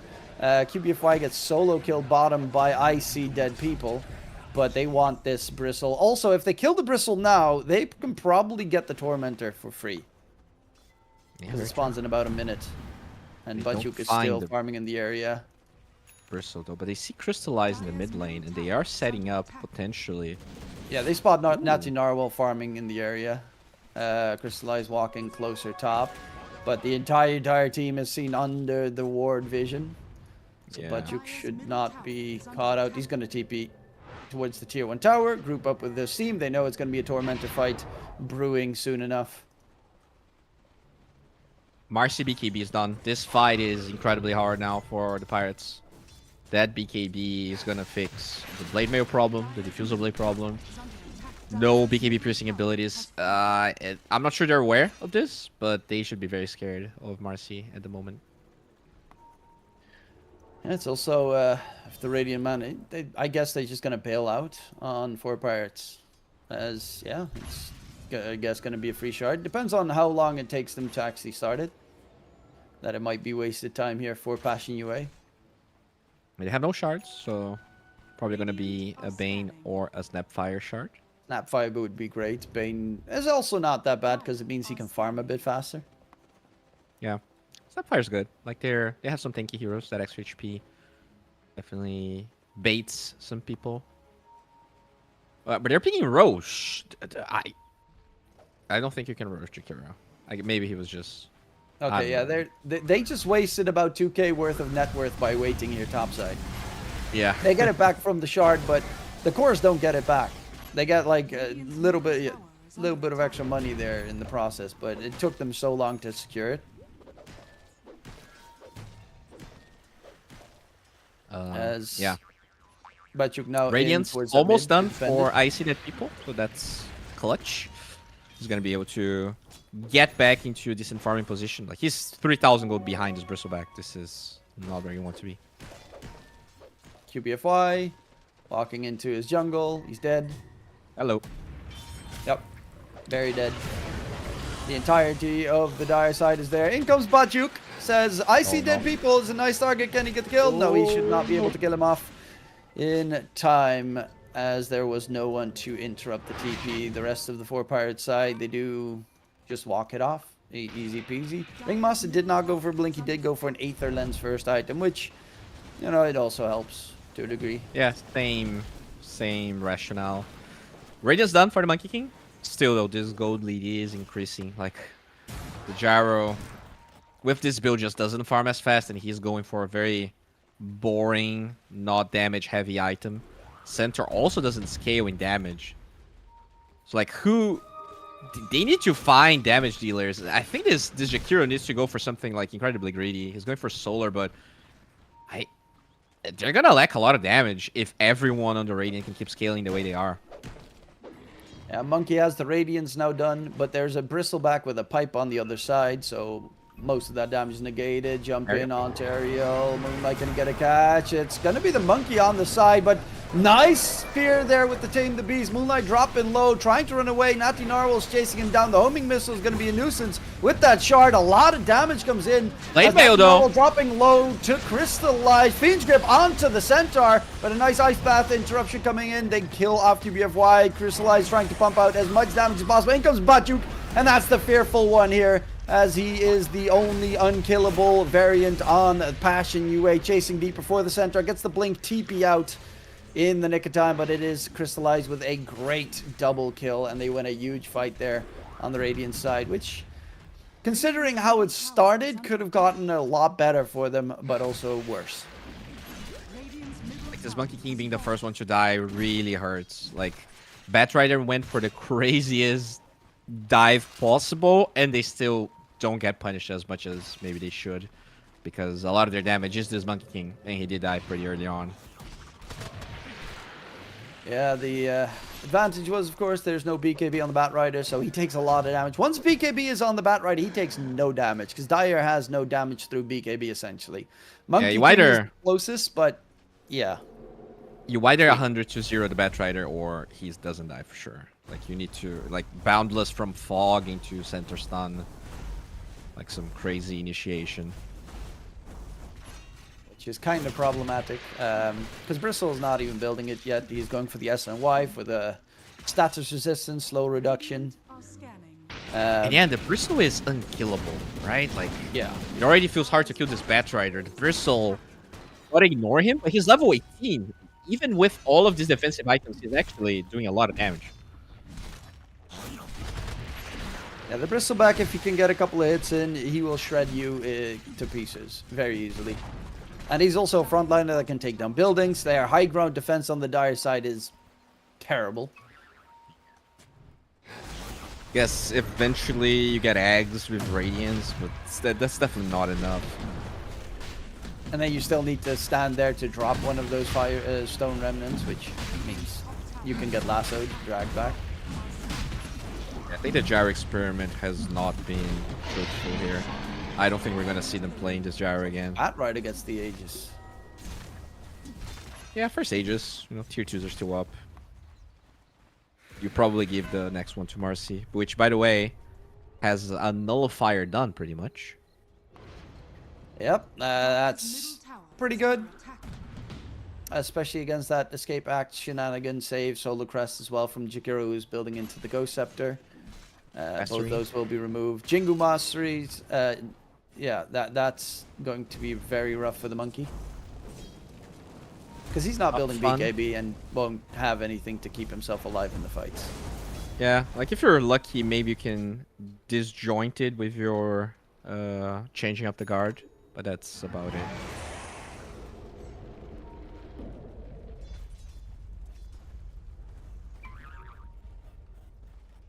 Mars is on top of you. You're probably not gonna disjoint anything. Yeah, the Marcy is scary. He didn't even go for the Basher, which is just goes to show. They don't really like Sense Stampede is great this game, but they do have good catches with the Fiend's Grip and the lasso and the kill onto Purdon in the bottom lane now as well. Kraker also has a Blink Dagger 4 staff, super mobile items. He's going for bots on the Snapfire next. Dire's bottom tower is under attack. That's kind of psycho, but this entire series is kind of psycho. It really is. It's like who can cheese harder, and so far it looks like the mid Batrider is better than the mid Gyro. The more you know. Top side, Ringmaster has the Blink Dagger now done, so they do have that extra, with that Aether Lens, have the greater range, but Nullifier is going to be problematic to deal with. Is going to build into the Daedalus next on the Marcy. Bajuk is going for the BKB. As we talked about, BKB kind of gives you that immortality feeling at the moment, as Moonlight is looking for a possible lasso here. Has the bull. Okay. TP's towards the top side where they're going for the fight. As QBFY is taken down, Moonlight won't get a catch, but in the middle they're fighting. They lose Kraker. Both supports fall. And that was a free lasso target, but he TP's right in front of the enemy's tier 3 tower. Bajuk going back in with Crystallize here as well. BKB usage, toss back. They find themselves 2 kills. In comes the Monkey King. I see dead people. Needs to get anything going here. He's taking a heap of damage. There's the taunt coming out. Moonlight, can he get on top? Yes, he can. We'll get the lasso drag onto the Centaur. And it looked very solid here with the two supports dying quickly, but the cores are the real damage dealers. Godlike for Crystallize, triple kill in that fight, but yeah, they just BKP and they have nothing to fear on Passion UA. Yeah, this is looking pretty over. And by the way, I did tell you that 4pirates has a 20% win rate on center, which is now lower. Well, I don't think we're gonna see them play that here again. I was not impressed. I feel like his lane went horrible. Yeah, had first blood. Didn't felt comfortable to him whatsoever. As Moonlight boops him back to Batyuk, and yeah, this game is. They're too hard to kill. Gyrocopter's a non-factor. Essentially, he has a BKB, but Marcy now has Chrysalis, so. They have a lot of physical damage, something that the Dire team just doesn't have. They have Monkey with Ags, but he was just standing next to Crystallize and Batyuk, and like in a couple of seconds got melted. Yeah, it's not feeling great. Definitely not the best performance here, as the center probably gonna die. Yeah, they've got that Fiend's Grip.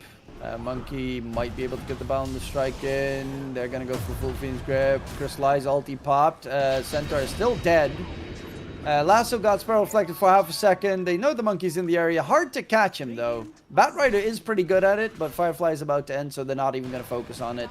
Instead, tier 2 tower in the top lane is going to be the target. Very lucky. The Radiant scan is off the mark, so maybe the Monkey King can cut a wave. That's probably the best he can do, but he's actually going to find the Bane? Oh. UBFI. Oh. He knows. Spots him. Blood Grenade to make sure he can't get the tree dance jump. Well, he has Enfeeble, so he can't get the tree dance jump. UBFY needs to be careful of the Radiants just randomly killing him here. And in the trees, the Monkey is. Get the hell out of here, bro. He's going in. There's a shotgun blast. I see dead people. Is dead. I also see dead people. He probably Okay. wait, what? Doing a little bit more there, but Moonlight just refused to pop the BKB in that fight. He should have just ulted. I think if he just ults instantly with the Boundless from the tree, he kills the Bane and TPs out, and they force a lot of TPs. Nah. Shoulda, woulda, coulda. Exactly. I mean, as you said, like, even if there are a couple of glimpses of hope here and there, the scaling on Dire is just so much worse. You're Like, still not you gonna kill can't- Bristle. Yeah, it's just they have Ags on center, I guess, but does it even matter? Like you take. Like, no one the does enough Monkey with you. damage. Because Gyro is not. Well, Gyro has a Chrysalis now, so he is actually going for right click esque. It's just too little damage, man. Bristle you is take 3k the hero for a HP, spin. Batrider is 3k HP, Marcy is 2.5k. Oh, Fiend's Grip catch onto Icy Dead People. They need to interrupt it. Mortimer's Kisses come flying out. There is going to be the Hitch a Ride play. Centaur's going to get lassoed immediately afterwards. In place held. Icy Dead People dropping low, and they're all dead. They're all dead. Even Ariel, there's no running. There's no chance. They got ran down by Passion UA this game. Yeah, they did. The draft not as good. The cheese not as matured. And this is looking like potentially straight to throne, but no. They learned their lesson. They're gonna be a bit more careful. If they have pushing heroes, you can go for throne. This time they do. Last game they didn't. Like, they're spreading it completely. Moonlight has his shard, so he actually does a lot of building damage now. Yeah, with the they sticky could be napalm stack. going throne already. Yeah. As buildings drop fast, Dire have one buyback available. Jakiro is back up. No glyph. There's no glyph. There's no chance. GG gets called, and it will be Passion UA with a very solid game number 2. There were definitely mistakes, like a couple mistakes that any other team in DreamLeague would have destroyed them over. But I think just in general, the draft difference was too much. The gyro was a non-factor this game. The Monkey King last pick was nice, but they lost all 3 lanes. Like, that's the thing. None of the lanes were won, and they struggled with their surprise gyro mid monkey safe shenanigans. Yeah, the side lane, like center fed first blood, the side lane's lost. Gyro forced with TP to alleviate the pressure, but dies doing that. Batrider gets like triple kills. Everything went wrong. So Passion, definitely an out draft here. We'll see if 4pirates can get a slightly better draft, because to be completely honest, yeah, I wasn't very keen on what they had. So I think Passion, they have their way, they have their path cut for them. It's pretty much, just don't give away, carry hoodwink, have a normal draft, and you should be fine. Yeah, just get a normal draft and then easy peasy lemon squeezy. But it was still a pretty fun game nonetheless. We'll be going towards a short little break, get ourselves ready for game number 3. So don't go anywhere. We'll be right back.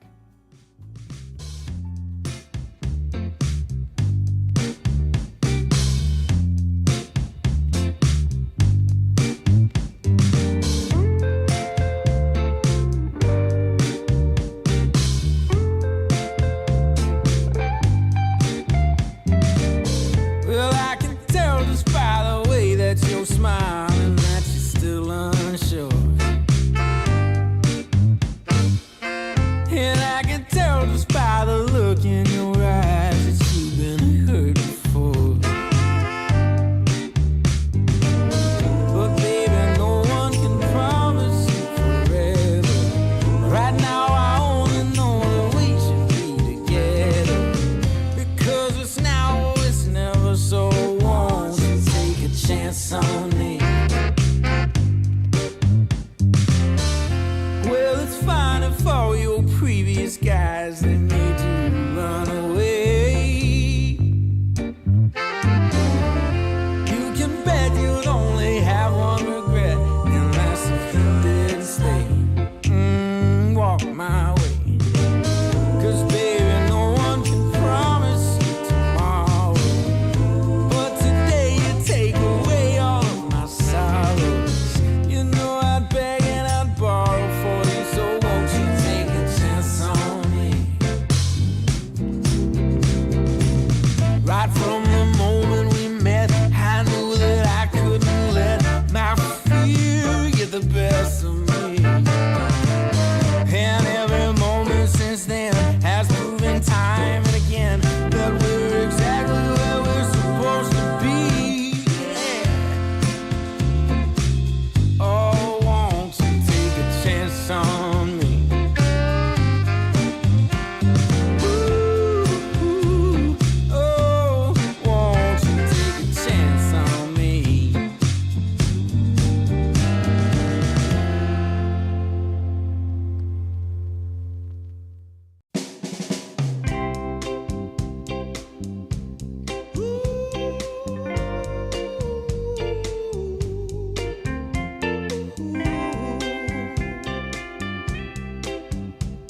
Yeah, yeah. I've been waiting a long time, just longing for a glance from you. Yeah, a chance to look in those big brown eyes. No telling what my heart would do. Hey, when we met, I sure knew it felt as good as it could be. In that moment, though it felt so good, I wondered why you noticed me. If you gave me just a little time, it would sure ease my troubled mind. Don't tell me that you don't feel the same inside. Don't tell me, these are feelings that I ought to hide. I don't care where you came from, just tell me where you wanna go.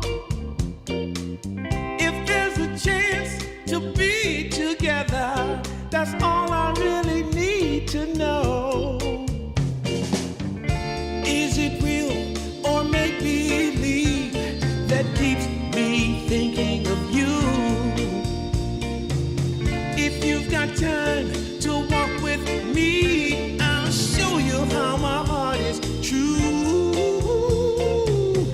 And here I stand, waiting for you. Tell me, baby, what I gotta do. Don't tell me that you don't feel the same inside. Don't tell me, these are feelings that I ought to hide. Don't tell me that you don't feel the same inside. Don't tell me, these are feelings that I ought to hide.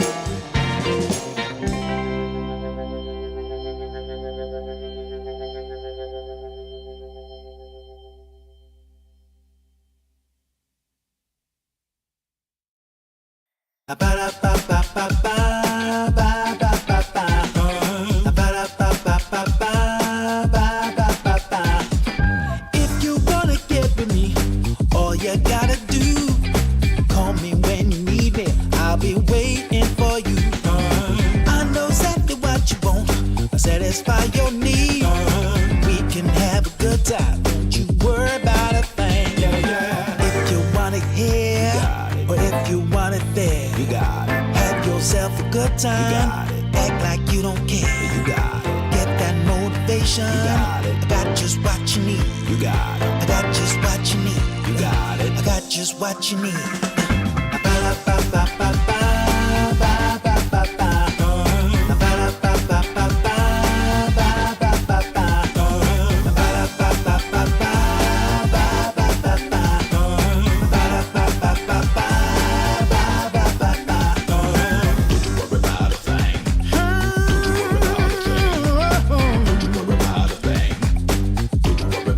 Don't you know you got it, baby?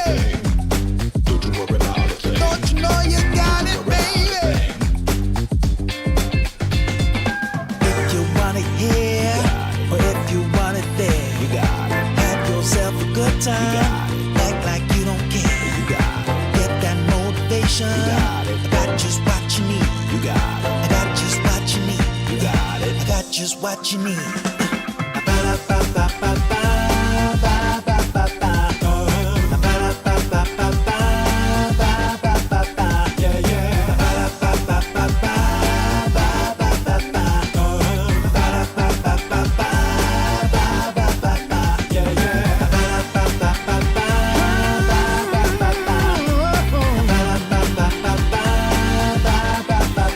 you know you got it, baby? Don't you know you got it, baby?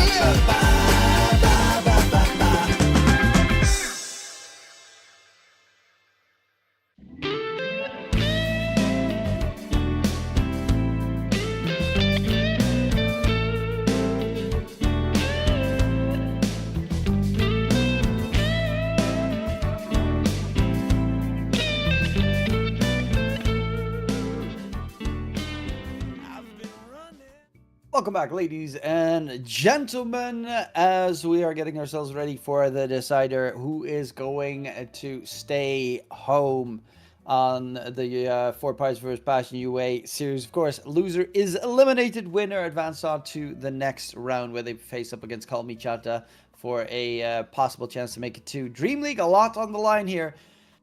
And we've had 2 games with 4pirates going for a slightly unconventional draft. Do you think they're going to make it 3, Bowie? Oh, I sure hope so. I feel like the viewers and ourselves are going to enjoy that quite a bit. But as we all know, this is do or die. Whoever loses here is out of the competition for this tournament and also for DreamLeague, which means they might play a bit more contentious. They might play a bit more safe, because I do feel like there's a lot in the line here. Yeah, it's definitely a very important one. DreamLeague is a big tournament to try and get yourselves pretty much put in, as both these teams are struggling for it. And Passion UA, you know, they've been playing some pretty steady Dota as of yet, but have had quite a lot of mistakes. So there is definitely an avenue here for them to get taken down. But I do have to say these drafts really aren't it from the Dire side. They're just like, no. Some of these are just too wacky. Sorry, Dire side from the 4pirate side. The Hoodwink game 1 was kind of cool, but yeah, no. Probably better to just keep it steady. Yeah, very experimental for sure. But, you know, he did work game 1. We'll see if they feel like the cheese is necessary for the win, or if they're also going to try and just play normal Dota. I feel like it definitely benefits Passion U way more to not get dragged into this cheese competition, because I do feel like they're supposed to be better players, and definitely a better team. Better players is arguable, I think. And yeah, it is going to be a battle here, and whoever wins, you're still going to have to go through Call Me Chata to go to DreamLeague. And Call Me Chata, they've been overperforming. We talked about how yesterday, at least, yeah, until yesterday, they have not lost a single series 8 times in a row, so they were doing very well. Unfortunately, they did drop to 1 win. Probably favorites for the whole tournament, though, so still a formidable opponent. Yeah, I would say them and Yandex are the 2 big favorite teams for the entire shebang.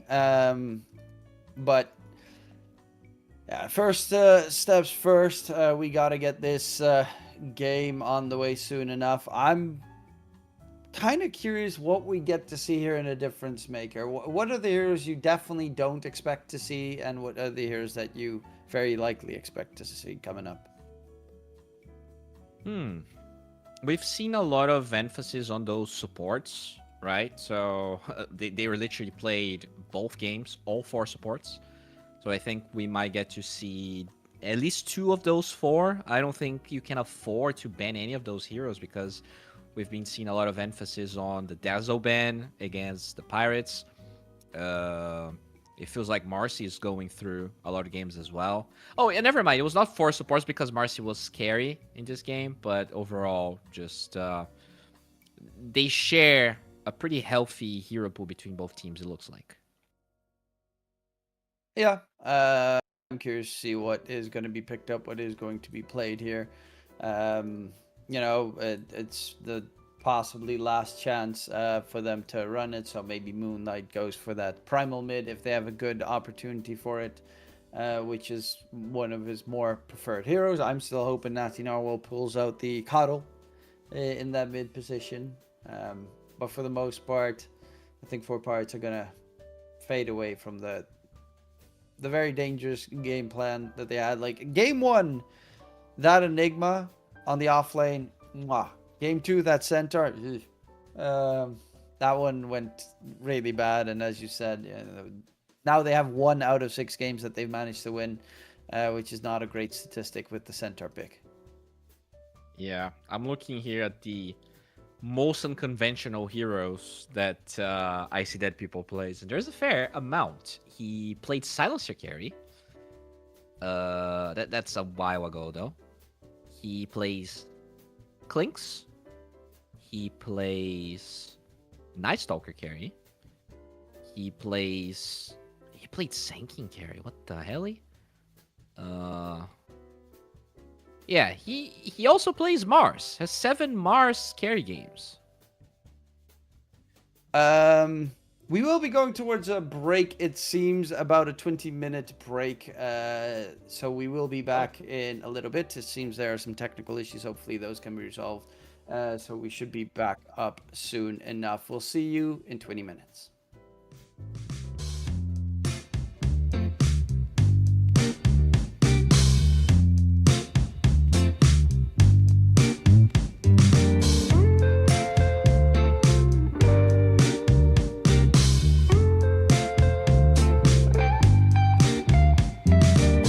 Well, I can tell just by the way that you're smiling that you're still unsure. And I can tell just by the look in your eyes that you've been hurt before. But baby, no one can promise you forever. Right now I only know that we should be together. Because it's now or it's never, so won't you take a chance on me?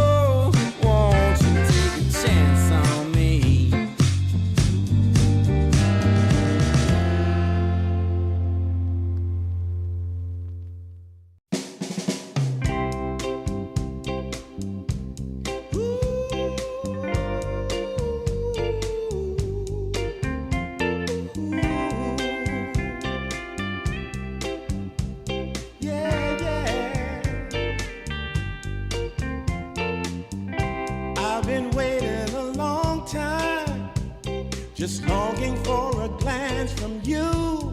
Yeah.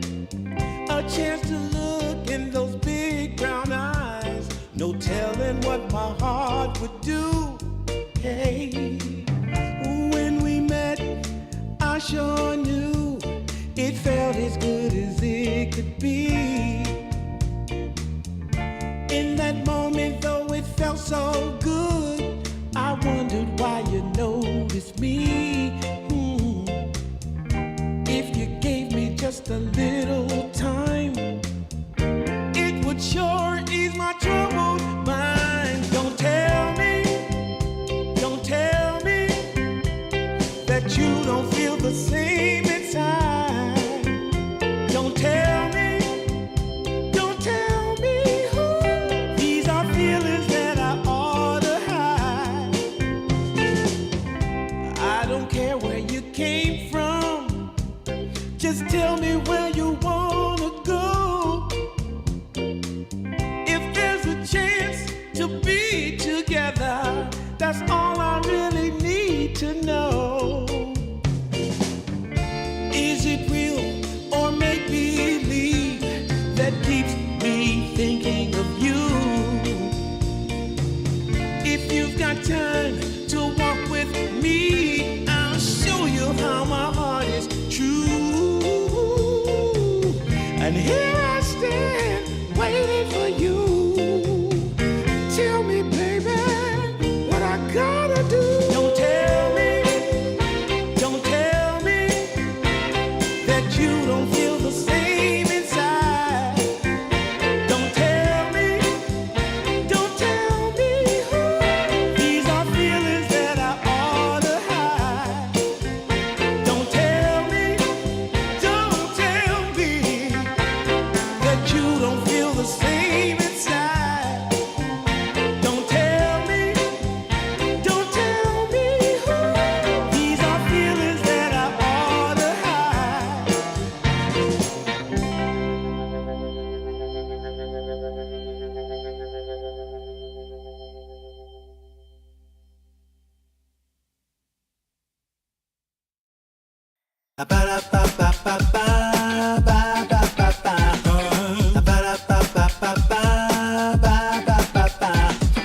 If you wanna get with me, all you gotta do, call me when you need me. I'll be waiting for you. I know exactly what you want, I'll satisfy your need. We can have a good time, don't you worry about a thing. If you want it here, or if you want it there, you got it. Have yourself a good time. Act like you don't care. You got it. Get that motivation. You got it. I got just what you need. You got it. I got just what you need. You got it. I got just what you need.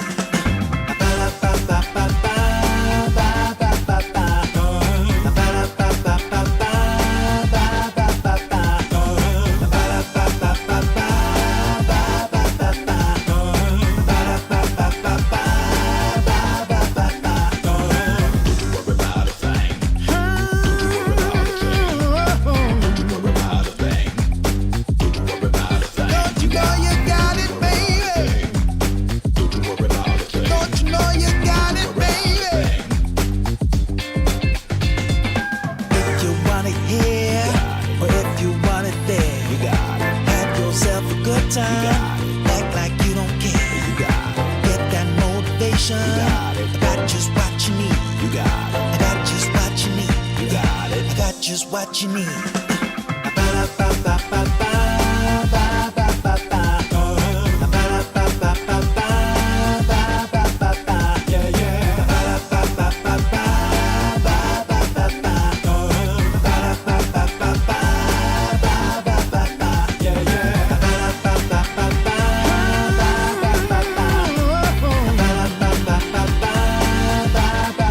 Don't you know you got it, baby? Don't you know you got it, baby?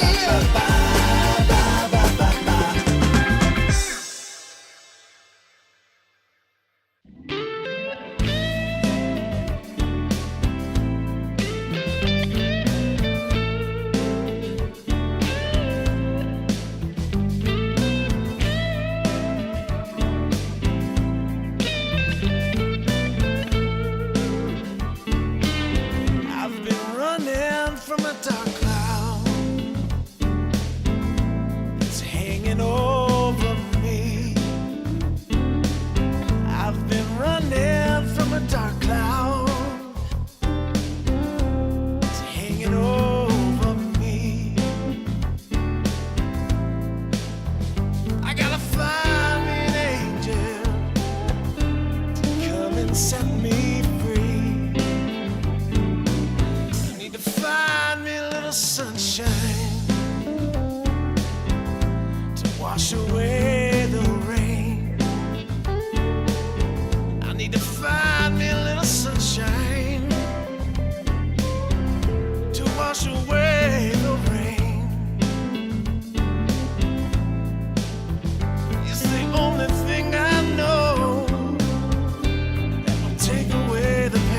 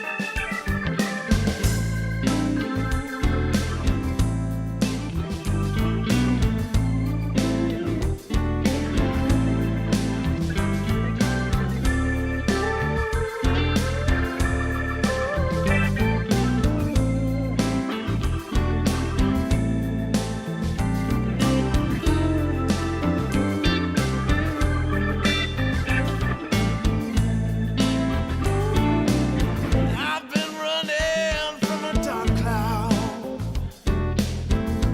It's hanging over me. I've been running from a dark cloud. It's hanging over me. I gotta find me an angel to come and set me free.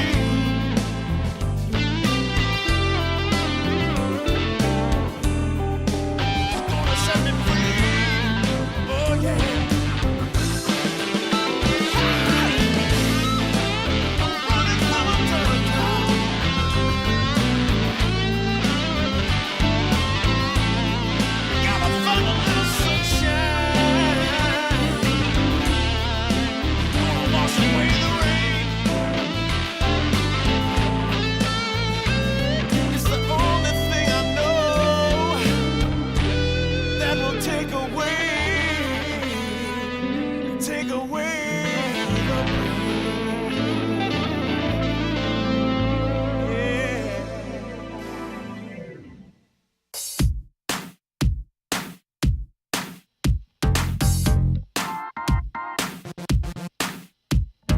Girl, shake that body, shake it down to the ground. Whoa, girl, shake that body, show me how it's gonna go down. Don't be late to the party, don't be afraid to scream and shout. 'Cause when we dance to the music, you know that's what it's all about. Yeah, yeah. Hey, girl, shake that body, shake it to the left and to the right. Yeah, girl, shake that body.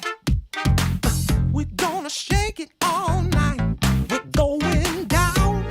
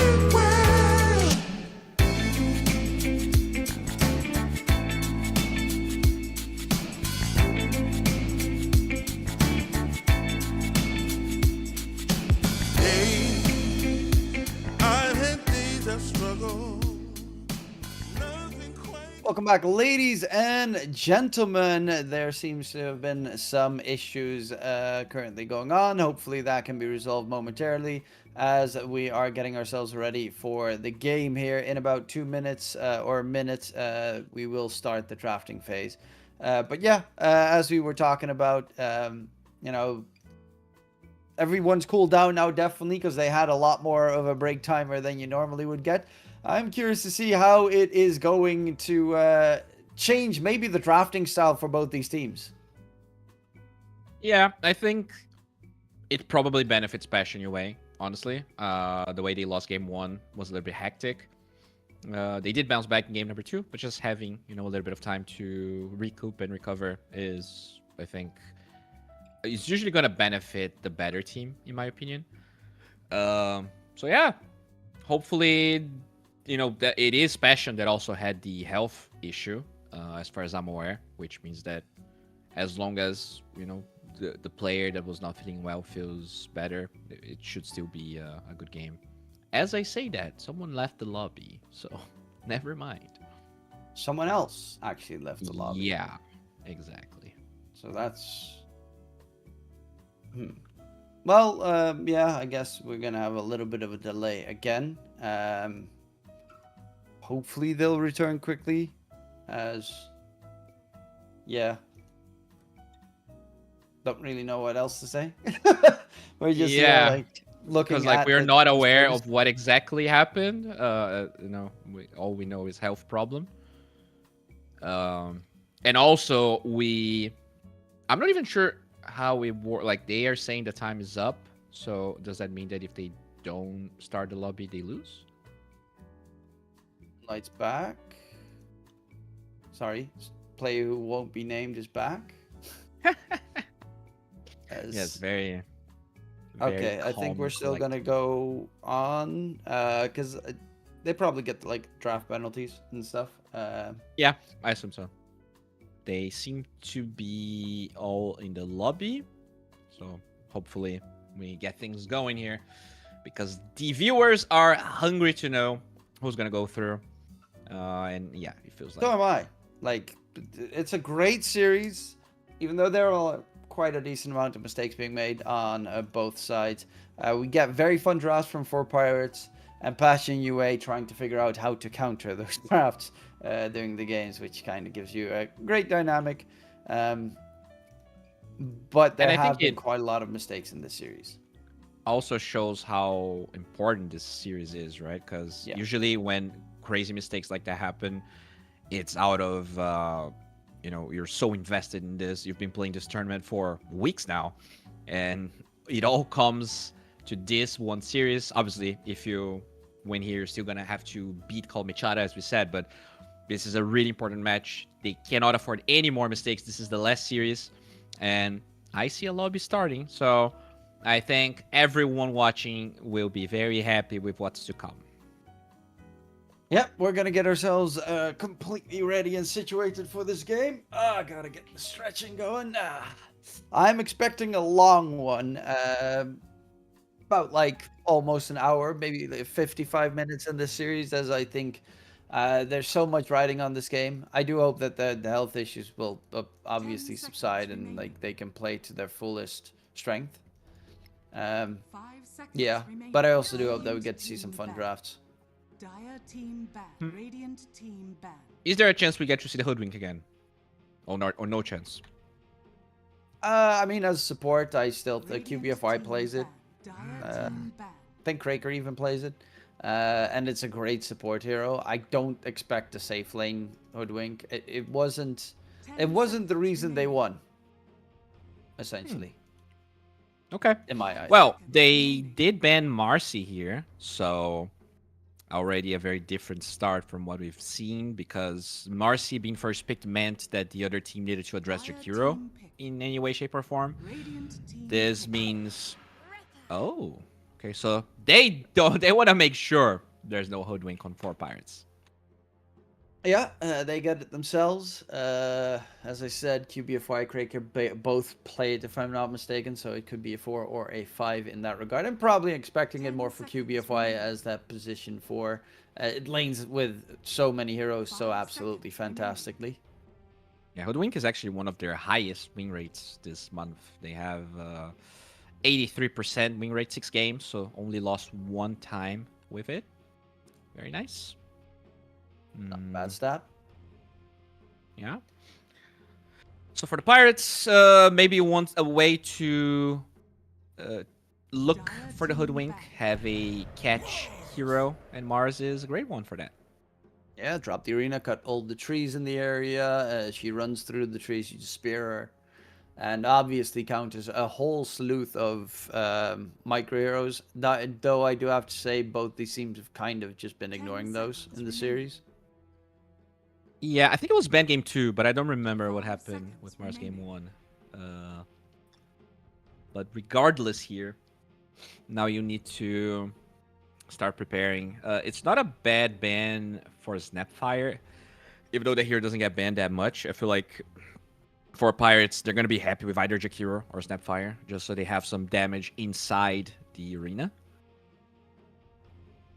Yeah, I would say Jakiro is always kind of scary. Ice Path as well.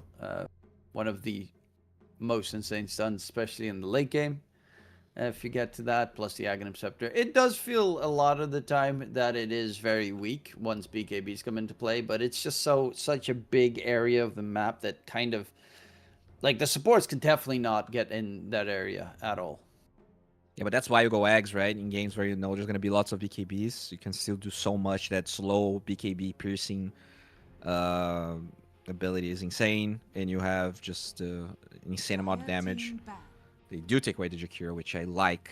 Snapfire is good, but definitely it doesn't seem as oppressive as Jakiro, especially because of the siege. Like, the siege that Jakiro brings, I think, is really what puts him, I don't know, in front of Snapfire as a priority pick. Yeah, I think that as well.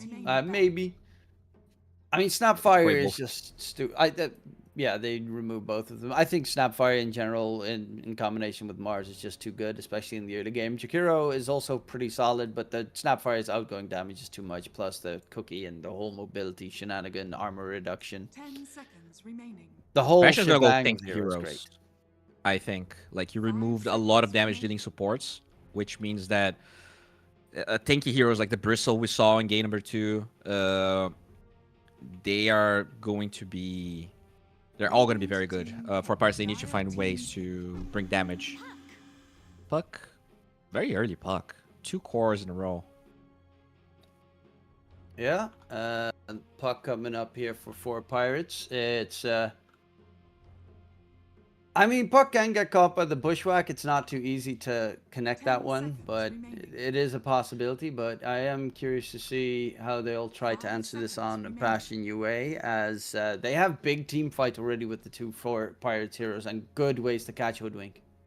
They play a lot of Dragonite. I think this could be Dragonite second phase for Passion. It's good catch for the Puck. You already have damage with the Hoodwink. And DK's banned, so... Oh, never mind. Yeah. They go Abaddon. Radiant team pick. Disruptor. Okay. But overall, Puck is, like, in a good game, Puck is a Disruptor counter as well. Like, you can 100-0 the Disruptor if you have, like, a Parasma and level advantage. Same for the Hoodwink. So these 2 supports, they can struggle against Puck, even though they are technically equipped to kill Puck together. Radiant team pick. Yeah, that is true. There's the save for the Puck, or anyone else who gets caught, and a Glimpse cancel or counter coming in with the Shadow Demon as their first support. Also great against the Hoodwink. Demonic Purge great against the Abaddon because it kind of takes him completely out of the fight. He pops his ulti on Abaddon and you just disrupt him so he can't blink away. So some pretty nice combinations. You also can't dispel Shadow Poison anymore these days, so that's always neat. Yeah, you're gonna need an unconventional support here because a lot of those are banned and picked already. Nyx is pretty bad. NP support doesn't exist. Marcy's out. We haven't really seen any Chen in this tournament. Batrider is available. Dire team pick. Oh, That's unconventional. Omni Holy. Knight coming in. Okay. Could this be a flex to carry? Is that what he's gonna try and play now? I know they do wild things, but I doubt that that's going through their mind. Yeah, he has no Omni games, by the way. I'm already looking here. Yeah, as he shouldn't. Looking at the rest of the Huskar heroes, game. though, yeah, Huskar coming in. Shadow Demon is great against Huskar, but laning wise, Puck gets destroyed by Huskar. 5 seconds. Yeah, and we talked about damage, right? They don't have the damage to kill Huskar at the moment. You're gonna need heavy physical. I mean, is PA even picked right now? Because that is a good break and a overall physical damage dealing hero against Huskar. I don't know if you ban it though. That hero just feels useless. Yeah. It is. In a different patch though, that would be high contest. Let me check how many PA games in competitive did we have this past 2 weeks. 0. Literally no PA games. Okay. Yeah, That's not too surprising. Not picked, not banned. Yeah, it is a dead hero. Against Huskar, I mean, the Doom obviously gets banned out, and because, yeah, you don't want to put Omni Knight in your safe. You could technically put Mars safe lane. We've seen that a couple of teams. They're gonna do ban that. Pudge. I think Passion. Carry Pudge is probably the second best because the counters Abaddon and Huskar here. I still for Mars safe lane and get a Timbersaw. Like Timber's something banned, wild. and I don't think they're gonna play. Timber's banned? Mars. Oh yeah, it's first phase banned by them. Yeah. What else can you I think go? you ban Pudge and you pick like something that buys Zoras so that you're literally unkillable. Dark Seer against Shadow Demon is a bit sketchy, but in the lane you should be fine. 5 seconds remaining. Dark Seer Hoodwink lane against I assume Omni Knight 5 and Shadow Demon 4 then. And then it's an Omni Knight plus. We could go like something wild like a Drow, get a Silver Edge. Or like Huskar off lane? Or are you talking about pirates? No, for pirates. Like what Passion Yeah. UA goes for, like they can pick with the Underlord or something. I don't know. Honestly, I like Drow. I do like Drow. Can they do so? I don't know if. I think you I mean, with the Mars, can. it's pretty nice. But maybe it's too slow. Like maybe they need burst Yeah, rather I than. think, I think they've already won before Dusa gets the second item. Yeah. So that wait, this is. Are they Offlane flexing Huskar. this void? Or it actually, Batyuk plays a lot of Abaddon, so I think this might be safe lane Huskar. No, Batyuk also plays Void Spirit. They play like Void Spirit in all 3 roles. They put Abaddon, they play it safe lane and off lane. And now I would assume this is an off lane Void with the Huskar mid actually, because Puck just Yeah, if can't I'm win. Huskar, exactly. Like you just wanna have the Huskar in the puck lane. Like that is the best matchup possible. And it's not like either one of the 2 other heroes is gonna struggle against Mars, which means it's either Abaddon or Void Spirit carry. I hope it's Abaddon carry, to be honest. Yeah. I would assume so. Should be a really good game for the Huskar. There's nothing that they have that works against them. Until Shadow Demon gets the Ags, then Huskar is pretty counterable. Can they? I was gonna say troll. Damn, I'm too slow. I mean, I really It's love Passion physical. UA's lineup here. You can get eggs. I mean, throw eggs is amazing this game. You can dispel shield from Void and Abaddon. You can dispel Thunder Strike. But I you like can't get rid of all the burn damage coming out from the Huskar. He is going cauterize, so he's not going for the other fast. The worst one to deal with. That's why you have Cauterize. repel. And Shadow Demon. I mean, even the Shadow Demon promulgate's amazing here against these tanky heroes. True, but I'm definitely liking Passion UA draft a lot more. Their cores are really hard to beat. And their supports are also amazing in late game. It really depends how this Puck's gonna like Puck. If he somehow finds a way to not get 100% crushed and he has like an okay game, he can destroy the backline every game. They don't have like Void Spirit's the only sort of To a catch, but it's an degree, offlane. Because Puck is also a hero that if you jump the Disruptor, and the Disruptor throws a Static Storm, you're also dead. Yeah, but you're gonna have Plus Blink Huskar on has that Shadow silence Demon, now as well. Blink on Omni. He's gonna be repelled. All right, I'm going all 4 pirates here. I like this Omni Knight. I think they have it. I think the Huskar's already too much for them to deal with. I think Huskar solo can almost kill them. Then you have a pattern that has 2 lives on the side coming into play. And even the Void Spirit from Batyuk, very deadly hero as a offlaner. That Well, also jumps you up, because wanna- that's also the thing. Like, the Shadow Demon is not going to have a free game either, because he's going to get chased by that Void Spirit. Let me give you a little bit of a stattaroo here. Guess what is the win rate? Well, I'm actually gonna destroy my own point with this, but guess the win rate of mid Huskar in the past 2 weeks, competitive. 65%? 70%. So I am literally shooting my own foot here, but it's not 100. I mean, the thing is with Huskar mid, I mean, Mouse just took a game off Falcons with Huskar safe lane while playing against AA. 30 seconds to battle. That's remarkable. What they also had a Troll Warlord in that game. Skeeter was playing Troll Warlord. He had a plus 4 AA, and still Huskar wins. It was with the other facet though, the percentage base off max HP facet, which eventually like Troll Warlord pops his ulti, and then he has had so many spears on him with the burning damage that he still just died afterwards, even though he got the kill. But the Cauterize is interesting this game because having that dispel into the Axis, having the dispel into, I guess it's mainly the Axis, still gonna be decentish. I guess you can take away Bulwark slow, God's Rebuke slow. Yeah, and Disseminate, I think, or can't you? Disseminate you can, yeah, it is.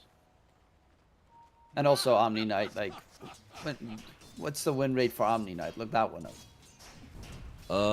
Well, are you sure we want to know? Yeah, it's probably not a lot of players, but let me check. Omni Knight is. It was played 4 times. As a support safe lane, it won 2 out of 3, and as an offlaner, he lost. I'm seeing it currently as like support stats for Dota 2 Pro Tracker. It actually has a positive win rate in both Pulse 4 and Pulse 5. So, there you go. Not too bad. But this is slightly higher MMR than the 8.5k cutoff. I heard it's a little bit higher. Yes, definitely a little bit higher. Yeah, Moonlight's already having fun in mid against Natty Narwhal. It is just it's really garbage lane. Yeah. You just want to like drag creeps, push waves, get runes, stack for yourself, and you know, as long as you don't feed, you're probably already happy. They also don't have like a Spirit Vessel builder on the Radiant side. Yeah, they don't. They really don't. They have a possible Scotty with the Troll and later Shivas, so at least they have heroes that eventually will build into counters. Yeah, I think this is a game where you just ignore the Huskar as much as you can. Like you wanna ignore his lane, smoke around him. Always like you just want to find the backlines every single fight. You do not care about killing Huskar. True. Until he gets Ags and then you get owned. Like that's the one big threat of Huskar is that Blink Aghanim Scepter point in the game. They do have Disruption save, so that's nice, and they have the Guardian Angel, which is always going to be very important. Another thing this game worth mentioning is that this is definitely a very early BKB game because Arena is awful. Like, Husker just hates Arena, which means that he might be forced into very low... Oh, Hoodwink might be dead. One hit. A lot of Axes. damage. He does Bam. get taken down by the Omni Knight. So Omni Knight value coming in already at the 3rd minute. Perdonik always trying to find save heroes to play, and it is the Omni this time around. And out top lane, they're fighting for the Lotus. Crystallize is getting some Shadow Poison stacks on top of him. Of course, can't dispel them anymore with the Aphotic Shield. It's only level 1 though, which is the big downside. He has 4 stacks, does 192 damage, but with level 2 Aphotic Shield, most of that damage should be negated. I'm actually curious if it pops the... It doesn't even pop the shield. Yeah, the magic resistance just makes that barrier very annoying. Troll though Puck is gets jungling. booped. Puck is currently actually jungling. Yeah, I mean it's pretty much an impossible lane. You just need to stack for yourself, get runes, and go to tower when there's creeps on their tower. It is top net worth, but now that creeps are under the tower, it's a little bit doable for Natinaro. He's still getting decent XP because he did stack the jungle camps and cleared them afterwards, so he actually is not like that far behind. He is ahead of Butchu currently in net worth. Yeah. Also gets a rune thanks to his curveball.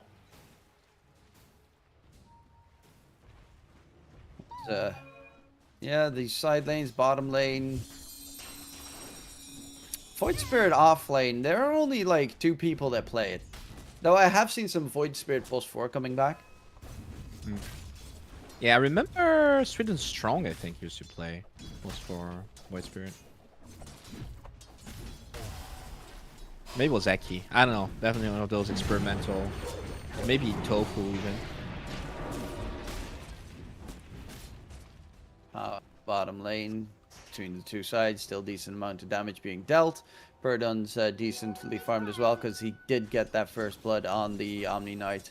And has 5 creep kills, so in a solid position in that regard.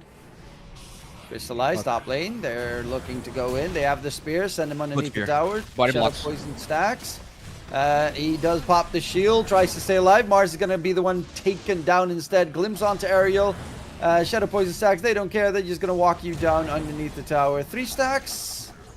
Oh, the tower hits though. Shield. Yeah, no, Oh, he's no. going to be able to stay alive. Thanks to that nice aphotic usage, as it will be, yeah, nice double kill coming in for Passion UA top. And Moonlight's having a great time. Crystallize also having a great time. 3 kills already. I'm surprised that this Void Spirits has as much CS as he does. Like, this troll lane, in my opinion, is supposed to be much stronger. Maybe it's the Omni that's, like... He's, like, better than a Warlock, but definitely not a hero that can play super aggro into a Hoodwink. Yeah, they're actually the ones dealing a lot of damage here. In response, Omni has to use a spell. They kill... Oh my god. Yeah, top lane is over. Yeah. Top and mid are just done at this point. It's a really, really rough spot to be in here, this troll. Both should have a decent game, but everything else is crumbling. Puck is now top. Crystallize is just running down the puck underneath the tower. As Kraker is here as well. Nati Narwhal. They have glimpse. Oh no, there's no mana for glimpse He's dead. on the puck. 5 HP on the puck. Tower is under attack. And Level 2 Moonlight. Thunder Oh, look Strike. at these beautiful jungle stacks that Moonlight spots. He's going in for the experience shrine as well. They get the kill onto Purdon in the bottom lane. Can they even kill Huskar if they like try to collapse on him? He doesn't have armlet, so yes. Okay. Ariel though is going to be chased down by Crystallize. Moonlight, as you said, no armlet just yet. There is a Dream Coil coming in. Leap forward. good dodge on the life break. Onto Crystallize. He's dead. And Moonlight's next. They find 2 kills and they're going to go for these stacks as Mars almost dies in the meantime. Big throw there from Passion UA. Yeah, and he was 28 XP away from his borrowed time. He was like the Husker was 1,000 gold ahead of the Puck, and now he is 600. Puck's also gonna farm the whole stack. This is bad. Like, this is the type of thing Huskers players hate. This hero, you know, as strong as he is also very volatile. Yep, and this is a big loss here for the side of Passion UA because it is a very snowball-esque hero. And because these huge stacks just got cleared by Natty Narwhal, he's creeping up in that net with Shard, keeping up pace. He's not even going for boots, just going for the Witchblade immediately on the Puck. Yeah, that's how you kill those supports. Just having the slow, having the magic damage on top of everything else. Batyuk's one bottom lane, by the way, on the Void Spirit. He's a full level ahead of I See Dead People. He's been like one of the cornerstones of that team, I think. Like every time I see him play, he has a good laning stage as they are trying to collapse on him. Level 5 on the Shadow Demon. But Disruptors here as well. They did spot him out with that Observer Ward. They have So it might Glimpse. be a big fight. Glimpse is available, but no level 6 just yet on the Disruptor. They're all going to back off. Top lane Crystallize is forcing away the Mars. As Moonlight's farming up nicely still in mid. But Natty Narwhal, I mean, good recovery. There is still that Ancient stack that needs to be cleared, though. Yeah, they don't have the best heroes to clear that, honestly. I See Dead People farming up some Ancients on his own at the bottom side of the map. And Mars is just staring at the creeps for the most part, top lane. He does have his level 6 now, so they do have the arena drop if the Dire team goes too aggressive. Yeah, has a TP, should be able to respond to the engagement in the side lanes. Supports getting level 6 is very fast this game. Shadow Demon and Disruptor already have theirs, and Hoodwink is a little bit behind. But Omni Knight's probably going to get 6 before level 10 here. Batyuk, just being a nuisance, is got the urn, is going Ags instead of finishing up the Spirit Vessel on the Void Spirit. I can understand why. They have ways of dispelling on the Radiant side. Aerial Shadow Demon is going to get jumped up. Static Storm catches there. Dream Coil for good measure, I guess. As Natty Narwhal will get himself the Amplified Damage rune. Or here's the mid lane. They really don't want this Moonlight Husker to struggle. I feel like this might be a little bit too much. This is going to open up a farm for the Mars. It also allows the Troll to keep on farming the Battle Fury.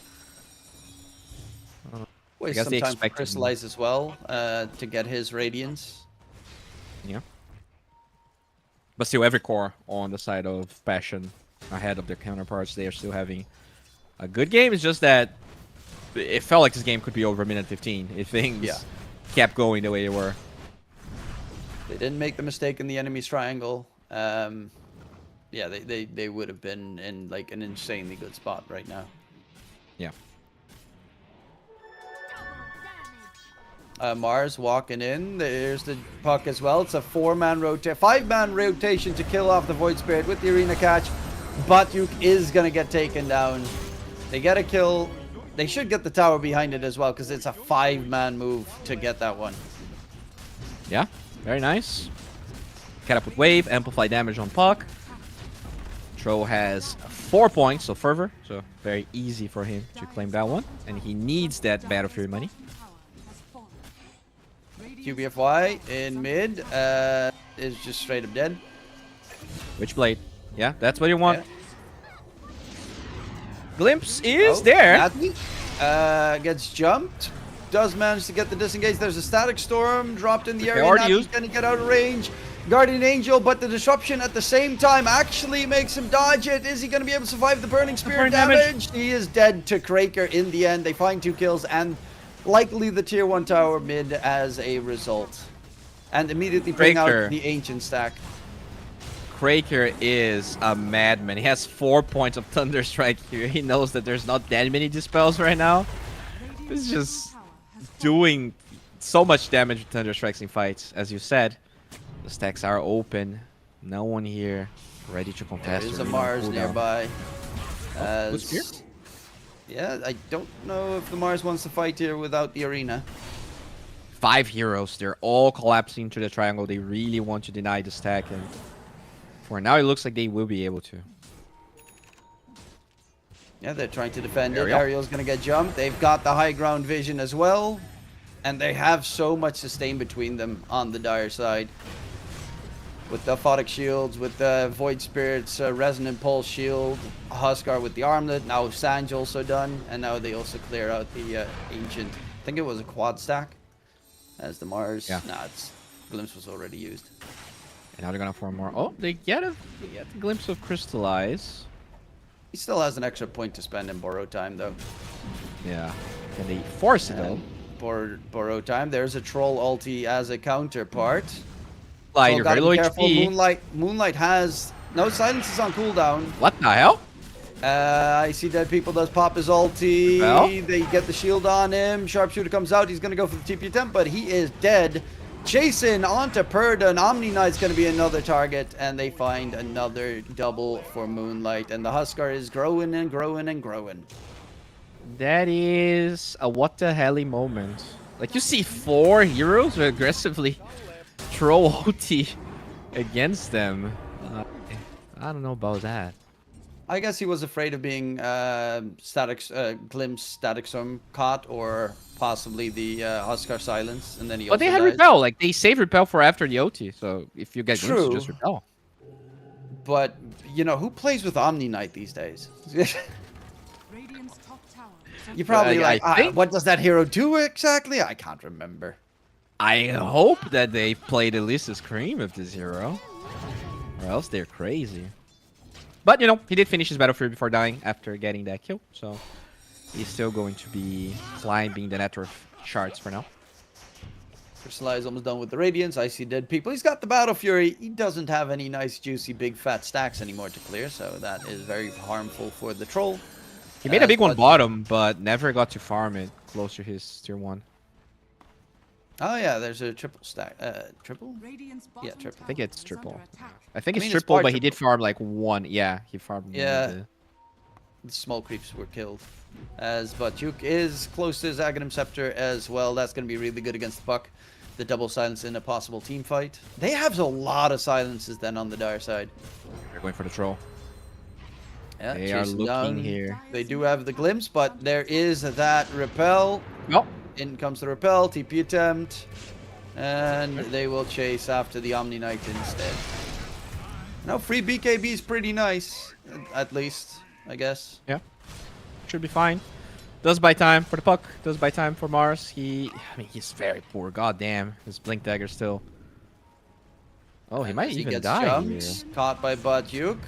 Bushwhack catch. Mars dropping low. And the Mars is straight up dead to the Void Spirit. Moonlight's got S and Y now done. Roche is, of course, a very good possibility for the Dire team soon enough. And you give that one to the Huskar for obvious reasons. Radiant are scanning. Yeah, that's Sanjanyasha. Very good against the coil. Doesn't really do anything against Arena, but Mars is already crippled anyways. Shield rune on the Huskar. Yeah, sure. Add insult to injury. True.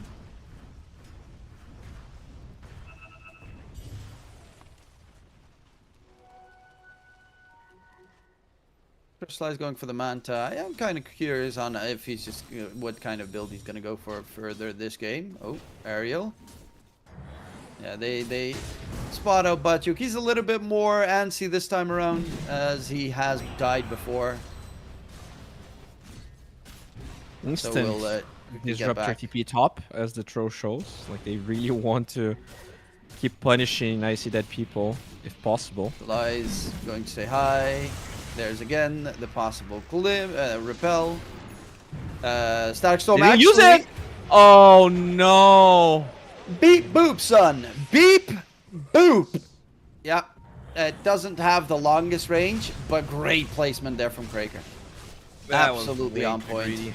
They steal Yeah, but- another nice couple of creep cams. This game is looking pretty bad, not gonna lie.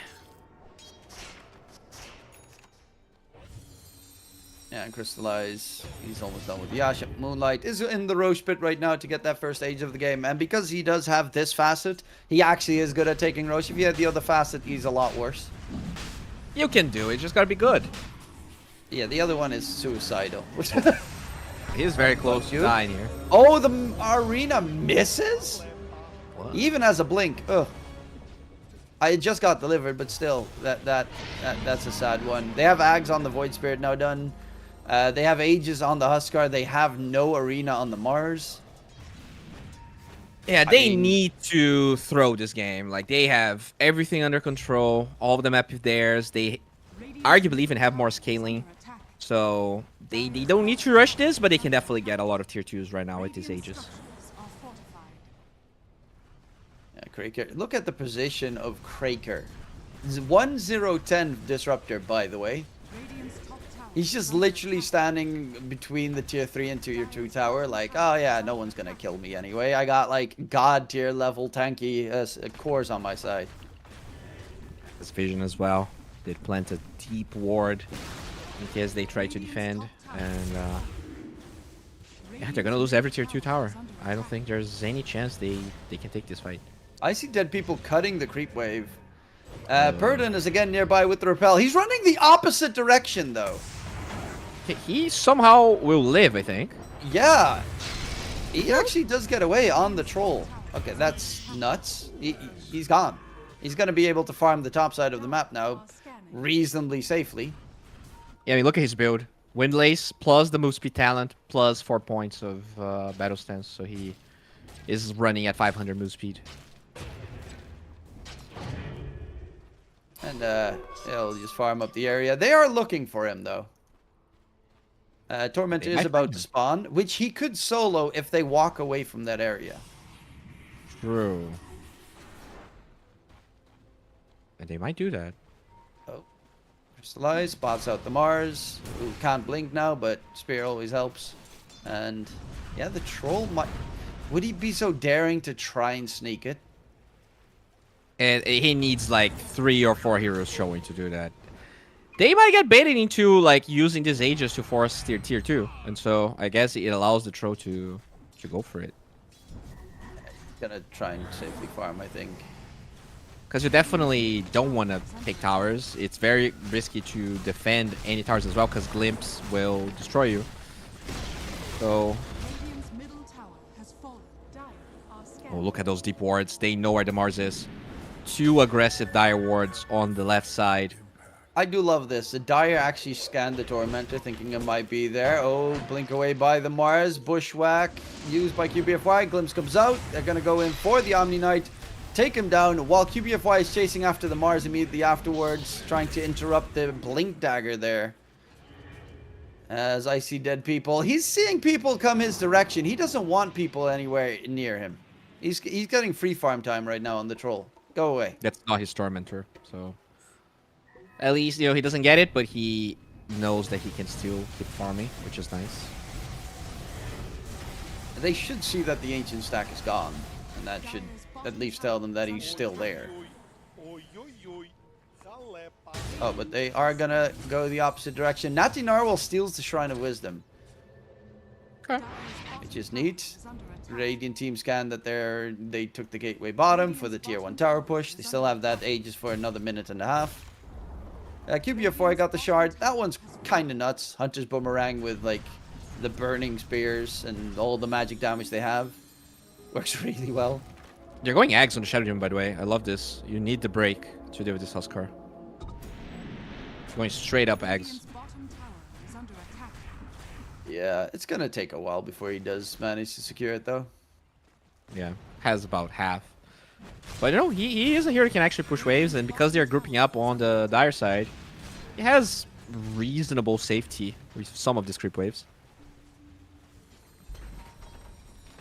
Age is gonna expire, but I don't think the moment for them to take this fight is here. They need to finish BKB on Troll, and then maybe there's a chance they can take a fight.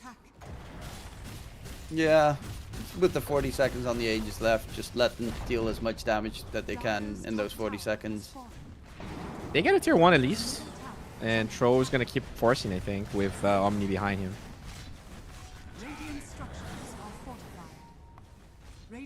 bottom tower is under attack. Yeah, with the Curse of Avernus buff as well. A nice attack speed on the Huskar. And the building does drop. Age expires in 10 seconds. BKB is done. Troll could TP. But I think they're just giving this up. Yeah. Yeah.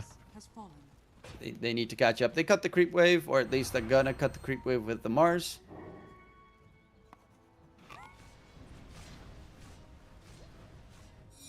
I mean, net worth wise, 9k advantage at this point in the game is not that bad.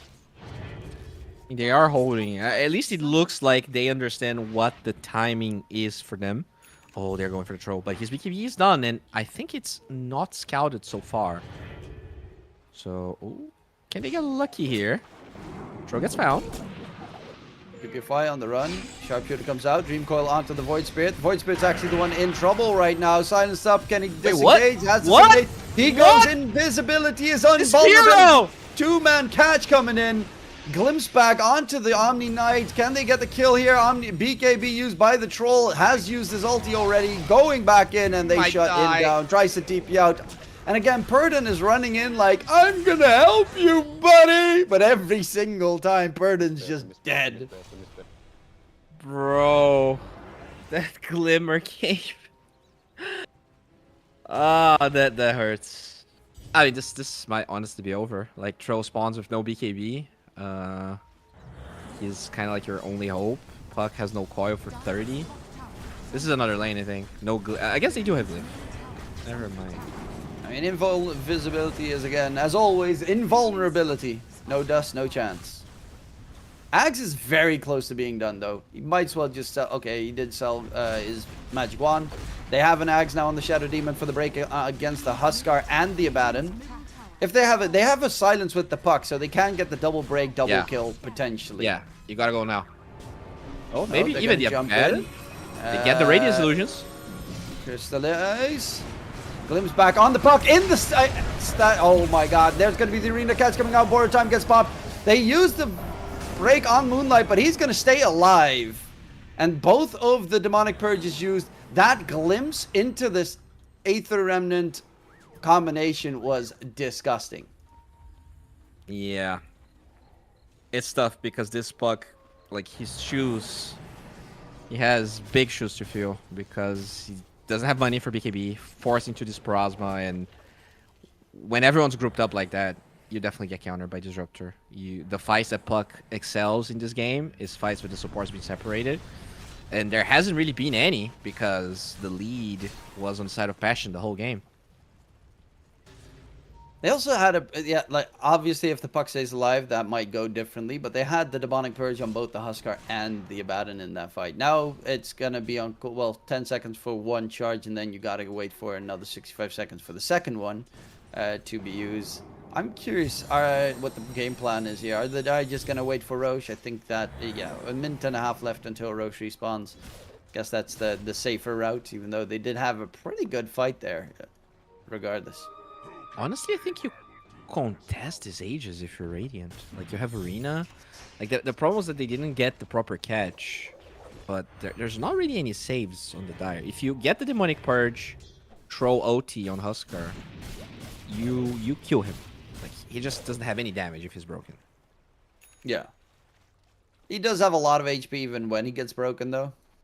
But most of that, like, magic resistance is gone, and then you should be able to hopefully have enough damage to pump out, kill him in that time. But they do have, like, Abaddon shield peskiness behind them. They have a blink on the Disruptor now as well. They have a Glimmer, which is apparently God tier. Hard counter God tier to throw. still. This throw here is so clowny. Oh no. Ooh. I mean, I've had games, well, casted games, where a Troll Warlord buys Ags, the enemy team has the Ghost Scepter, and then he's like, okay, now I can purge it off. And the moment they pop Ghost Scepter, he just does a 180, runs the opposite direction, and he can't hit them with the axes anymore in his ulti, so it's still a waste. Yeah, it's sad. He's going satanic here, so no He's gonna Axe get for a jumped. while. There is going to be the Omni Knight showing, going for the TP away. No interrupt available. Glimpse, Ooh. actually, Omni Knight caught. I see dead people is going to be chased. Wait, do they have TP interrupts? No. So greedy on that TP. Finishes a Sanjay Yasha, so he's not going Satanic, just gets the Say instead.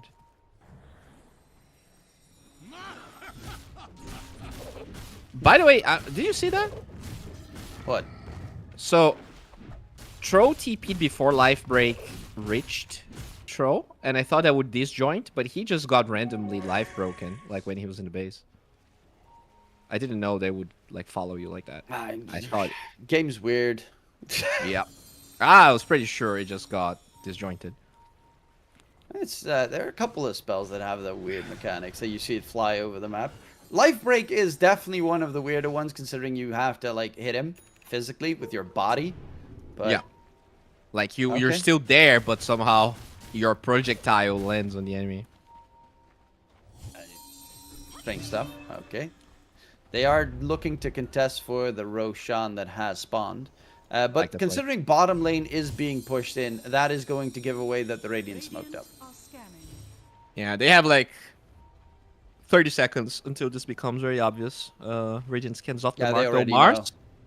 Mars walking in. There's going to be a Oh, jump he hesitated. The Mars Orchid comes out. There's already the repel used. Sharpshooter on the high ground. The Mars is going to be left behind. Here. They have the glimpse available. Control him up. Static Storm onto the Abaddon. Can they break him in time? He does get... he no, got it he off. didn't get broken. And Crystallize got is it, going to be Gucci for now. They're going to go in for more of the break onto the Husker. Now, that's pretty dangerous, but the damage from... Yeah, like you kill two, but you still have that pesky little Butyuk there as well, who's an extra core just getting completely ignored. Damn. Oh. They did break the Abaddon, but they didn't silence him at the same time, so he just manually popped the OT. And then the troll doesn't lifesteal the Abaddon because he's full HP, just healing. And that makes this matchup really awkward for the troll. They have the tools, but they couldn't combine it. The only one they lose on the dire side is the Disrupt. It's also you use Repel immediately at the start. Mars doesn't have a BKB, so he just gets glimpsed back. His entire fight's over because he got instantly jumped silenced. They need a miracle. Just there for good measure. You know, he's got. It was like Blink on every the fight that they attempted didn't really work out. Like they were not able to execute. Their combo is really hard to execute, to be completely honest. Yeah, Like, it's the silence is too short of a duration from the waiting. It's 3.5 seconds, but still, it's pretty short. The troll needs a blink, right? He needs to be whoever gets broken and silenced. The troll needs to be instantly there, but he doesn't have the money for that. He's going Rapier, so that's kind of cool. I guess, yeah. It's gonna take a little bit. Oh my God! The break onto the Husker, first life gone. Crystallize running forward. Static Storm catch onto the Troll Warlord, gets the BKB pop, is gonna go in for the fight. Mars is dropping low, is gonna get taken down as the Abaddon will get his borrowed time used. Troll dead, no return. Purdon running on towards the side. Silence comes out onto the puck, but he pops his own BKB to stay alive. Mars buyback. But there is just, with the Troll dead, nothing that the Dire team really fears. I mean, that Snapfire Jakiro ban right in the second phase was so clutch from Passion. Like, they just don't have the damage. There's these tanky heroes and no damage really easily applied. Mars doesn't have a game. The supports are very defensive in nature. And they're just pushing up, jump in onto the Shadow Demon. The ulti gets used from the Omni Knight, but big ol' Sniperoo gets the kill. And that is Megas for the Dire side. Troll is back up, but now you don't have break because the Shadow Demon's dead. And now they really just don't care. Crystallize has sure time in 10 20 seconds. breaks here, and this would still be impossible. I mean, 20 might be a little bit stretching it, but yeah, it is rough. I'll give them 10. 10 breaks. There's a Blowthorn, minute 30 on this Abaddon. He is just gonna munch these supports down. Light, there's the catch onto the puck. They do have... No, they silenced the Omni Knight on the back line. Oh, Blinking Bloodthorn silence on Omni. denies the BKB, chasing onto the Abaddon. Does get his borrow time pop off. They try to tank as much as they possibly can, but they're all just going to die, and it's looking like it's Passion UA that will go on to the next stage. Fountain diving might not be ideal here, Moonlight, as he just immediately dies, but they're going to go for the Ancient instead. Troll actually buys back because of that death on Moonlight, and this might extend the game a little bit more, because there is no buyback on the Husky. Are they going... I mean, it's... Can they really hold on? Is the question. There's going to be jumping onto the Troll. He has the repel available again on the Omni Knight for that Troll. BKB is also available on the Troll War, though. They're trying to finish off the Ancient. There's no fortification. They just need to hit buildings here to secure the job. BKB by the Troll Warlord rushing forward. Ariel's going to get taken down. They're going to jump in onto the Troll. Buyback comes out from the Shadow Demon. Puck is back as well with the buyback. The Ancient is dropping. It's very close. Can they finish off with the Bajuk BKB? Yes, they can. You know, Passion UA, you don't have to go for the Fountain Dive in the end, but nonetheless, they do take the series. They do. Game 1, in a way, was very different, right? It was a clear cheese from the Pirates, but it feels like when the game is leveled, when there's not that many weird things happening, it went to show that Passion is definitely the better team. One could argue they struggled a little bit too much against the Pirates. I'm not sure what the odds against Call Me Chad are going to be, but still, they deserve the win. Yeah, they played pretty well. Had fun games at least, because there were some unconventional drafts in the end. They kind of outdrafted their opponents. Like, yeah, Shadow Demon was a decent tool, but like Troll Warlord didn't do anything against the Huskar or the Abaddon, because the Abaddon kind of had his own counter to the Troll Warlord in that sense. Nonetheless, great showing coming out for Pirates. They will, unfortunately for them, be eliminated. I am quickly going to check. Do they at least get like money? I don't think maybe they get like 2,000. They get 1K. So, yeah, you know, better than nothing. 200 per player. Would have, of course, wanted to advance on to the next round, but Passion UA, as you said, they're up against Call Me Chatta. I'm not too sure about that one.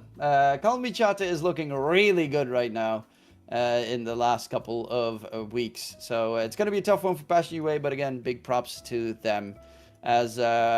yeah, that means we are done for the day. Any last words for the viewers at home? Stay tuned. Follow the channel, because tomorrow, I guess we're not going to be back tomorrow, but there will be game here. And no, I don't think we cast. I think we cast on Saturday only. But oh wait, is it Saturday? Yeah. Oh, okay, my bad. I have the dates wrong, I guess. Okay, but then, there will be a game. It's just not going to be us casting. So you'll have to wait 2 days for us to return. Nonetheless, hopefully you enjoyed the show, everyone, and have a wonderful evening for the rest. My name is DK Truman, joined by the wonderful Bowie, as we are going off the line. And in case we don't see you, good afternoon, good evening, and good night.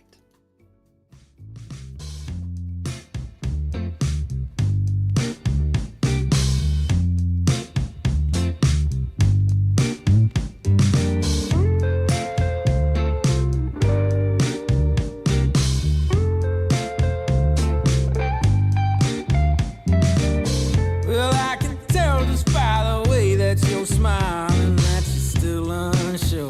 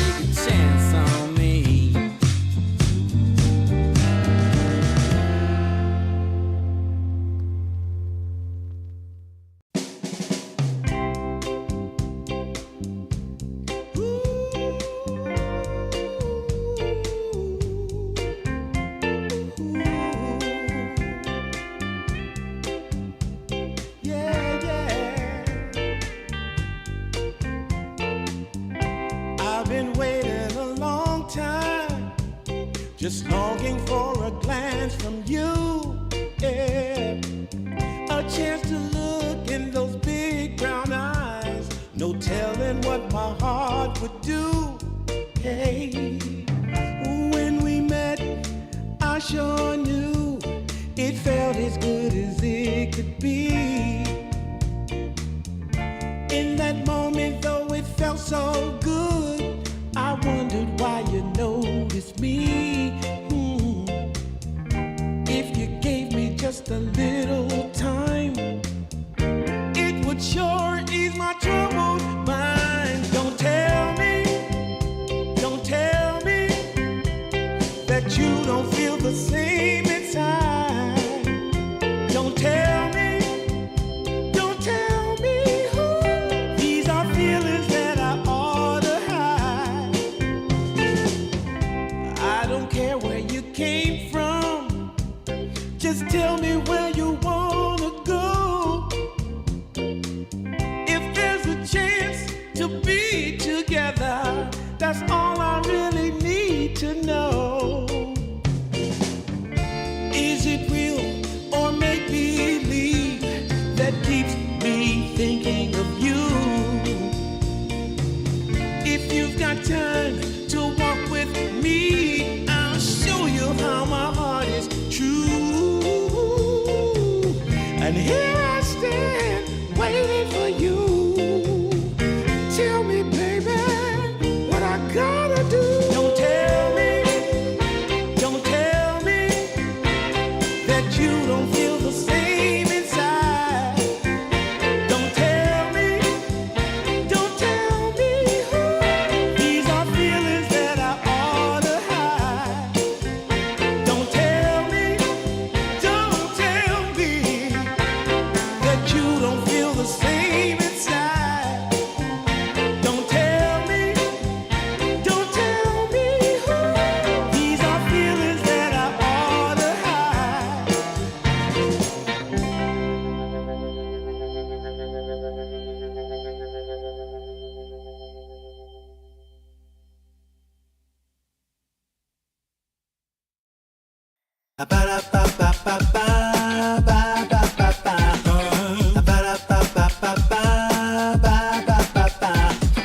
If you wanna get with me, all you gotta do, call me when you need me. I'll be waiting for you.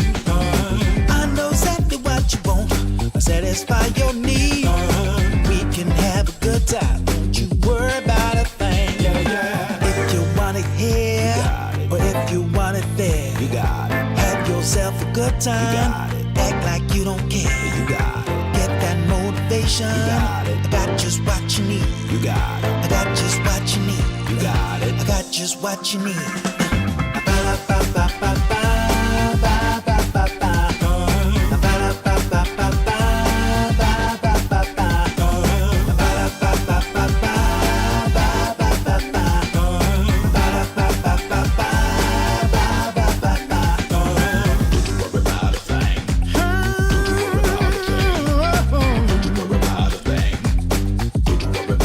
Don't you know you got it, baby? Don't you know you got it, baby? If you want it here, or if you want it there, you got it. Have yourself a good time. You got it. Act like you don't care. You got it. Get that motivation. You got it. I got just what you need. You got it. I got just what you need. You got it. I got just what you need.